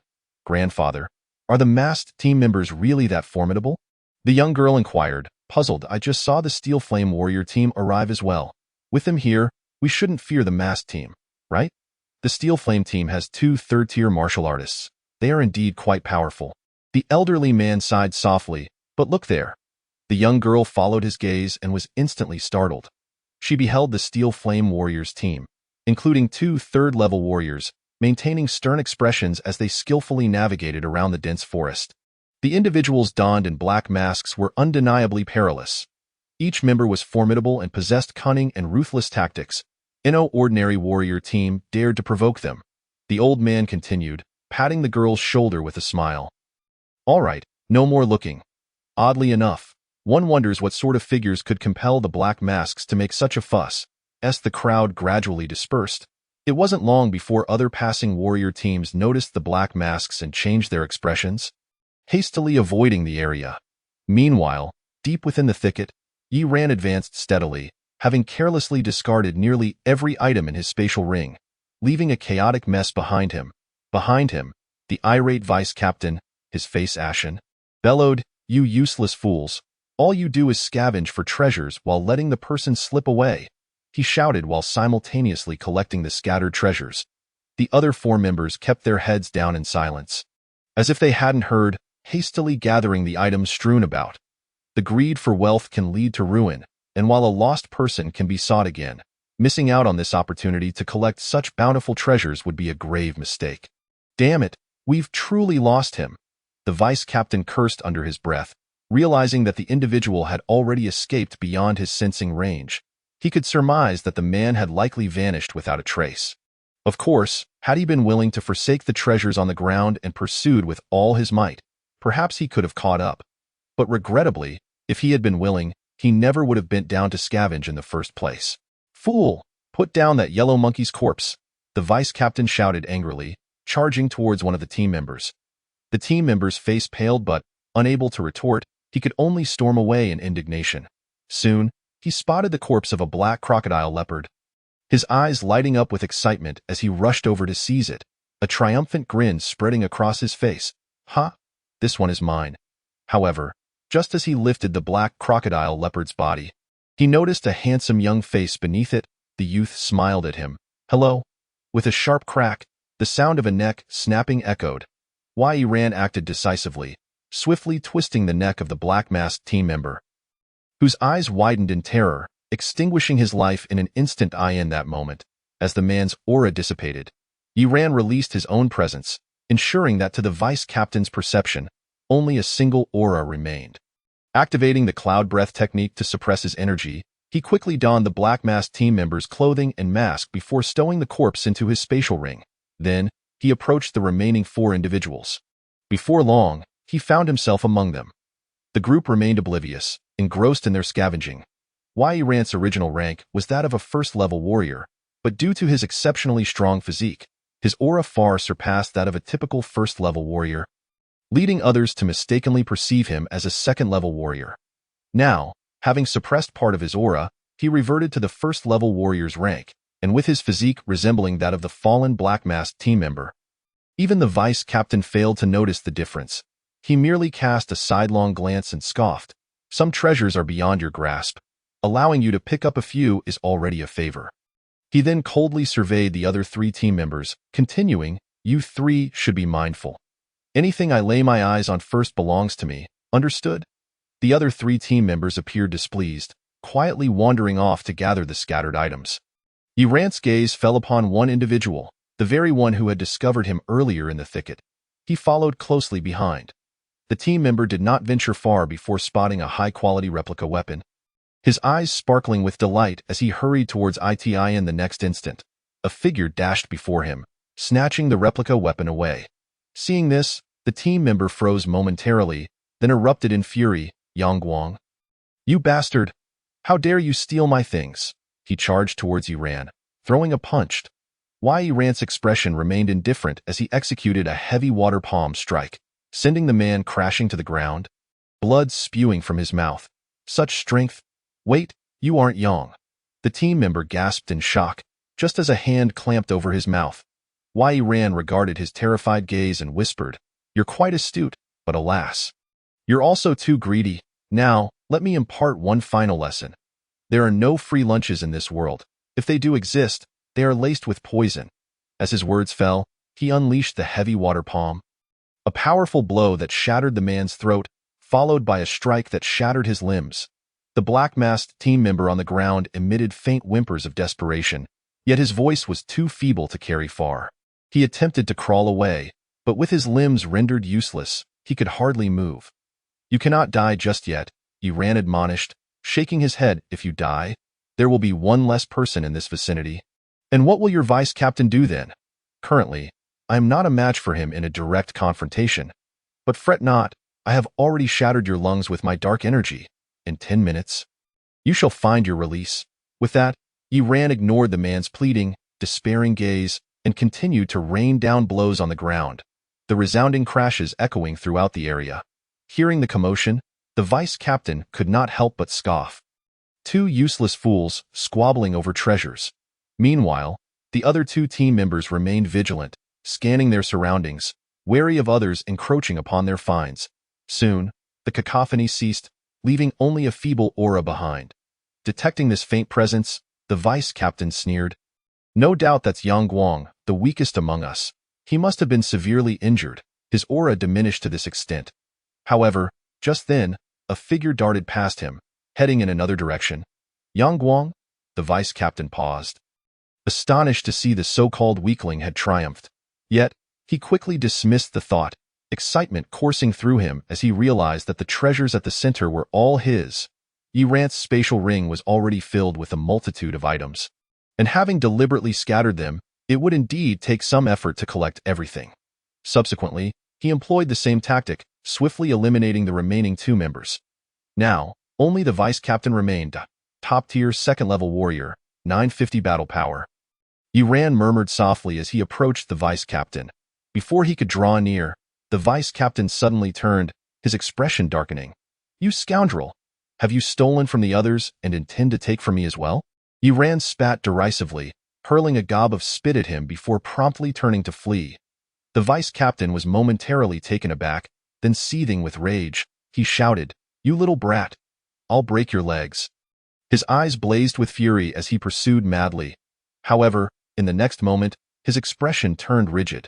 The 3 auras surrounding him had abruptly vanished. Only Yang Guang's aura remained, but then that too disappeared. The vice captain felt a chill run down his spine, as if plunged into an ice cavern. The disappearance of the auras signified that the individuals had perished. What manner of power could extinguish the lives of 4 members in the blink of an eye? Trembling, he found himself momentarily paralyzed with fear. Yet, having committed numerous acts of violence and experienced much, he quickly regained his composure and set off in pursuit of Yang Guang. Something was amiss with Yang Guang. Before long, the vice captain beheld the corpse of a crocodile leopard. Alongside the lifeless form of Yang Guang sprawled on the ground, clutching a silver blade in his hand. The vice captain paused in astonishment. Then elation surged within him, realizing, this is that C-grade weapon belonging to that woman named Sue. He let out a boisterous laugh and dashed towards the corpse. However, upon nearing it, his expression twisted into a snarl as he brought down his blade with fury. "Damn it! Do you think I'm one of those 4 fools, easily deceived?" He continued to hack away, mercilessly mutilating the body, turning it into a bloody pulp. Within, the vice captain chuckled to himself. "Fool! You thought you could feign death and ambush me while I was busy collecting the sword? Ridiculous! If you enjoy playing dead, I'll ensure you truly die, never to live again." Yet suddenly, his countenance shifted. Something felt off. Wait, this appears to be a genuine corpse. In an instant, a dagger sliced through the air. Plunging into his lower back, the vice captain screamed in agony, spinning around to strike, but the figure behind him endured the blow, then swiftly withdrew the dagger and pierced his throat. Blood gushed forth as the vice captain's body crumpled to the ground. Just before collapsing, he caught a glimpse of a young man smiling at him. "Farewell, clever one." As the vice captain fell, Yi Ran could no longer restrain himself and plopped down onto the ground. "Ouch!" he gasped, slowly pulling aside his clothing and inner armor. His chest was stained with bright crimson blood, a gaping wound several centimeters long glaringly evident. Although his inner armor had absorbed the brunt of the strike, some of the energy had still seeped through. Moreover, this wound is not merely a superficial injury. It has also inflicted deep trauma upon his internal organs, which serves as the principal source of his agony. Fortunately, the inner armor has mitigated a significant portion of the impact. Otherwise, this strike could have cleaved him in 2 or left him grievously maimed. Truly, he is a formidable second-tier warrior. Yi Ran gritted his teeth, enduring the pain as he applied ointment to his wounds. A top-tier second-tier warrior possesses a vitality value of 900, while a peak second-tier warrior boasts a value of 999, just a step away from breaking into the 3rd tier. He was fortunate to have extracted information about the Black Mask team members from that middle-aged man earlier, revealing that there was another top-tier second-tier warrior in the group. Otherwise, a direct confrontation would have been akin to delivering himself on a platter. After all, this meticulously executed ambush had left him severely injured. One can only imagine the outcome of a frontal battle. After hastily tending to his wounds, Yi Ran searched the diminutive vice captain's spatial ring, swiftly departing the scene. Minutes later, a Black Mask team member passed by, spotting the corpses on the ground. He froze momentarily, then, panic-stricken, turned and fled. The vice captain is dead. Soon, an enraged roar echoed through the dense forest. "Damn it! If I catch you, I will scatter your bones to the winds." The voice reverberated, causing the entire woodland to tremble. Outside the forest, A passing warrior team heard the commotion and their expressions shifted. It was the voice of the black-masked captain. "Everyone, retreat. Damn it. This fellow never wears a mask to disguise his identity. For those who have seen his face are all dead. Yet, judging by his tone, he seems to have suffered significant losses. Who could have caused him such misfortune? No time for speculation. We must flee." At that moment, within the forest, Iran concealed himself atop a towering tree, the lush canopy perfectly camouflaging his figure. He lowered his head, counting his spoils. The items he had previously discarded were all retrieved. However, the actions were not his own, but rather those of the black-masked individuals who had diligently gathered the spoils. Now, he was merely tallying the possessions of these individuals. He took everything from the spatial backpack and buried the bag on the spot. Next, he examined the spatial ring of the diminutive vice-captain.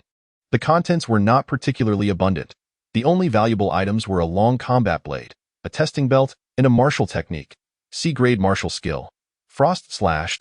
Iran's curiosity peaked as he flipped through the martial technique, recognizing it as a rare blade technique that conjures frost upon striking, capable of hindering an opponent's movements. When mastered, it could even freeze adversaries. He stowed away the combat blade and martial technique, then turned his attention to the vitality testing belt, appearing somewhat astonished. Such a belt, which can measure vitality and combat strength, is quite handy, yet also exceedingly expensive, something the diminutive vice-captain would not likely indulge in. The only plausible explanation is that it was acquired from slaying a talented scion from a family that ventured into the wilderness. Not in haste to utilize the testing belt, Iran inhaled deeply, his gaze brightening as he turned to the achievement panel. Uphold justice. Progress, 1310. Slain 10 members of the Black Mask team. Reward, 10 achievement points, Nirvana Body X1. Achievement completed. Claim your reward? Yes. Upon claiming the reward, Iran felt an immediate warmth envelop his body. A mysterious power surging within him. It seemed as if the very structure of his being underwent subtle transformations under this newfound strength. Soon, the metamorphosis concluded. The achievement panel displayed an additional line of information. Physique, Nirvana Body, Level 1, recovery rate increased by 10, with a 0.01 chance of recovering directly from a near-death state, and body sublimation and transformation. Note: to upgrade physique, requires another Nirvana Body. Other upgrade conditions are yet to be unlocked. Stay tuned. A 10 increase in recovery capability? Iran gasped in astonishment. This is no trivial enhancement, an entire 10th of his recovery speed. Such an improvement in recovery speed bolsters both endurance and stamina, greatly benefiting prolonged combat. Simultaneously, the injuries he sustained were healed during the transformation brought about by the Nirvana Body. After confirming he bore no injuries, Iran began to enhance his vitality. The 10 achievement points he had just acquired were swiftly consumed, and his vitality increased once more. He donned the testing belt and initiated the assessment. The belt, entirely black with a red square display at its center, bore a striking resemblance to a summoning device for the Xingtian armor. After a fleeting moment of nostalgia regarding his childhood, Iran pressed the switch. Instantly, he felt a slender silver needle pierce his lower back, causing his expression to shift. Damn it, my kidney. Fortunately, the needle merely penetrated the surface of his skin to draw blood. Merely a momentary scare. After the blood was drawn, Iran exerted all his strength, and the belt gradually constricted, gauging his combat strength. Soon, the testing was complete, and 2 data points materialized. Vitality, 490, top-tier level 1 warrior. Combat strength, 870, exceed standard. Suddenly, the testing belt's warning lights began flashing wildly, signaling an overage. Combat strength severely exceeds standard. Suspected to be cheating. Iran, momentarily stunned, promptly switched it off. This contraption merely seeks to slander me. My current status is solely the result of perseverance, diligence, and an indomitable spirit. With a combat strength of 870, coupled with the heavy water palm, my ultimate combat strength exceeds 900. His eyes gleamed as he contemplated that some top-tier second-tier warriors, who had broken through using the blood of ordinary exotic beasts, possessed combat strength merely at this level. The thought of exotic beast blood made Iran's heart ache.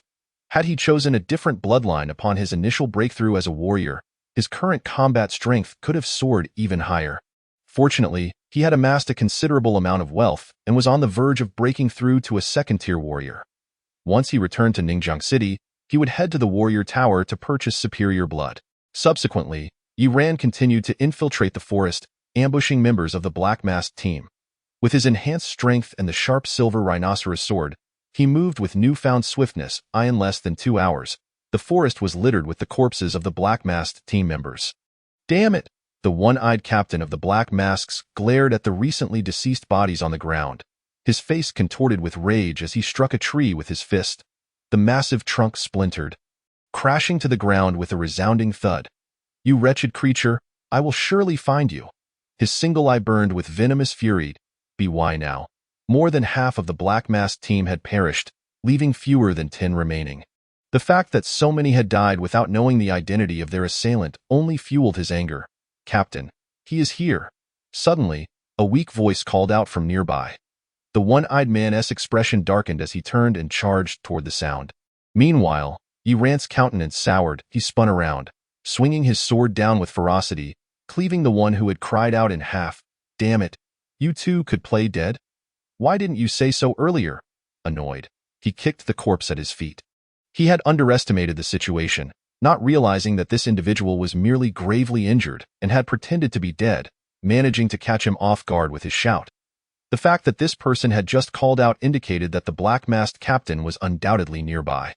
Before Yi Ran's thoughts could settle, he sensed a powerful aura rapidly approaching. His expression changed dramatically. "Damn it, the Black Masked captain is coming." What's worse, given the proximity, he would have no chance to outrun him. And there was nowhere to hide. Chapter 55. Underground Mine. Black Essence Iron. The one-eyed man, being a third-tier warrior, possessed remarkable speed. In mere moments, he arrived at the location of the sound. His gaze was icy as he surveyed the surroundings. By now, he could deduce that the warrior ambushing their Black Masked team must possess some means of concealing their aura. Furthermore, their strength likely did not reach the 3rd tier. Otherwise, they would not have relied solely on ambush tactics. "This time, I shall see how you escape." His eyes glinted coldly as he meticulously scanned the environment. In such a short span of time, he was certain that the assailant had not fled.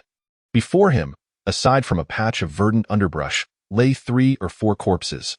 The one-eyed man squinted slightly and approached the bodies. A black battle axe materialized in his hand. If someone could conceal their aura and feign death, there was a significant likelihood they were the culprit. At that moment, one of the corpses suddenly trembled, weakly raising a hand to point in a certain direction, seemingly attempting to communicate something. However, before the words could escape, he coughed up a mouthful of blood, staining his already bloodied mask a deeper crimson. The individual collapsed to the ground, their breath faint. The one-eyed man furrowed his brow, noticing a fatal wound piercing through the chest of this team member. His suspicions began to dissipate. This was indeed a fatal injury aimed at the heart, albeit slightly askew. It appeared this was one of his own men. Yet he hadn't anticipated that the cunning scoundrel had managed to escape. His expression darkened as he quickly pursued the direction indicated by the gravely wounded team member. Just a few steps in, he suddenly turned back, tossing a packet of healing medicine toward the injured warrior. His voice low and grave. "You did well. When we return, I shall promote you to vice captain." With that, he hastened after the fugitive. With the squad suffering heavy losses, they were in dire need of personnel. Though this team member's strength was lacking, his willingness to sacrifice himself to expose the warrior was commendable and deserving of cultivation. After he departed, the gravely injured team member removed the mask from his face, revealing the visage of a handsome youth. "Promote me to vice captain? Your vice captains have notoriously short lives. I wouldn't dream of accepting." Yi Ran cursed inwardly, forcing himself to rise. Upon rising, he was suddenly beset by a dizzying sensation, causing his steps to falter and nearly bringing him to the ground. He half knelt, his complexion ashen, struggling to unfasten his garments. A ghastly sword wound marred his chest, starkly evident. Indeed, his injury was no fabrication. For a 3rd-tier warrior, distinguishing between genuine and feigned wounds was a simple task. Should he dare to counterfeit his injury, the one-eyed middle-aged man would undoubtedly discern the ruse. Gritting his teeth and inhaling sharply, Yi Ran applied some medicinal salve before staggering away. He needed to depart swiftly. After all, he had reported a false position, and it would not be long before that one-eyed man noticed the anomaly. Half an hour later, the one-eyed man returned, his expression dark and thunderous, only to discover a missing corpse on the ground.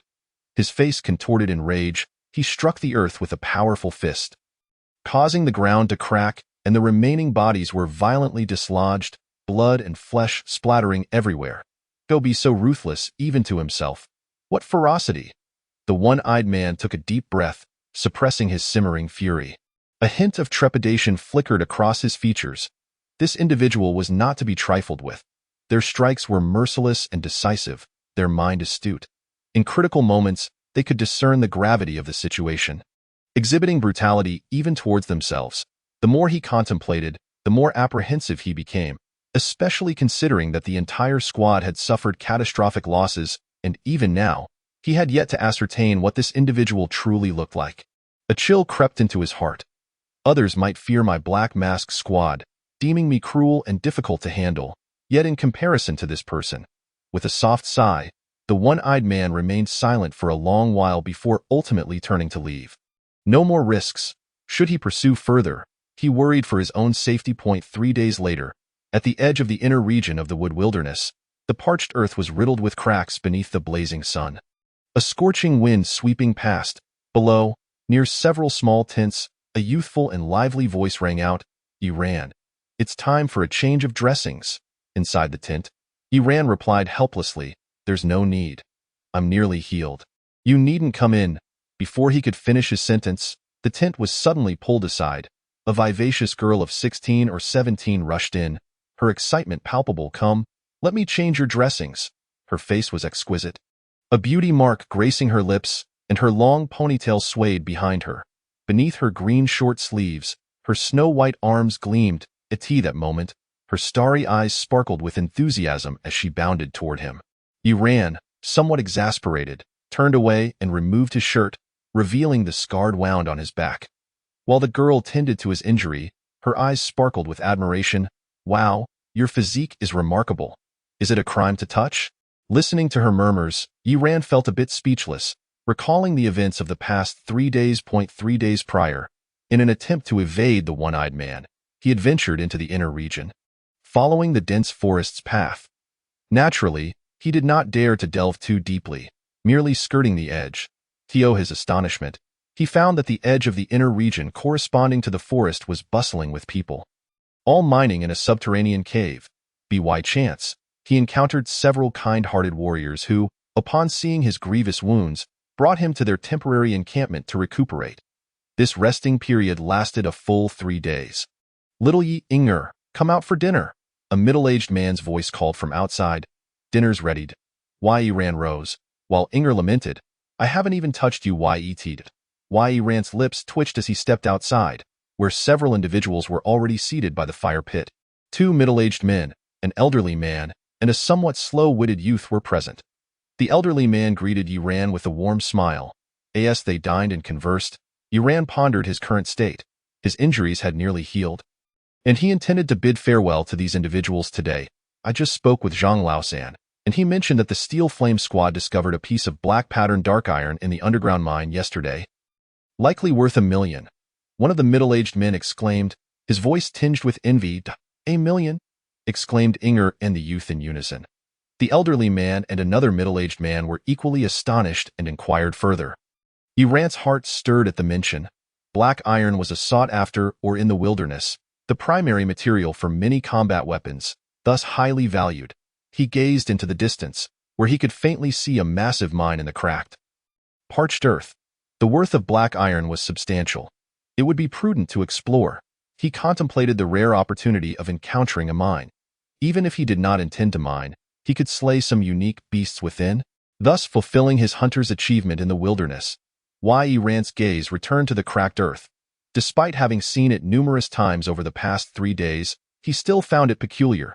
He could not fathom why the inner and outer regions of the wood wilderness presented such starkly different environments, lush greenery on the outskirts, while the interior lay parched and arid. Unbeknownst to him, as he averted his gaze, a towering figure cloaked in black emerged from the mine, its cold, indifferent face partially visible beneath the hood, revealing a man with but one eye. Chapter 56. Encounter. Outside the tent, several individuals were engaged in conversation. Suddenly, one middle-aged man remarked, "By the way, do you all remember that patch of dense forest we passed through a couple of days ago?" Of course. The black-masked individuals were there, surrounding some people. Another middle-aged man replied curiously. What happened there? Yesterday, the Warrior Association dispatched experts to that forest to eliminate the Black Mask Squad, the first middle-aged man sighed. Who would have thought that upon entering, they discovered bodies strewn about, over 20 Black Mask members, nearly all dead, along with one vice-captain. At this revelation, the nearby middle-aged man's face registered shock. How is that possible? Wasn't the Black Mask Squad hunting others? The elderly man, who had been smiling and chatting with Inger, was equally astonished. He turned and queried.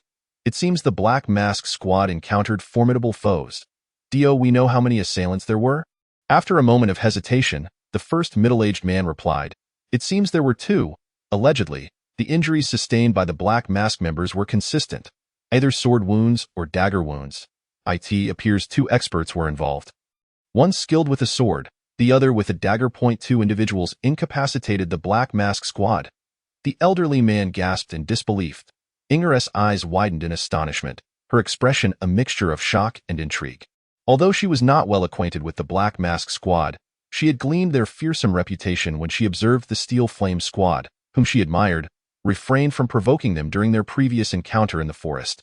The revelation that such a formidable group could be eradicated by merely two individuals was nothing short of astonishing. Incredible! Exclaimed the somewhat slow-witted youth, who had been engrossed in his meal, suddenly chiming in before returning to his food. Inger shot her brother an exasperated glance, her eyes gleaming with curiosity as she probed for more details about the enigmatic duo. Unfortunately, I don't have much more specific information, the first middle-aged man admitted. Shaking his head, I only overheard it while chatting with Zhang Laosan and the others.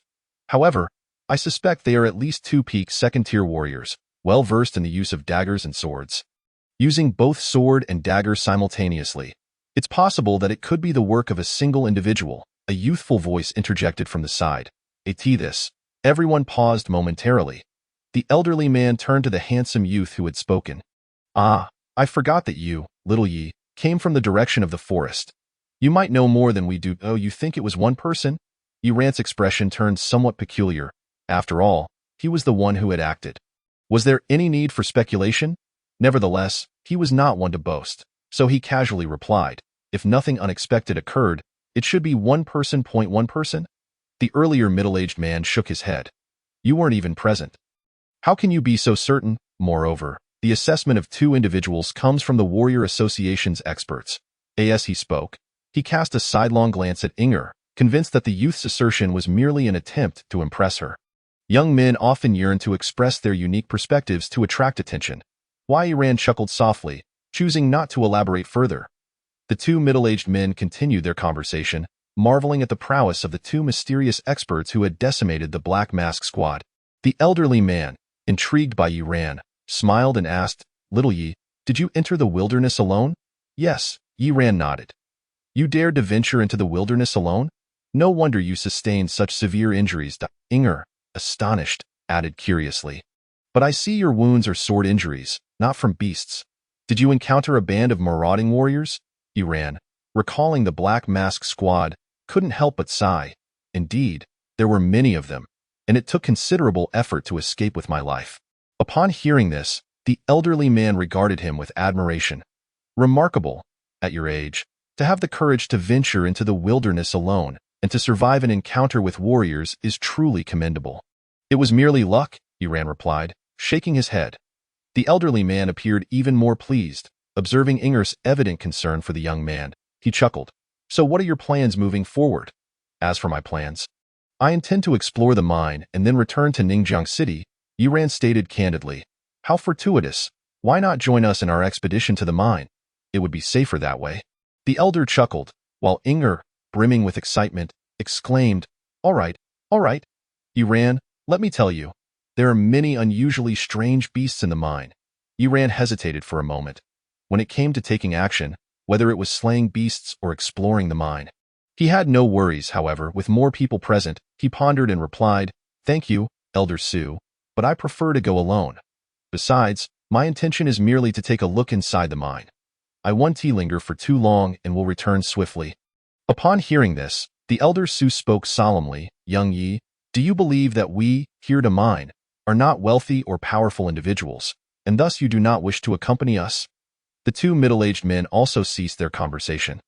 Expressing their displeasure, "Young man, do not be overly arrogant. Although we are merely first-level warriors, Elder Su is a second-level warrior. With him leading, your safety is assured. Moreover, we have years of experience traversing the wilderness. By following us for a while, you will learn a great deal, at the very least. Should you encounter the warrior who sought to harm you, you would likely avoid such grievous injuries and be able to escape." Yiran was taken aback. Inger appeared somewhat dissatisfied and was about to voice her thoughts when the elder beside her halted her, turning to Yiran and speaking slowly, "Young Yi, I hold great hope for you. This is an opportunity you should not overlook. You are aware of the Kongming Martial Arts Academy, the foremost martial arts institution in Ningjiang City, I presume. Su Fan, who trains there, is my grandson. If you accompany us and perform well, I can recommend you for admission to the academy. By the way, Xiaoying is also at Kongming Academy. You would have a companion." Upon hearing this, Xiao Ying's eyes twinkled with joy. All right. The two warriors were left in shock, exclaiming, "Elder Su, so you are Su Fan's grandfather? We always thought you were just an ordinary second-level warrior, with nothing remarkable about your grandson." Elder Su smiled, though there was a hint of pride in his demeanor. After all, Su Fan was one of the three most renowned young talents in Ningjiang City, known far and wide. He was confident that Yiran would soon make a decision. "Su Fan?" Yiran murmured in surprise, recalling that one of the three young geniuses he had defeated at the Black Sand Arena was indeed Su Fan. He had not expected such a familial connection with Elder Su. "Elder Su, there's really no trouble." Yiran shook his head, declining once more. Upon hearing this, Elder Su paused, his expression darkening. One of the middle-aged men exclaimed in astonishment, "Young brother, how can you refuse such a fortunate opportunity? Do you even understand what joining Kongming Academy represents? Although we are unaware of your capabilities, being part of Kongming Academy would undoubtedly bring you only benefits, not drawbacks." The other middle-aged man also shook his head in disbelief. "Such arrogance, you are missing a great chance. Young man, humility is key," they both insisted.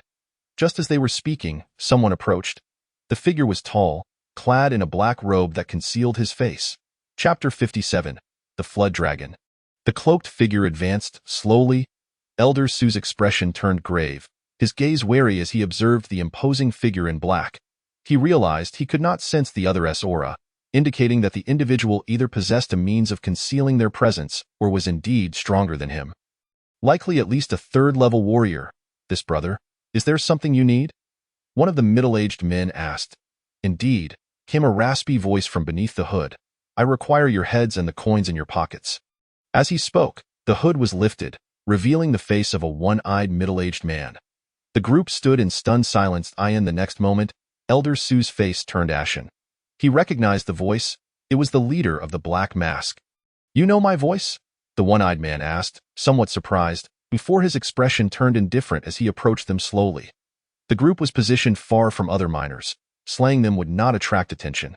The small team's losses had been severe, and they urgently needed to replenish their wealth and recruit new members. The scattered warriors near the mine presented an excellent opportunity. Seeing the one-eyed man approach, Elder Su's face was filled with trepidation, while the two middle-aged men were drenched in sweat and found themselves unable to move. Inger and her brother trembled as well. Suddenly, the one-eyed man halted, his gaze fixated on a young boy. Noticing the bandages wrapped around his chest, he remarked, "Your injuries remind me of an old acquaintance, one who nearly annihilated my entire Black Mask team. The location of your wounds is strikingly similar. Is it possible that you are he?" Yiran spoke softly, as a silver sword materialized in his hand. The moment the one-eyed man saw the silver sword, his pupils constricted, and he stammered, "The silver rhinoceros sword? It truly is you. You are merely a youth?" His expression was filled with shock. He had speculated countless times regarding that person's identity, but he never imagined that the one who posed such a formidable challenge, even instilling a sense of dread, was just a 17 or 18-year-old boy. "I did not expect you to follow me," Yiran sighed, feeling rather unfortunate. He had never anticipated that the one-eyed man had already given up the chase. Their encounter was entirely coincidental. He glanced at Inger and the others, then decisively turned and fled into the distance. Leaving behind a warning, he stated, "Think carefully. If you waste time killing them, you will never catch up to me."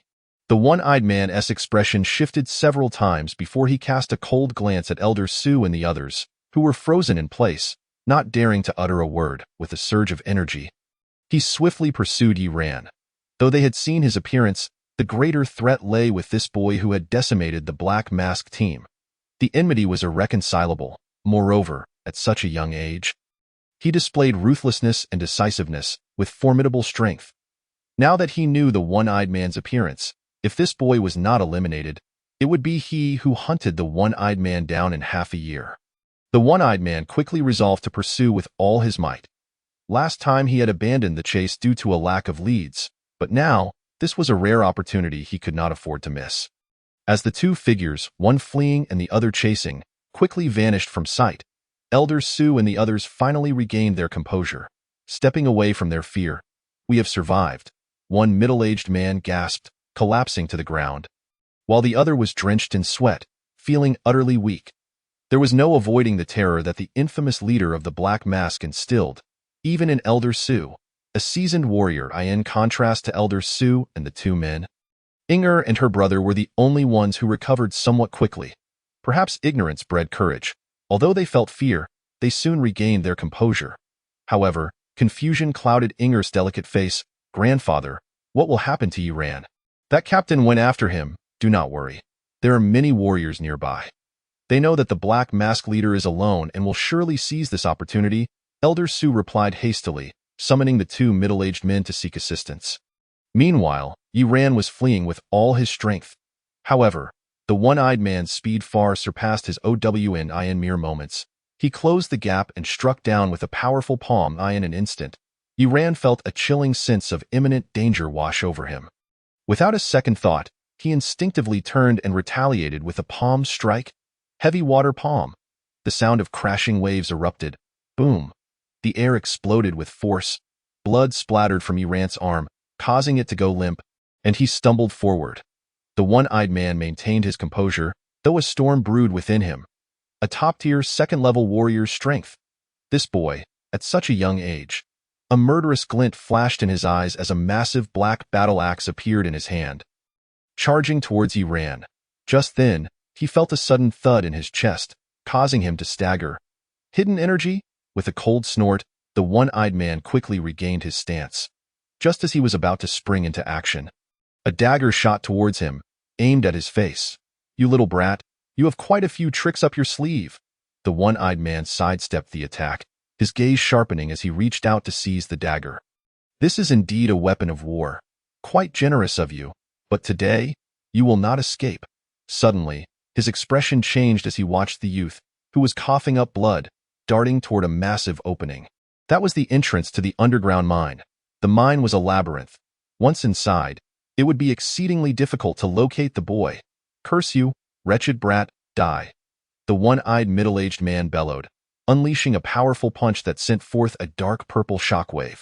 With a thunderous roar, the cavern trembled violently. Yi Ran's complexion turned ashen, yet he managed to dart into the mine just before the punch's impact reached him. However, before he could even breathe a sigh of relief, the ground beneath him suddenly gave way. The mine had collapsed. Caught off guard, Yi Ran plummeted downwards amidst the falling debris. In an instant, he felt as though he had plunged into a vast river. The raging waters sweeping over him, rendering his eyes unable to open. He was helplessly carried away by the torrent to an unknown destination. After an indeterminate time, Yi Ran groggily opened his eyes, violently coughing up water, and glanced around with a hint of weakness. In the next moment, his expression froze. Before him lay an enormous creature, a colossal black serpent. Chapter 58, The Heart of the Fearless.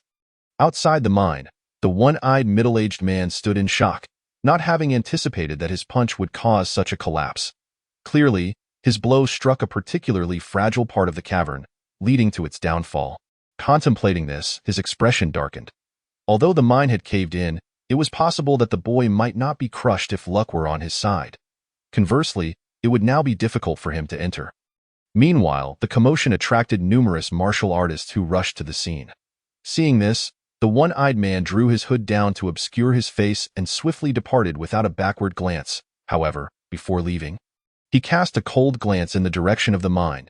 He would not easily let this matter rest. Soon, a throng of martial artists gathered around the mine, attempting to excavate the entrance. But the collapse was so complete that it could not be cleared in a short time. Underground, Yi Ran stared blankly at the immense creature before him. This was a gigantic black serpent. Its massive body resembling a mountain, sprawled across the subterranean river. Its fearsome head bore a towering horn, and its scales shimmered with a deep, mysterious hue. Perfect and powerful. This was the singular thought racing through Yi Ran's mind. He stood transfixed, suddenly realizing he could not move. His body was paralyzed, completely beyond his control, no matter how he willed it to act. This was an instinctive reaction, a primal fear and reverence arising from his being in the presence of a life form far superior to his own. This was no mere battle of will. It was akin to the instinctual fear a human feels upon hearing thunder, an innate terror etched into the very fabric of their genes. Throughout history, dragons have reigned as the absolute apex of the food chain, surpassing all other creatures. Even if this was merely a serpent, possessing only a fragment of draconic blood, it still commanded such awe that defiance was unthinkable. Unconsciously, Yi Ran found his head lowered. Even though the black serpent appeared to be in a deep slumber, exerting no pressure upon him, he could not muster the strength to lift his gaze. He gritted his teeth, struggling to resist, unwilling to accept such vulnerability. After all he had endured in the wilderness, surviving numerous life and death crises, he had never once succumbed to fear or despair. He would not allow himself to be cowed simply because this creature was overwhelmingly powerful. Yet, this time was different. Even as he bit down until his teeth cracked, he remained immobile, unable to contend against the primal instincts of his body. The more he resisted, the more his body trembled. As if it yearned to kneel in submission before this godlike being, Yi Ran's fists clenched tightly, his knuckles turning white as his nails dug into his flesh, crimson droplets trickling down. He fought with all his might against the instinctual urge to submit. Finally, with a sharp crack, Yi Ran silently gazed at his hands, realizing he had crushed a bone in his finger. Yet, he felt no pain, only a profound sense of hopelessness. He had failed. This instinct, born of his very being, was insurmountable, an immutable force, and no matter how hard he tried, it was futile. Resigning himself, Yi Ran relaxed his body, ceasing his resistance. Gradually, he felt the constraining sensation lessen, the control over his body returning bit by bit. He attempted to take a step forward and found he could move. Next, he sought to raise his head. However, as soon as he did, that overwhelming sense of loss of control surged back, and he once again found himself unable to govern his body. Yi Ran fell silent, keeping his head lowered as he began to survey his surroundings, searching for an escape route. This colossal black serpent was at least of master-level caliber. Although he was puzzled as to why such a formidable beast would inhabit this ordinary wasteland, he found solace in the thought it was entirely normal to fear and tremble before a master-level creature. Any first-level martial artist, no, even a second or third-level martial artist, would likely experience the same instinctual terror. Even if the black serpent were in slumber and exerting no pressure, the natural order of the strong preying upon the weak dictated that the weak should bow before the strong. Much like humanity reveres the might of nature, Yi Ran muttered to himself, attempting to rationalize his fear. He kept his head down, leveraging the reflection on the water's surface to locate an exit. However, the black serpent was simply too immense. Time and again, he caught glimpses of it from the corner of his eye, each time retreating in fright, his fear growing ever deeper. Gradually, a nightmare enveloped his heart. After a prolonged scan, Yi Ran's eyes lit up as he spotted a narrow crack emitting light, seemingly leading to the outside world.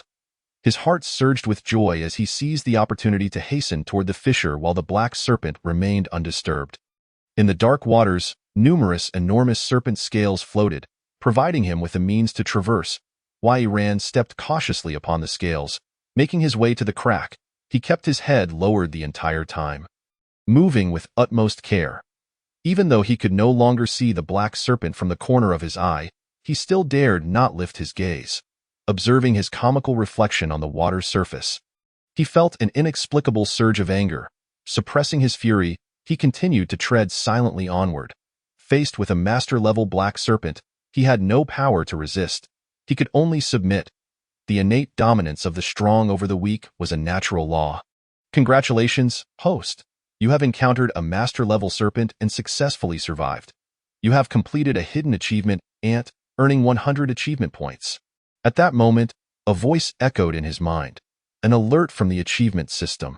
Having completed a hidden achievement, Yiran felt no joy, merely a momentary daze, before his face twisted in rage as he slammed his fist into the ground.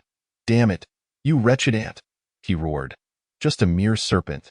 Today, even if it were a true dragon, I would step on its head. In an instant, all the pent-up fury within him erupted like a powder keg.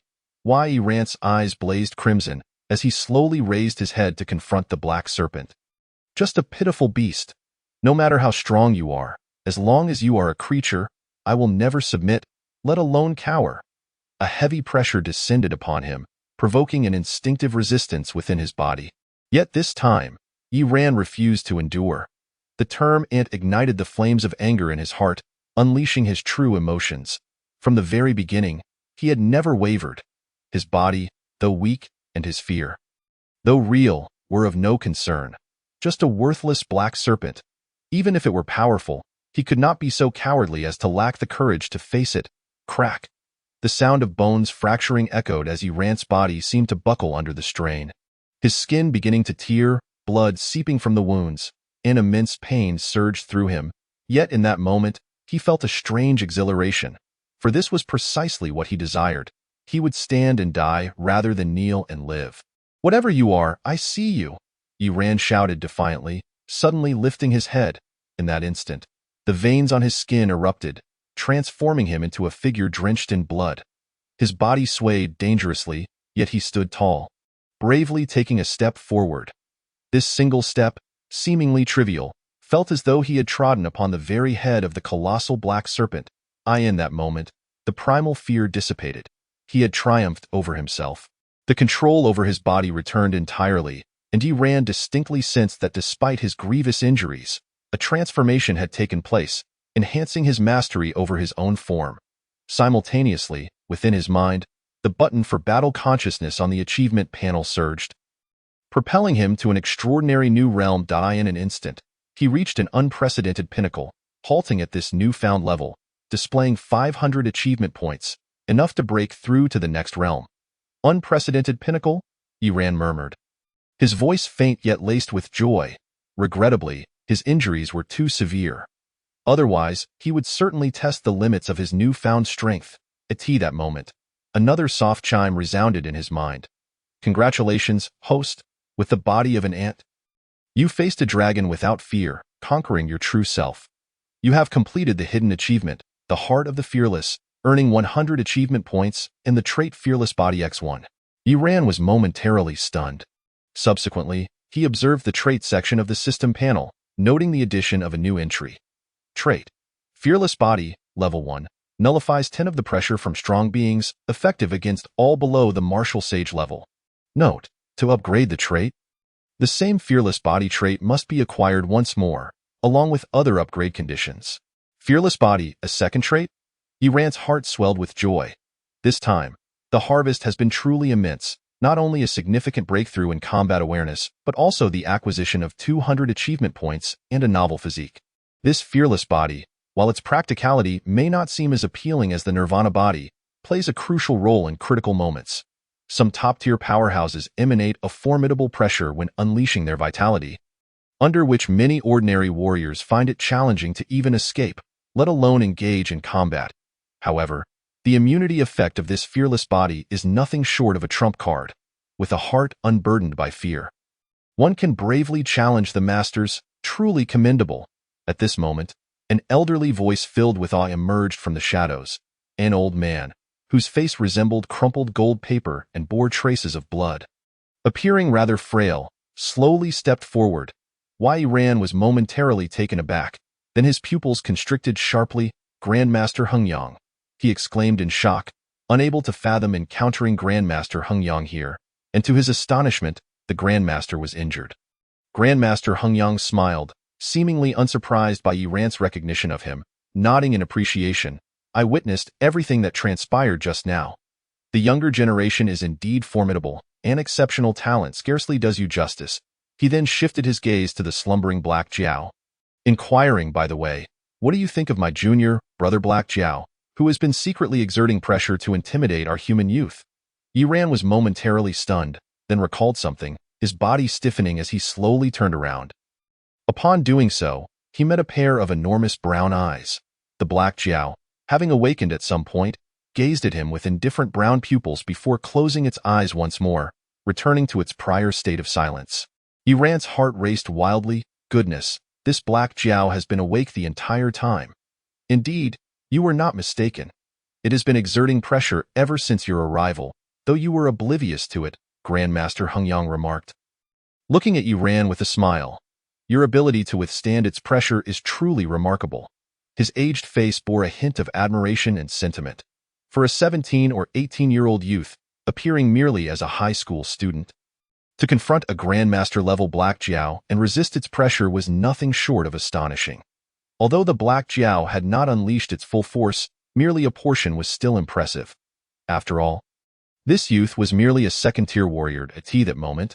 Yi Ran's vitality was exceedingly close to that of a second-tier warrior, and with a physique comparable to one, Grandmaster Hengyang was unable to discern that he was merely a first-tier warrior. So that's how it is. No wonder the pressure was so intense. Why, Yi Ran mused, realizing he had assumed the Black Jiao was in slumber, unaware of his arrival. I was healing earlier and had no time to focus on the outside. Its exertion of pressure must have been to conceal your presence from me. After speaking, Grandmaster Hengyang coughed heavily and beckoned Yi Ran. Follow me. Why? Yi Ran hesitated, glancing at the Black Jiao. It's all right. It is on the path to transformation into a dragon and will not act against you, lest it jeopardize its own progress, Grandmaster Hengyang reassured. Transformation into a dragon? Yi Ran's pupils constricted in astonishment, exclaiming, "To transform into a dragon means it becomes a true dragon. Among the extraordinary beasts, the dragon clan represents the pinnacle. Each true dragon possesses the strength of a martial sovereign. 7th-tier masters, 8th-tier martial sovereigns. Martial sovereigns can be regarded as the highest combat power in the entire Xia country. A true national treasure." Yi Ran couldn't help but gaze at the Black Jiao submerged in the dark river. Previously, he had not observed closely, but now he noticed a small protrusion atop the Black Jiao's head, evidently the beginning of a second horn. Simultaneously, many scales had shed, giving way to new ones. This Black Jiao was indeed undergoing transformation into a dragon. Indeed, once transformed, the extraordinary beast clan will gain another beast sovereign. Grandmaster Hengyang sighed, his eyes filled with concern. After speaking, he led Yi Ran toward a corner of the cave. Seizing the opportunity, Yi Ran took a moment to survey his surroundings. Assessing the environment, he found himself within an underground cavern. A massive dark river surged through the cave, with the Black Jiao resting within it. On either side of the cavern, numerous cracks of varying sizes could be seen. Soon, the two entered one of the cracks. To his surprise, the interior was quite spacious, featuring a silver round stone, evidently a place where Grandmaster Hengyang often resided. Upon entering, Yi Ran respectfully bowed to Grandmaster Hengyang. "There's no need for excessive formality," Grandmaster Hengyang said amiably, gesturing for him to take a seat. Yi Ran felt a surge of excitement and curiosity. This was his first time witnessing Grandmaster Hengyang in person.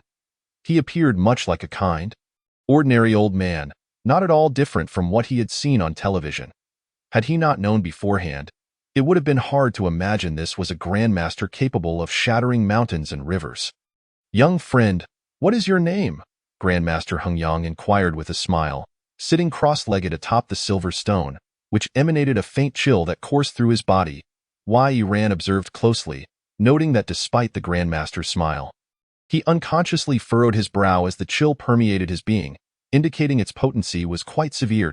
Yi Ran, he replied, feeling more at ease with Grandmaster Hengyang's friendly demeanor. Yi Ran, a fine name. Are you from Ningjiang City? Grandmaster Hengyang asked. Yes, Yi Ran responded honestly, clarifying his identity without concealment, even recounting how he had fallen into this place. Of course, he omitted any mention of the achievement system. Upon learning that he had been pursued by the notorious hunting squad known as the Black Mask, which had nearly wiped out the entire group, Grandmaster Hengyang's gaze softened further. With a pure heart, courage, and wisdom, accomplishing such feats with the strength of a second-tier warrior, Ningjiang City has indeed birthed an extraordinary talent. As he spoke, he observed Yiran, whose body was stained with blood, and handed him a vial of medicine. Apply this to your wounds. It will expedite your recovery. Why Yiran hesitated. Senior, do you not require it? Although Grandmaster Hengyang appeared pale, Yiran could clearly sense that he was gravely injured. Not at all. You should use it. Child up my injuries. Cough, cough. Grandmaster Hengyang suddenly coughed up a mouthful of blood. Yiran felt a pang of concern but felt powerless to assist. Accepting the vial, he glanced at it. The bottle was entirely black and palm-sized, and upon opening it, he found it contained a fiery red powder. He poured some of the powder and applied it to his wounds. The red powder seemed to possess a form of sentience, willingly assimilating into his flesh. Soon, a tingling sensation emanated from his wounds, followed by the rapid regeneration of flesh and blood, visibly healing at an astonishing speed. In less than half a minute, all of Yiran's injuries vanished, leaving behind a pile of dead skin. He looked at his rejuvenated body in astonishment, feeling a sense of shock. What kind of medicine is this? The speed of recovery is simply terrifying. However, recalling that this was a gift from the Grandmaster, he felt a wave of relief. The Grandmaster's realm far exceeded his own. A mere external healing medicine from such a being was beyond his imagination. After moving his body a bit, Yiran's eyes sparkled with brightness. His physique had improved once more. Although he had yet to reach the third-tier warrior's physique realm, he was not far from it, merely an opportunity away. With the strength of a first-tier warrior and the physique of a third-tier warrior, I am truly exceptional, Yiran could not help but exclaim in admiration. Stealing a glance, he noticed that Grandmaster Hengyang seemed fatigued due to his injuries, resting with closed eyes. Contemplating, Yiran retrieved his testing belt. Although the combat power enhancement would only manifest upon achieving a complete third-tier physique, his recent victory over himself and resistance against the Black Jiao's pressure had significantly boosted his combat awareness. Thus, his combat power would surely see considerable growth. The testing process concluded swiftly. Information appeared on the testing belt. Vitality value: 495, top-tier first-tier warrior. Combat power value: 1175, quasi-third-tier warrior. Suddenly, the testing belt displayed garbled text, and warning lights flashed frantically. First-tier warrior realm, third-tier warrior combat power. Attention, attention. Someone is cheating. Unjustly accused. Are we? Yiran snapped, slapping the testing belt fiercely to calm it. Then, he couldn't help but lick his lips. With a combat power of over 1170, he was now alarmingly close to the 1200 combat power threshold of a third-tier warrior. Coupled with martial skills, he could completely bridge that gap. This means I can now fully contend with third-tier warriors. The only remaining difference lies in my physique. Once I break through to the third-tier physique, my combat power will surely elevate further. Yiran clenched his fists, envisioning a future where he could truly rival third-tier warriors. Even having the chance to defeat them, thinking of the one-eyed middle-aged man from the Black Mask Squad, a glint flickered in his eyes. The next time we meet, it will be a different story regarding who pursues whom. However, that one-eyed middle-aged man appeared to be no ordinary third-tier warrior. A combat power of 1200 might not suffice. Yiran pondered for a moment, realizing he still possessed a substantial sum of 200 achievement points. Yet, the avenues for their use had diminished. His combat awareness had reached a bottleneck, requiring 500 achievement points to break through, which was far from sufficient. His vitality value was also nearing its limit. To further ascend, he would need to seek out the blood essence of extraordinary beasts to break through to the second-tier warrior realm. Thus, at present, the only aspect that can be enhanced is martial prowess. Yiran pondered over the various martial techniques at his disposal, and the highest among them, without question, was the A-grade technique, Cloud Breath technique. This art of feigning death was indeed quite effective. However, its utility in direct confrontation was somewhat limited. Next in line was the B-grade Heavy Water Palm. Currently, he had achieved the minor mastery stage, and further progress would lead him to the major mastery stage, enabling him to cultivate a dual palm force. The latent power of this dual palm force, with its twin eruptions, would undoubtedly amplify his strength significantly. Additionally, there was also the Frost Blade technique he had just acquired. With this in mind, Yiran ceased to hesitate and began to deduce these two martial techniques. As time slowly passed, the achievement panel displayed a rapid decrease in achievement points, ultimately settling at 130 points. Yi Ran halted his deductions, opened his eyes, and exhaled a breath of murky air. Having consumed 70 achievement points, he successfully elevated one C grade and one B grade martial technique to the major mastery stage. With both techniques at their pinnacle, his combat power had seen a considerable increase. Regrettably, due to the constraints of the environment, he was unable to test them and remained uncertain about the extent of the enhancement in his fighting capabilities. At that moment, Master Heng Yang stirred from his slumber. After a period of rest, his complexion had improved significantly, yet traces of age and fatigue still lingered in his brow. "Senior, how is your injury?" Yi Ran inquired with concern. "Yes, nothing." Master Heng Yang waved his hand dismissively. Yi Ran extended the black medicinal vial in his grasp towards him. "Please take this." Master Heng Yang smiled gently yet refrained from accepting the vial, instead gazing wistfully at the outside world. His eyes seemed to reflect a sense of reluctance, tinged with a hint of nostalgia. Observing this, Yi Ran decided against being overly sentimental and put away the vial. In the next instant, he shuddered as he felt a surge of power. His progress had skyrocketed from over 330,000. It had surged directly to 500,000. Was that vial of medicine worth 170,000? Yi Ran was left in a daze, murmuring to himself. He had anticipated that the medicine possessed by the master would be quite valuable. Yet he never imagined it would be so exorbitantly priced. Just a tiny vial approached 200,000. Considering he had utilized roughly 1/6 of it, that translated to about 30,000. The more he contemplated, the drier his throat became, accompanied by waves of regret. Had he known it was this precious, he would have used much less earlier. At that moment, Master Heng Yang sighed softly. "I never expected to meet my end here. What a pity! I had hoped to catch one last glimpse of the Summer Kingdom." His voice resonated with regret and sorrow. Yi Ran was taken aback, exclaiming, "Senior, you?" Master Heng Yang coughed, his already pale complexion growing even more ashen. Yet his smile remained kind. He gently explained, "In my battle with the Black Flood Dragon, I sustained grievous injuries to my life force and was also poisoned by the ice-cold serpent. I now have less than 3 hours left to live. I had thought I would die here, leaving many matters unresolved and full of regrets, but fortunately, I encountered you, young friend. I must trouble you to take my remains back." He coughed heavily again, this time expelling a mouthful of deep blue blood that promptly froze the ground upon contact, the icy tendrils extending outward. Even from a distance, Yi Ran could feel the bone-chilling cold enveloping him, his skin tightening with a sense of dread. What kind of poison is this? It's utterly terrifying. After several more forceful coughs, Master Heng Yang appeared considerably less fatigued. "Senior," Yi Ran said, reluctant, "is there truly no other way?" The ice-cold serpent, while merely a 6th-grade beast, bore a trace of the Qi dragon bloodline, making it more noble than that of the Black Flood Dragon, with a truly fearsome toxicity. Master Heng Yang shook his head. "Had I been in my prime, I could have resisted this poison," but now he sighed heavily. Only he understood the immense pressure of facing a Black Flood Dragon on the verge of transformation. Even for a top-tier master, he had already been outmatched by the beast, and with the additional ambush from the ice-cold serpent, the situation had become dire.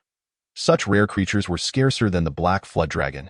Yi Ran fell silent, grappling with the reality that Master Heng Yang was one of the most active grandmasters in the Summer Kingdom, tirelessly traversing the wilds, battling fierce beasts to mitigate dangers.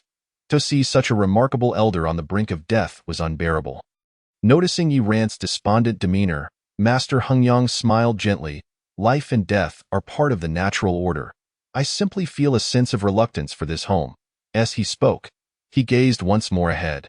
Though the cavern was shrouded in darkness in his mind's eye, he beheld magnificent landscapes and countless young warriors battling fierce beasts, a look of contentment crossing his face, though he wished to behold it once more. He added, "The Black Flood Dragon will not strike at you during its transformation. Once I pass, you may carry my remains out safely." In a hushed tone, Master Heng Yang continued, "I will enter a state of meditation beforehand, allowing a portion of my remaining power to linger within my body. You must take my remains to Tian Yu Town's Beast Pass and entrust them to Lien Tianqiang. He understands the purpose of my remains. Though I may be dead, my body can still serve to fend off beasts one last time. Furthermore, please deliver a small wooden box from my spatial ring to my grandson. I have yet to see him in the 3 years since his birth." Listening to this, Yi Ran felt a surge of sorrow. "Senior, is there truly no other method?" His eyes were red, filled with reluctance. Master Hengyang gently shook his head. "There is one possibility. I can transfer the cold poison into another human body. But it must be a human, and the only one here is you." The cave fell into a momentary silence. Yi Ran remained quiet for a long while before finally looking up earnestly. "Senior, foolish child," Master Hengyang regarded him with warmth and kindness. "Your intent has already touched me deeply. However, my frail body does not have many years left. You are still young, with many years ahead of you. But senior, you are a grandmaster. Your role is invaluable." Upon hearing this, Master Hengyang shook his head. "Though I am a grandmaster, life is not measured by worth. My life is no more precious than yours. Moreover, to have met an outstanding junior like you before my death fills me with satisfaction." Master Hengyang suddenly burst into hearty laughter. "Though I may not be a match for the Black Flood Dragon outside, do you have the confidence to slay a dragon in the future?" "I do." Yi Ran's eyes glimmered fiercely as he declared, "Whether it be a dragon or a flood dragon, I will slay it. Without fail, good, ha ha ha. That is the spirit of a son of the Summer Kingdom." Master Hengyang laughed heartily before breaking into a fit of heavy coughs, expelling 2 more mouthfuls of blood laced with the cold poison. After a brief rest, he spoke weakly, "I have no regrets now. Let me impart some final instructions to you. The Black Flood Dragon requires a year to transform, and within that time, you must find a martial sage to slay it before its transformation is complete." Yi Ran learned of the circumstances surrounding Master Hengyang's injuries. After pacifying the wilds of Qingshui City, Master Hengyang had been cleansing the numerous wilds he encountered on his way back, exterminating powerful beasts to alleviate the burden on various cities. Among them was the Limu Wilds. Who could have known that within the Limu Wilds lurked a peak 7th grade Black Flood Dragon? As a top-tier beast, the Flood Dragon's power far exceeded that of a human of the same level, and this particular one was on the brink of transformation, poised to become an 8th grade beast sage. In the life and death struggle against the Black Flood Dragon, Master Hengyang found himself at a disadvantage, and as the battle raged on, the Black Flood Dragon, benefiting from the conflict, broke through its own constraints and began its transformation. Severely injured, Master Hengyang was ambushed by the rare ice-cold serpent. While he nearly struck the serpent down with a single blow, he succumbed to the poison and ultimately fell alongside the transforming Black Flood Dragon into the subterranean river. The Flood Dragon, unable to act while transforming, left Master Hengyang gravely wounded and incapable of escape, forced to rely on the ancient cold stone to counteract the poison and buy time. The two were locked in a precarious balance. But as Master Hengyang's life dwindled, it was clear that the Black Flood Dragon would emerge victorious. It was only when Yi Ran accidentally fell into this place that the equilibrium was disrupted. Though the Black Flood Dragon paid little heed to such a trivial creature, it feared a connection between Yi Ran and Master Hengyang, thus exerting a fraction of its pressure. This explained why Yi Ran had been so thoroughly overwhelmed upon entering. "If only I had been able to slay that ice-cold serpent at the time, I could have resolved this poison." Master Hengyang lamented, "This poison is not insurmountable. Acquiring a scale from the ice-cold serpent would suffice for its antidote. Alas, although I nearly cleaved it in two, it managed to escape." Upon hearing this, Yi Ran's expression darkened. "Well, I've said enough. Lastly, I shall pass my lifelong ultimate technique, the Hengyang True Body, to you, allowing me to rest in peace." The esteemed Master Hengyang coughed heavily, his complexion growing increasingly ashen. It was evident that time was of the essence. Yi Ran remained silent. If Master Hengyang were not to impart the essence of Hengyang to him, it was likely he could have endured a little longer. Yet, a bittersweet and helpless feeling lingered in his heart. He had once believed himself sufficiently strong, but now it was clear that he fell far short of that mark. "Very well, child, come forth," Master Hengyang instructed. Yi Ran hastened over, and in that fleeting moment, he could not help but inquire, "Senior, would other snake scales suffice?" Perhaps these scales he held up a deep blue set of 4 snake scales. "This should also be from a cold attribute beast." "Other snake scales would not suffice," Master Hengyang replied with a wry smile, suddenly pausing, his gaze fixated on the deep blue scales in the youth's hand. These are the scales of the Bai Bing Han Shi, he exclaimed in excitement. Wei Ran was momentarily taken aback, staring at the scales in his hand, incredulous. Could it be such a coincidence? Where did you acquire these scales? Master Heng Yang, his face flushed with excitement, inquired. Even a grandmaster, upon learning that he could survive, was overwhelmed with joy. Wei Ran briefly recounted how he had obtained the scales. Upon hearing this, Master Heng Yang could only shake his head repeatedly, marveling at the sheer improbability. Indeed, heaven does not close off all paths for man. Such coincidences can occur. Wei Ran scratched his head, equally surprised, and felt a sense of relief that he had ultimately refrained from foolishly venturing into that main passage. Otherwise, facing a 6th-tier exotic beast, even a grandmaster would struggle to withstand its lethal poison. Had he entered, he would have certainly courted death. Senior, are these few scales sufficient? Ran felt a surge of anxiety. 2 scales will suffice, Master Heng Yang replied, taking the 2 scales and smiling as he said, within 100 paces of poison, there must be an antidote. This principle applies even to the Bai Bing Han Shi. However, compared to other exotic beasts, the antidote for the Bai Bing Han Shi is rather unique. It lies within its scales. Is that so?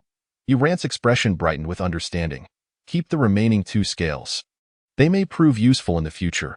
Even if not for detoxification, they can be fashioned into S-grade weapons, as they are exceptional materials. After saying this, Master Heng Yang accepted the 2 scales and fell into a deep slumber. A faint blue light emanating from the scales, Wei Ran remained in place, awaiting his return. After a while, feeling a bit bored, he mustered his courage to step outside the cave. Beyond the cave, in the dark river, a massive black serpent lay with its eyes closed. The rushing river water washed over its inky scales, producing a faint glow. Knowing that the black serpent was currently incapacitated, Ran gathered some courage and approached cautiously to observe. Though he refrained from making any rash movements, after all, the black serpent was not entirely immobile. It simply did not wish to jeopardize its hard-earned progress. His gaze swept across the river surface, where numerous black serpent scales floated alongside some solidified, massive black liquid, stirring a sense of intrigue within him. Although these were shed by the black serpent, they were still materials of master-level quality. Ran began to collect the black serpent scales, but they proved too heavy for him to lift, let alone store in his spatial ring. He pondered for some time without finding a way to collect them. Master Heng Yang emerged, his complexion considerably improved, and smiled at Ran, saying, though these black serpent scales possess considerable value, the blood of the black serpent can be refined into exotic beast essence, which is even more precious. Exotic beast essence. Ran's heart raced as he gazed at the solidified black liquid in the dark river. Chapter 62. The essence of Heng Yang. The black liquid was rich and peculiar in nature. Resembling gelatin with a dense consistency, suspended atop the water's surface, Wei Ran was somewhat astonished. This is indeed black serpent blood, and it can be refined into essence. Senior, can the essence derived from this black serpent blood be used to break through realms? He could not help but ask. Naturally, Master Heng Yang replied with a smile. As long as it is exotic beast essence, it can be used, even if this black serpent is a master-level beast. However, with your current 2nd-tier warrior realm, you would be unable to withstand such potent essence. Not even for a 2nd-tier warrior. Ran was taken aback. Then, as a 1st-tier warrior, I would surely be even less able to endure it. 1st-tier warrior? Master Heng Yang paused momentarily, his eyes suddenly lighting up as he looked at Ran. Soon, his expression turned to one of shock. You truly are merely a 1st-tier warrior. Previously, he had been gravely injured, and his perception had diminished significantly, leading him to mistakenly believe Ran to be a 2nd-tier warrior. Now, with his senses restored, he easily discerned Ran's true vitality level, falling short of 500. Confirming he was indeed just a 1st-tier warrior. In that instant, Master Heng Yang was filled with a multitude of emotions, unsure of what to say. He had encountered many prodigies, but to withstand the pressure of a black serpent as a mere 1st-tier warrior was utterly unprecedented. Nearby, the black serpent slowly opened its eyes, its brown pupils locking onto Ran. After a deep gaze, it closed its eyes once more, returning to slumber. Senior, as long as one's physique is strong enough, One should be able to endure exotic beast essence, correct? Yiran pondered aloud. Indeed, but enhancing one's physique is quite challenging. Typically, one must break through realms to elevate their physique accordingly, Master Hengyang elucidated. To absorb black serpent essence, one would need at least a warrior-level physique. A warrior-level physique? Yiran frowned slightly. He was already very close to the physique of a third-tier warrior. With a bit more refinement, breaking through should not be overly difficult. However, attaining a warrior-level physique posed a more significant challenge. Never mind, I shall think of a solution when I return. Yiran could hardly contain his excitement, swiftly moving to collect the black serpent blood from the water. The heavy black serpent blood was successfully stowed in his spatial ring. After gathering just 2 or 3 clumps, the spatial ring suddenly emitted a cracking sound, revealing a fissure. Yiran was momentarily stunned, and his expression soured. What the hell? This spatial ring cannot endure the weight. It was not due to a lack of space but rather because the black serpent blood was too heavy, collapsing the internal space. Use this at that moment, Master Hengyang smiled and tossed him a spatial ring. The ring was a fiery red, inscribed with the characters for Hengyang. This is one I used in my youth. It has been many years since I last employed it, and it would suit you perfectly. The internal space is not very large, only 300 cubic meters, but it should suffice for these serpent scales. 300 cubic meters. Yiran's eyes nearly bulged out of their sockets as he clumsily accepted the ring. He then, with trembling hands, cherished the ring, taking a moment to bond with it through a drop of blood. The space within the Hengyang ring was not only larger than that of the spatial ring but also considerably sturdier. Yiran continued to collect the black serpent blood, encountering no further mishaps. Soon, he had successfully stored a total of 32 clumps of black serpent blood. Once refined into essence, this would be sufficient for 3 uses. Master Hengyang remarked, however, the refinement of essence is quite difficult, especially with such master-level beast blood. If you trust me, you may hand over the black serpent blood. I have an old friend who is quite adept at refining essence. Once the refinement is complete, I will arrange for someone to deliver the finished product to you. Upon hearing this, Yiran was both astonished and delighted. I would be most grateful, Senior, a trivial matter. Following this, with Master Hengyang's assistance, Yiran successfully stored all the black serpent scales into the Hengyang ring. Even when stacked, the more than 60 scales occupied a full 2/3 of the ring's space. With the acquisition of these scales and the serpent blood, Yiran's progress surged to a staggering figure, 22 million. Upon seeing this astonishing number, he could not help but gasp in surprise. The scales and serpent blood, compared to the entirety of the black serpent, seemed insignificant, making it hard to fathom the true worth of a complete black serpent. With progress exceeding 10 million, Yiran completed the second tier, earning another 100 achievement points. His achievement points had surpassed 200 for the first time, reaching a total of 230. Alright, follow me into the cave. I will impart the essence of Hengyang to you. Once that is done, we shall depart, Master Hengyang stated, turning to walk back into the cave. Yiran hesitated briefly but ultimately followed suit. The essence of Hengyang was a master-level martial technique, as well as Master Hengyang's ultimate skill. Previously, in the face of impending demise, he had worried that this technique would lack a successor. Hence he had chosen to pass it on to Yiran. Now that Master Hengyang had recovered, it was unexpected that he would still choose to impart it to him, leaving Yiran feeling both honored and astonished.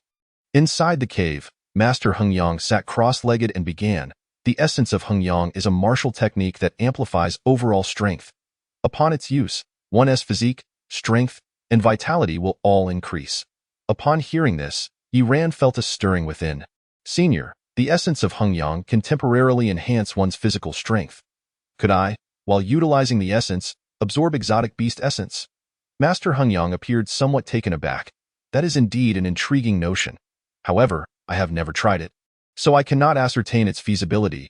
Yiran nodded, committing this thought to memory. If it were indeed possible, he might not need a warrior-level physique to absorb the black serpent essence. However, it was premature to dwell on this matter, as the black serpent essence had yet to be refined. Master Hengyang continued, the essence of Hengyang is divided into 3 tiers of forms. The first form, Ling Yin Shun, enhances overall combat power by 10. The second form, the Dragon Flame Body, can enhance overall combat power by 25. The third form, the True Flame Body, can amplify overall combat power by 40 to 50, though the exact increase depends on the quality of the refined. Naturally, these enhancements pertain to Grandmasters. For those below this realm, it may directly elevate them by a significant tier. Yi Ran's face displayed curiosity. It sounded somewhat familiar, as if he had heard it somewhere before. He is a special flame born from certain unique terrains within the wasteland, possessing high offensive capabilities. Grandmaster Heng Yang explained. Many powerful fire attribute martial techniques rely heavily on. The Heng Yang True Body is no exception. Each of its 3 forms requires a different. As he spoke, he slowly opened his palm, revealing a delicate golden flame flickering within. Upon seeing this golden flame, Yi Ran instinctively took 2 steps back, feeling an overwhelming sense of danger emanating from it. This is known as the Devouring Golden Sun Flame, a rare form of. Grandmaster Heng Yang expressed a hint of regret, saying, had I utilized this to cultivate the true flame body, my chances against the Black Flood Dragon would have increased by at least 20. Is it really that formidable? Yi Ran asked, astonished. Indeed, much like blood essence, is categorized into 5 levels: ordinary, superior, rare, precious, and exceptional. This is an exceptional grade. Grandmaster Heng Yang gently caressed the in his hand as the delicate flame flickered gradually. The Devouring Golden Sun Flame possesses the unique trait of devouring metallic substances, making it highly destructive against war soldiers. Average war soldiers can easily be melted down, and it can even absorb them to enhance itself. At this, Yi Ran trembled all over. In no wonder Grandmaster Heng Yang, possessing this, could increase his odds against the Black Flood Dragon. The scales of the Black Flood Dragon are composed of metallic substances, which this is particularly effective against. You may use this to cultivate the spirit flame body, Grandmaster Heng Yang said with a smile, extending it towards him. Senior, this is far too precious. Yi Ran repeatedly shook his head in refusal, though his actions contradicted his words as he swiftly accepted the Devouring Golden Sun Flame. Observing this, Grandmaster Heng Yang smiled, appearing quite magnanimous. Although this is indeed valuable, he no longer has use for it, and in comparison to his own life, it is truly insignificant. Moreover, he holds great expectations for the young man before him. Despite Ningjiang City being an ordinary martial arts city, this youth has left him thoroughly impressed. This sentiment of cherishing talent is also the reason he has made an exception to impart the Heng Yang True Body, a unique martial art of his own creation, known only to him. Such self-created martial arts are generally kept secret, as revealing them to adversaries could lead to the development of countermeasures, which would be troublesome. This Devouring Golden Sun Flame is still quite weak and requires you to absorb some war soldiers or ores to grow stronger before it can be refined, Grandmaster Heng Yang remarked. There's no need to rush. Even cultivating the first form of the Heng Yang True Body, the Spirit Flame Body, will take a considerable amount of time. Yi Ran glanced at the system panel, which displayed 230 achievement points, and declared earnestly, Senior, I believe that with persistence and effort, I can soon attain success in my cultivation. Persistence and effort? Grandmaster Heng Yang chuckled softly. After all, this is a Grandmaster-level martial art, and innate talent is equally crucial. He was not worried about the boy's talent, but given the nature of Grandmaster-level martial arts, even with high talent, success may not come for at least a year or 2. All right, I will now teach you the Heng Yang True Body. Grandmaster Heng Yang assumed a serious demeanor, beckoning Yi Ran to step forward, shielding their surroundings as he began to instruct him in the cultivation methods. Although the Black Flood Dragon was incapacitated at the moment, its strength still allowed it to hear all surrounding sounds, so caution was still warranted. The intelligence of a Grandmaster level is not inferior to that of a human. The cultivation methods for the Heng Yang True Body were soon fully imparted. Yi Ran slowly closed his eyes, consuming his achievement points as he began to deduce the first form of the Heng Yang True Body, the Spirit Flame Body. Chapter 63. Entering the Spirit Flame Body. 3 days passed in a blur. Yi Ran slowly opened his eyes, exhaling a breath of turbid air, having expended all his achievement points. Despite the immense cost, he had made some progress with the Spirit Flame Body. Now, he merely needed to refine the Devouring Golden Sun Flame to be able to manifest it. Yi Ran bit his lip, his eyes alight with anticipation regarding how much this Grandmaster-level martial art could enhance his combat power. Although theoretically, the Spirit Flame Body could only amplify overall combat power by 10, that was relative to Grandmasters. For someone of his lesser stature, the increase in combat power would be unimaginably significant. At that moment, Grandmaster Hengyang also slowly opened his eyes. After 3 days of recovery, he had healed most of his injuries, his complexion restored and his gaze bright and vigorous. He smiled at Yiran, stating, "Although the spirit flame body is merely the first tier of the Hengyang true body, its cultivation remains quite challenging. Not making significant progress in just 3 days is normal. Do not lose heart." Why Yiran scratched his head. "I believe I am nearing the threshold of entry." "Oh?" Grandmaster Hengyang raised an eyebrow. "When I initially broke through to Grandmaster, I spent a full week creating this martial art.at my level back then. It took me an entire week to cultivate a single spirit flame pattern. You accomplished it in just 3 days." He gazed at Yiran with a mix of astonishment and anticipation. If this were true, he had undoubtedly underestimated the boy's innate talent. Simultaneously, it indicated that the youth was exceptionally suited for this martial art. "A single one?" Yiran was momentarily taken aback as a fiery red pattern gradually emerged on his palm. The spirit flame pattern. Grandmaster Hengyang's pupils constricted, and he couldn't help but draw a sharp breath. In just 3 days, he had actually succeeded. A top-tier genius, capable of standing out in any first-rate martial arts city. He nodded slightly, smiling. "Not bad, but the spirit flame pattern becomes increasingly difficult to cultivate as you progress. It took me a week to cultivate my first one, yet it required a full month to achieve 3. The road ahead is still long. Take your time." His voice suddenly trailed off as he stared in astonishment at the 2 additional fiery red patterns slowly manifesting in the young man's hand. He was left utterly dumbfounded. 3 spirit flame patterns. In that moment, even Grandmaster Hengyang's expression shifted. 3 spirit flame patterns in just 3 days. A prodigy, a true prodigy. Grandmaster Hengyang took a deep breath, suppressing his shock as he managed to say, "Yes, indeed, this speed is impressive." As he spoke, he fell silent, unsure of what else to say. He could only change the subject. "All right, let us depart." Yiran nodded, following him as they left. As he rose, he inadvertently touched his back, where 7 fiery red patterns flickered, revealing that what he had cultivated were not merely 3 spirit flame patterns, but a total of 10. Half an hour later, Yiran accompanied Grandmaster Hengyang as they swiftly traversed along the dark river. Emerging onto the surface, with a splash, the 2 broke through the water's surface to reveal an enormous deep pool before them. This deep pool was vast beyond measure, with towering trees flanking it, obscuring the sunlight and rendering the entire area exceptionally tranquil and serene. Following Grandmaster Hengyang, Yiran stepped out of the water and onto dry land, turning back to gaze at the deep pool. Its immense size now appeared boundless, leaving him somewhat shaken. Was this truly the dwelling place of the Black Flood Dragon? The deep pool connected to the dark river. They had just surfaced from below. Of course, it was likely for his sake, as Grandmaster Hengyang possessed numerous methods to leave directly. Indeed, this deep pool intercepts all water veins within the entire wasteland and its core region, Grandmaster Hengyang explained slowly. All these water veins converge here, forming such a natural treasure. Without this, a Grandmaster-level Black Flood Dragon would find it challenging to have a suitable habitat given the rank of the Limu Wasteland. The wasteland is also graded. The higher the rank, the larger the wasteland, capable of supporting stronger. The Limu Wasteland theoretically can only harbor level 5. However, by converging all the major water veins within the wasteland to a single point, even a Grandmaster-level Black Flood Dragon can thrive here. "I see," Yiran replied, realization dawning upon him. That explains why the interior of the wasteland appears so arid, with the ground cracking so severely. He felt a sense of shock as he finally grasped the terrifying power of Grandmaster-level strength.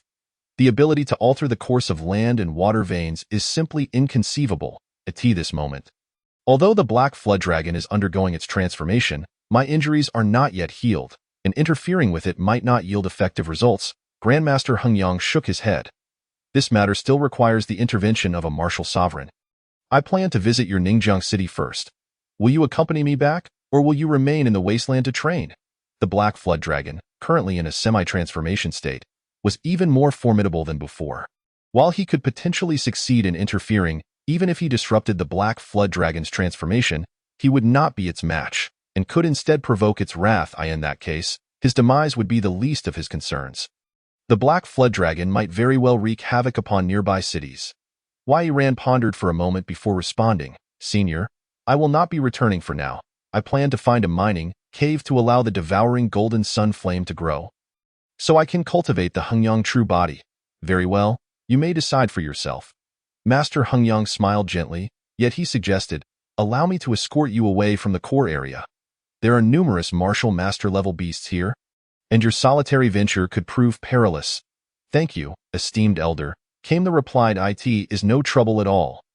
The journey continued at a swift pace, surprisingly smooth. All the beasts seemed to keep their distance, as if repelled by a mere hint of the Master's aura. Within 100 miles, none dared to approach.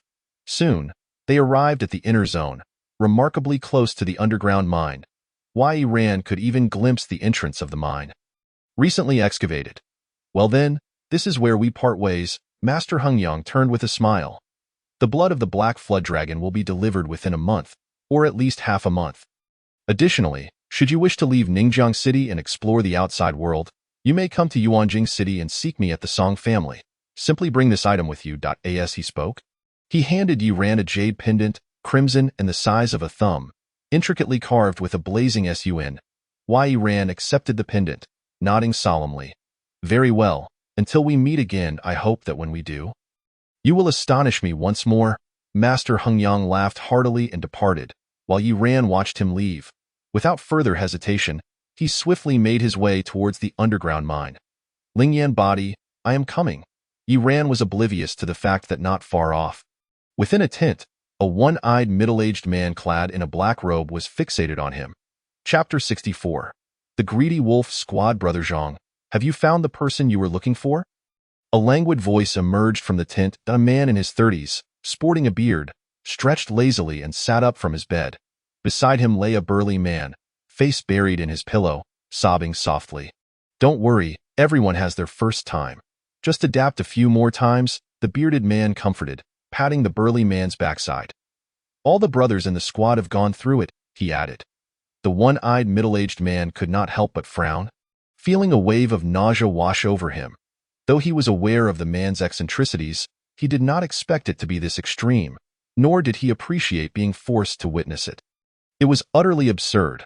Were it not for pressing matters, he would have long since twisted that scoundrel's head off and kicked it like a ball. Brother Zhang, you certainly have a good physique, the bearded man remarked, eyeing the one-eyed man's towering frame with a glimmer of admiration. The one-eyed man's eyelid twitched violently as he suppressed the urge to cleave the man in two. Li, let us discuss serious matters first. Of course, the individual outside is the one who rendered your infamous Black Mask Squad incapacitated, is he not? The bearded man chuckled, glancing outside. He soon spotted the youthful figure retreating and gasped in surprise. Is that a mere boy? He burst into laughter. Brother Zhang, you cannot be serious. The one who defeated your renowned Black Mask Squad is but a 17 or 18-year-old youth. If this gets out, you will surely be the laughingstock among your peers. I advise you not to underestimate him, the one-eyed man replied coldly. This lad is quite formidable. If you do not take this seriously, I shall leave and seek another partner. Upon hearing this, the bearded man laughed. Brother Zhang, I was merely jesting. While others may not understand, we in the same field know your prowess all too well. You have suffered greatly at his hands. How could my humble Greedy Wolf Squad dare to belittle him? He paused, his gaze becoming intense as he fixed his eyes on the one-eyed man. But tell me, if you truly mean it, if I help you eliminate this youth, will you join our Greedy Wolf Squad? If a martial artist accustomed to the wilderness had overheard their conversation, they would likely be astounded. The Greedy Wolf Squad, a notorious hunting team, although less renowned than the Black Mask Squad, surpassed it significantly in terms of actual strength. Now, two fearsome hunting squads, notorious throughout the Mu Wilderness, were considering an alliance. If we can eliminate him, what is it to join your Greedy Wolf Squad? The one-eyed man stated slowly, my Black Mask Squad has disbanded, and I seek a new path. Anywhere will do, but the condition is that we must first eliminate this youth. As he spoke, a deep-seated hatred and murderous intent flickered in his eyes. Excellent! The Greedy Wolf Deputy Captain clapped enthusiastically. Brother Zhang, you have chosen wisely in coming to us, I assure you. It is the most prudent decision you could have made. But what of this youth's strength? The Greedy Wolf Deputy Captain hesitated, glancing towards the mine where the boy had entered. Despite his trust in the one-eyed man's judgment, He could not help but wonder how strong a 17 or 18-year-old could possibly be, perhaps the combat power of a top-tier second-level martial artist? The lad's blood energy might not match that level, but his combat capability undoubtedly does, the one-eyed man replied. Moreover, he has escaped from my grasp twice while in my presence. At this revelation, the greedy wolf deputy captain's expression changed dramatically. A second-level martial artist at such a young age. It is impossible for such a genius to exist in Ningjiang City, regardless of whether he hails from Ningjiang or any prestigious family. The one-eyed man declared ominously, once he has stepped into this wilderness, his life is no longer his own. Well said, Brother Zhang. The greedy wolf deputy captain exclaimed, though a flicker of apprehension remained in his eyes. Their greedy wolf squad, while powerful, could not match the infamy of the Black Mask squad, primarily due to their lack of recklessness. They dared not provoke certain influential families, even within the wilderness. Are you concerned about the guardian accompanying that youth? The one-eyed man inquired coolly. Certain talented individuals from prominent families often traveled with one or two powerful protectors, known as guardians. Do not fret. The chances of him having a guardian are slim. If there is one, it is likely only that old man we just saw, the one-eyed man remarked. Although he may not exhibit any aura, he is at most a fourth-level martial artist. Isn't your Captain Wang of the Greedy Wolves a fourth-level martial artist as well? With a few capable hands, eliminating that old man should be manageable, no? After contemplation, the Greedy Wolf deputy captain nodded. If it were merely an ordinary fourth-level martial artist, their captain could easily handle it. If things turned tricky, withdrawing would not be difficult. A guardian, after all, would merely be a fourth-level martial artist, a significant but manageable challenge. After all, the strongest in Ningjiang City was merely a fifth-level martial artist. And the surrounding cities were not much different. Very well, he agreed, calling out for assistance. Soon, a small, monkey-like member of the team entered the tent. Deputy Captain, what's the matter? Did you remember the appearance of that old man who was near our target, as well as the direction he took when he left? The Greedy Wolf deputy captain inquired. I do remember, but the small teammate hesitated. Spit it out, the deputy captain urged impatiently. That old man looks a bit like Master Hung Yang. The small teammate finally confessed. Master Hung Yang? The Greedy Wolf deputy captain reacted instantly, delivering a slap to the young man's head. What are you thinking? Master Hung Yang would never appear in a place like this. Why would he act as a guardian for a mere boy? Have you lost your mind? But he really does resemble him. Even the clothes are similar. The small teammate protested, feeling aggrieved. Enough. Take the remaining brothers and find the captain. Have him bring more men to intercept that old man. Remember, only kill the one who looks strikingly like Master Hung Yang. Do not mistake him for someone else. Understood? Meanwhile, not far away, Master Hung Yang suddenly sneezed. Glancing suspiciously around, why do I feel as though someone is plotting against me? Chapter 65. The 100 patterns of black refined iron. Master Hung Yang appeared somewhat taken aback. In the entirety of Dongyuan province, how many would dare to scheme against him? Surely, it was merely a figment of his imagination. He shook his head and cast a glance behind him with his strength. He easily sensed that someone in a nearby tent harbored murderous intent, aimed at the young Yi Ran. However, the aura of its owner was weak, merely an ordinary third-level martial artist. Yi Ran was on the verge of cultivating the Lingyan body, making him no difficult opponent to handle. Thus, he chose not to intervene, viewing it as an opportunity for the boy's training. Could it be that third-level martial artist intends to target me? Master Hung Yang pondered, his expression shifting slightly. He then slowed his pace, suppressing his aura and blood energy. Adopting the guise of a frail old man, if that were the case, it would certainly be intriguing. He felt a twinge of anticipation. The burdens of age necessitate such stimulation for the spirit. At this moment, members of the Greedy Wolf squad began to exit their tent. Brother Zhang, do you not require me to summon 2 more team members? The deputy captain inquired with a smile. Having more people may hinder our efforts. That boy is quite vigilant, the one-eyed man replied. The one-eyed middle-aged man shook his head and declared, with just the 2 of us, that is sufficient. Let us proceed into the mine and locate that scoundrel. Very well, nodded the vice-captain of the Greedy Wolf, following him as they exited the tent.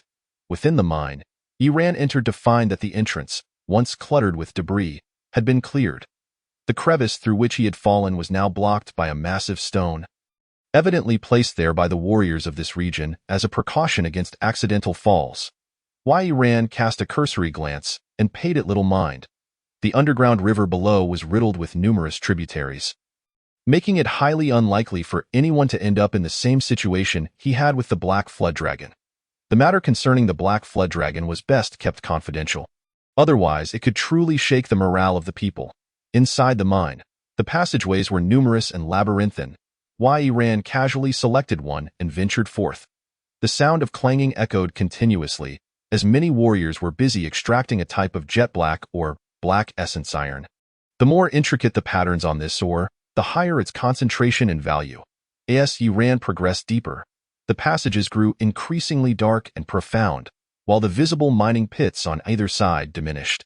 Simultaneously, faint sounds emanating from the darkness hinted at the presence of creatures dwelling within the mine. Yi Ran slowly opened his hand. A flicker of fine golden flame dancing within, as the flame manifested. The previously audible sounds of the creatures faded into silence. The golden devouring flame, being a top tier, evoked a primal fear in the beasts, even in its diminutive form. As he moved forward, Yi Ran retrieved two damaged high-fidelity battle weapons. These weapons had been severed by the silver rhinoceros sword. He had not discarded them at the time, and now they proved fortuitously useful. As the high-fidelity weapons materialized, the golden devouring flame surged forth, swiftly consuming them in no time. One of the high-fidelity weapons was devoured, reduced to mere remnants scattered on the ground. Yi Ran was somewhat astonished, particularly as he observed the golden devouring flame seemingly grow in size and become noticeably more vibrant and animated. He then produced another broken weapon, and once again, the golden devouring flame lunged fiercely at it. Thus, Yi Ran continued to feed the golden devouring flame with the remnants of the weapons while searching for black essence iron.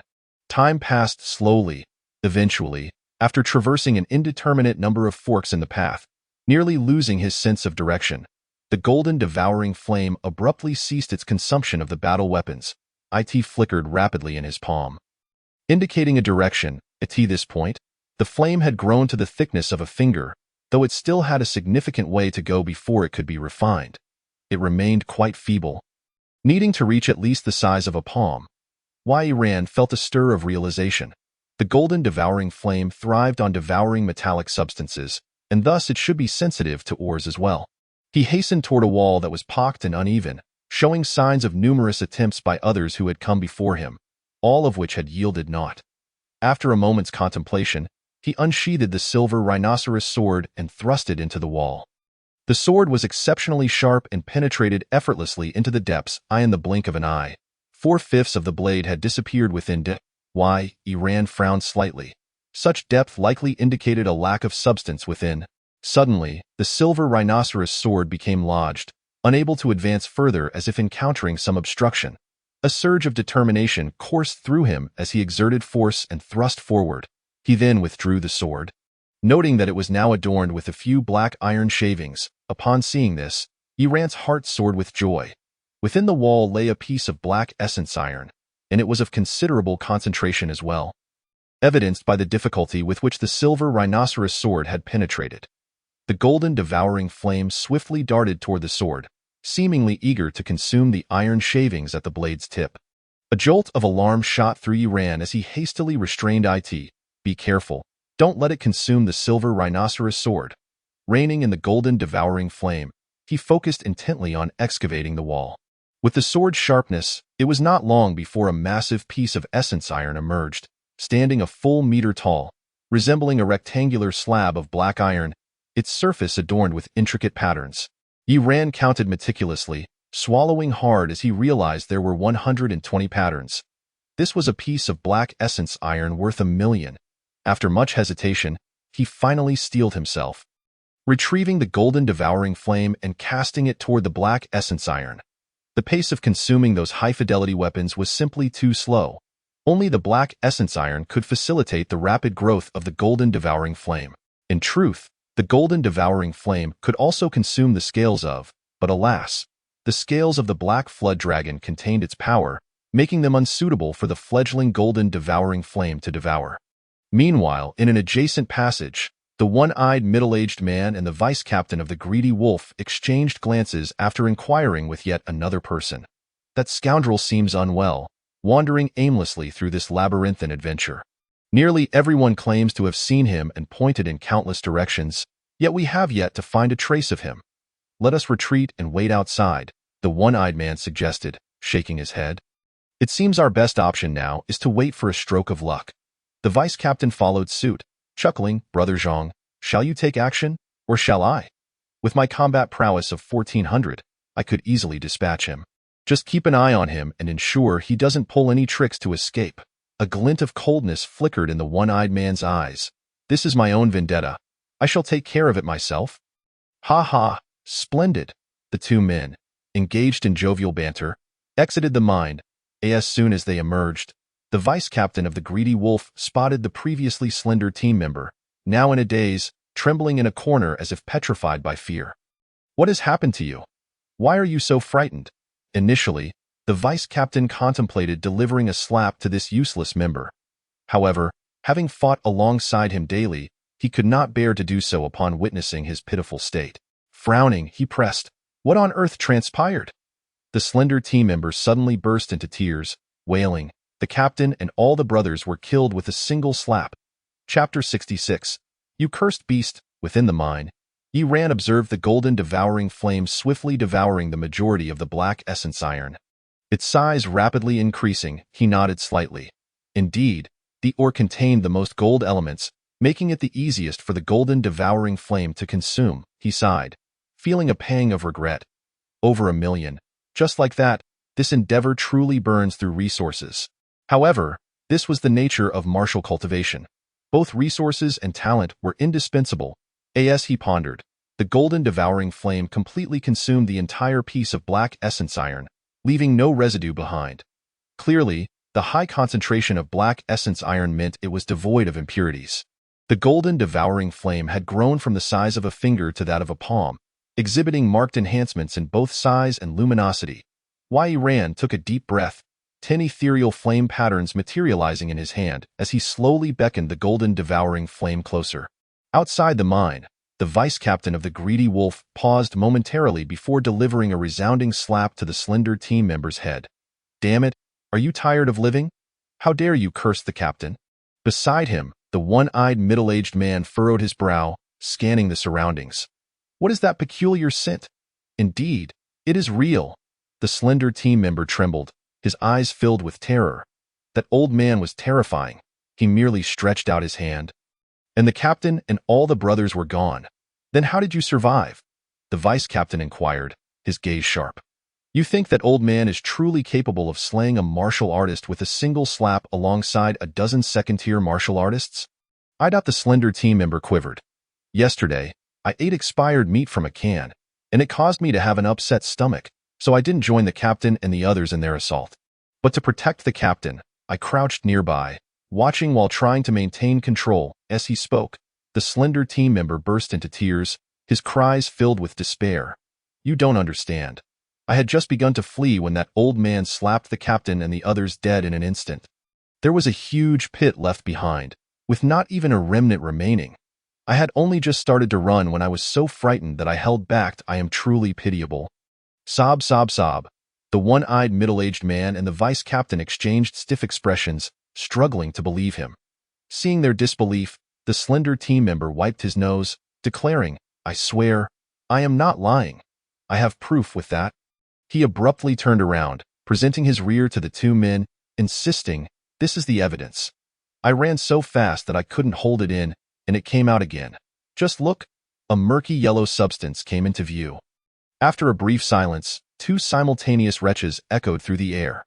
The slender team member, believing he had gained their trust, turned to plead, "Vice-captain, do you believe me now? My survival is purely due to luck. That old man even glanced my way, and I think he was preparing to strike at me. Luckily, I cleverly let out a noise." The old man's face turned sour upon hearing it, and he mumbled some curse before leaving. "Woe is me, Vice-captain. Now our team consists solely of the two of us. What shall we do?" The slender team member wept as he approached the vice-captain. Seemingly seeking comfort, the vice-captain, just recovering, saw him advancing and immediately turned pale, kicking him away with a twisted expression. "Get lost. Clean yourself up before you come back to see me." Nearby, the one-eyed middle-aged man also wore a face ashen as pig liver. Having lost all semblance of his usual composure, damn, so that's why I sensed that peculiar odor. The slender team member, still sobbing, turned and fled to wash his clothes. At that moment, two martial artists passed by. Heading toward the mine while chatting, today, I encountered an extraordinarily bizarre incident. If it weren't for the ongoing predicament, I might have thought I was hallucinating. What happened, you ask?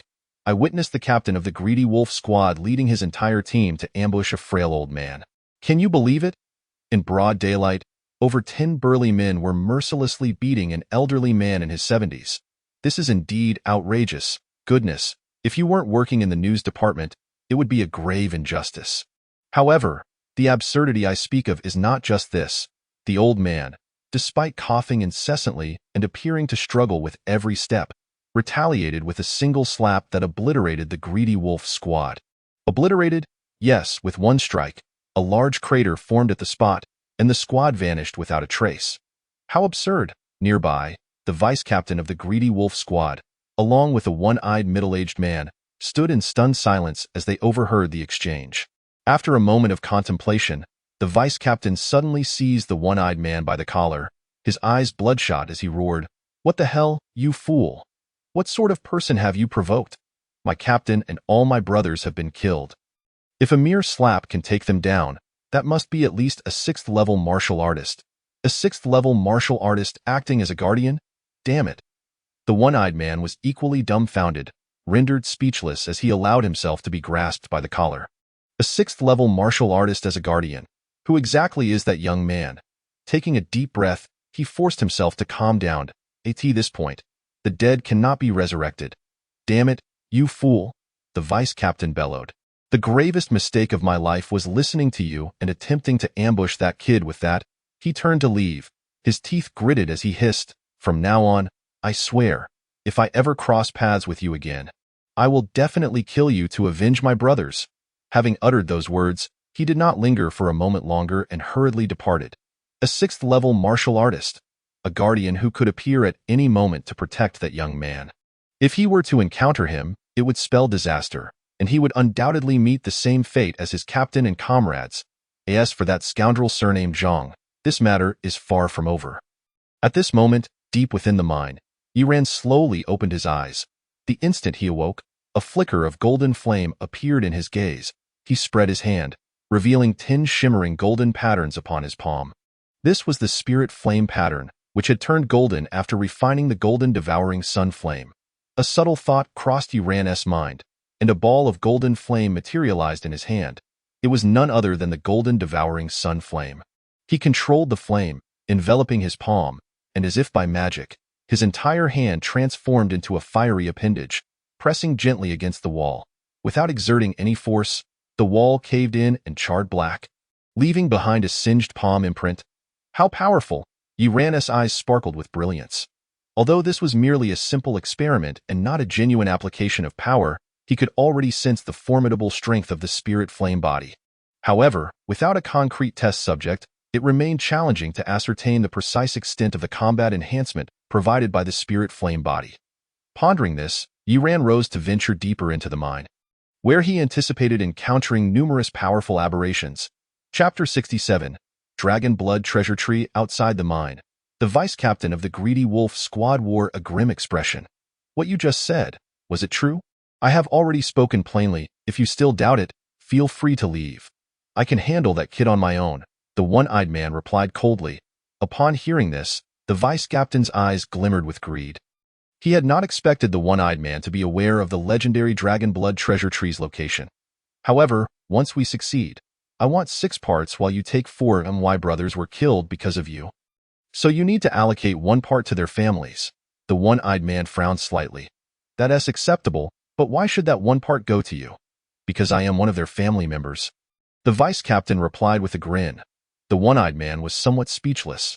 Just moments ago, this fellow had been shouting about avenging his brothers, only to turn around and sell them out for a good price.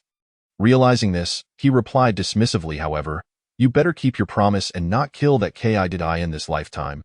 You will never know where the dragon blood treasure tree lies. I understand that well. But can you assure me that the kid's guardian will not return? The vice captain still harbored some hesitation. Just moments ago, he had been ready to flee when he was unexpectedly halted by the one-eyed man, who offered an irresistible proposition. If he aided in killing that kid, he would guide him to the dragon blood treasure tree and share the dragon blood fruits. The dragon blood treasure tree is said to be the place where the blood of a true dragon has fallen, giving rise to a rare treasure tree. The true dragon is unmatched in physical prowess, regarded as the strongest among aberrations. Anything associated with it greatly enhances one's physique. For instance, the dragon blood fruits produced by the mature tree. Consuming a single dragon blood fruit can directly elevate one's physique by one level, provided they are below the martial artist realm. This is extraordinarily terrifying. Both individuals were currently third-level martial artists. Consuming 2 or 3 fruits would enable them to break through to the martial artist physique. At that point, not only would their combat strength soar, but their physical prowess would undergo a significant transformation as well. Rest assured, I know that kid well. His guardian will not be by his side at all times, the one-eyed man said in a low voice, his cold gaze directed at the mine. If the kid's guardian had been present at all times, he would not have been able to escape from right under his nose by risking his life during their first encounter. Humph, whatever gives you such confidence, I will wait half an hour. The vice captain replied icily, half an hour. If that kid is not out by then, I will leave immediately. I can distinguish between life and treasure. The one-eyed man frowned slightly but said nothing further. At that moment, footsteps suddenly echoed in front of the mine. A handsome young man emerged briskly. Wei Ran felt exasperated as he exited the mine. He had intended to venture deeper, but somehow ended up lost and found himself back at the entrance. Despite now possessing combat strength comparable to a third-level martial artist, he remained directionally challenged. Upon reaching the mine's entrance, he lost interest in further wandering and stepped out directly. To his surprise, as soon as he emerged, he encountered familiar faces. Wei Ran squinted his eyes, gazing at the one-eyed man across from him. There were 2 individuals on the opposite side, including a stranger with a small beard, both of whom looked utterly astonished at his presence. Clearly, they had not anticipated this coincidence. Long time no see, Yi Ran smiled, slowly approaching the 2. The one-eyed man remained silent, but a glint of cold light flashed in his eyes. The vice-captain of the Greedy Wolf Squad, intrigued, glanced at Yi Ran and cheerfully stepped aside, completely blocking Yi Ran's escape route. Humph, just a few days have passed, and you seem much more confident now. You're no longer the same pathetic figure fleeing in disarray. Are you? The one-eyed man sneered. Yi Ran remained unfazed, his expression calm as he continued to approach. The one-eyed man felt a sudden tightening in his chest. His massive axe appeared in his hand as he coldly declared, "Are you pretending to be fearless because you know you can't escape? But this time, you definitely won't get away. You're mistaken." Yi Ran shook his head. "Today, it's you who won't escape." At that moment, more martial artists began to emerge from the mine, seemingly drawn by the commotion. One young martial artist, witnessing the imminent clash between the 3, shouted angrily, "If you're going to fight, do it somewhere else." Don T collapsed the mine entrance. "Do you have any idea how it affects others? Just a few days ago, a lunatic caused the mine to collapse. What's with all this today? Get lost." The one-eyed man remained expressionless, but he pulled out a mask and donned it over his face.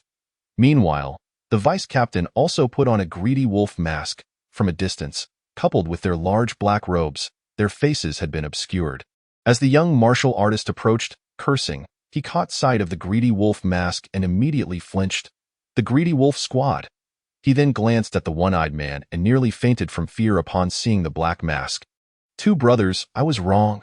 Please, continue." With a sorrowful face, he turned and dashed back into the mine. Hearing the mention of the black mask and the Greedy Wolf Squad, the other martial artists at the mine entrance all turned pale and hurriedly fled into the mine. Yi Ran's eyes narrowed as he suddenly lunged towards the one-eyed man. The one-eyed man wore a grim expression and charged forward as well. Though the mine was filled with mere fodder, which posed no real threat, a large number of them could still become troublesome, so swift resolution was essential. They intended to incapacitate this young man first, and then take him to another location for prolonged torment. Boom! In an instant, the 2 collided. In the next moment, Yiran staggered back 2 or 3 steps while the one-eyed man remained steadfast. Though his eyes were filled with shock, he blocked it, with over 1,200 units of combat strength. This young man actually managed to defend against it. Though there was still a gap in their strength, it was certainly within 100 units. Tio grew to this level in just 3 days. He could not be allowed to live. A glimmer of murderous intent flashed in the one-eyed man's eyes as he no longer held back. His massive axe came crashing down with great force, creating a dark shadow of the axe that surged towards Yiran. Yiran summoned his silver rhinoceros sword, slicing down fiercely. Although it was a sword, he wielded it like a cleaver, striking with ferocity. C-grade martial technique, Frost Cleave. Swish! A frosty white blade of energy erupted forth, leaving a long white streak on the ground as it cleaved through the axe shadow. Upon witnessing the scene, the one-eyed middle-aged man felt his eyelids twitch violently. This young man possesses at least a profound mastery of martial arts. Before he could ponder further, a figure swiftly rushed before him, delivering a palm strike. Even before the palm reached him, the sound of crashing waves reverberated. It was the heavy water palm. Chapter 68. I told you to use your strength. Haven't you eaten that previous dark force martial art? A flicker of trepidation flashed in the one-eyed man's eyes. He was reluctant to engage head-on, but as he attempted to evade, he realized there was nowhere to hide. This young man's combat experience was unexpectedly richer than his own. Every step he took was anticipated. Bang. Ultimately, he managed to dodge, but not without receiving a sword strike, which he fortunately blocked with his massive axe, escaping injury but feeling his blood surge. However, there was no respite for him. Yiran had already closed in once more, each sword strike piercingly sharp, targeting his vital points. At such a close range. The advantage of the one-eyed man's giant axe turned into a disadvantage, rendering him unable to unleash its full potential, as he was continuously suppressed. Frustration and despair welled up within him, unable to accept the reality that just days prior, his opponent could only rely on luck to escape from his grasp. Now, he was being overwhelmed. The one-eyed man grew increasingly anxious, yet the more urgent he became, the more he fell behind. He continuously retreated, gradually sustaining injuries, revealing glimpses of the silver armor beneath. Finally, with a muffled thud, the tide of battle shifted. A cyan palm imprint struck from the side, catching Yiran off guard and sending him crashing to the ground. It was the vice-captain of the Greedy Wolf team, unable to stand by any longer. At this moment, his expression was grim, his eyes filled with shock. A second-tier martial artist was actually overpowering a third-tier martial artist. If he hadn't witnessed it with his own eyes, he would never have believed it. Now, he finally understood the terrifying nature of this young man, a level of fear that was anything but ordinary. A second-tier martial artist suppressing a third-tier martial artist was unheard of. Seizing the opportunity, the one-eyed man adjusted his breath, regaining his composure, and refrained from blaming the Greedy Wolf vice-captain for disrupting their original plan by intervening. After all, without assistance, he would undoubtedly be overwhelmed. With that thought, he swiftly approached Yiran alongside the vice-captain, determined to eliminate this young man without delay. Yiran coughed up blood, struggling to rise from the ground.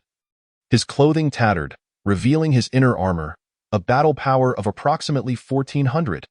He wiped the blood from the corner of his mouth, swaying as he stood, his head spinning slightly as he glanced at the Greedy Wolf vice-captain. Such an intensity of attack, even with inner armor and constant vigilance, had still left him grievously injured. Indeed, you can die without regret. As the vice-captain's words fell, he erupted forth like a wild wolf, lunging at Yiran with claws aimed at his head. Yiran spat out another mouthful of blood, and the next moment, his gaze turned icy. I detest being ambushed, spirit flame body. A low, hoarse voice resonated.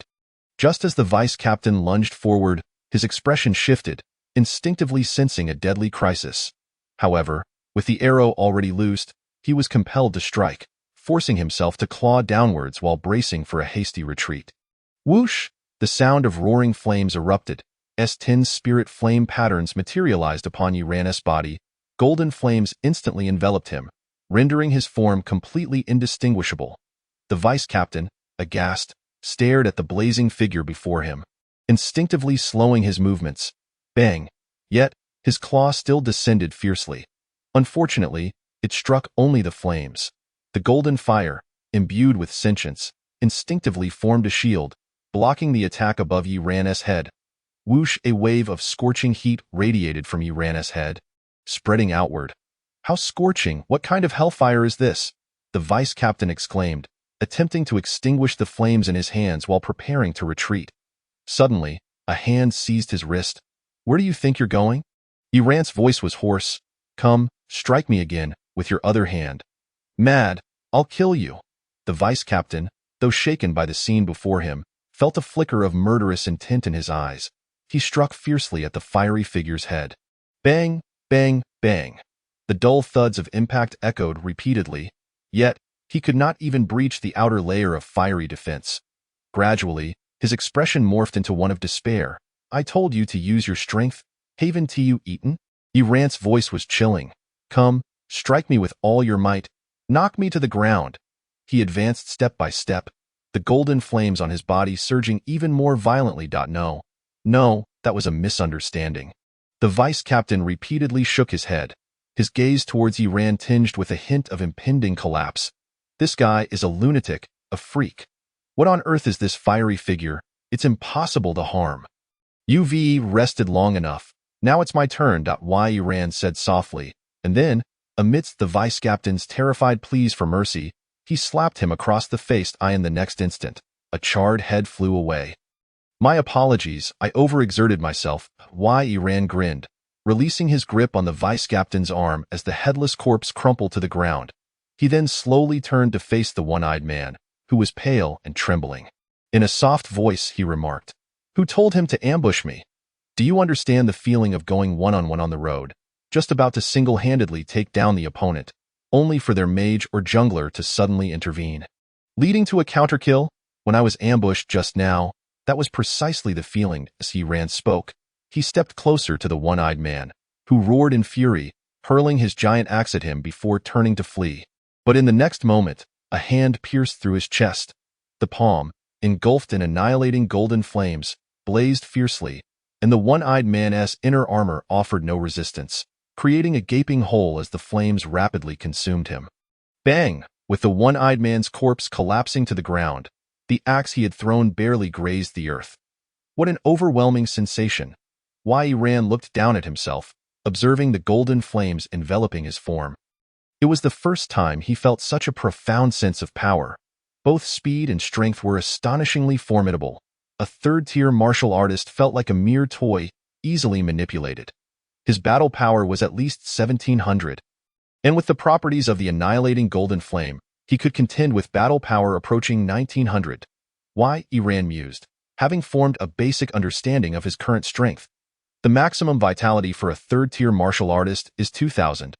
Now, as he unleashed his spirit flame body, he had unknowingly begun to approach the pinnacle of third-tier martial artists, and yet, he was still merely a first-tier martial artist. Chapter 69. Departure. Yi Ran collected the spatial rings from the two men and swiftly departed. Leaving behind two charred corpses, soon, a multitude of martial artists, led by several third-tier warriors, stormed out of the mine. Though the Black Mask and Greedy Wolf team posed a threat, they were merely two individuals, presenting a rare opportunity to eliminate them. However, upon emerging, their bewildered gazes scanned the area.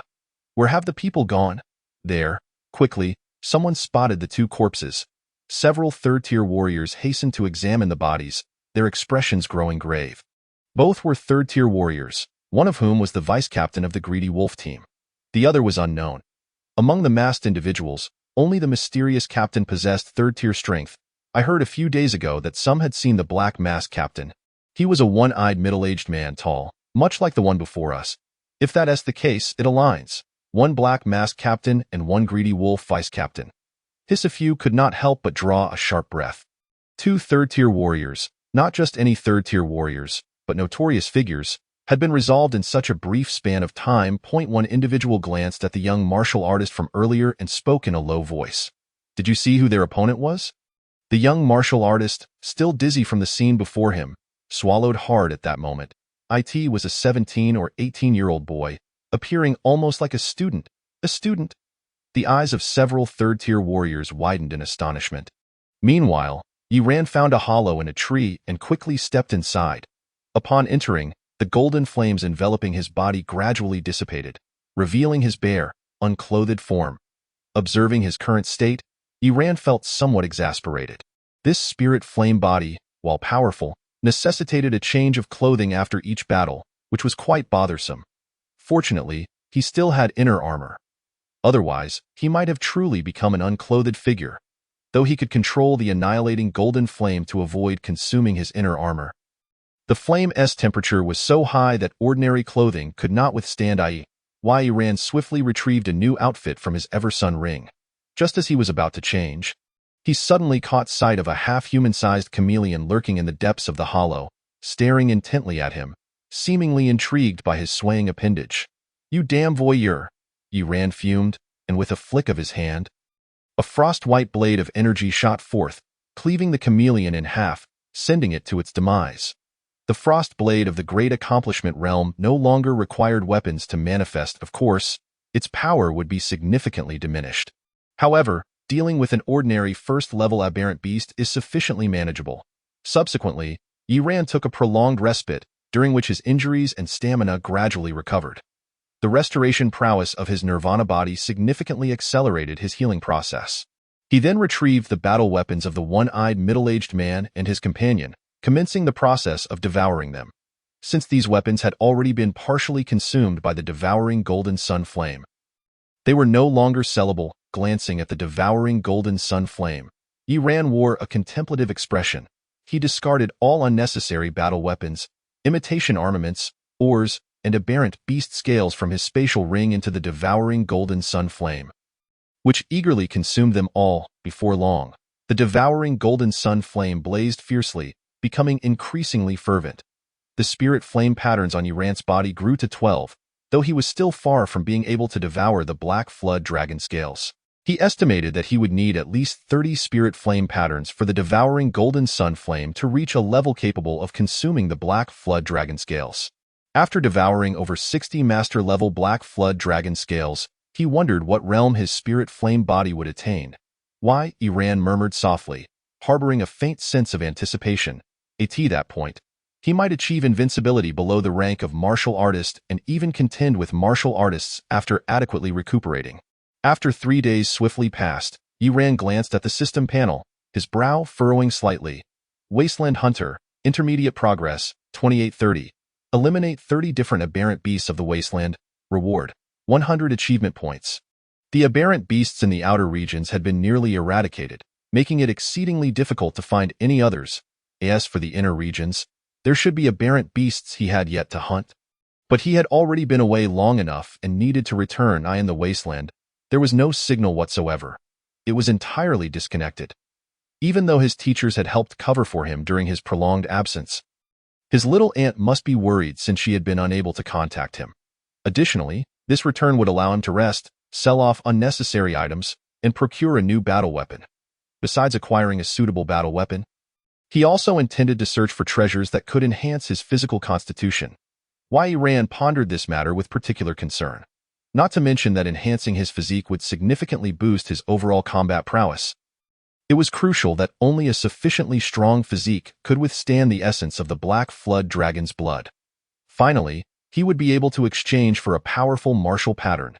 Yi Ran couldn't help but touch his back. The White Elephant martial pattern, which could only enhance his combat power by 3, was utterly inadequate, and he had scarcely used it thus far. With an expectation for the Black Flood Dragon martial pattern, Yi Ran departed from the wasteland. The Ningjiang City Martial Alliance branch. A neatly arranged row of individuals sat in the hall. If any staff from the Martial Alliance were to witness this scene, they would likely be rendered speechless in astonishment. For these individuals were all significant figures within the Ningjiang branch. The Ningjiang Minister, the Deputy Minister of the 10 Associations, the Deputy Minister of the Yuanwu Department, and the Deputy Minister of the 100 Halls. Presently, these influential individuals, whose mere footfalls could cause the entire Ningjiang city to tremble, sat like students, obediently listening to the elders speaking on stage, not daring to breathe heavily. The elder appeared quite ordinary, yet this commonplace visage was familiar to nearly every citizen of Ningjiang City, for he was the Grandmaster Hengyang. Very well, regarding the Black Flood Dragon matter, I will request the martial sovereign to intervene. You all, keep the information under wraps to prevent any disturbance among the populace, Grandmaster Hengyang instructed, waving his hand. Upon hearing this, the Ningjiang minister let out a sigh of relief. This situation was quite troublesome. Although he had already reported it to higher authorities, it was still preferable for Grandmaster Hengyang to handle it, as he could resolve it more swiftly. By the way, where does the most outstanding young genius from Ningjiang City reside? Grandmaster Hengyang suddenly recalled, inquiring. He felt a curiosity to see what kind of family could cultivate someone like Yuran. The most outstanding young genius? The Ningjiang minister paused, hesitating. Currently, we have 3 relatively exceptional individuals. I'm unsure which one you refer to. Point 3. Grandmaster Hengyang raised an eyebrow, a hint of surprise evident. You mean to say Ningjiang City has 3 peak first-level martial artists whose strength rivals that of top-tier second-level martial artists? Upon the conclusion of his words, the individuals present were left dumbfounded. Chapter 70. Special enrollment. The expressions of those present reflected a degree of bewilderment. The pinnacle of first-level martial artists possessing combat prowess comparable to that of top-tier second-level martial artists? Surely this must be a jest.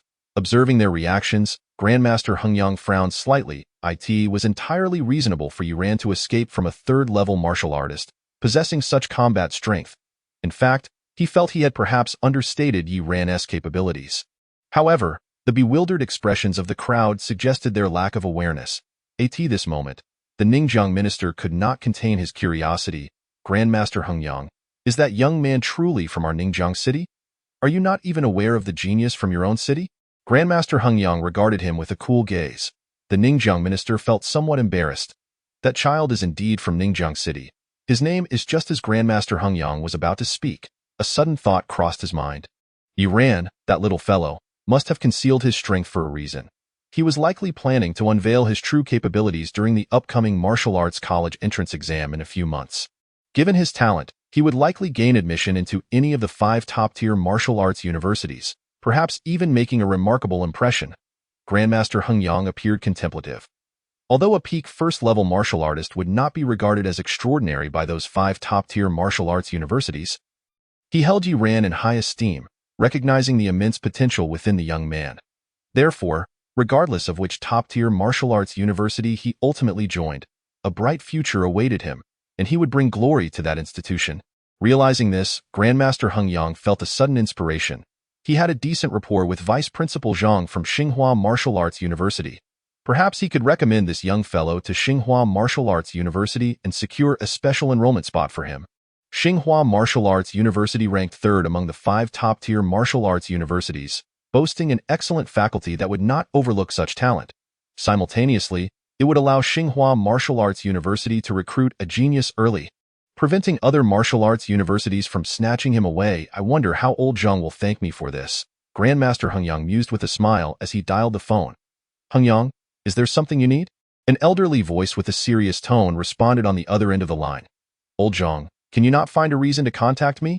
Grandmaster Hengyang chuckled. It's March now, and the martial arts college entrance exam is just over 3 months away. Your Tsinghua's special enrollment should be starting soon, right? Oh, I see. You have a genius to recommend?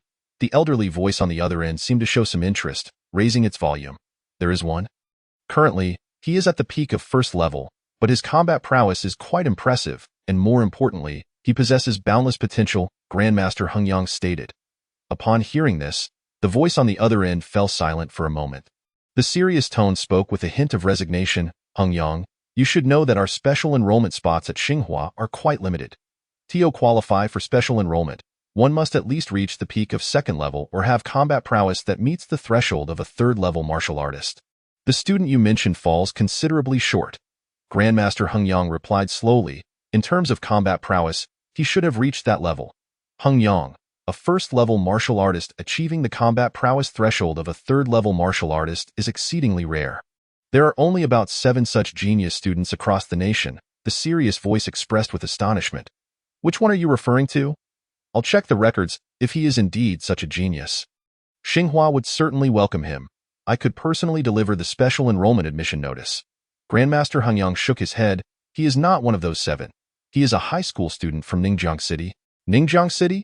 The serious voice on the other end hesitated momentarily before continuing. Hengyang, Since he hasn't reached the required strength, let us not pursue this.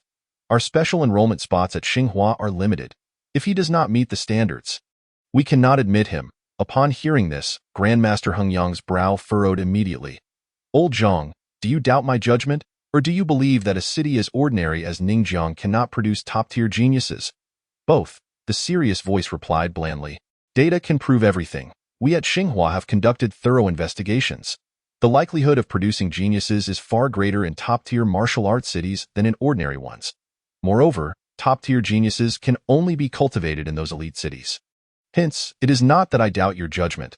The data speaks for itself. Grandmaster Heng Yang's expression darkened. This old fellow remained stubborn and unyielding. At that moment, another elderly voice suddenly chuckled on the phone. What nonsensical data! I refuse to believe in such things. Man can conquer nature. The path of martial arts inherently challenges conventional constraints. Therefore, your Qiming Martial University is currently ranked 5th among the 5 top-tier martial arts universities. Vice Principal Zhang of Xinghua Martial Arts University remarked calmly. Hearing this, the previously serious voice responded with irritation. That is merely because we at Qiming have chosen not to compete. I simply do not believe in your data. Heng Yang, the student you just mentioned, we at Qiming will take him. I look forward to seeing if this old fellow will be proven wrong in the future. Vice Principal Zhang stated coolly. Ningjiang City, a marginal city in Dongyuan Province, has produced the best-performing student, who was admitted to Changhua Martial University. Changhua Martial University ranks 300th among the national martial universities. Furthermore, the other students have all ranked beyond 500 in key martial universities. Without exception, the student in question, being a peak-level martial artist, should be able to break records this time and gain admission to one of the top 300 key martial universities. However, the gap between us and the 5 top-tier martial universities remains quite pronounced. Vice Principal Li, are you truly certain about wasting a special admission slot? Upon hearing this, the old voice from Qiming Martial University hesitated slightly. Nonetheless, having already spoken, retracting his words would be inappropriate. Meanwhile, Master Heng Yang's expression darkened. Another voice he recognized, Vice Principal Li from Qiming Martial University, was clearly intended to provoke old Zhang, with whom he was not on good terms. This infuriated him. One looked down upon him while the other dismissed him entirely. Uttering words in anger, he no longer wished for Yi Ran to join either of these 2 martial universities. As for the other 3, they could take their pick. With a cold snort, Master Heng Yang was about to refuse the call from Vice Principal Li of Qiming Martial University when he noticed Minister Ningjiang's pleading gaze. Although he didn't fully comprehend the situation, he felt a surge of excitement upon hearing about the special admission slot from a top martial university. In Xia country, there were only 5 top-tier martial universities. If Ningjiang City could produce a special admit, he, as the minister, would not achieve eternal fame, but his name would certainly be celebrated for decades in that region. Such an opportunity must not be turned down. Seeing the minister's imploring look softened Master Heng Yang's heart slightly. This minister was quite commendable, personally involved and never shirking responsibility. Fine. Let us secure this admission slot first. Clearing his throat, he was just about to speak when Vice Principal Li's elderly voice echoed through the phone. I have decided to grant this slot. Vice Principal Li stated with seriousness. A promise made is one I shall not retract. It is merely a special admission slot. There is nothing to lament. However, I have one condition. You must select the strongest genius in your city to receive this special admission. Regret washed over him. Vice Principal Zhang from Xinghua Martial University chuckled lightly. What does it matter to me? Vice Principal Li felt a pang of irritation. After a moment's contemplation, Master Heng Yang replied, very well. He had complete confidence in Yi Ran and was certain that securing this special admission would not pose a problem. However, he did not anticipate that through a twist of fate, while Xinghua Martial University missed out on its special admission slot, it would instead go to Qiming Martial University. Although this institution was a venerable one with a rich heritage, its recent development had stagnated, leaving it at the bottom among the 5 top-tier martial universities. On the other hand, Minister Ningjiang was practically ecstatic, beaming widely as he summoned several deputy ministers. Gesturing grandly, notify all high schools in the city that a high school league will be held in 2 weeks. The top team will receive a special admission to Qiming Martial University. At this point, he hesitated and glanced at Master Heng Yang. Master Heng Yang replied nonchalantly, no need to look at me. If that young lad wishes to obtain this special admission, he will naturally participate. If he does not regard Qiming Martial University and chooses not to join, then let it be. As the call had not yet ended, a brief silence was followed by an outburst of anger from Vice Principal Li Hengyang. Do you think so little of Qiming Martial University? Explain yourself clearly. Hengyang Master abruptly hung up, unwilling to engage further. What a cheeky fellow. Should Yi Ran indeed attend Qiming Martial University in the future, this old man would be laughing in his dreams. As for Xinghua, Master Hengyang scoffed, doubting Zhang Ye's judgment. He was curious to see whether this old man would come to regret his decisions. Nearby, Minister Ning Jiang and several deputy ministers shrank back, afraid to interject. After all, each of the three conversing were top-tier figures, operating on a different level entirely. However, it was evident that Master Hengyang placed particular importance on that young man from Ningjiang City. Master Hengyang, what is the name of that young lad, and which high school does he attend? Minister Ning Jiang inquired cautiously. Guess, Master Hengyang replied with a faint smile as he turned to depart, leaving the others bewildered. After a moment, one deputy minister sheepishly remarked, Master Hengyang is indeed humorous. Minister Ning Jiang, somewhat speechless, replied solemnly, since Master Hengyang wishes to keep it discreet, it is likely that the young man himself desires to remain low-key. However, we must strive to find him and, once located, avoid exposing his identity, directly elevating him to the highest echelon of talent in Ningjiang City. Furthermore, we shall do our utmost to fulfill any requests he may have. Understood. The deputy ministers nodded in agreement. Yet, one hesitated, voicing a concern. If that young man is not as formidable as Master Hengyang claims, would it not be a waste to grant him the highest level of talent treatment? If he were not for this special admission, would Master Hengyang still assist us in securing a slot at a top martial university? Minister Ning Jiang cast a discerning glance at the deputy minister. One must understand the importance of gratitude. Even without this special admission slot, Master Hengyang has aided Ningjiang City by clearing out the beast plague and battling the black flood serpent. The prodigy he esteems deserves our utmost respect. Upon hearing this, the deputy minister's expression turned awkward. In Ningjiang City, at the Xiaodao vegetable market, Yi Ran surveyed the rather dilapidated market before him, astonished that this was the largest underground black market in Ningjiang City. After a moment's contemplation, he approached the underground entrance. Though there were 3 or 4 entrances, each was narrow enough for only one person to pass through. Many masked individuals lined up in waiting. Yi Ran glanced around and noticed one entrance devoid of a queue, striding confidently toward it. Hey, little brother, don't go that way. A voice from the nearby line cautioned him. Yi Ran was taken aback but quickened his pace, arriving at the entrance. Although he too wore a mask, his slight build made it apparent that he was merely a young boy. He proceeded. Several individuals in the queue shook their heads disapprovingly. Yi Ran was puzzled, but paid little heed. Just as he was about to step inside, a towering figure appeared in his path, a brawny man. Standing at 2 meters tall, with the entrance barely reaching his neck, obscuring his head, a deep, cold voice emerged from behind the door. Kid, who gave you permission to use this entrance? Yi Ran raised an eyebrow. Questioning, all entrances are accessible. Why not this one? His tone was calm but carried an inexplicable weight. The burly man momentarily faltered, feeling an uncharacteristic tension, his voice softening considerably. This passage requires a pass for martial artists of level 2 or above to proceed. As soon as he finished speaking, the burly man realized his mistake. Cursing himself for being intimidated by a mere boy, he prepared to bark a reprimand when he noticed Yi Ran producing a thick bundle of passes. This must be the pass you're referring to, right? Yi Ran rummaged through his Hengyang ring and retrieved a hefty stack of black invitation cards. He had more than enough of these. Although it seemed a martial artist should possess only one, he had found dozens on every black-masked individual he had slain, and the captain of the Black Masks had even more. Thus, they held little value. Upon seeing the pile, the burly man's expression turned to one of shock. Is this a wholesale lot? The sheer quantity left him questioning if they were counterfeit, but when he noticed the bloodstains on them, he was seized by a chill. Good heavens, these are not fake. They must have been taken from other martial artists.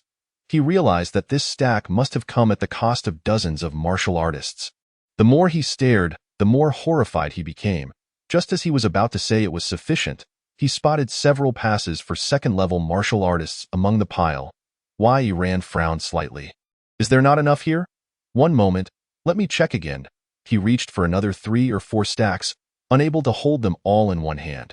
So he cradled them in his arms. Witnessing this, the burly man was left speechless, his face pale, trembling as he stammered, Here we go. Yi Ran pulled out a single pass that was evidently of a higher grade and handed it over. This was retrieved from the spatial ring of the black masked captain. It should be reliable. The burly man took it, his hand shaking so violently that the pass slipped from his grasp. For it was a third-level martial artist's pass. Please, go ahead. He wore a mournful expression, managing a smile that was more painful than a frown, bowing deeply in respect as he stepped aside. Yi Ran tucked the pass away and entered. The onlookers in the nearby queue, who had previously shaken their heads, now wore expressions of disbelief. Who was this young lad? Chapter 72. The map as Yi Ran stepped into the underground black market. He was momentarily taken aback. Before him lay a straight street, dimly lit, lined with various shops. People bustled about, creating a lively atmosphere. He casually glanced around and chose to approach one of the shops to take a look. The shop was modest, with an old man reclining on a chaise lounge in the center, fanning himself with a palm leaf, cheerfully asking, "Young brother, are you here to buy or to sell? Buy or sell?" Yi Ran raised an eyebrow, quickly grasping the implications of the inquiry. At that moment, a lean man nearby, assessing a war weapon, shot him a glance and scoffed. A brash young scoundrel, still reeking of immaturity, had once again pilfered some money from home to indulge in purchases here, eager to flaunt his spoils before his classmates upon his return, clueless about the intricacies of buying and selling. He dared to step into this place. Before he could finish his sentence, a swift kick sent him sprawling out the door. "Who dares?" he exclaimed, his face paling with rage as he scrambled to his feet. Before him stood a towering figure, a brawny man whose physique exceeded 2 meters. The lean man's expression shifted at the sight, but his ire remained unabated. "Guard number 4, what do you want?" "I haven't wronged you, so why the assault? Be gone." The imposing guard cast a cold glance at him before turning to Yi Ran, bowing slightly. "Esteemed sir, I am at your service should you require assistance with your purchases." Yi Ran was taken aback. This was the same guard who had previously obstructed his entrance. Judging by the expressions of others, he had assumed the man would be difficult to deal with. Yet, upon presenting the pass, he found the guard to be surprisingly accommodating, even providing commendable service. Nevertheless, he shook his head, "No need. I shall browse on my own." Meanwhile, the lean man's face paled further. "Esteemed sir?" Even this typically overbearing guard was addressing someone as sir? He lowered his head and slinked away. The brawny guard then leaned closer to Yi Ran, speaking in hushed tones, "Esteemed sir, as this is your first visit to the black market, you may not grasp the nuances of this place. While numerous shops abound, this particular establishment ranks among the top 3 for unscrupulous dealings, often damaging goods to lower prices." Yi Ran narrowed his eyes, glancing at the seemingly innocuous old man. The man wore a sheepish expression, and despite the guard revealing his true nature, there was no trace of anger, only a nervous smile, suggesting a healthy fear of the imposing guard. "Esteemed sir, even if you do not require my assistance, I would advise you that the shops here with fair pricing are trustworthy and will never divulge your identity." The guard continued, upon exiting. "The third shop on the left specializes in acquiring combat soldiers." "Wait," Yi Ran suddenly interrupted. "You must have a reason for helping me, right? As your introducer, I can claim a 5 transaction fee," the guard replied. His tone calm yet tinged with apprehension. The sheer number of passes had left him astonished, and he understood that regardless of whether the young man had acquired them himself or received them as a gift from an elder, his status was undeniably extraordinary. Thus, he thought to take on the role of introducer, a profession he usually looked down upon. However, he was uncertain if someone of Yi Ran's caliber would even consider him. 5% seemed a fair trade if it meant avoiding troublesome shops. Yi Ran pondered briefly and smiled. "Very well, then. Your kindness overwhelms me, esteemed sir," the guard replied, inwardly elated, as he guided Yi Ran out of the shop. Behind them, the old man gawked in astonishment. The guard's connections were evidently substantial, linked to the upper echelons of the black market, and his own prowess ensured that most would not dare to cross him. Yet, witnessing such humility from this usually arrogant figure was indeed an eye-opener. The boy couldn't he possibly be the illegitimate child of a minister? Could he? The old man mused, speculating that only the son of a minister from the Ningjiang branch would be afforded such treatment. Upon reaching the Black Market Street, Yiran stated coolly, "I wish to make a sale. Please direct me to a suitable shop." Though masked, he was acutely aware that in such a place, no one would relish the idea of revealing their identity. While others might hesitate to confront him, his companions, Xiao Gu and Shi, were too weak and could easily attract the attention of desperate rogues seeking profit. Such rogues were prevalent in the black market. "Understood, esteemed sir. I know a shop that offers fair prices and the owner is trustworthy, never revealing anyone's information," the guard assured as he led Yiran toward a corner of the street. There stood an unexpectedly large shop, complete with 3 or 4 employees. The owner, a refined middle-aged man, greeted patrons with a smile. Yiran scanned the place, noting that despite its remote location, it was bustling with activity, indicating his choice of introducer had been fortuitous. He would have found it difficult to discover this shop on his own. "Owner," the guard called out, and upon hearing, the refined man approached with a bright smile. The patrons he had been attending to appeared disgruntled, but upon seeing the guard, they dared not voice their displeasure and quietly resumed their search. "Esteemed sir, the owner has arrived," the guard announced respectfully. The refined shopkeeper regarded Yiran with a mixture of surprise and curiosity. "Esteemed sir, may I inquire whether you wish to make a purchase or a sale?" "A sale," Yiran replied. "What items do you accept?" "Each shop has its specialties, but we primarily deal in combat soldiers, spatial backpacks, rare medicinal herbs from the wasteland, minerals, and more," the shopkeeper responded. Yiran glanced around. "Let us proceed to another location, of course," the shopkeeper agreed, leading him to a private room while the guard remained stationed at the door. Inside, the shopkeeper appeared somewhat apprehensive. "Esteemed sir, what items do you wish to sell?" "All of these," Yiran replied, casually producing several spatial rings and brushing past the Hengyang ring. Instantly, an array of combat soldiers and minerals appeared on the floor. Initially, he had intended to keep these soldiers and minerals for Shijin Yangyin, but after Shijin Yangyin had developed a taste for only the finest after consuming the 100-pattern black essence iron, he had become too finicky to even consume standard D-grade soldiers, let alone inferior minerals. This had left Yiran in quite the predicament at that moment. Aside from the silver rhinoceros sword and the spatial ring of the blue-clad girl, he laid out every combat soldier and spatial artifact he possessed.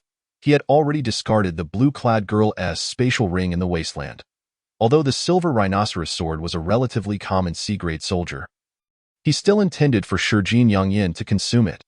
The blue-clad girl was the daughter of the vice minister of Ningjiang, so he was determined to remain cautious and reveal nothing. "Hiss," the refined shopkeeper gasped, taken aback by the sheer volume of items. Setting aside his concerns about the origins of the spatial rings, his complexion turned a shade paler. "Wait, there are even 2 more?" Yiran suddenly recalled the spatial rings belonging to the black-masked captain and his companion. Pulling them out just as a thought crossed his mind, he extracted what seemed to be a map. Perhaps due to his earlier carelessness, he had failed to check thoroughly and had inadvertently left it inside. A quick glance at the map initially did not seem significant, but in the next moment, his pupils constricted. The center of the map were 4 characters: Dragon Blood Treasure Tree. Chapter 73. Black Magic Blade. The mention of the Dragon Blood Treasure Tree sent a tremor through Yiran. He quickly glanced at the refined shopkeeper, who was engrossed in counting the combat soldiers on the floor, and discreetly tucked the map away. Soon, the shopkeeper beamed. "The total value of these combat soldiers and spatial rings amounts to 1.7 million. Would you prefer cash or a bank transfer?" "Cash, please," Yiran replied, unsurprised. The black-masked captain and the other third-tier martial artist were both exceedingly wealthy. The items in question were predominantly theirs. After receiving the payment, Yiran departed swiftly, his mind elsewhere as he yearned to examine the map. The Dragon Blood Treasure Tree, a legendary artifact he had heard whispers of, beckoned his curiosity. With the guidance of the 4th guard, Yiran visited several more shops, selling all his remaining items. In total, he amassed 2.9 million. Had it not been for the abundance of martial techniques that many shops were unwilling to purchase, he might have sold even more. Nevertheless, he was quite satisfied with the 2.9 million, and combined with his scattered cash, he now possessed a total of 3.5 million. A considerable sum indeed. With such wealth, he could easily afford an A-grade combat soldier. The black market exit. The 4th guard respectfully bid farewell to Yiran, his heart brimming with joy. Having exerted minimal effort, merely guiding and occasionally negotiating prices, he had earned such a windfall. "Esteemed sir, will you be returning?" he asked eagerly, his eyes sparkling with anticipation. "Rest assured, I shall seek you out on my next visit," Yi Ran replied with a smile. Upon hearing this, the guard's face lit up with delight, and he bowed deeply. "Very well, esteemed sir, take care." Onlookers passing by regarded the scene with astonishment. Who would have thought this man could display such sycophancy? Upon returning home, Yi Ran was pleasantly surprised to find that his aunt, Yi Hongfang, had not expressed anger over his prolonged absence, nor had she even inquired about it. He breathed a sigh of relief and hurried to his room, taking a moment to call Teacher Zhu to assure him of his safety. The absence of trouble from his aunt likely meant that Teacher Zhu had provided a suitable excuse to placate her. Upon learning that Yi Ran had successfully returned from the wasteland, Teacher Zhu seemed relieved, offering a few words of caution before hastily ending the call. Yi Ran noted with mild surprise that Teacher Zhu appeared to be in a meeting, as he caught snippets of phrases like Ningjiang Star and Citywide High School League. Not dwelling on it, Yi Ran took a deep breath and swiftly retrieved the map. Crafted from the hide of a certain exotic beast, the map was soft and lightweight, detailing the eastern extreme wasteland with remarkable precision. Marking the outskirts, inner regions, and core areas, he had just beheld the Dragon Blood Treasure Tree, which was marked by a conspicuous red at the very heart of the map. The eastern extremity wilderness, an arid expanse located near Tiancai City, came to his mind. Tiancai City is the foremost city in Dongyuan Province, far surpassing Ningjiang City in both prosperity and martial development. Adjacent to Tiancai City lies the Tianyu Wilderness, one of the 10 great wildernesses of Xia Country. The eastern extremity wilderness is quite distant from here. Yi Ran furrowed his brow, continuing to scan the map, and noticed a line of small text beside the Dragon Blood Treasure Tree marker. Estimated maturity date, between May 16th and May 30th. This revelation stirred something within him. It was currently March 13, which meant there were still 2 months until maturity, ample time. Indeed, a single Dragon Blood Treasure Tree could yield at least 30 Dragon Blood fruits. And since there was no limit to their consumption, if he were to consume them all, his physique could potentially be elevated to that of a 5th-tier martial master. Yi Ran's gaze flickered as he folded the map away. Regardless of whether this information was genuine or not, he felt compelled to venture into the eastern extremity wilderness. The rarity and value of the Dragon Blood Treasure Tree warranted at least a 1 in 1,000 chance of success. If he could obtain a single Dragon Blood fruit now, it would suffice for him to advance to a 3rd-tier martial physique, more than enough for his needs. Yi Ran shook his head, feeling a tinge of regret. If he could just acquire 1 Dragon Blood fruit now, he wouldn't have to worry too much about merging with the blood essence of the Black Flood Dragon. Unfortunately, his current physique was still far from adequate. Even though the spirit flame body could enhance his physique, it was still a considerable distance from the requirements for merging with the blood essence of a martial master. Subsequently, Yi Ran organized the items within his Hengyang ring. Apart from a substantial amount of cash, he was left with the silver rhinoceros sword, some black flood dragon scales, several martial arts manuals, and a small quantity of exotic beast flesh. The latter was a selection of rare exotic creatures he had specifically set aside for Zhou Shishir. Taking out the silver rhinoceros sword, Yi Ran began to devour it with his golden devouring flame. Soon, only the hilt remained of the sword, and the spirit flame patterns on his body increased once more. He reached a total of 13, thus enhancing his maximum combat power. A C-grade weapon could only augment a single spirit flame pattern, which he found rather astonishing.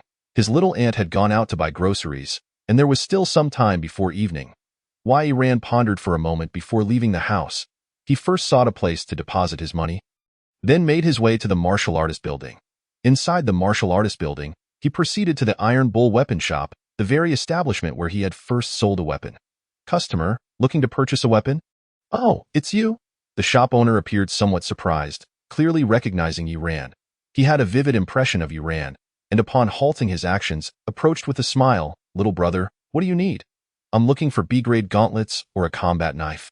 Yi Ran replied without hesitation. "B-grade weapons? That would cost no less than 1 million. Are you sure about that?" The Iron Bull shop owner seemed taken aback. "Rest assured, I lack for nothing but money." Yi Ran replied with grandiosity. "All right." The Iron Bull shop owner turned and carefully retrieved 3 weapons from the back, 2 combat knives and a pair of gauntlets. Even he had only 3 B-grade weapons in stock. And within the entire martial artist building, there were no more than 5 shops that could offer B-grade weapons for sale, highlighting their rarity. Wei Ran examined them. The gauntlets appeared overly feminine, and he quickly dismissed them. Among the remaining 2 combat knives, one was black and the other green. However, the green knife was excessively large, resembling a door, and he grimaced at the sight, promptly rejecting it. The final black combat knife was rather ordinary. With a simple, ancient design akin to a tang knife, Wei Ran was somewhat astonished. Martial artists wielded weapons of considerable heft, so it was uncommon to see such a slender and light tang knife. He took it in his hand and weighed it, raising his brows in surprise. It was surprisingly heavy. The Iron Bull shop owner's expression shifted slightly. He was well aware of the black magic knife's weight, and even his second-tier martial prowess couldn't handle it so easily. For the first time, he regarded Yi Ran with a newfound seriousness, a flicker of something unusual flashing in his eyes. Chapter 74. Handsome. You wouldn't want your family to attract the attention of the Black Mark Tower, would you? Yi Ran attempted to swing the long knife and soon found his eyes lighting up. This knife felt exceptionally comfortable in his grip. He couldn't help but swing it several times, realizing with each motion that it became increasingly suitable. Boss, what's this knife called, and how much is it? The black magic knife. It's 2 million, the Iron Bull shop owner replied with a grin. 2 million. Yi Ran was taken aback. Is it really that expensive? You said you lack nothing but money, right? The Iron Bull shop owner chuckled. Yi Ran rolled his eyes, shaking his head. But 2 million is exorbitant. That could buy a second-hand A-grade weapon. Just joking. However, the black magic knife has a minimum price of 170,000. Even if I find you agreeable, I can't sell it for less than that, the Iron Bull shop owner stated seriously. This black magic knife is not only of superior quality, but also tied to a significant opportunity. Just that opportunity alone is worth 1 million. Opportunity? Yi Ran paused, taken aback. Have you heard of the 108 Tower Masters of the Black Mark Tower, particularly the 76th Tower Master? The Black Magic Master? The Iron Bull shop owner slowly explained. This black magic knife belonged to the Black Magic Master. Yi Ran's pupils constricted. Although he had not heard of the Tower Master of the Black Mark Tower, the title of Master was enough to astound him. A master's weapon is merely B-grade. Regaining his composure, he asked in a deep voice, the Black Magic Master once forged 1,000 black magic knives, ranging from D-grade to Master grade. The Iron Bull shop owner shook his head. Before the Black Magic Master passed away, he sealed all his martial skills and the locations of his life savings within a single black magic knife. Now, do you understand the significance of this black magic knife? The Iron Bull shop owner smiled. Although the chances are slim at 1 in 1,000, the accumulation of a formidable master's entire life's work and skills is enough to entice anyone. So that's how it is, Yi Ran realized, feeling somewhat surprised. The covert nature of an organization like the Black Mark Tower was unexpected. He had not anticipated that the shop owner was privy to so much information. The matter of the Black Magic Master is not a secret.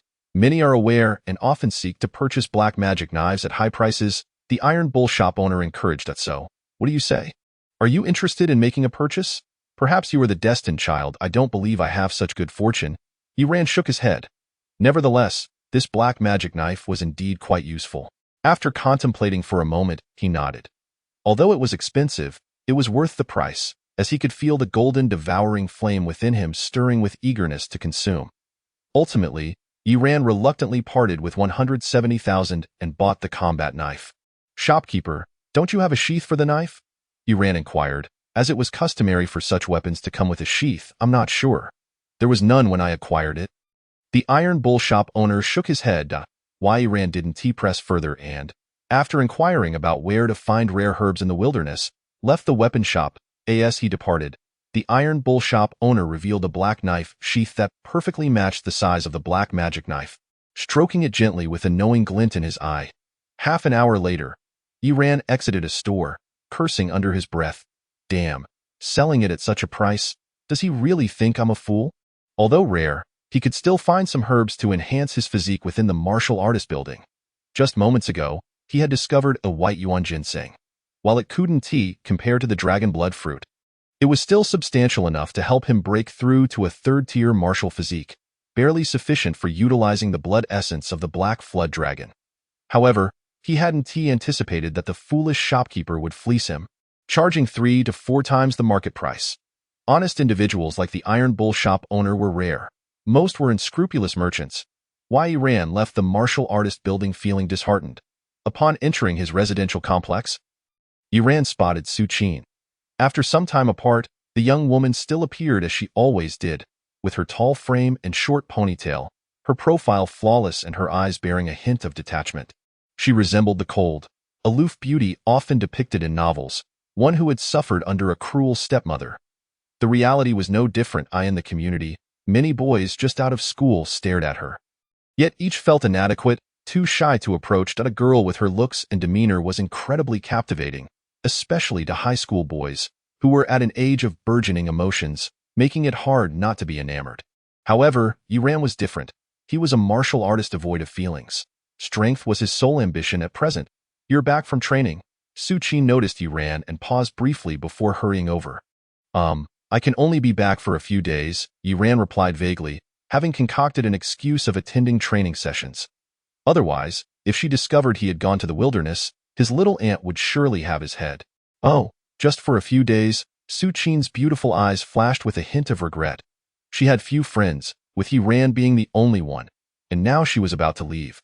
She had hoped to spend more time together before departing. "Well, training does keep one busy, but don't worry, I'll help you catch up on the Thunder Fist while I'm here," Yi Ran smiled. "All right," Su Qin nodded before suddenly noticing something. Her delicate face changed slightly, and she lowered her head, saying, "I have to go now. I'll wait for you at my house tonight." Upon finishing her words, she swiftly departed. Yi Ran was somewhat taken aback, casting a glance around but failing to discern any suspicious individuals. Only a few members clad in the attire of the Martial Alliance were present, brandishing a wanted poster and inquiring around. With keen eyes, he distinctly observed that the poster depicted a middle-aged man with a face marred by scars. Classified under an A-level wanted status, A-level, indicating a warrant for a martial artist. Yi Ran's heart sank. A fugitive of such caliber had infiltrated Ningjiang City. It was also plausible that the individual had committed an egregious offense, warranting such a heightened classification. Nevertheless, he felt compelled to alert his aunt and Shirshir. With a grave expression, Yi Ran hastened home. Home. Zhou Shirshir lounged on the sofa, her pale, delicate feet propped up, gazing at her phone with a silly grin. Yi Ran's heart instinctively tensed. That smile seemed somewhat off. Goodness, could his little piglet be courted by a cabbage? He strode over, his tone laced with caution. "Shirshir, who are you chatting with? Your lips are practically glued together. Are you in a relationship?" "Ah, brother, you're back." Zhou Shirshir snapped back to reality, irritated. "Stop talking nonsense. It's a girl, my classmate. A girl." Yi Ran felt a chill run down his spine. "That was even worse, Sa. I'll bite you to death." "I'll fight you." Zhou Shirshir charged towards him. "Enough, you two. Stop causing a ruckus."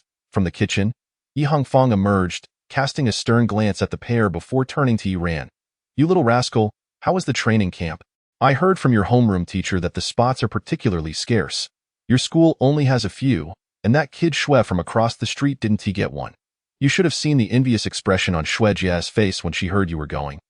It was delightful. Not too bad." Yi Ran mused briefly before replying honestly, "In our school, aside from the principal, I reckon the other teachers are all beatable." Yi Hongfang's forehead was adorned with question marks. Zhou Shirshir, reveling in mischief, chimed in, "Mom, my brother is planning a rebellion. Hurry and deal with him. You little brat, what nonsense are you spouting?" Yi Hongfang was about to retort when the doorbell rang. She walked over to open the door and soon returned with an odd expression. "Your classmate is here to see you. He says you need to go out for a bit." "Me?" Yi Ran was somewhat surprised. Was it that Zhang Fan? But his aunt was quite familiar with Zhang Fan. Puzzled, he stepped outside. As he stepped out, Yi Ran's pupils constricted. Before him stood an extraordinarily stunning girl with white hair, her features exquisite and her skin porcelain-like. Resembling a doll. In that moment, the white-haired girl pushed him against the wall. Grinning mischievously, "Handsome, you wouldn't want your family to be targeted by the Black Mark Tower, would you?" Chapter 75. Good people and bad people. Yi Ran was utterly befuddled. That phrase sounded vaguely familiar. He pushed aside the white-haired girl's arm, successfully breaking free from her domineering stance, and took a step forward, towering over her. The white-haired girl's expression shifted slightly, What remarkable body control! She possessed an extraordinary awareness in combat, exhibiting strong control over her body. Yet, when he made his move, she had failed to react in time, transforming from the aggressor to the defender. At that moment, they were exceedingly close. The white-haired girl looked up, noticing the young man's tall stature, handsome visage, and deep, bright eyes, causing her cheeks to flush. Taking a step back, she huffed, "Don't stand so close to me." Yi-Ran remained silent, his ears picking up the stealthy approach of his aunt and Shirshir behind the door. He grasped the white-haired girl's hand and pulled her downstairs. "Let us talk downstairs." "What are you doing?" The white-haired girl felt a mix of embarrassment and annoyance. How infuriating, she thought, to be compelled like this when she ought to be the one taking the initiative. She struggled vigorously but felt an overwhelming force in his grip, making it impossible for her, even with her second-tier martial artist strength, to break free. The boy cast her a dispassionate glance, a hint of indifference flickering in his eyes. "Let us go downstairs. Don't let my aunt and them hear us, or I'll smash that pretty little head of yours." The white-haired girl froze, no longer daring to resist, obediently following Yi-Ran down the stairs. A shadow of concern passed through Yi-Ran's eyes. First, it was a wanted criminal from the Martial Alliance, and now it was the Black Mark Tower. He had been away from Ningjiang City for just over 10 days. Yet it felt like upon his return, the entire city had descended into chaos. Downstairs, it was mealtime, and the surroundings were devoid of people. Not far from the training equipment stood a little girl of about 14 or 15. Yi-Ran cast a glance at her before turning to the white-haired girl beside him, a look of suspicion crossing his face. Why did it seem like these two bore an uncanny resemblance? No, it was beyond mere resemblance. They were practically cut from the same mold, both looking like exquisite dolls with skin so fair it appeared unreal. The only distinction was that the little girl had black hair. The black-haired girl noticed the two approaching, and upon seeing them holding hands and behaving affectionately, she paused in surprise. "Sister, do you know him? Can't you see I'm being forced?" The white-haired girl retorted. "Ian, bite him for me." The black-haired girl shot her a glare, somewhat reluctant to engage, yet she turned her attention to Yi-Ran. "You're being targeted by the Black Mark Tower. We're here to help you. And we mean no harm. Let us clarify the situation first," Yi-Ran said, gripping the white-haired girl's wrist, his tone steady. "How do you know the Black Mark Tower has set its sights on me? Don't lie, or I'll smash your sister's head." The black-haired girl hesitated, instinctively taking a step back before explaining, "We've been keeping an eye on the Black Mark Tower's activities, and they just recently focused on you." "Recently?" Yi-Ran frowned. He had only just visited the Marshall Building. During his time there, he hadn't revealed anything of consequence. The only thing that might have caught attention was his wealth. But the Marshall Building was a legitimate establishment, unlike the black market. Even if he were affluent, it was unlikely anyone would target him, considering he was merely a 17 or 18-year-old boy, and it would be natural for people to assume such wealth came from his family. Moreover, he had never heard of the Black Mark Tower targeting someone merely for their financial status. This perilous organization typically acted to eliminate prodigies or launch large-scale assaults on the Martial Alliance. He had not showcased his strength at the Marshall Building either. Sometimes, good people are not necessarily good, and bad people are not necessarily bad, the black-haired girl remarked cryptically. Yi-Ran was momentarily taken aback. And suddenly his pupils constricted as a figure flashed in his mind. His voice grew low, words alone won't suffice. "Show me the evidence." The black-haired girl nodded slightly, pulling out her phone to play a video. The footage revealed a young man inside a store purchasing a combat knife, and after he left, the shopkeeper could be seen caressing a knife sheath. "This is the Iron Bull weapons store." Yi-Ran's expression shifted. The owner had deceived him. Why had he claimed there was no sheath when it was evident he had one? Yi-Ran had chosen to visit the Iron Bull weapons store because the owner was the only one who hadn't cheated him or Zhang Fan when selling the Blood Shadow combat knife, giving them a fair price that left a lasting impression and earned his trust. But what did a mere knife sheath prove?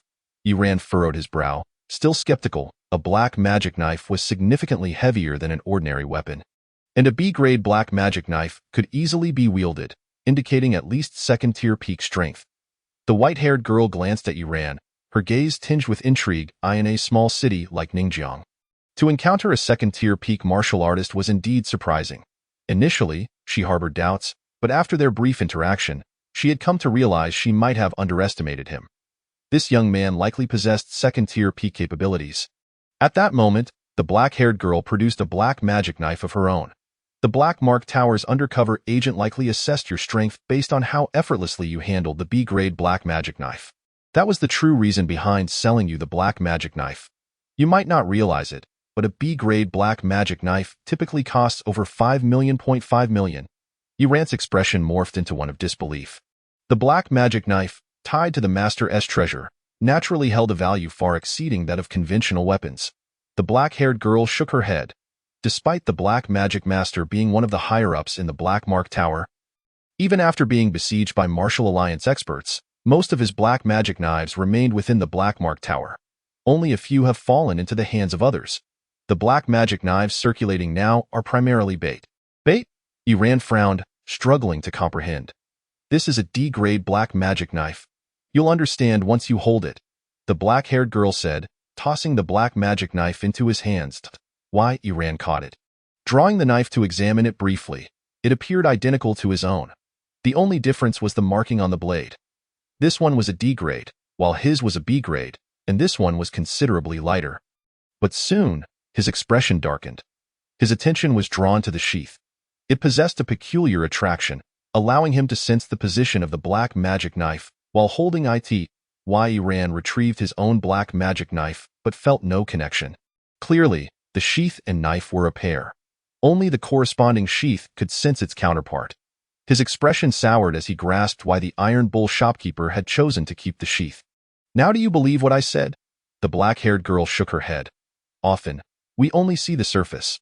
Good people are not necessarily good, and bad people are not necessarily bad. As she spoke, she glanced up towards the second floor. Her expression filled with contemplation. Chapter 76. The Jiang sisters, the young children, despite their tender age, delight in feigning profundity.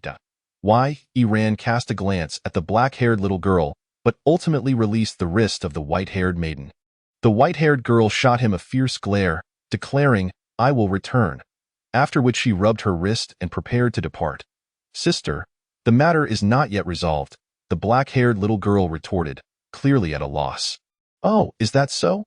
I had forgotten," the white-haired girl replied, momentarily dazed. Yi-Ran's lips twitched slightly. This white-haired girl seemed rather dim-witted. Despite being the elder sister, she appeared less astute than her younger sibling, somewhat bumbling. He regarded the black-haired little girl and pondered, "Are you members of the Martial Alliance?" The other party fixed her gaze on the black ink tower, deliberately reminding him that only the Martial Alliance could provide such an explanation. "No," the black-haired little girl shook her head. "We are the righteous sailor Senshi. Punishing evil and uplifting the weak is our duty. You need not inquire further." "Hey!" The white-haired girl had yet to finish her sentence when the black-haired girl shoved her aside. The black-haired little girl turned to the equally perplexed Yi-Ran and said, "Do not mind my sister. She can occasionally act normally. However, she is not entirely incorrect. You need not question our identities. Just understand that we are here to assist you. The spies from the Black Ink Tower have already set their sights on you. Even if you were to discard the Black Demon Blade now, it may not suffice to ensure your escape." "Not necessarily," Yi-Ran replied, his expression growing notably colder upon hearing that they were not affiliated with the Martial Alliance.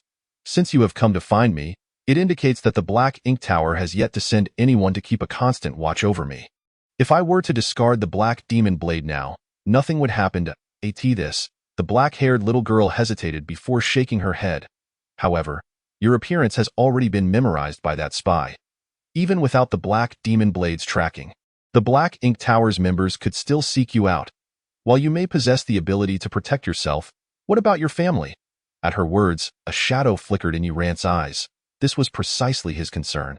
If it were only himself, he could easily flee like he did in the wilderness when he could not win a fight. However, in Ningjiang City, he had many considerations. "You are neither members of the Martial Alliance nor working for the Black Ink Tower. Yet you have deliberately sought me out. Surely, there must be a reason," Yi-Ran mused. "You do not harbor intentions against the Black Ink Tower, do you?" Upon hearing this, the black-haired little girl appeared momentarily taken aback. "Had he hit the nail on the head?" Yi-Ran shrugged.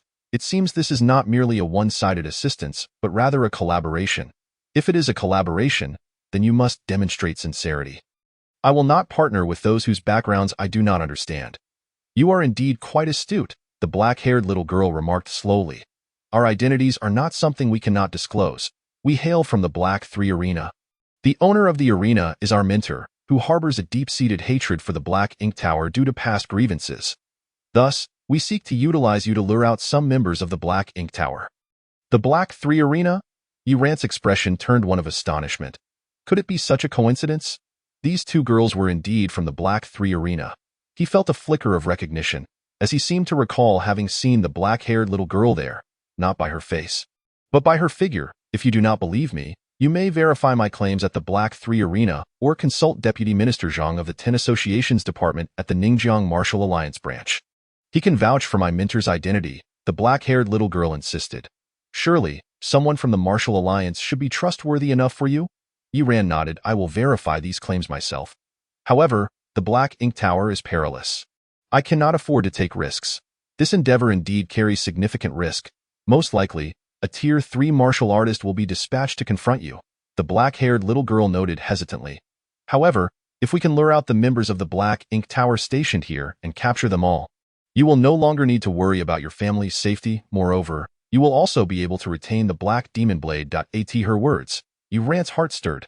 Indeed, having spent nearly 2 million, he did not wish for it to go to waste, especially not on a volatile weapon. Additionally, my mentor will reward you with a Dragon Blood Fruit. You should be aware of its value. Dragon Blood Fruit? Rand's pupils constricted, and suppressing the tumult within, he replied nonchalantly, this condition is rather acceptable. However, it must be agreed that if the situation proves more perilous than anticipated, the remuneration must be increased. The black-haired little girl nodded. Of course, but my mentor has yet to return. The Dragon Blood Fruit may not be available for another 2 days. Rand maintained a serene facade, though internally he was elated. Even before the deal was finalized, they were already offering compensation. This owner of the Black 3 Arena was indeed generous. Of course, it was likely that she anticipated he would not escape, or perhaps she possessed absolute confidence in her own strength, calculating that he would not dare to betray them, thus displaying such magnanimity. Truthfully, this matter should not have required you to take such risks, the black-haired little girl said, a hint of embarrassment in her tone. The original candidate we had in mind was an insufferable fellow who frequently visited our arena. However, ever since he broke through to become a martial artist and achieved 17 consecutive victories, he has not returned to the arena. My mentor has had no chance to discuss matters with him, and by coincidence, you went to the Martial Tower today and caught the attention of that spy from the Black Ink Tower. We only then noticed you. While you may be stronger, my mentor has praised that insufferable fellow for his courage, believing he would serve better as bait. Although you are significantly stronger, you may lack experience in this regard, making it more perilous for you. But fear not. As long as you can hold out for 3 minutes, everything will be fine. The black-haired little girl concluded, her expression somewhat hesitant. I don't know, she thought.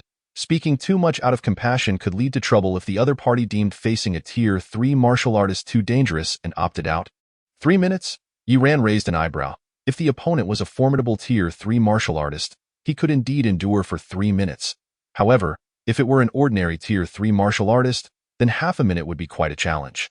Seeing his expression remain unchanged, the black-haired little girl let out a sigh of relief. By the way, who is that insufferable fellow you mentioned? Rand suddenly recalled something and felt a surge of curiosity. 17 consecutive victories. How reminiscent of his own experiences. A guy wearing an Ultraman mask, likely around your age. The black-haired little girl ground her teeth in frustration. That insufferable fellow better not let me catch him. Otherwise, I will settle the score. Rand was left bewildered. Was it possible she was describing him? What makes him insufferable? He asked tentatively. Because he punched my sister in the chest. At that moment, the white-haired girl chimed in cheerfully. My sister's chest is small to begin with, and he just had to add a punch, sister. The black-haired little girl's face turned crimson, whether from embarrassment or anger, as she stomped her foot, utterly exasperated. Rand felt somewhat awkward and refrained from interjecting. After exchanging contact information with the two sisters, he turned to head home. The white-haired girl and the black-haired little girl also departed.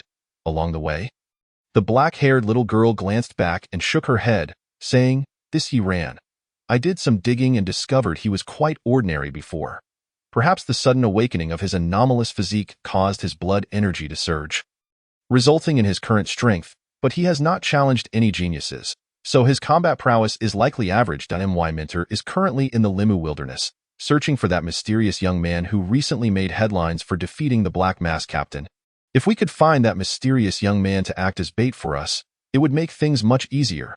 The white-haired girl pouted. I feel that this Yiran is not as simple as he appears. He is certainly much more formidable than I am. It's merely a matter of blood energy suppression, the black-haired little girl replied, shaking her head. In any case, I remain quite uneasy about him. Sister, check back in 7 days to see how things are going and assist him if needed. After all, he is here to help us, and we must not let him encounter danger because of our issues.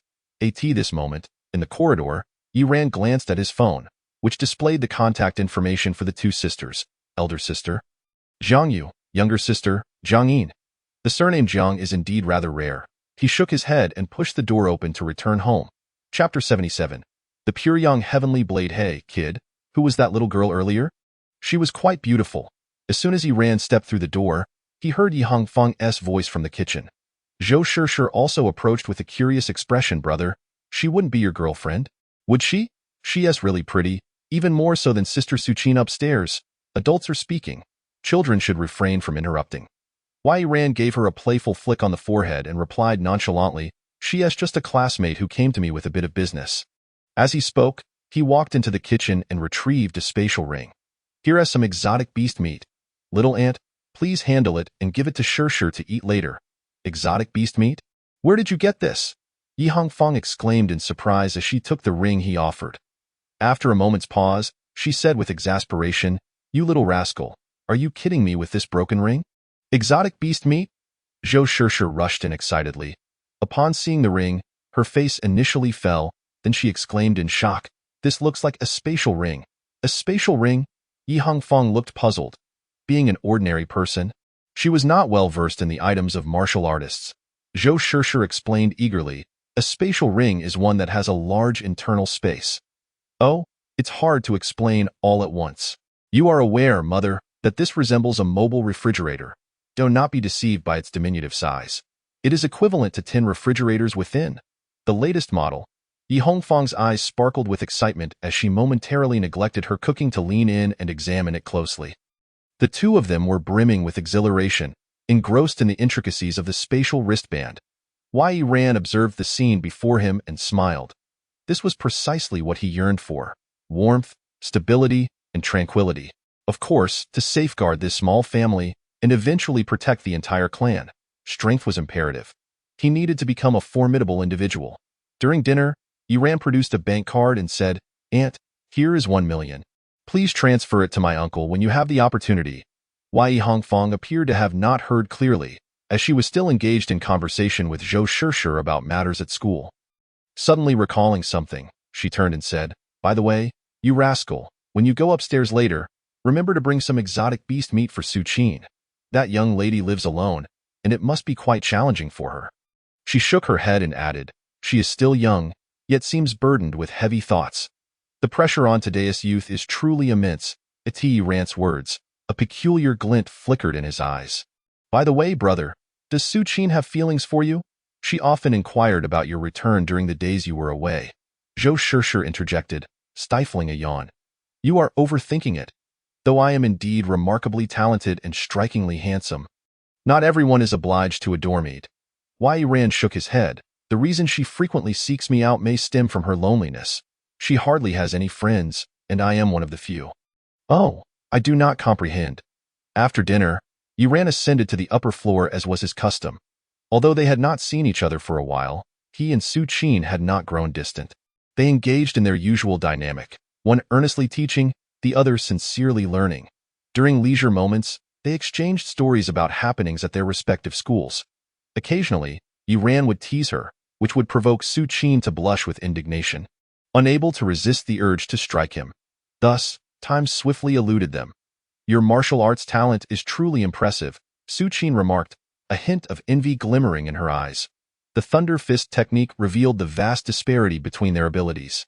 At times, the chasm between a genius and an ordinary person is indeed insurmountable.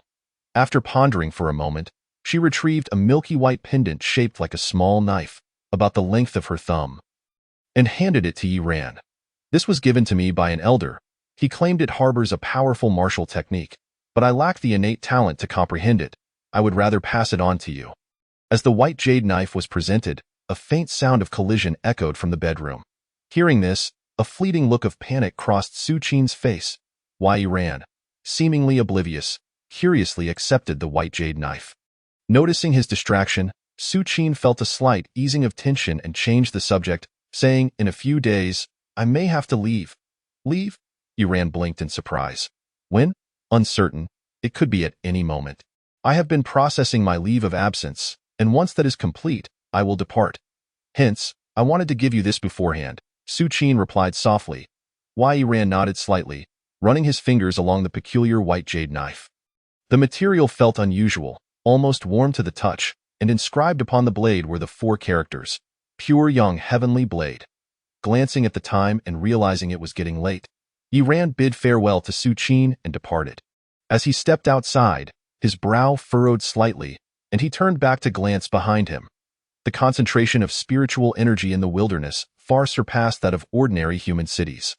Consequently, apart from the inherently hidden exotic beasts, the robust vitality of warriors made their presence in the wilderness conspicuously evident, rendering concealment exceedingly difficult. In stark contrast, within human cities, even face-to-face encounters rarely revealed one's strength, and hiding was considerably more feasible. Nevertheless, having trained in the wilderness and possessing a formidable combat awareness, Yi Ran's acute perception allowed him to detect that someone was concealed within Su Qin's home. That individual was likely at least a second-tier warrior and probably possessed something capable of suppressing their vitality. With this thought in mind, Yi Ran instinctively pulled out his phone and entered a simple number. It was the contact for the Martial Alliance, and dialing it would connect him to them. After hesitating for a considerable time, he ultimately refrained from making the call, letting out a soft sigh before heading downstairs. He was one of Su Qin's few friends, and she was among his scant circle of friends as well. Meanwhile, at Su Qin's residence, a middle-aged man with a scarred face emerged from a room. "Father," Su Qin spoke softly, "are you upset that I gave the Pure Young Heavenly Blade to Yi Ran?" "Not at all. While I was somewhat taken aback, that object is indeed of no use to us. He has been quite considerate towards you, so gifting it to him is no issue," the scarred man responded. His expression complexed. "I find myself pondering if, had I not rescued that individual back then, we would not have fallen to this state. You could genuinely be friends with him, rather than living this life of evasion alongside me." Su Qin remained silent, her gaze cast downward. On the other side, upon returning home, Yi Ran received a message on his phone. "Jiang Yin. In 7 days, at the Longkong Building, basement level 2, Black Chrysanthemum Bar. My teacher will arrive early. You merely need to endure for 3 minutes until my teacher identifies the martial artist from the Black Seal Tower, and then you will be safe. 3 minutes?" Yi Ran's heart raced.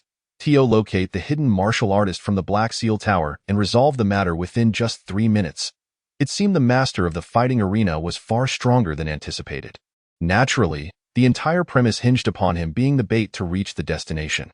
Without his presence, the martial artist from the Black Seal Tower would likely remain concealed, making it difficult for the fighting arena's master to find them. This was precisely why a bait was essential. Without sufficient bait, the desired catch would not bite. Chapter 78. Star of Ningjiang. The following morning, early at dawn, Yi Ran awoke to the sound of fervent discussion outside. Peering from above, he observed that the residents of the complex were gathered around the bulletin board below. The crowd was abuzz with astonished exclamations. "My goodness! The rewards for this Star of Ningjiang competition are simply extraordinary. After all, it is the top selection in the entire city. My son will likely struggle to even place in the top 100, let alone the top 100. If he can make it into the top 1,000, he will bring honor to our community." At that moment, the door swung open, revealing Aunt Yi Hongfang returning from grocery shopping. Yi Ran inquired, "Aunt, what is happening downstairs?" "I am unsure. There are too many people, and I could not squeeze in," Yi Hongfang replied nonchalantly. "However, it seems to be related to a high school league, something concerning you students." Yi Ran shrugged, losing interest. It was Sunday, and Zhang Fan's father had just been discharged from the hospital, recuperating at home. After finishing breakfast, Yi Ran set out to buy some items to visit Zhang Fan's family. As he stepped outside, he happened to encounter Sister Xue from across the hall, accompanied by her son, Xue Chuan. Sister Shue's expression stiffened upon seeing Yi Ran. Xiao Ran, you're back? How was your training? I heard that only 5 students from your entire school were selected for training, she remarked, a hint of envy flickering in her eyes. Xue Chuan's demeanor was also somewhat awkward, his gaze towards Yi Ran carrying a subtle complexity. He had previously inquired about the qualifications for training with their homeroom teacher, specifically emphasizing Yi Ran's name. The teacher's expression, tinged with admiration, was something he could not forget. Although the teacher had not articulated it, he could surmise that Yi Ran had likely reached a level of perfection in combat prowess, rivaling that of the mechanical puppet. The training was fairly good, Yi Ran replied vaguely, surprised to discover that Teacher Zhu's words were not mere fabrications. The school indeed had such an external training program. That's great, Sister Xue replied with a smile, leading Xue Chuan away. As they descended the stairs, Yi Ran could still faintly hear her murmuring, Chuaner, I have already arranged for you to join the Hongyuan martial arts school. If you train diligently there, you can surpass Yi Ran in the future. Don't lose heart. After leaving the building, Yi Ran noticed that the crowd around the bulletin board was still substantial. Casting a glance, he moved on. After visiting Zhang Fan's father, Yi Ran made his way to the Heishui Martial Arts School to practice with the students there. Although as an honorary student, it was not an issue if he did not visit the school for 10 days or so. The head of the Heishui school treated him exceptionally well. The Zhanshui Palm technique, being a B-grade martial skill, had greatly aided him during his training in the wilderness. When others treated him sincerely, he reciprocated with sincerity. The day passed swiftly. As night fell, students began to leave the martial arts school one by one.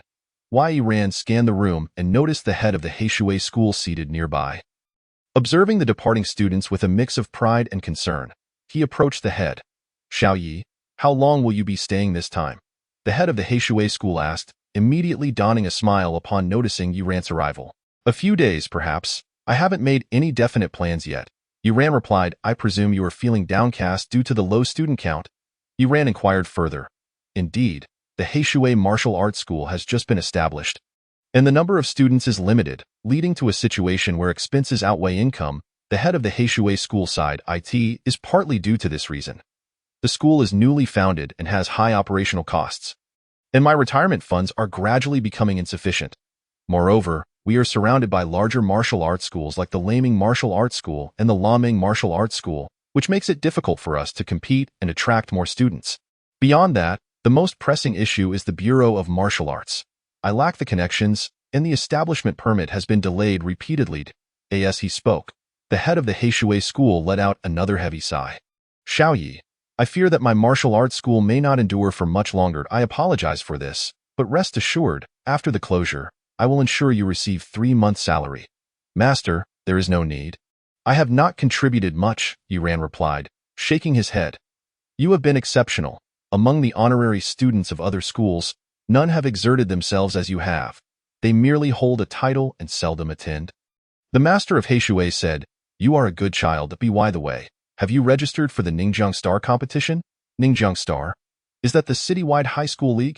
Yi Ran inquired, somewhat astonished. Indeed, the master of Heishui chuckled. With your prowess, you are bound to shine brightly in this competition, and our school will gain recognition as well. At this point, his aged face fell into a somber expression. However, it is unlikely that the school will last until then. Master, Yi Ran observed the master's melancholic demeanor, feeling a mixture of emotions within him. It's all right. The master of Heishui smiled, rising from his seat. I have invested my retirement funds into establishing this school, originally to fulfill my desire to educate students. Regardless of how many days we have left, I shall persevere until the end. He surveyed the school, his eyes filled with contentment and pride, and no matter the outcome, the journey has been worthwhile. I have done my utmost. After a moment of contemplation, Yi Ran produced 3 books of martial techniques. Master, these are 3 C-grade martial techniques. You may keep them in the school to attract new students. 3 C-grade techniques? The master of Heishui was momentarily taken aback. If marketed properly, they could indeed draw a substantial number of new students. He gazed at the 3 books, feeling at a loss. By writes, You are the student. It should be I who assists you. This makes me feel quite embarrassed. Yi Ran chuckled. Master, the heavy water palm you gifted me is worth far more than these 3 techniques. Ultimately, the master of Heishui accepted the techniques, feeling a wave of nostalgia. seemed his initial investment in the heavy water palm had indeed been a wise decision. As the time drew near, Yi Ran and the master of Heishui departed from the school. Upon exiting, they encountered Wang, the instructor from Laming Martial Arts School, on his way home. Many young students returning from various martial arts schools greeted him politely. Wang, radiating enthusiasm, responded to each one. When he spotted Yi Ran and the master, a flicker of surprise crossed his eyes. Why, Yi Ran? So you have joined Heishui Martial Arts School? Why? Yi Ran nodded slightly, remaining silent. Wang did not linger, exchanging brief pleasantries before departing with a beaming smile amidst the student salutations. The master of Heishui watched Wang's retreating figure with envy, noting that none of those students recognized him. Upon returning home, the night had fully descended, and the neighborhood was sparse with people. Noticing the announcement board was empty, Yi Ran approached it. 2 new notices had been posted, evidently from the Martial Alliance. One displayed the portrait of a scar-faced man with a bounty notification beneath it, promising 2 million for any information provided. The other was larger, proclaiming the citywide high school league, Ningjiang Star. The first place winner of the high school league will be elected as Ningjiang Star, receiving a special admission slot at the prestigious Qiming University of Martial Arts, along with a reward of 10 million in discretionary funds from the Ningjiang Martial Alliance branch. 10 million. Yi Ran's pupils constricted. Underneath the Ningjiang Star announcement were numerous rewards listed in dense text. Beyond the 10 million discretionary funds, this money could be used anywhere within Ningjiang City for any purchases, with the Ningjiang Martial Alliance's financial center managing the accounts. Additionally, a suite in Yulong Community was included, along with a monthly shopping card valued at 20,000 and a Chongheng medical card. Various benefits were enumerated, totaling over 20 lines. Yi Ran could not help but gasp in astonishment. The Ningjiang branch was indeed investing heavily this time. Setting aside the coveted special admission slot at Qiming University, which was exceptionally difficult to secure, the other benefits were of significant value. The allure of that 10 million discretionary fund was particularly enticing, even more than the special admission slot at Qiming University. Given his current strength, gaining entry into a top-tier martial arts university in the martial arts examination 3 months hence was not an insurmountable challenge. However, obtaining that 10 million would be far from easy. 10 million could purchase an S-grade weapon at the Warrior's Tower. Yi Ran licked his lips, his gaze filled with longing. Ordinary B-grade weapons cost just over 1 million. With exceptions like the Black Demon Blade being special cases, A-grade weapons were 3 million, while S-grade weapons exceeded 10 million. Even without purchasing weapons, the funds could be utilized to procure ores to enhance his spiritual flame body. Ultimately, no one could ever have too much money. Moreover, the apartment in Yulong Community was not something that could be easily bought, regardless of wealth. Yulong Community was the most renowned residential area in Ningjiang City, inhabited solely by high-ranking officials of the Ningjiang Martial Alliance. Even the minister of Ningjiang resided there. Contemplating this, Yi Ran's eyes flickered. If his aunt and the others could move there, he would no longer need to worry about their safety. The special admission slot at a top-tier martial arts university. No wonder people were discussing the Ningjiang Star everywhere he went today. At that moment, he heard his Aunt Yi Hongfang's voice. Turning around, he saw her carrying groceries, an arm draped over his shoulder, evidently just back from shopping. Yi Hongfang scrutinized the announcement, occasionally exclaiming in amazement. As she continued reading, her face revealed traces of yearning and envy upon seeing the Chongheng medical card. I heard this Chongheng medical card allows for priority treatment in all hospitals across Xia country, saving 80 on medical expenses. If our family had this card, your uncle's surgery could be performed. Upon saying this, Yi Hongfang could not help but shake her head. The Chongheng medical card was a privilege exclusive to top talents in various cities, with Ningjiang City receiving only 1 or 2 slots every few years. Moreover, regarding the Yulong Community apartment, I heard from a classmate that her father spent 5 million and still could not secure a regular one. This was for a custom apartment. Zhou Shishir, carrying a red backpack, approached, her eyes wide with astonishment. She had recently experienced rapid growth in her vitality, prompting her teachers to invite her to school on Saturdays for focus training. She too had just returned from school. Listening to their sentiments, Yi Ran was momentarily taken aback. As a warrior with robust health, he had little concept of medical facilities. However, for his aunt, being an ordinary person with her husband's persistent illness, the value of all the rewards paled in comparison to the Chongheng medical card. As for Shishir, attending number 3 middle school, second only to number 1 middle school, Her peers were academically accomplished and generally affluent. Although Shershur was sensible and never compared herself with her classmates, it was undeniable that many of them lived better and dressed more finely than she did. Wei Ran suddenly fell silent. "All right, enough of this. Let us head home. I'll prepare a delicious meal for you." Wei Hongfang called to both of them, rising to leave. Zhou Shershur skipped along beside her, cheerfully asking, "Mom, what's for dinner? Are there shrimp?" "No shrimp, but there is fish in our family. Only my brother loves fish. Is that considered a delicacy?" "I was joking. There is shrimp." Suddenly, a voice called from behind. Both turned to see Ran, still standing before the announcement board. Wei Ran contemplated the notice, musing, "Isn't there's still a 5-day vacation that my uncle can apply for? Let him take leave. In half a month, I'll take him for treatment. And Shershur, now you can choose your favorite wallpaper, bed sheets, and quilt covers. In half a month, we'll move to a new home, a spacious one that none of your classmates have ever lived in." Yi Hongfang and Zhou Shershur were momentarily stunned, gazing ahead. Under the dim streetlights, the handsome youth extended his hand, grasping the notice before tearing it down. "This Ningjiang star, Yi Ran, shall claim it." Half an hour later, during dinner, Yi Hongfang glanced at her phone and then at Yi Ran. "Hey, you little rascal, the property management just sent a message in the group chat, saying someone without civic virtue stole the Ningjiang star announcement." "Stole?" Yi Ran glanced at the paper beneath him, feeling somewhat embarrassed. "I merely borrowed it. I'll return it shortly, bro. You're being too dramatic. It's a good thing it was late, or else we would have been humiliated." Zhou Shershur also criticized him, disapproving of his recent actions. "You little rascal, how long are you back for? I found you a martial arts school." Before Yi Hongfang could finish, Yi Ran shook his head. "Aunt, there's no need. I need to focus on my training these days to secure the Ningjiang star.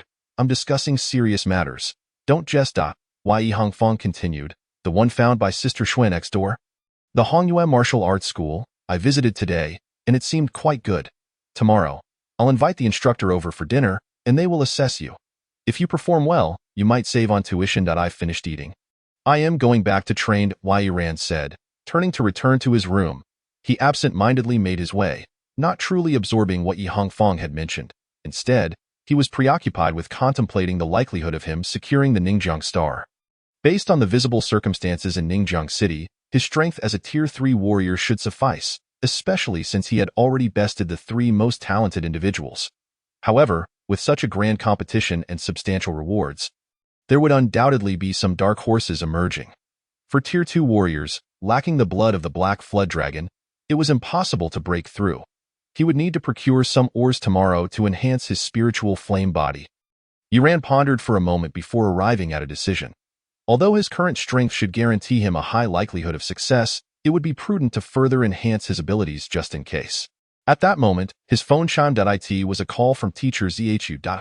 Yi Ran answered the phone and conversed briefly with Teacher Zhu, nodding as he said, "All right, teacher. I understand that I will go to the Warrior Association tomorrow for strength certification." After hanging up, he shook his head and began his training. Teacher Zhu had called to discuss the Ningjiang Star competition, which had attracted numerous applicants. The competition was divided into several zones based on strength. Those with high vitality scores could directly enter the higher level zones, thereby avoiding many unnecessary challenges. However, the vitality score report had to be printed by the Warrior Association to be valid. Chapter 80. Warrior Certification. The next day, at the city center, Warrior Association. Before entering, Yi Ran glanced at the imposing warrior tower across the street, a flicker of coldness passing through his eyes. The Black Seal Tower was indeed deeply concealed. Previously, he had always believed that the Black Sonda Arena was connected to the Black Seal Tower, which made him cautious about hiding his identity. However, he was surprised to discover that the Black Sonda Arena was actually the favorable side. While the seemingly kind-hearted Iron Bull shopkeeper, who had helped him in Zhongfan, was an undercover agent for the Black Seal Tower. Oftentimes, appearances can be deceiving. As soon as Yi Ran entered the Warrior Association, he was somewhat overwhelmed. The vast crowd occupied around 70 to 80% of the space. People were everywhere, the noise was deafening, and there was barely a place to stand. He scanned the area and saw that most were students, many accompanied by their teachers. Seemingly the entire school had come together. Clearly, they were all preparing for the Ningjiang Star competition, needing the vitality score report. He thought he had arrived early enough. With a sigh of exasperation, Yiran made his way to a relatively less crowded testing entrance to queue up. With so many people, he had no choice but to wait. In front of him was a long line, composed mostly of immature high school students, none of whom appeared to be from Ningjiang No. 5 middle school. Yiran noticed some wearing uniforms and, upon a brief glance, was taken aback to see they were from Ningjiang No. 7 middle school. Ningjiang No. 7 was similar to No. 5, an average school, not particularly good, but not bad either. Meanwhile, in the office of the president on the upper floor of the association, an energetic, short-statured elder hung up the phone. A slight frown creasing his brow at it turned out that the reason for the Ningjiang Star event was due to Grandmaster Heng Yang's interest. He thought to himself, how could the special admission quota from a top martial arts university be so easily obtained? Throughout the entire Xia Kingdom, there were only 5 top martial arts universities.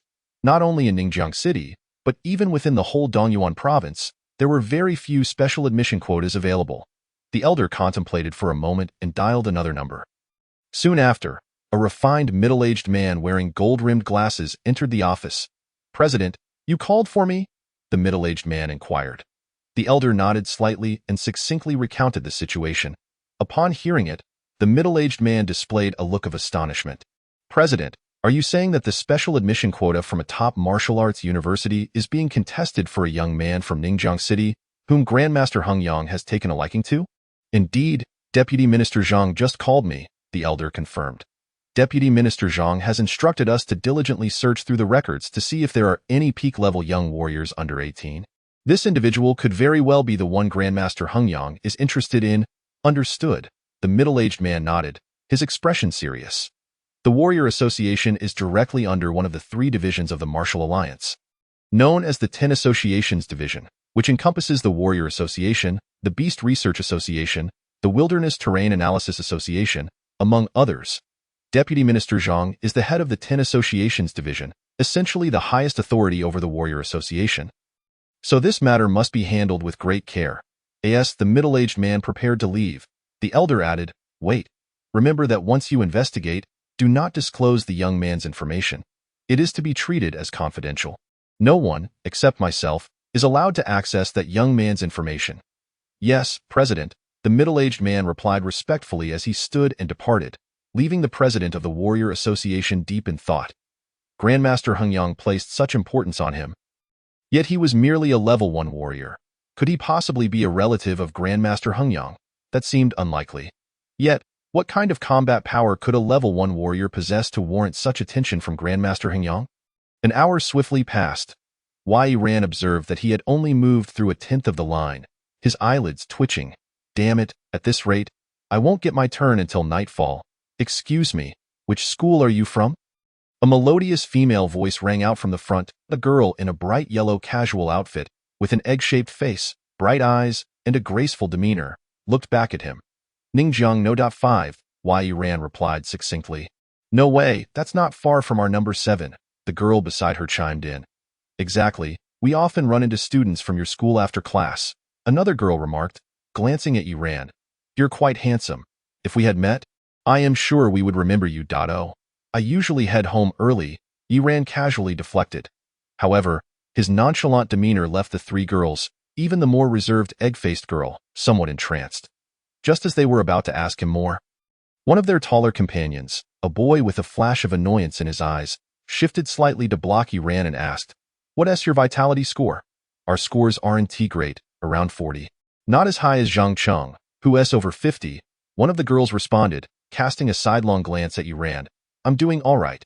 I fortuitously received some second-level beast meat and made some breakthroughs after eating it for a while," Zhang Cheng said with a smile, a hint of pride in his eyes. "Second-level beast meat?"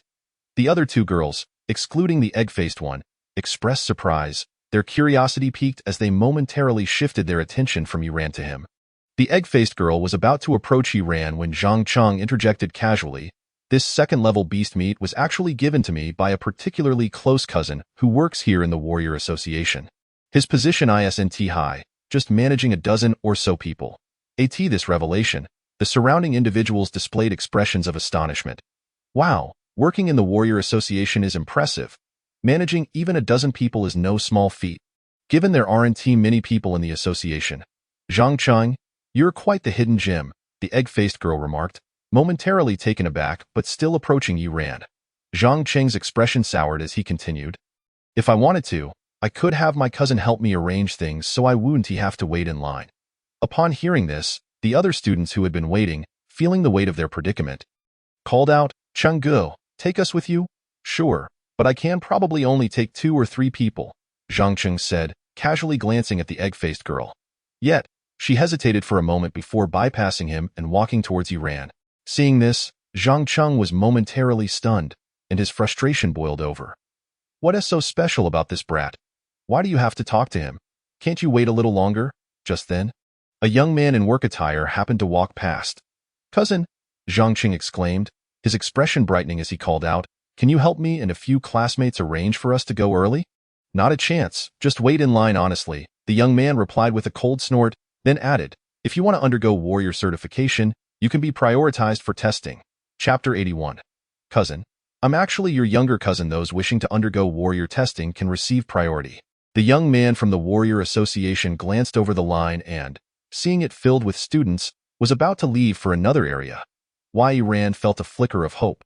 Finally, he wouldn't have to wait. He smiled at the approaching egg-faced girl, then, to her astonishment, stepped out of the line and declared, I wish to undergo warrior testing.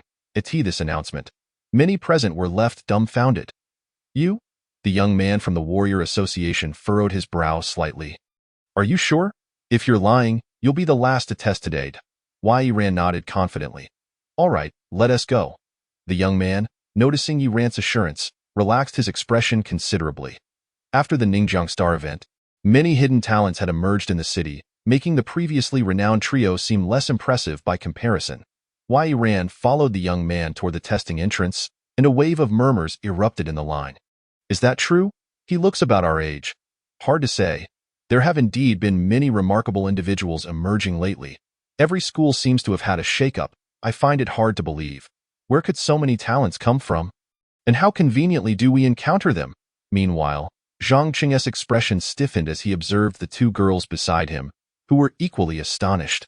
Unable to resist, he sneered, my cousin is strict. That kid from No.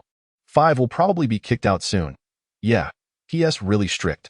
Zhang Cheng, even you can't cut in line, someone nearby teased. Zhang Cheng's face turned a shade of red as he retorted, my cousin's personality is like that. He's cold on the outside but warm on the inside, I'm used to it. He treats me like this, but privately he's particularly. Before he could finish his sentence, as Yi Ran stepped through the entrance of the testing area, he soon emerged on the other side. Beside him, a young man beamed with a smile, please follow me. I will take you to the combat power testing venue, where 3 judges await. There are still a few individuals waiting for their tests, so you might need to wait for a bit once you enter. All right, I understand. Thank you for your assistance, Yi Ran replied with a smile. Not at all, the young man said, slightly taken aback, bowing respectfully as he led Yi Ran away.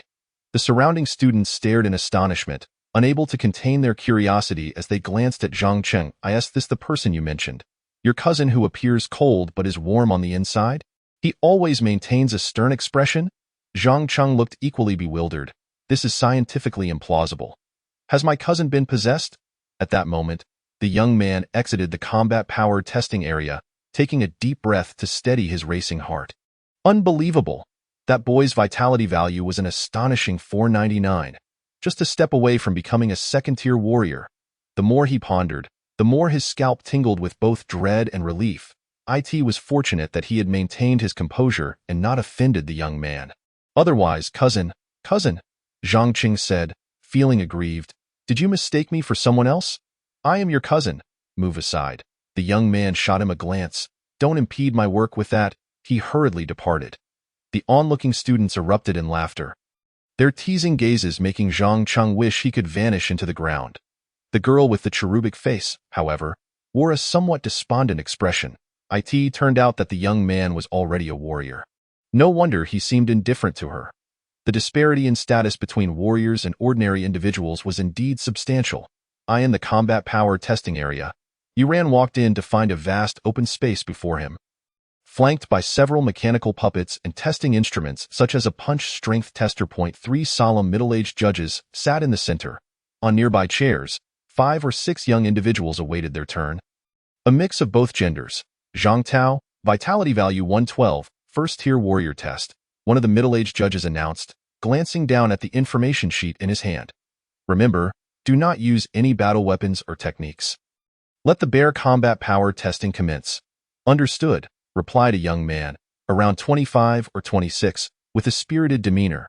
He confidently strode to the center of the arena, adeptly calibrating the mechanical puppet and establishing the boundaries for the combat scenario. The spectators around him wore expressions of envy. Such proficiency! This brother must have had access to specialized mechanical puppets for practice at home, someone remarked. Indeed, anyone who can afford such mechanical puppets must come from a well-off background. His combat power can't be too shabby either. He'll likely pass on his first attempt. Absolutely, just look at his confidence. Amidst their chatter, the young man had already begun his battle with the mechanical puppet. Soon, the puppet's voice echoed, combat power 98, below standard. The onlookers were momentarily taken aback.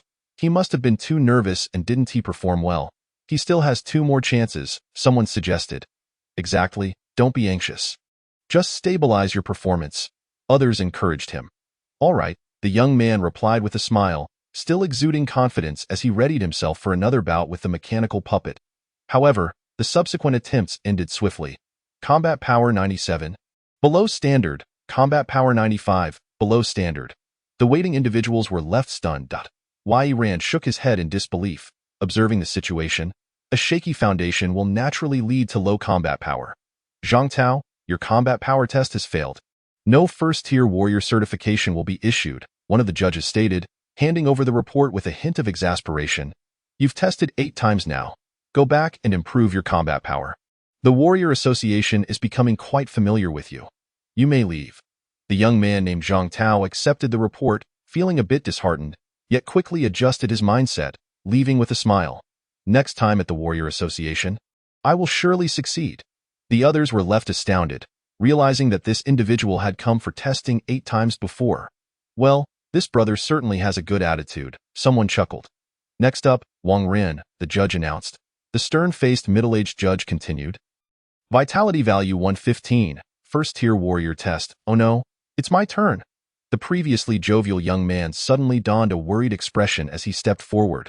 His face paled slightly, revealing his nervousness. Following the instructions, he awkwardly calibrated the mechanical puppet. His movements stiff and unnatural. The 3 judges remained impassive. Before long, the test commenced.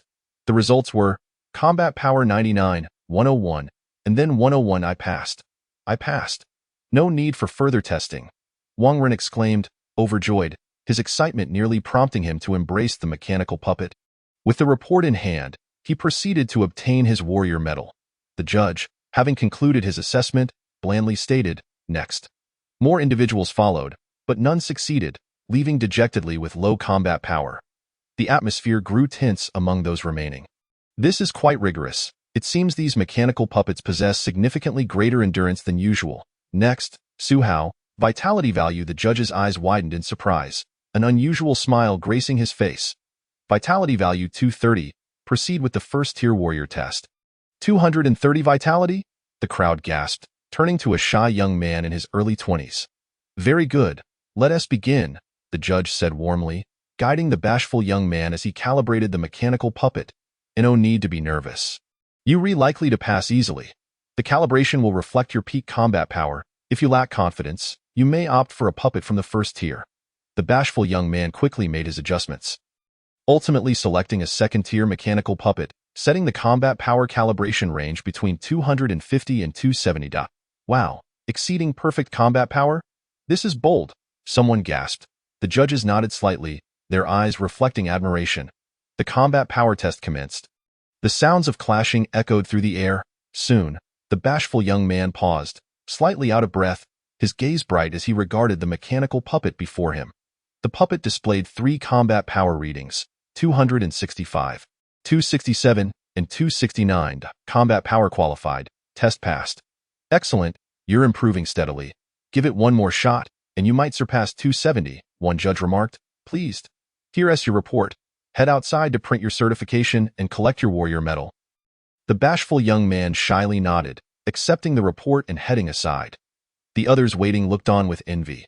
just over 20 and already boasting over 200 vitality. His raw combat power exceeds perfect standards, truly impressive. This must be what they call a genius.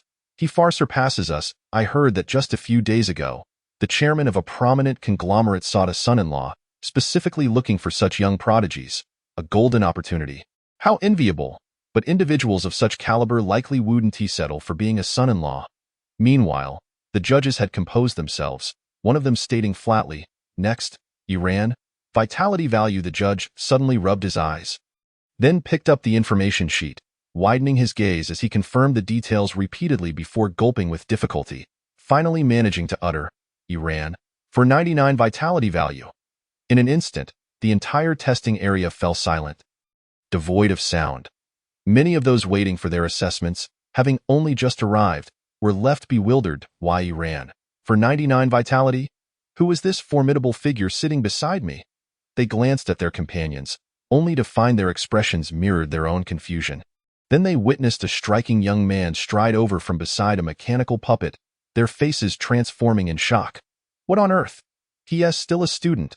The other two judges, who had been scrambling to verify the information, were equally astonished, rising abruptly to gaze incredulously at the approaching youth. The vitality value of 499, coming in for a warrior certification, was already extraordinary, but to discover that he was merely a 17 or 18-year-old boy was beyond belief. As Iran approached, he felt a tinge of regret for having diverted his gaze from the mechanical puppet. The puppets at the Warrior Association were distinctly different from ordinary ones, and this was his first encounter with them. Thus, his curiosity had led him to observe the puppets closely. Little did he expect his turn would come so swiftly. Lost in thought, he swiftly made his way to the center of the arena. Iran, first-tier warrior test, announced one of the judges, taking a deep breath as he stepped down. "I assume this is your first time at our Warrior Association. Allow me to assist you with the calibration of the mechanical puppet." Iran was momentarily taken aback. It was true. Improper calibration could render a combat power that exceeded expectations perilous. The other two judges, their expressions gentle, inquired, "Student, you must still be in school. Which institution do you attend?" "Fifth High," Iran replied. "Fifth High, very good indeed." The judges were beaming with smiles. "Have you brought your student ID?" they asked. In our Martial Artists Association, a new regulation has recently been established.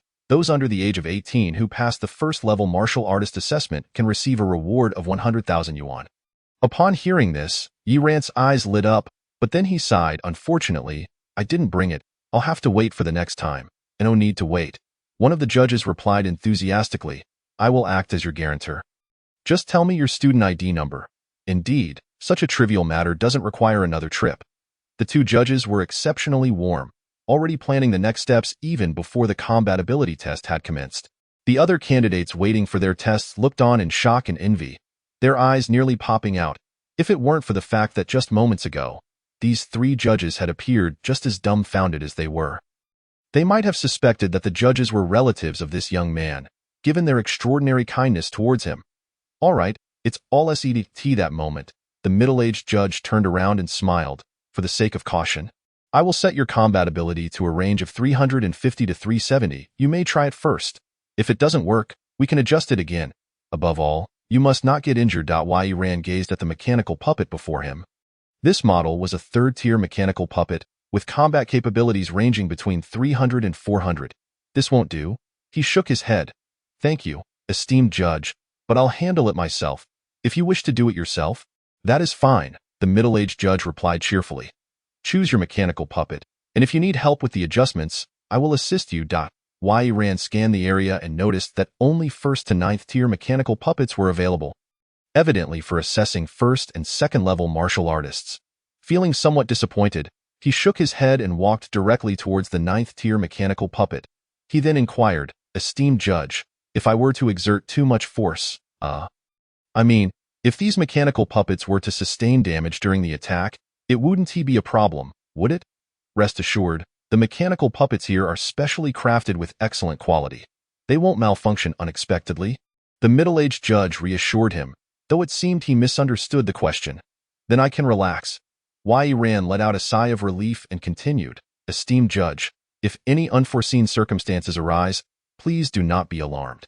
Upon hearing this, not only the middle-aged judge but also the other two judges on stage burst into laughter, as if they had heard an amusing anecdote. "Ha, my friend, you can rest easy. We have seen every kind of scenario imaginable." "That's good to hear." Yiran nodded as he approached the mechanical puppet and pressed the switch. At that moment, the eyes of the mechanical puppet lit up, and in an instant, he unleashed a powerful punch. "Wait, my friend, you haven't adjusted the mechanical puppet yet," the middle-aged judge exclaimed in shock, rushing over. Without adjustments, the puppet would default to its maximum combat ability for that tier, meaning the third-tier puppet would have a combat capability of 399, which could be quite dangerous. No, the color of the mechanical puppet he chose. "Oh my!" The middle-aged judge's expression changed dramatically, unable to restrain a curse as he rushed forward, his blood boiling. The other two judges on the platform also appeared frightened. "This is it. Someone's going to get hurt. There's no time." The other candidates waiting for their assessments looked on in panic. However, in the next moment, a tremendous crashing sound erupted as the mechanical puppet exploded, sending countless mechanical fragments flying. The arena fell into a deathly silence. In the practical testing area, an eerie stillness enveloped the crowd. All present wore blank expressions, unable to utter a sound. Only a broken piece of the mechanical puppet, emitting eerie blue sparks, landed on the judges' platform with a sizzling noise. On the platform, the two judges exchanged bewildered glances, slapping each other in disbelief. The sharp sound of the slap and the resulting sting jolted them back to reality. Did that just happen? A high school student obliterated a peak second-tier mechanical puppet with a single punch. The middle-aged judge, who had been rushing towards Yiran, stumbled and nearly fell, managing to halt himself just in time. He stared at the shattered mechanical puppet in horror. A ninth-tier mechanical puppet, only used in assessments for peak second-level martial artists. The realization struck him hard. This young man had utterly destroyed it. The ability to shatter the puppet indicated that his combat prowess surpassed its maximum threshold. In that moment, the middle-aged judge felt his legs weaken, the very thought of what he had just witnessed rendering him unsteady. "What kind of monster am I witnessing today?" Surrounding them, the other waiting candidates stood in stunned silence, their mouths agape. They had attended the Martial Artists Association numerous times, but had never seen anyone obliterate a mechanical puppet during a test. How could one even describe such a sensation?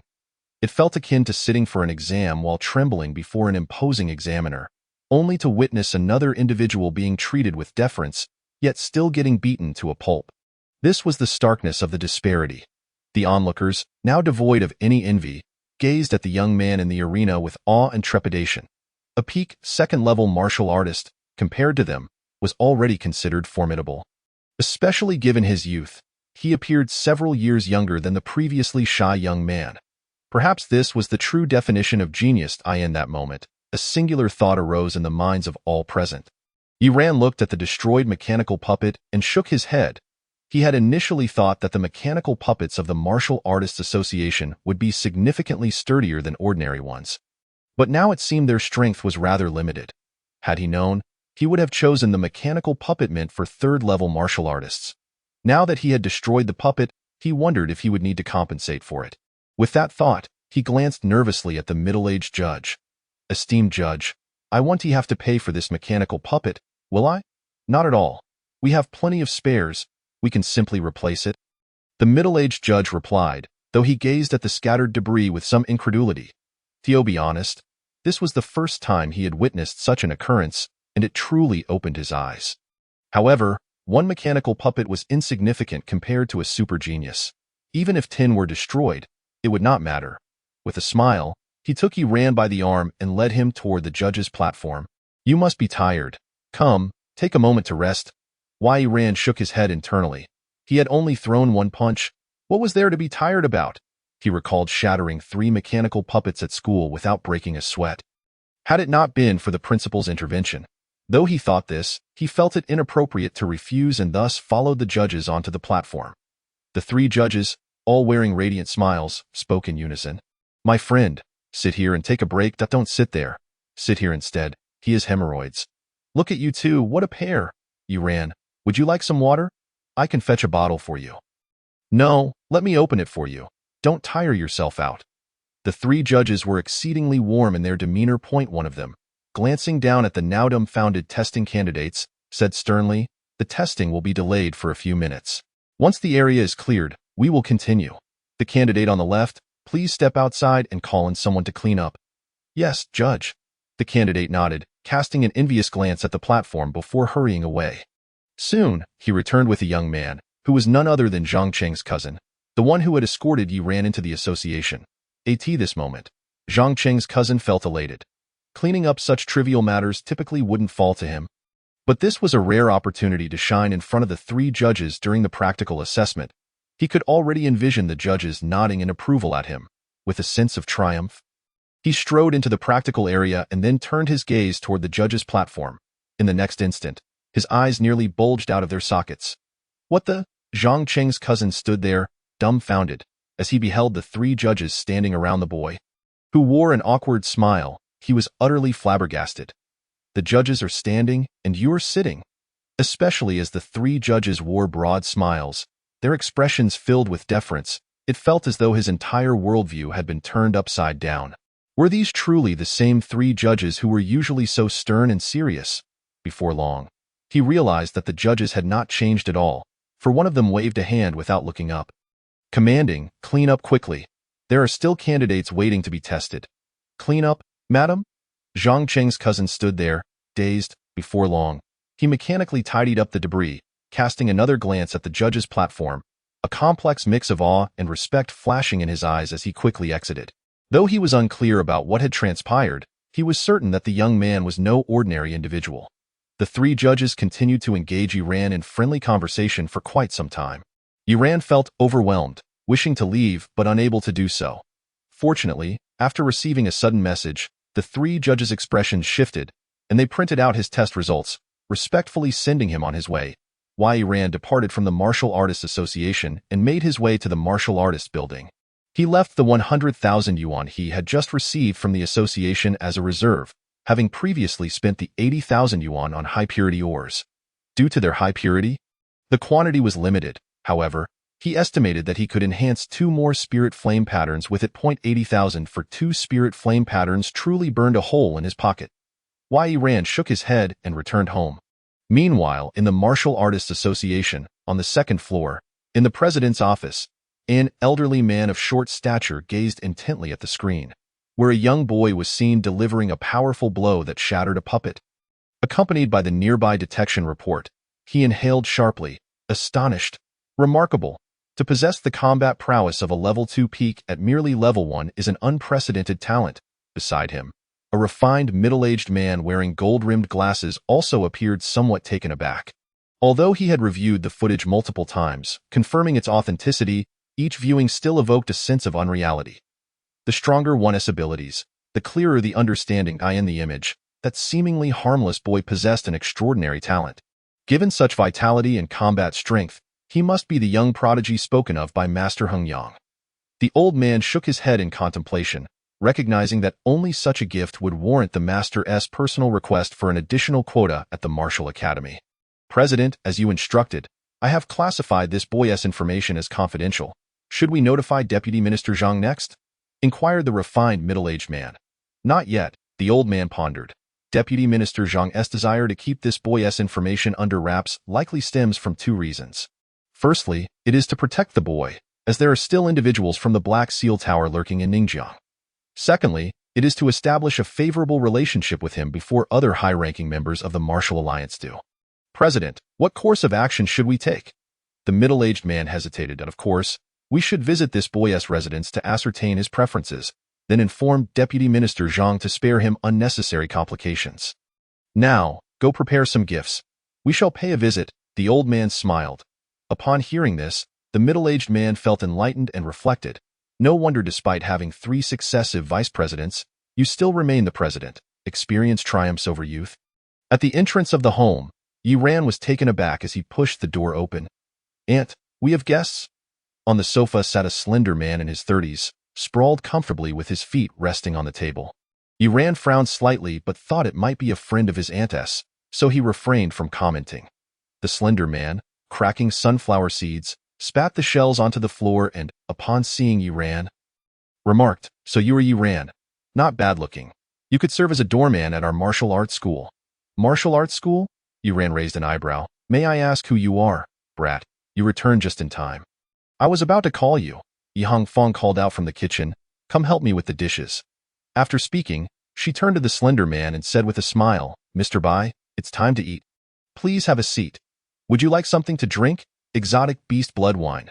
The slender man replied nonchalantly, taking a seat at the dining table. Why Yi Hongfang hesitated.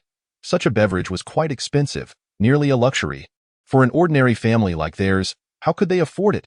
Yet, she bit her lip and instructed, Sure, go buy a bottle of exotic beast blood wine. Zhou Sure emerged reluctantly from her room, casting a displeased glance at the slender man at the table. This guy is insufferable, utterly lacking in manners. Why Yi Hongfang handed Zhou Sure over 3,000. Mom, this is your salary from yesterday. Isn't it? I'm not going. It's too wasteful. Zhou Sure protested. Go. Yi Hongfang glared at her. Exasperated. This is for your brother to join the Red Moon Martial Arts School. Although he is training with the school now, we both know his level. He won't improve significantly in just a few days. The Red Moon Martial Arts School is a prestigious institution, and I've worked hard to secure this connection. So hurry. Fine. Zhou Sure mumbled as she left. Soon, Yiran brought the dishes to the table. Zhou Sure had yet to return, but the slender man had already begun to eat, causing Yiran's brow to furrow. The slender man began to pick at the food, criticizing, What is this? It's terrible. As he rolled his eyes and continued to sift through the dishes, Yiran felt a surge of anger and stood up. Even if this man was a friend of his aunt's, he could no longer tolerate it. Just then, the door swung open, and Zhou Sure re-entered, slamming a bottle of exotic beast blood wine onto the table with frustration. The slender man grinned and began to unwrap the wine. Yi Hongfang emerged with the last platter of food, noticing the awkward atmosphere and exclaimed, Here it is, the exotic beast meat. Exotic beast meat? The moment the platter touched the table, the slender man snatched it before Yiran could react. That's what I usually eat, Zhou Sure protested anxiously. TSK, this exotic beast meat is excellent, far better than those dishes, the slender man remarked, seemingly oblivious to Zhou Sure's distress. He took a large bite while simultaneously opening the exotic beast blood wine. Inhaling its aroma appreciatively, Ugh, Zhou Sure huffed, wanting to leave, but Yi Hongfang pulled her back. Where do you think you're going? We have guests. It's quite rude. Sit down and eat. Yes, the one being rude, Zhou Sure retorted, but her words were cut short by a glare from her mother, forcing her to sit quietly at the table. Just as she was about to pick up her chopsticks, she saw a dish and couldn't help but feel aggrieved. My shrimp. You don't even like shrimp. Can't you leave it alone? Ah, young lady, this is my fault. Blame your mother for cooking poorly. The slender man replied casually. You've never had exotic beast shrimp, have you? Now that's delicious. Suddenly, he sprayed wine all over the table, his face contorting in disgust as he shouted, What kind of inferior exotic beast wine is this? The purity is so low. The wine spilled across the table, and Yi Hongfang felt both distressed and anxious as she hurriedly righted the bottle, saying, Mr. Bai, is this bottle of exotic beast wine not to your liking? Of course not. As an esteemed instructor at the Red Moon Martial Arts School, you serve me such subpar wine, and you expect your nephew to join our school? The slender man slammed his hands on the table. Fuming, let me tell you, your nephew is only fit to be a doorman. Do you think he could become an elite student worthy of cultivation? Absolutely impossible. Please, Mr. Bai, I'll buy you another bottle, Yi Hongfang pleaded. Nearly in tears at that moment, a calm, youthful voice interjected. So you are merely here for recruitment at the Red Moon Martial Arts School, not a friend of my aunt's. Yiran slowly rose, his gaze icy and piercing. He had initially thought that once his aunt withdrew the money from her card, she would trust him and cease seeking a martial school for him, thus dismissing this matter. However, it seemed his aunt had yet to use that card and had instead approached such a person. Brat, what are you glaring at? The slender man sneered. How dare you think you can join our Red Moon Martial Arts School? I've now decided. You won't even qualify as a doorman. Bang. A sudden thud echoed as Yiran swiftly grabbed the slender man's head with one hand, slamming it into the table. Blood immediately streaming down. Yiran stood protectively in front of his stunned aunt and Zhou Sure to shield them from the sight of blood, calmly instructing, Sure, take your mother back to the room. Both Yi Hongfang and Zhou Shishir were utterly frozen in shock, unable to move. Why? Iran's expression remained indifferent as he clutched the slender man's hair, dragging him toward the exit while shielding the two from his gaze. "Brat, I'll kill you!" The slender man thrashed wildly, yet the strength in Iran's grip was terrifying, leaving him powerless to resist, resembling a lifeless dog being dragged outside. Just then, the door burst open, and a dark-skinned middle-aged man entered. Upon witnessing the scene, he froze momentarily before his expression darkened. "Kid, what are you doing, brother? Save me!" The slender man pleaded with great difficulty. "Shaoran, don't fight. Please, don't fight." Yi Hongfang's voice trembled with urgency. Iran furrowed his brows, inhaling deeply before unceremoniously tossing the slender man aside. He stumbled against the door, dazed, and upon regaining his bearings, he seethed with rage, his eyes bloodshot as he shouted, "Brother, avenge me." "Useless. You let a mere kid handle you and still have the audacity to ask for revenge." The dark-skinned man cast him a cold glance. "Who gave you the authority to recruit students privately? Come with me, brother. This I see the time to discuss that." The slender man gritted his teeth. "Help me restrain this kid. I want to retaliate. If you don't leave, you may never return to the martial school." The dark-skinned man replied coldly, turning away without a second thought. "Just wait. This matter isn't over." The slender man clenched his fists, shooting an angry glare at Iran as he followed the dark-skinned man out. Seeing this, Zhou Shishir couldn't hold back, exclaiming, "You're a fraud. You ate our exotic beast meat, drank our exotic beast wine, and then treated our home like this. Now you just leave and deny my brother entry into the martial school? That's outrageous. Entry into the martial school?" The dark-skinned man cast a cold glance at Iran, disdain evident in his gaze. "You think just because you have some strength, you can act recklessly? You don't deserve to join our martial school. If we let every mediocre person in, the Red Moon Martial Arts School would have closed long ago." With that, he turned and led his companions away. As he walked, he sternly reprimanded the lean man beside him. "Humph, if it weren't for someone reminding me, you would have had to deal with this matter today. Allowing such a motley crew to join the martial arts school? I would like to see how you will explain this to the deputy headmaster." The lean man felt awkward. Such a brat, at most, he would let him serve as a doorman. "Have I given you permission to leave?" At that moment, a cold voice rang out from behind them. The two turned to see a young boy whose demeanor was as frigid as frost. The dark-skinned, middle-aged man squinted and asked, "What's the matter, doorman boy? Do you have an opinion, doorman?" An astonished voice echoed. An elderly man of short stature, accompanied by a refined middle-aged man holding some gifts, entered the scene.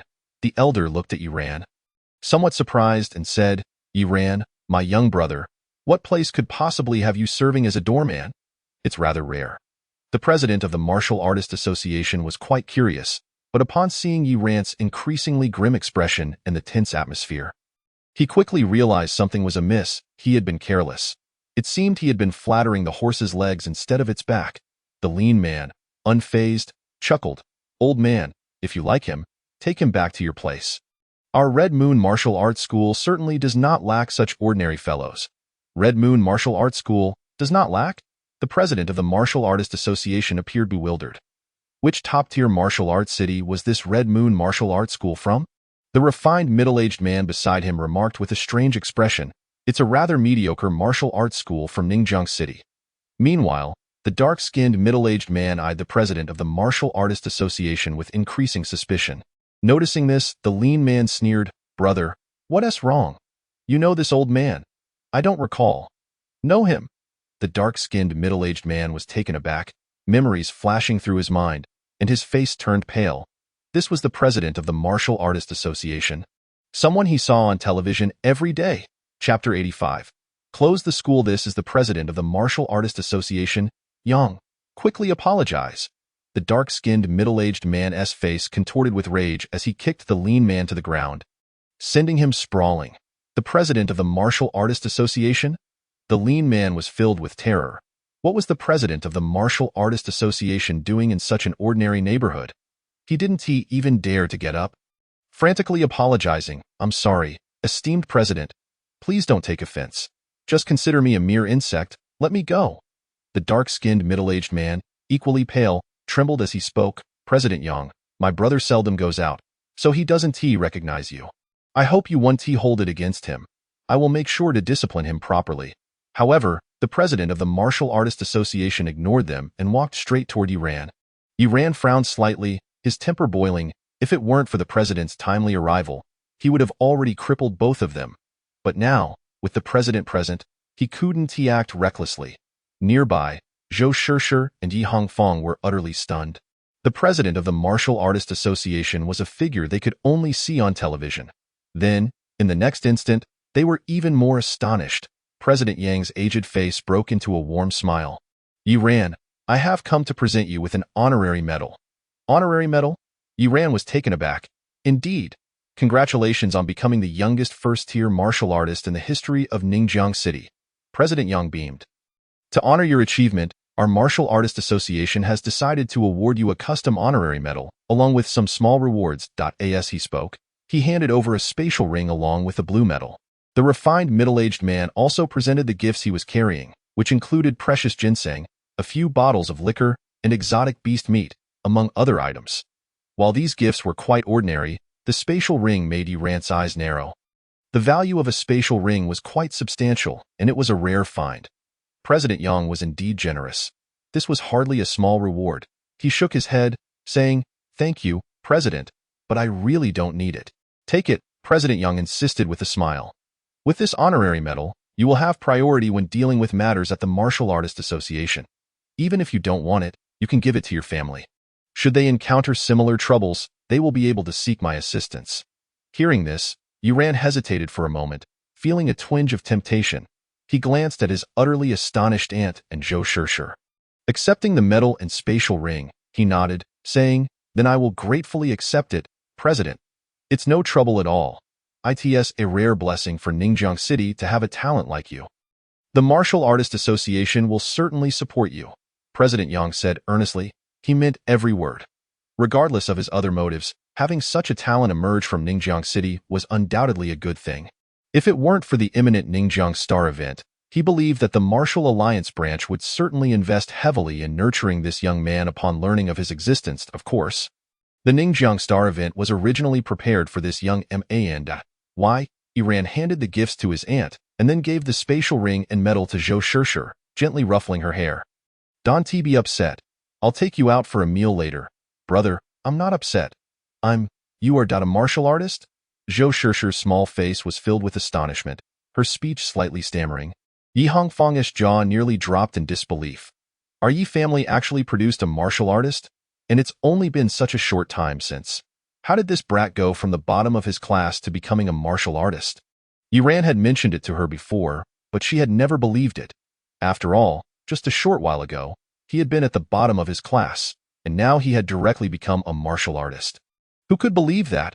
Both of them were in disbelief, yet the president of the Martial Artists Association, a living, breathing big shot, was smiling amiably at them, nodding his head. They couldn't help but believe. President Yang scanned the room and noticed Yiran directly giving the spatial ring to Zhou Shishir. He felt a stir in his heart. It seemed this young man was not overly concerned with wealth, but rather valued his loved ones, which was commendable. His smile widened as he said, "Young Yi, I just arrived and am not sure what has transpired, but if there is anything you need my assistance with, feel free to ask. I will do my utmost within my capabilities." This was a significant promise. The refined middle-aged man beside them began to look uneasy, his expression one of astonishment. Soon, he shook his head internally. It seemed the president himself wanted to befriend this young man. On the other side, the dark-skinned middle-aged men turned pale upon hearing these words. They had yet to recover from the shock of this young man being a first-tier martial artist when they were hit with more bad news. In the current situation, the president of the Martial Artists Association saying such things was all too evident. And for a prominent figure like the president to deal with them would be as simple as a flick of his finger. Realizing this, both of them were filled with dread, desperately pleading, "I was wrong, Yiran, my young brother, I was wrong. I shouldn't have mocked you." The dark-skinned middle-aged man could not continue, filled with regret, wishing he could slap himself 1,000 times. A martial artist so young. The president of the Martial Artists Association personally came to commend him, and he had actually called him an unworthy fellow. If the head of the Red Moon School found out, It would surely mean their legs would be broken. Moreover, letting such a talent slip away was one thing. They had also offended him. This was likely to cost them even their third leg. The more the dark-skinned, middle-aged man thought about it, the more regretful he became, and he simultaneously felt an unprecedented anger toward the lean man. It was all this idiot's fault. If it weren't for fearing this fool would stir up trouble, he wouldn't have come to deliver his own head and seek discomfort. With that thought, he suddenly pressed the lean man's head down and slammed it against the ground, crying, "Iran, my young brother. Please forgive my brother. He didn't know better." Seeing Iran remain indifferent, he grew more forceful, causing the lean man to bleed from his head, then turned to Yi Hongfang. "Sister, we know we were wrong. We truly know we were wrong." Yi Hongfang felt a twinge of sympathy and looked at Iran. "How about that?" Iran looked at the two of them and said coolly, "All right, let us end today's matter here for now." Upon hearing this, the dark-skinned, middle-aged man felt a surge of joy. This young punk still wasn't hard-hearted enough. Thank goodness. However, in the next instant, his expression froze. Iran's demeanor was indifferent as he stated, "I have always held grudges. Putting aside your troubles with me for now, I will never let this go if you cause my family distress. Go back and inform your headmaster to be prepared. From today onwards, I will come to your school every day to kick it until you close your doors." Beside him, President Yang's eyelids twitched. This kid's peak second-tier combat strength would mean that the entire young cadre of the Red Moon Martial Arts School would not be enough to contend with him if he kicked the school. 3 months of closure, I suppose. President Yang said lightly, "Go back and tell your headmaster that if he can close the school within 3 days. I once informed Deputy Minister Lin from the 100 Schools Division about this matter." The 100 Schools Division was one of the 3 divisions of the Martial Alliance, managing all martial arts schools. Upon hearing this, the dark-skinned, middle-aged man's face turned ashen, his body slumping into a puddle of mud. 3 months of closure would incur tremendous losses for the martial arts school. One could only imagine how the headmaster would deal with them upon hearing this news. It was over. Everything was over. By the way, don't forget these things. Finish them all before you leave. Iran's voice was indifferent as he cleared away the remnants of food scattered across the floor, including the spilled wine. The emaciated man stood dazed, his lips trembling. "Get lost. If I tell you to eat, then eat," the dark-skinned, middle-aged man bellowed, kicking him away. Chapter 86.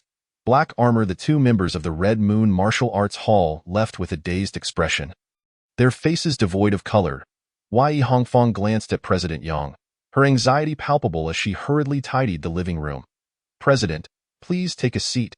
Aunt, with the house in such disarray, let us invite President Yang to eat outside." Iran interjected, shaking his head as he moved towards the door. Right? Yi Hongfang scratched her head, appearing like a child in the presence of an adult, clearly feeling the weight of the esteemed martial artist's presence. In contrast, Zhou Shishir seemed unburdened, her face alight with joy as she skipped out. President Yang offered Yi Hongfang a reassuring smile, calming her considerably before leisurely following Iran out. As they departed, he instinctively cast a glance upstairs, his eyes betraying a flicker of intrigue. There was a formidable presence above, rivaling his own. At least a 4th-level martial artist. He hadn't anticipated that this seemingly ordinary community concealed such hidden talents. However, the number of martial artists in Ningjiang City was limited, each one documented. How could there be an unfamiliar martial artist residing above? The scarred-faced, middle-aged man approached the window, watching the retreating figures below. His expression contemplative. Moments ago, he had sensed the approach of an unfamiliar martial artist and instinctively assumed it was someone from the Martial Alliance. With his daughter still unaccounted for, he feared she had been captured. In his haste, he had inadvertently revealed his entire aura, only to later realize the chaos had been a misunderstanding. The martial artist he sensed turned out to be the president of the Martial Association, who had come to commend the boy downstairs, not to apprehend him. Nevertheless, having exposed his presence, the president of the Martial Association would undoubtedly have noticed him. Even if Iran managed to send the president away quickly, it would make little difference. He had to leave. The scarred man sighed, shaking off his thoughts as he quickly texted Su Qin and gathered his belongings. Before departing, he hesitated, then descended the stairs, forcibly pushing open the door to enter. He checked several rooms and soon found Iran's quarters. He placed a tattered piece of black armor on the bed before turning to leave. by mid-afternoon, Yiran and his aunt returned home from the city. Reflecting on the earlier events, he couldn't help but shake his head. President Yang had requested he visit the Martial Alliance branch in a few days to meet Deputy Minister Zhang of the 10 associations. Although he was uncertain of the reason, it felt inappropriate to refuse after being granted such favors, so he agreed to it, relieved that it didn't conflict with his schedule at the Black Seal Tower. "By the way, brother, are you really a martial artist?" Zhou Shishir exclaimed, her face flushed with excitement as she held the martial artist medal. "You've asked me all the way here. If I weren't a martial artist, where would I have gotten this medal?" Yiran replied, somewhat helplessly. Nearby, Yi Hongfang remarked, "The youngest martial artist in Ningjiang City, our Yi family has truly made a name for itself." "The youngest martial artist?" Yiran shook his head, unconvinced that in reality, the trio he had previously defeated, Su Fan and his companions, had broken through to martial artist status several months before him. If he were to consider the strongest among the younger generation in Ningjiang City, he could accept that title. However, it was likely that his high vitality had led President Yang to mistakenly believe he had advanced earlier, hence the honor bestowed upon him. By the way, you little rascal, have you really become a martial artist? That card you gave me a few days ago, it doesn't actually have 1,000,000, does it? Yi Hongfang suddenly recalled and asked. "Aunt, when have I ever deceived you?" Yiran shook his head, then looked at her suspiciously. "What about that card? You haven't lost it, have you? If there really is 1,000,000, I thought you were joking," Yi Hongfang exclaimed, her face filled with shock before she hurriedly added. "I forgot where I put it. I need to hurry back and look for it. Don't worry, it won't get lost at home," Yiran assured her. Before he could finish, Yi Hongfang had already dashed off. With Zhou Shishir quickly following suit, that moment, he returned to the community only to find several ambulances gathered at the entrance, their sirens blaring as a crowd gathered around. Yiran raised an eyebrow and approached. In the center of the crowd, several medical personnel were clustered together, seemingly administering emergency care to someone inside. "Uncle Li, what happened?" he asked a neighbor standing nearby, perplexed. "I'm not sure. It seems someone was stabbed, covered in blood, and ran out from that alley over there, collapsing here. Then, those returning to the community saw it and called for an ambulance," the neighbor explained. "An alley?" Yiran followed the direction indicated and glanced over. It was just an ordinary alley, not particularly deep, and nothing seemed out of the ordinary, so he withdrew his gaze. At that moment, the medical personnel in the center shook their heads as they stood up, lifting a blood-soaked middle-aged man onto a stretcher and into the ambulance. "Not breathing. He's dead," Yiran murmured, reaching a grim conclusion. The middle-aged man appeared to be in his early 40s, his face covered in a thick beard, with a penetrating wound in his chest indicative of a fatal injury. His clothing was torn, revealing remnants of black armor beneath. Despite the armor, he was still battered and bloodied, the ground soaked in crimson. How could someone with a heart injury still manage to walk a distance? Yiran's expression shifted as he assessed the injuries. Such physical resilience was beyond even his current half-step, third-level martial artist physique. This man had to be at least a third-level martial artist, and a powerful one at that. How could a third-level martial artist die here? Frowning, Yiran's peripheral vision caught sight of a girl with a ponytail. Stirring his emotions, "Su Qin?" Just as he was about to call out, Su Qin looked at the body being loaded into the ambulance, her delicate face shifting with panic as she hurried into the community. Yiran's heart sank. At that moment, the shrill sound of sirens pierced the air as several vehicles from the Martial Alliance sped towards the scene. The guards disembarked and began to disperse the crowd. "All right, everyone, there's nothing to see. Please head back," one of the guards instructed. "Those who discovered the body, please do not leave and cooperate with our inquiries," another guard added as the crowd gradually dispersed. Just then, the last Martial Alliance vehicle arrived. A bald, muscular man with an impassive expression stepped out, appearing to be an outsider. Yet the guards treated him with utmost respect, and even those who had found the body relayed their accounts to him. As he blended back into the crowd, he furrowed his brow, appearing somewhat distracted. At that moment, his phone beeped. Yiran pulled out his phone. "Jiang Yin, tonight, my sister will deliver the dragon blood fruit. After receiving it, please do not forget our agreement." Dragon blood fruit? Yiran's heart leapt with joy. This little girl was indeed true to her word, delivering it in just 2 days. However, before he could respond with his excitement, a panicked shout erupted from above. "Aunt and Shishir!" Yi Ran's pupils constricted as his blood surged, propelling him up the stairs. Chapter 87. I will conquer you eventually. Yi Ran rushed to his door. And upon seeing the scene before him, he breathed a sigh of relief. Aunt, are you both all right? What happened to the door? He approached and propped the fallen door back up. We're fine, Yi Hongfang replied. Her expression troubled. I was just about to open the door when it suddenly fell back, giving me quite a scare. Exactly, brother. It scared me to death. I thought there was an earthquake, Zhou Shishir chimed in. Sticking out her tongue as Yi Ran steadied the door, he examined the marks along the frame, his brow furrowing. This door had been forcibly shaken open. The intruder must have been in a hurry, opting for brute force rather than finesse, resulting in the door being knocked down. Moreover, the precision of their strength control was remarkable, the marks indicated. What? Someone has come in? Yi Hongfang exclaimed in shock, her mind racing. That million couldn't have been taken, could it? Panicked, she dashed into the house.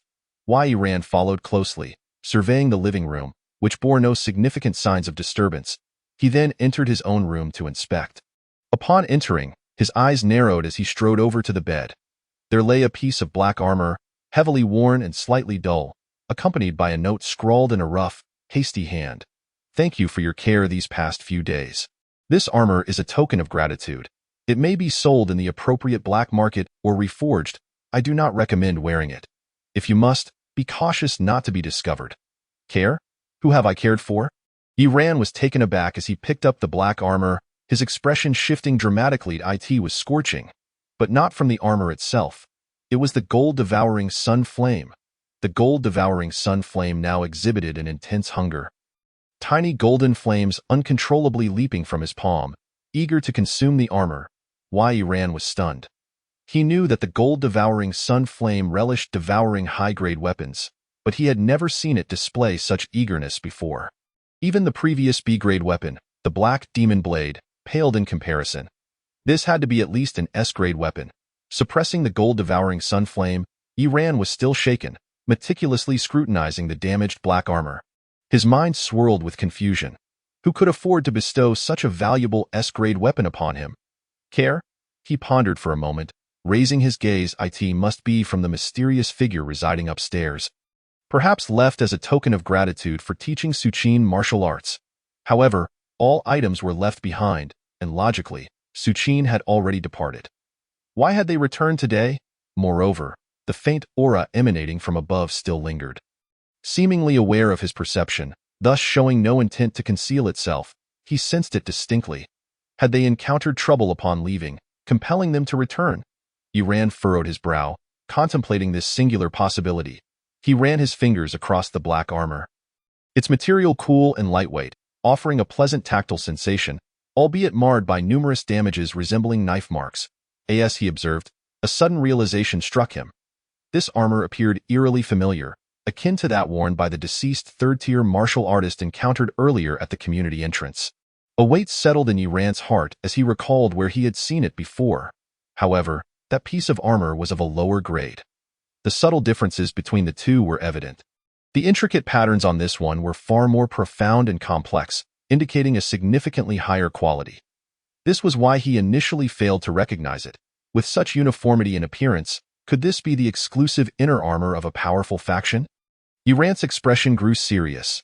No wonder a message had been left for him, urging either to reforge it or sell it, and to refrain from wearing it himself.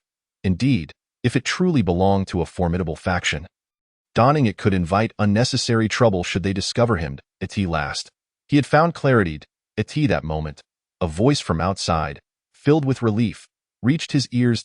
Yi Hongfang, his relative, was holding a card, tears of joy glistening in her eyes. With this money, we can finally treat Deshan's illness. You little rascal, who would have thought that in the end, we two adults would have to rely on you? A mere child. Little aunt, I'm not a child anymore. Yi Ran replied, somewhat helplessly, considering himself no longer young at 17. Simultaneously, he lamented that regardless of one's status, in the eyes of parents, one would eternally be their ungrown child. By the way, should we report the situation at home?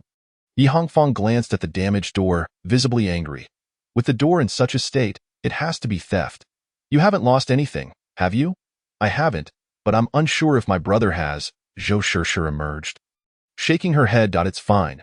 I'll handle it." After stating this, Yiran moved to the corridor, finding a small advertisement to contact a repairman. By around 4 in the afternoon, the door was finally fixed. Just as he was about to head home, he spotted Suqin descending from upstairs. "Going outside?" "Yes," Suqin nodded, casting a complex glance his way. "You've already broken through to become a martial artist? Fortunate, I suppose." Yiran chuckled lightly. "Fortunate." Suqin fell into silence, initially believing that there were no perfect anomalies in the world. Yiran excelled in martial skills, but she had assumed his vitality levels would be mediocre. Yet, to her surprise, his vitality far surpassed hers. "Since you've been to the Martial Artist Association, you must be quite familiar with it."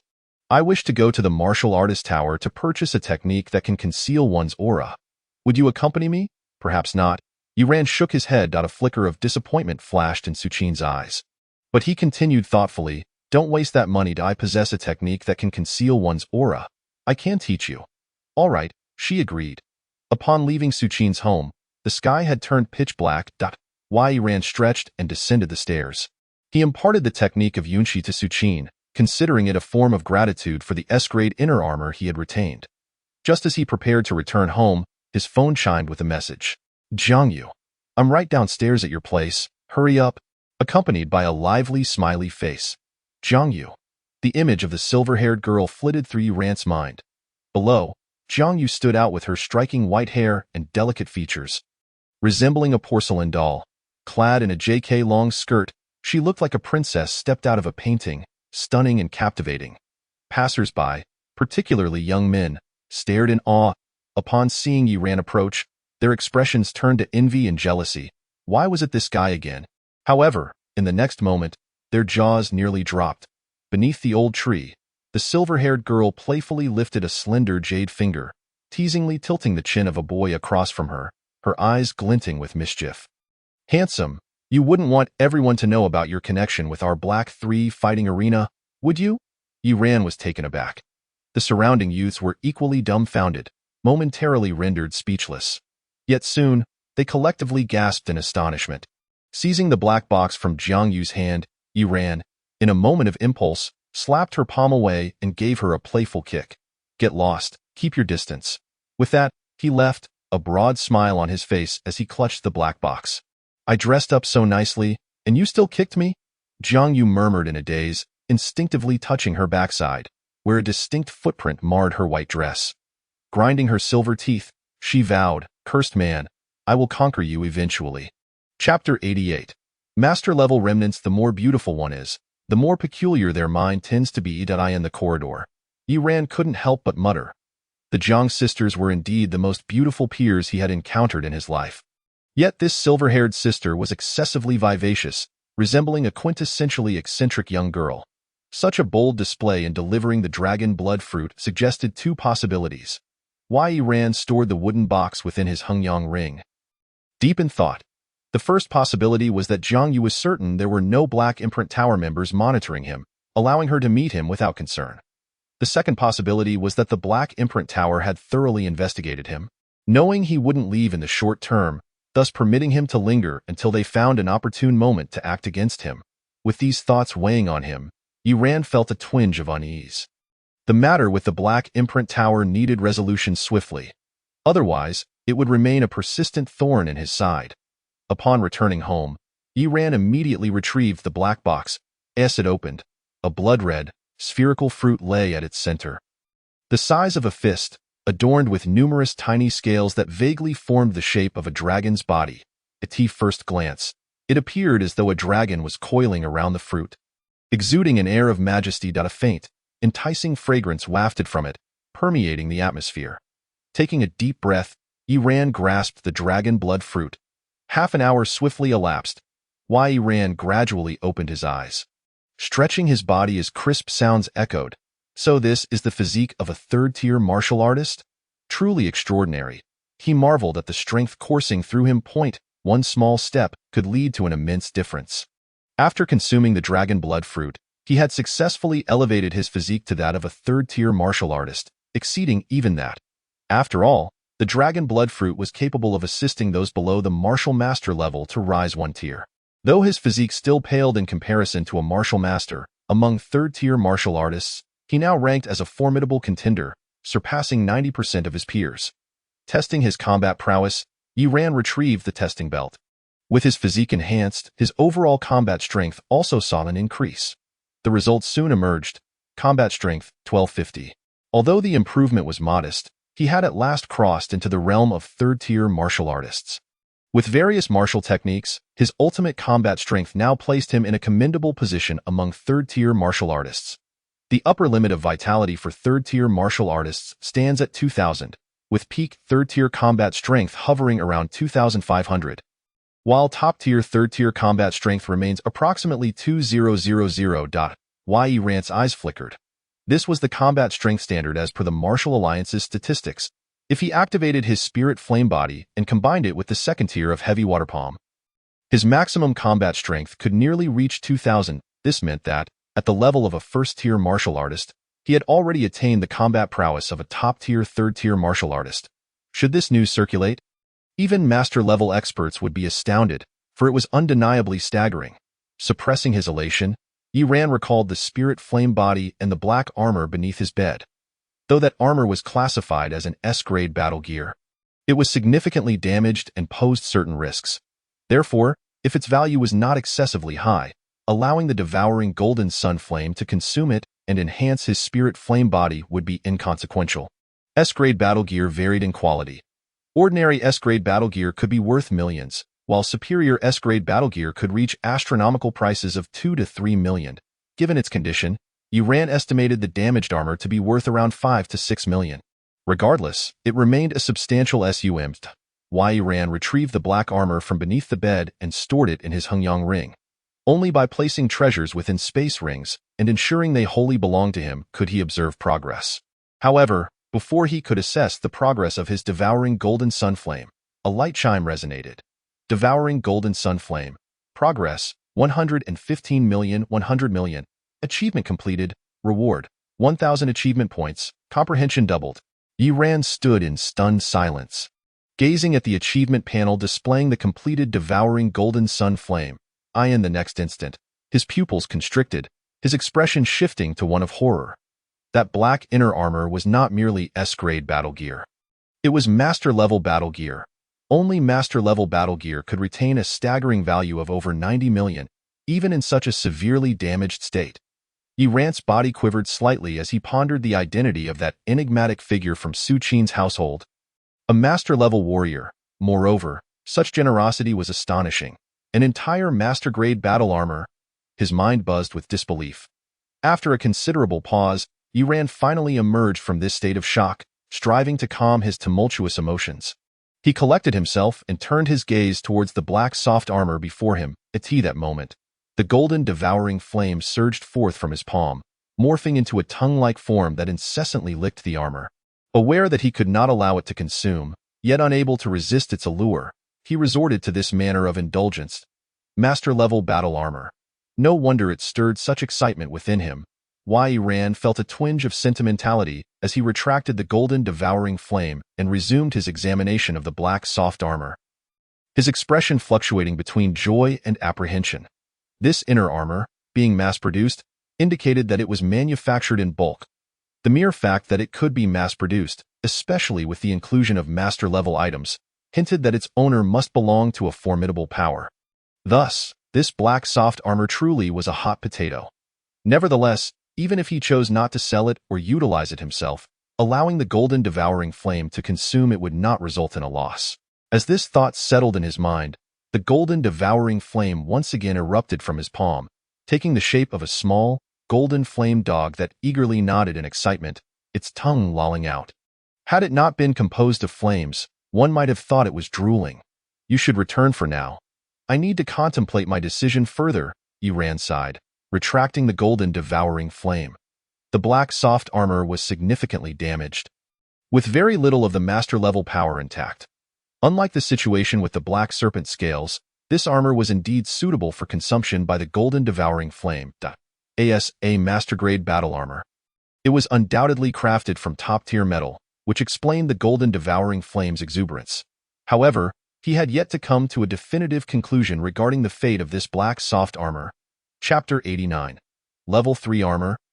Masterclass Battle Armor. Yi Ran's expression wavered as he grappled with indecision. Let me first test the damage reduction. He contemplated for a moment before donning the armor. This level of inner armor was equipped with memory alloy, allowing it to change shape automatically. Once he wore it, it conformed perfectly to his body, becoming exceedingly snug. Many joints and muscles were cushioned with special padding, emanating a gentle warmth. As Yi Ran moved, he felt an extraordinary comfort, with even the slightest exertion affecting his entire being. With the assistance of this inner armor, his body's coordination and explosive power were enhanced to an unparalleled level. He was both astonished and elated. This was truly a remarkable find. In comparison, the inner armor he had previously acquired from the blue-clad girl paled in comparison. The difference was akin to that between heaven and earth. Despite his delight, Yi Ran remained focused on the task at hand. He straightened his posture and suddenly exerted force, delivering a punch to his own chest. A dull thud echoed through the air. He remained rooted in place, not even budging an inch. Upon witnessing this, Yi Ran inhaled sharply. Although he had controlled the force to ensure he would not harm himself, he should have been knocked back several steps. Yet, the damage reduction capability of this inner armor was astonishingly formidable. He felt not an ounce of force transmitted to him. It was all absorbed by the armor. Once more, Yi Ran's eyes sparkled with determination. After testing for over half an hour, he finally reached a staggering conclusion. The armor could reduce damage from a level 3 warrior's attacks by a staggering 90. Against a level 2 warrior, it could diminish damage by nearly 95. As for a level 1 warrior, it was akin to mere tickling. Standing there, one could endure an onslaught without a scratch. With a 90 reduction in damage below the Martial Master realm, this inner armor placed him in an almost invulnerable position. Yi Ran felt a surge of exhilaration. Clad in this inner armor, even if he recklessly provoked a Martial Master, he might just survive. After all, while Martial Masters possessed over 10,000 vitality points, which was terrifying, they could not simply break through his defenses. The armor would still mitigate a significant portion of the damage. However, if one's physique were lacking, even with such a high reduction, the residual force could still prove fatal. Contemplating this, Yi Ran found some solace. Although master-grade battle armor was powerful, it was not invincible. When faced with a Martial Master, one could still meet their end. Thus, it was wise to refrain from recklessness. Yet, with this inner armor, he had acquired a tremendous trump card, a glimmer of hope for survival against a Martial Master. I won't sell it. I'll keep it for myself. Grinding his teeth, Yi Ran acknowledged that while this item might lead to significant trouble, it could indeed save his life in a critical moment. Beside him, the golden devouring flame, unwilling to remain idle, surged forth again. This time, it detached itself entirely, transforming into a small flame dog that sat nearby. Eagerly awaiting Yi Ran to remove the armor so it could feast. To its dismay, Yi Ran ultimately decided to retain it for his own use, causing the joyful grin on the dog's face to freeze in surprise. Its eyes brimmed with indignation, feeling as though it had been eagerly waiting only to be left hungry. From now on, this inner armor shall be named Level 3 Armor.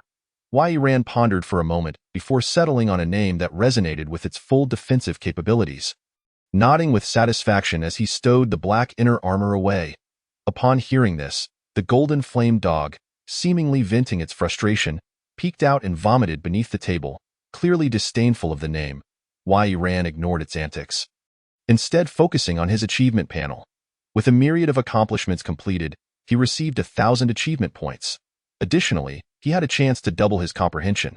Without hesitation, he activated it, instantly feeling a sharp pain in his mind, as if a cool breeze had been poured into his skull, causing him to jolt upright.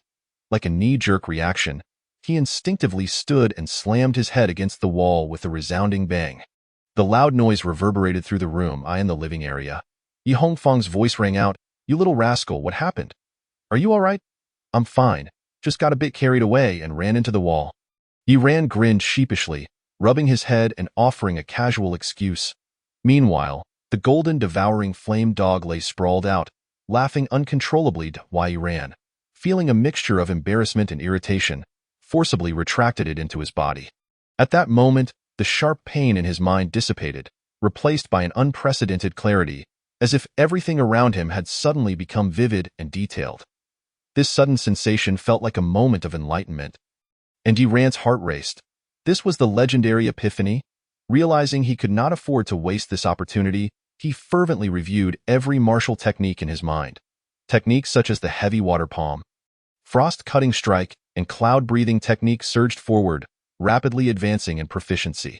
Simultaneously, he faintly heard an ancient voice murmuring, "Pure young heavenly blade." Yi Ran's heart jolted as he glanced at the white jade pendant shaped like a small knife resting in the pin holder on his desk. Unfortunately, the feeling of enlightenment faded swiftly in an instant. He returned to his previous state, the world around him returning to normal. He shook his head, acknowledging that while his cognitive processes were indeed much quicker than before, the doubling of his comprehension had lost its earlier terrifying speed. The ancient voice was no longer audible. Yi Ran approached his desk and retrieved the white jade pendant. The small knife gleamed with a pure, lustrous quality, its brilliance captivating. The 4 characters inscribed on it, "Pure young heavenly blade," stood out prominently. This was a gift from Su Qin, who had mentioned that within it lay a powerful martial skill that required sufficient comprehension to grasp fully.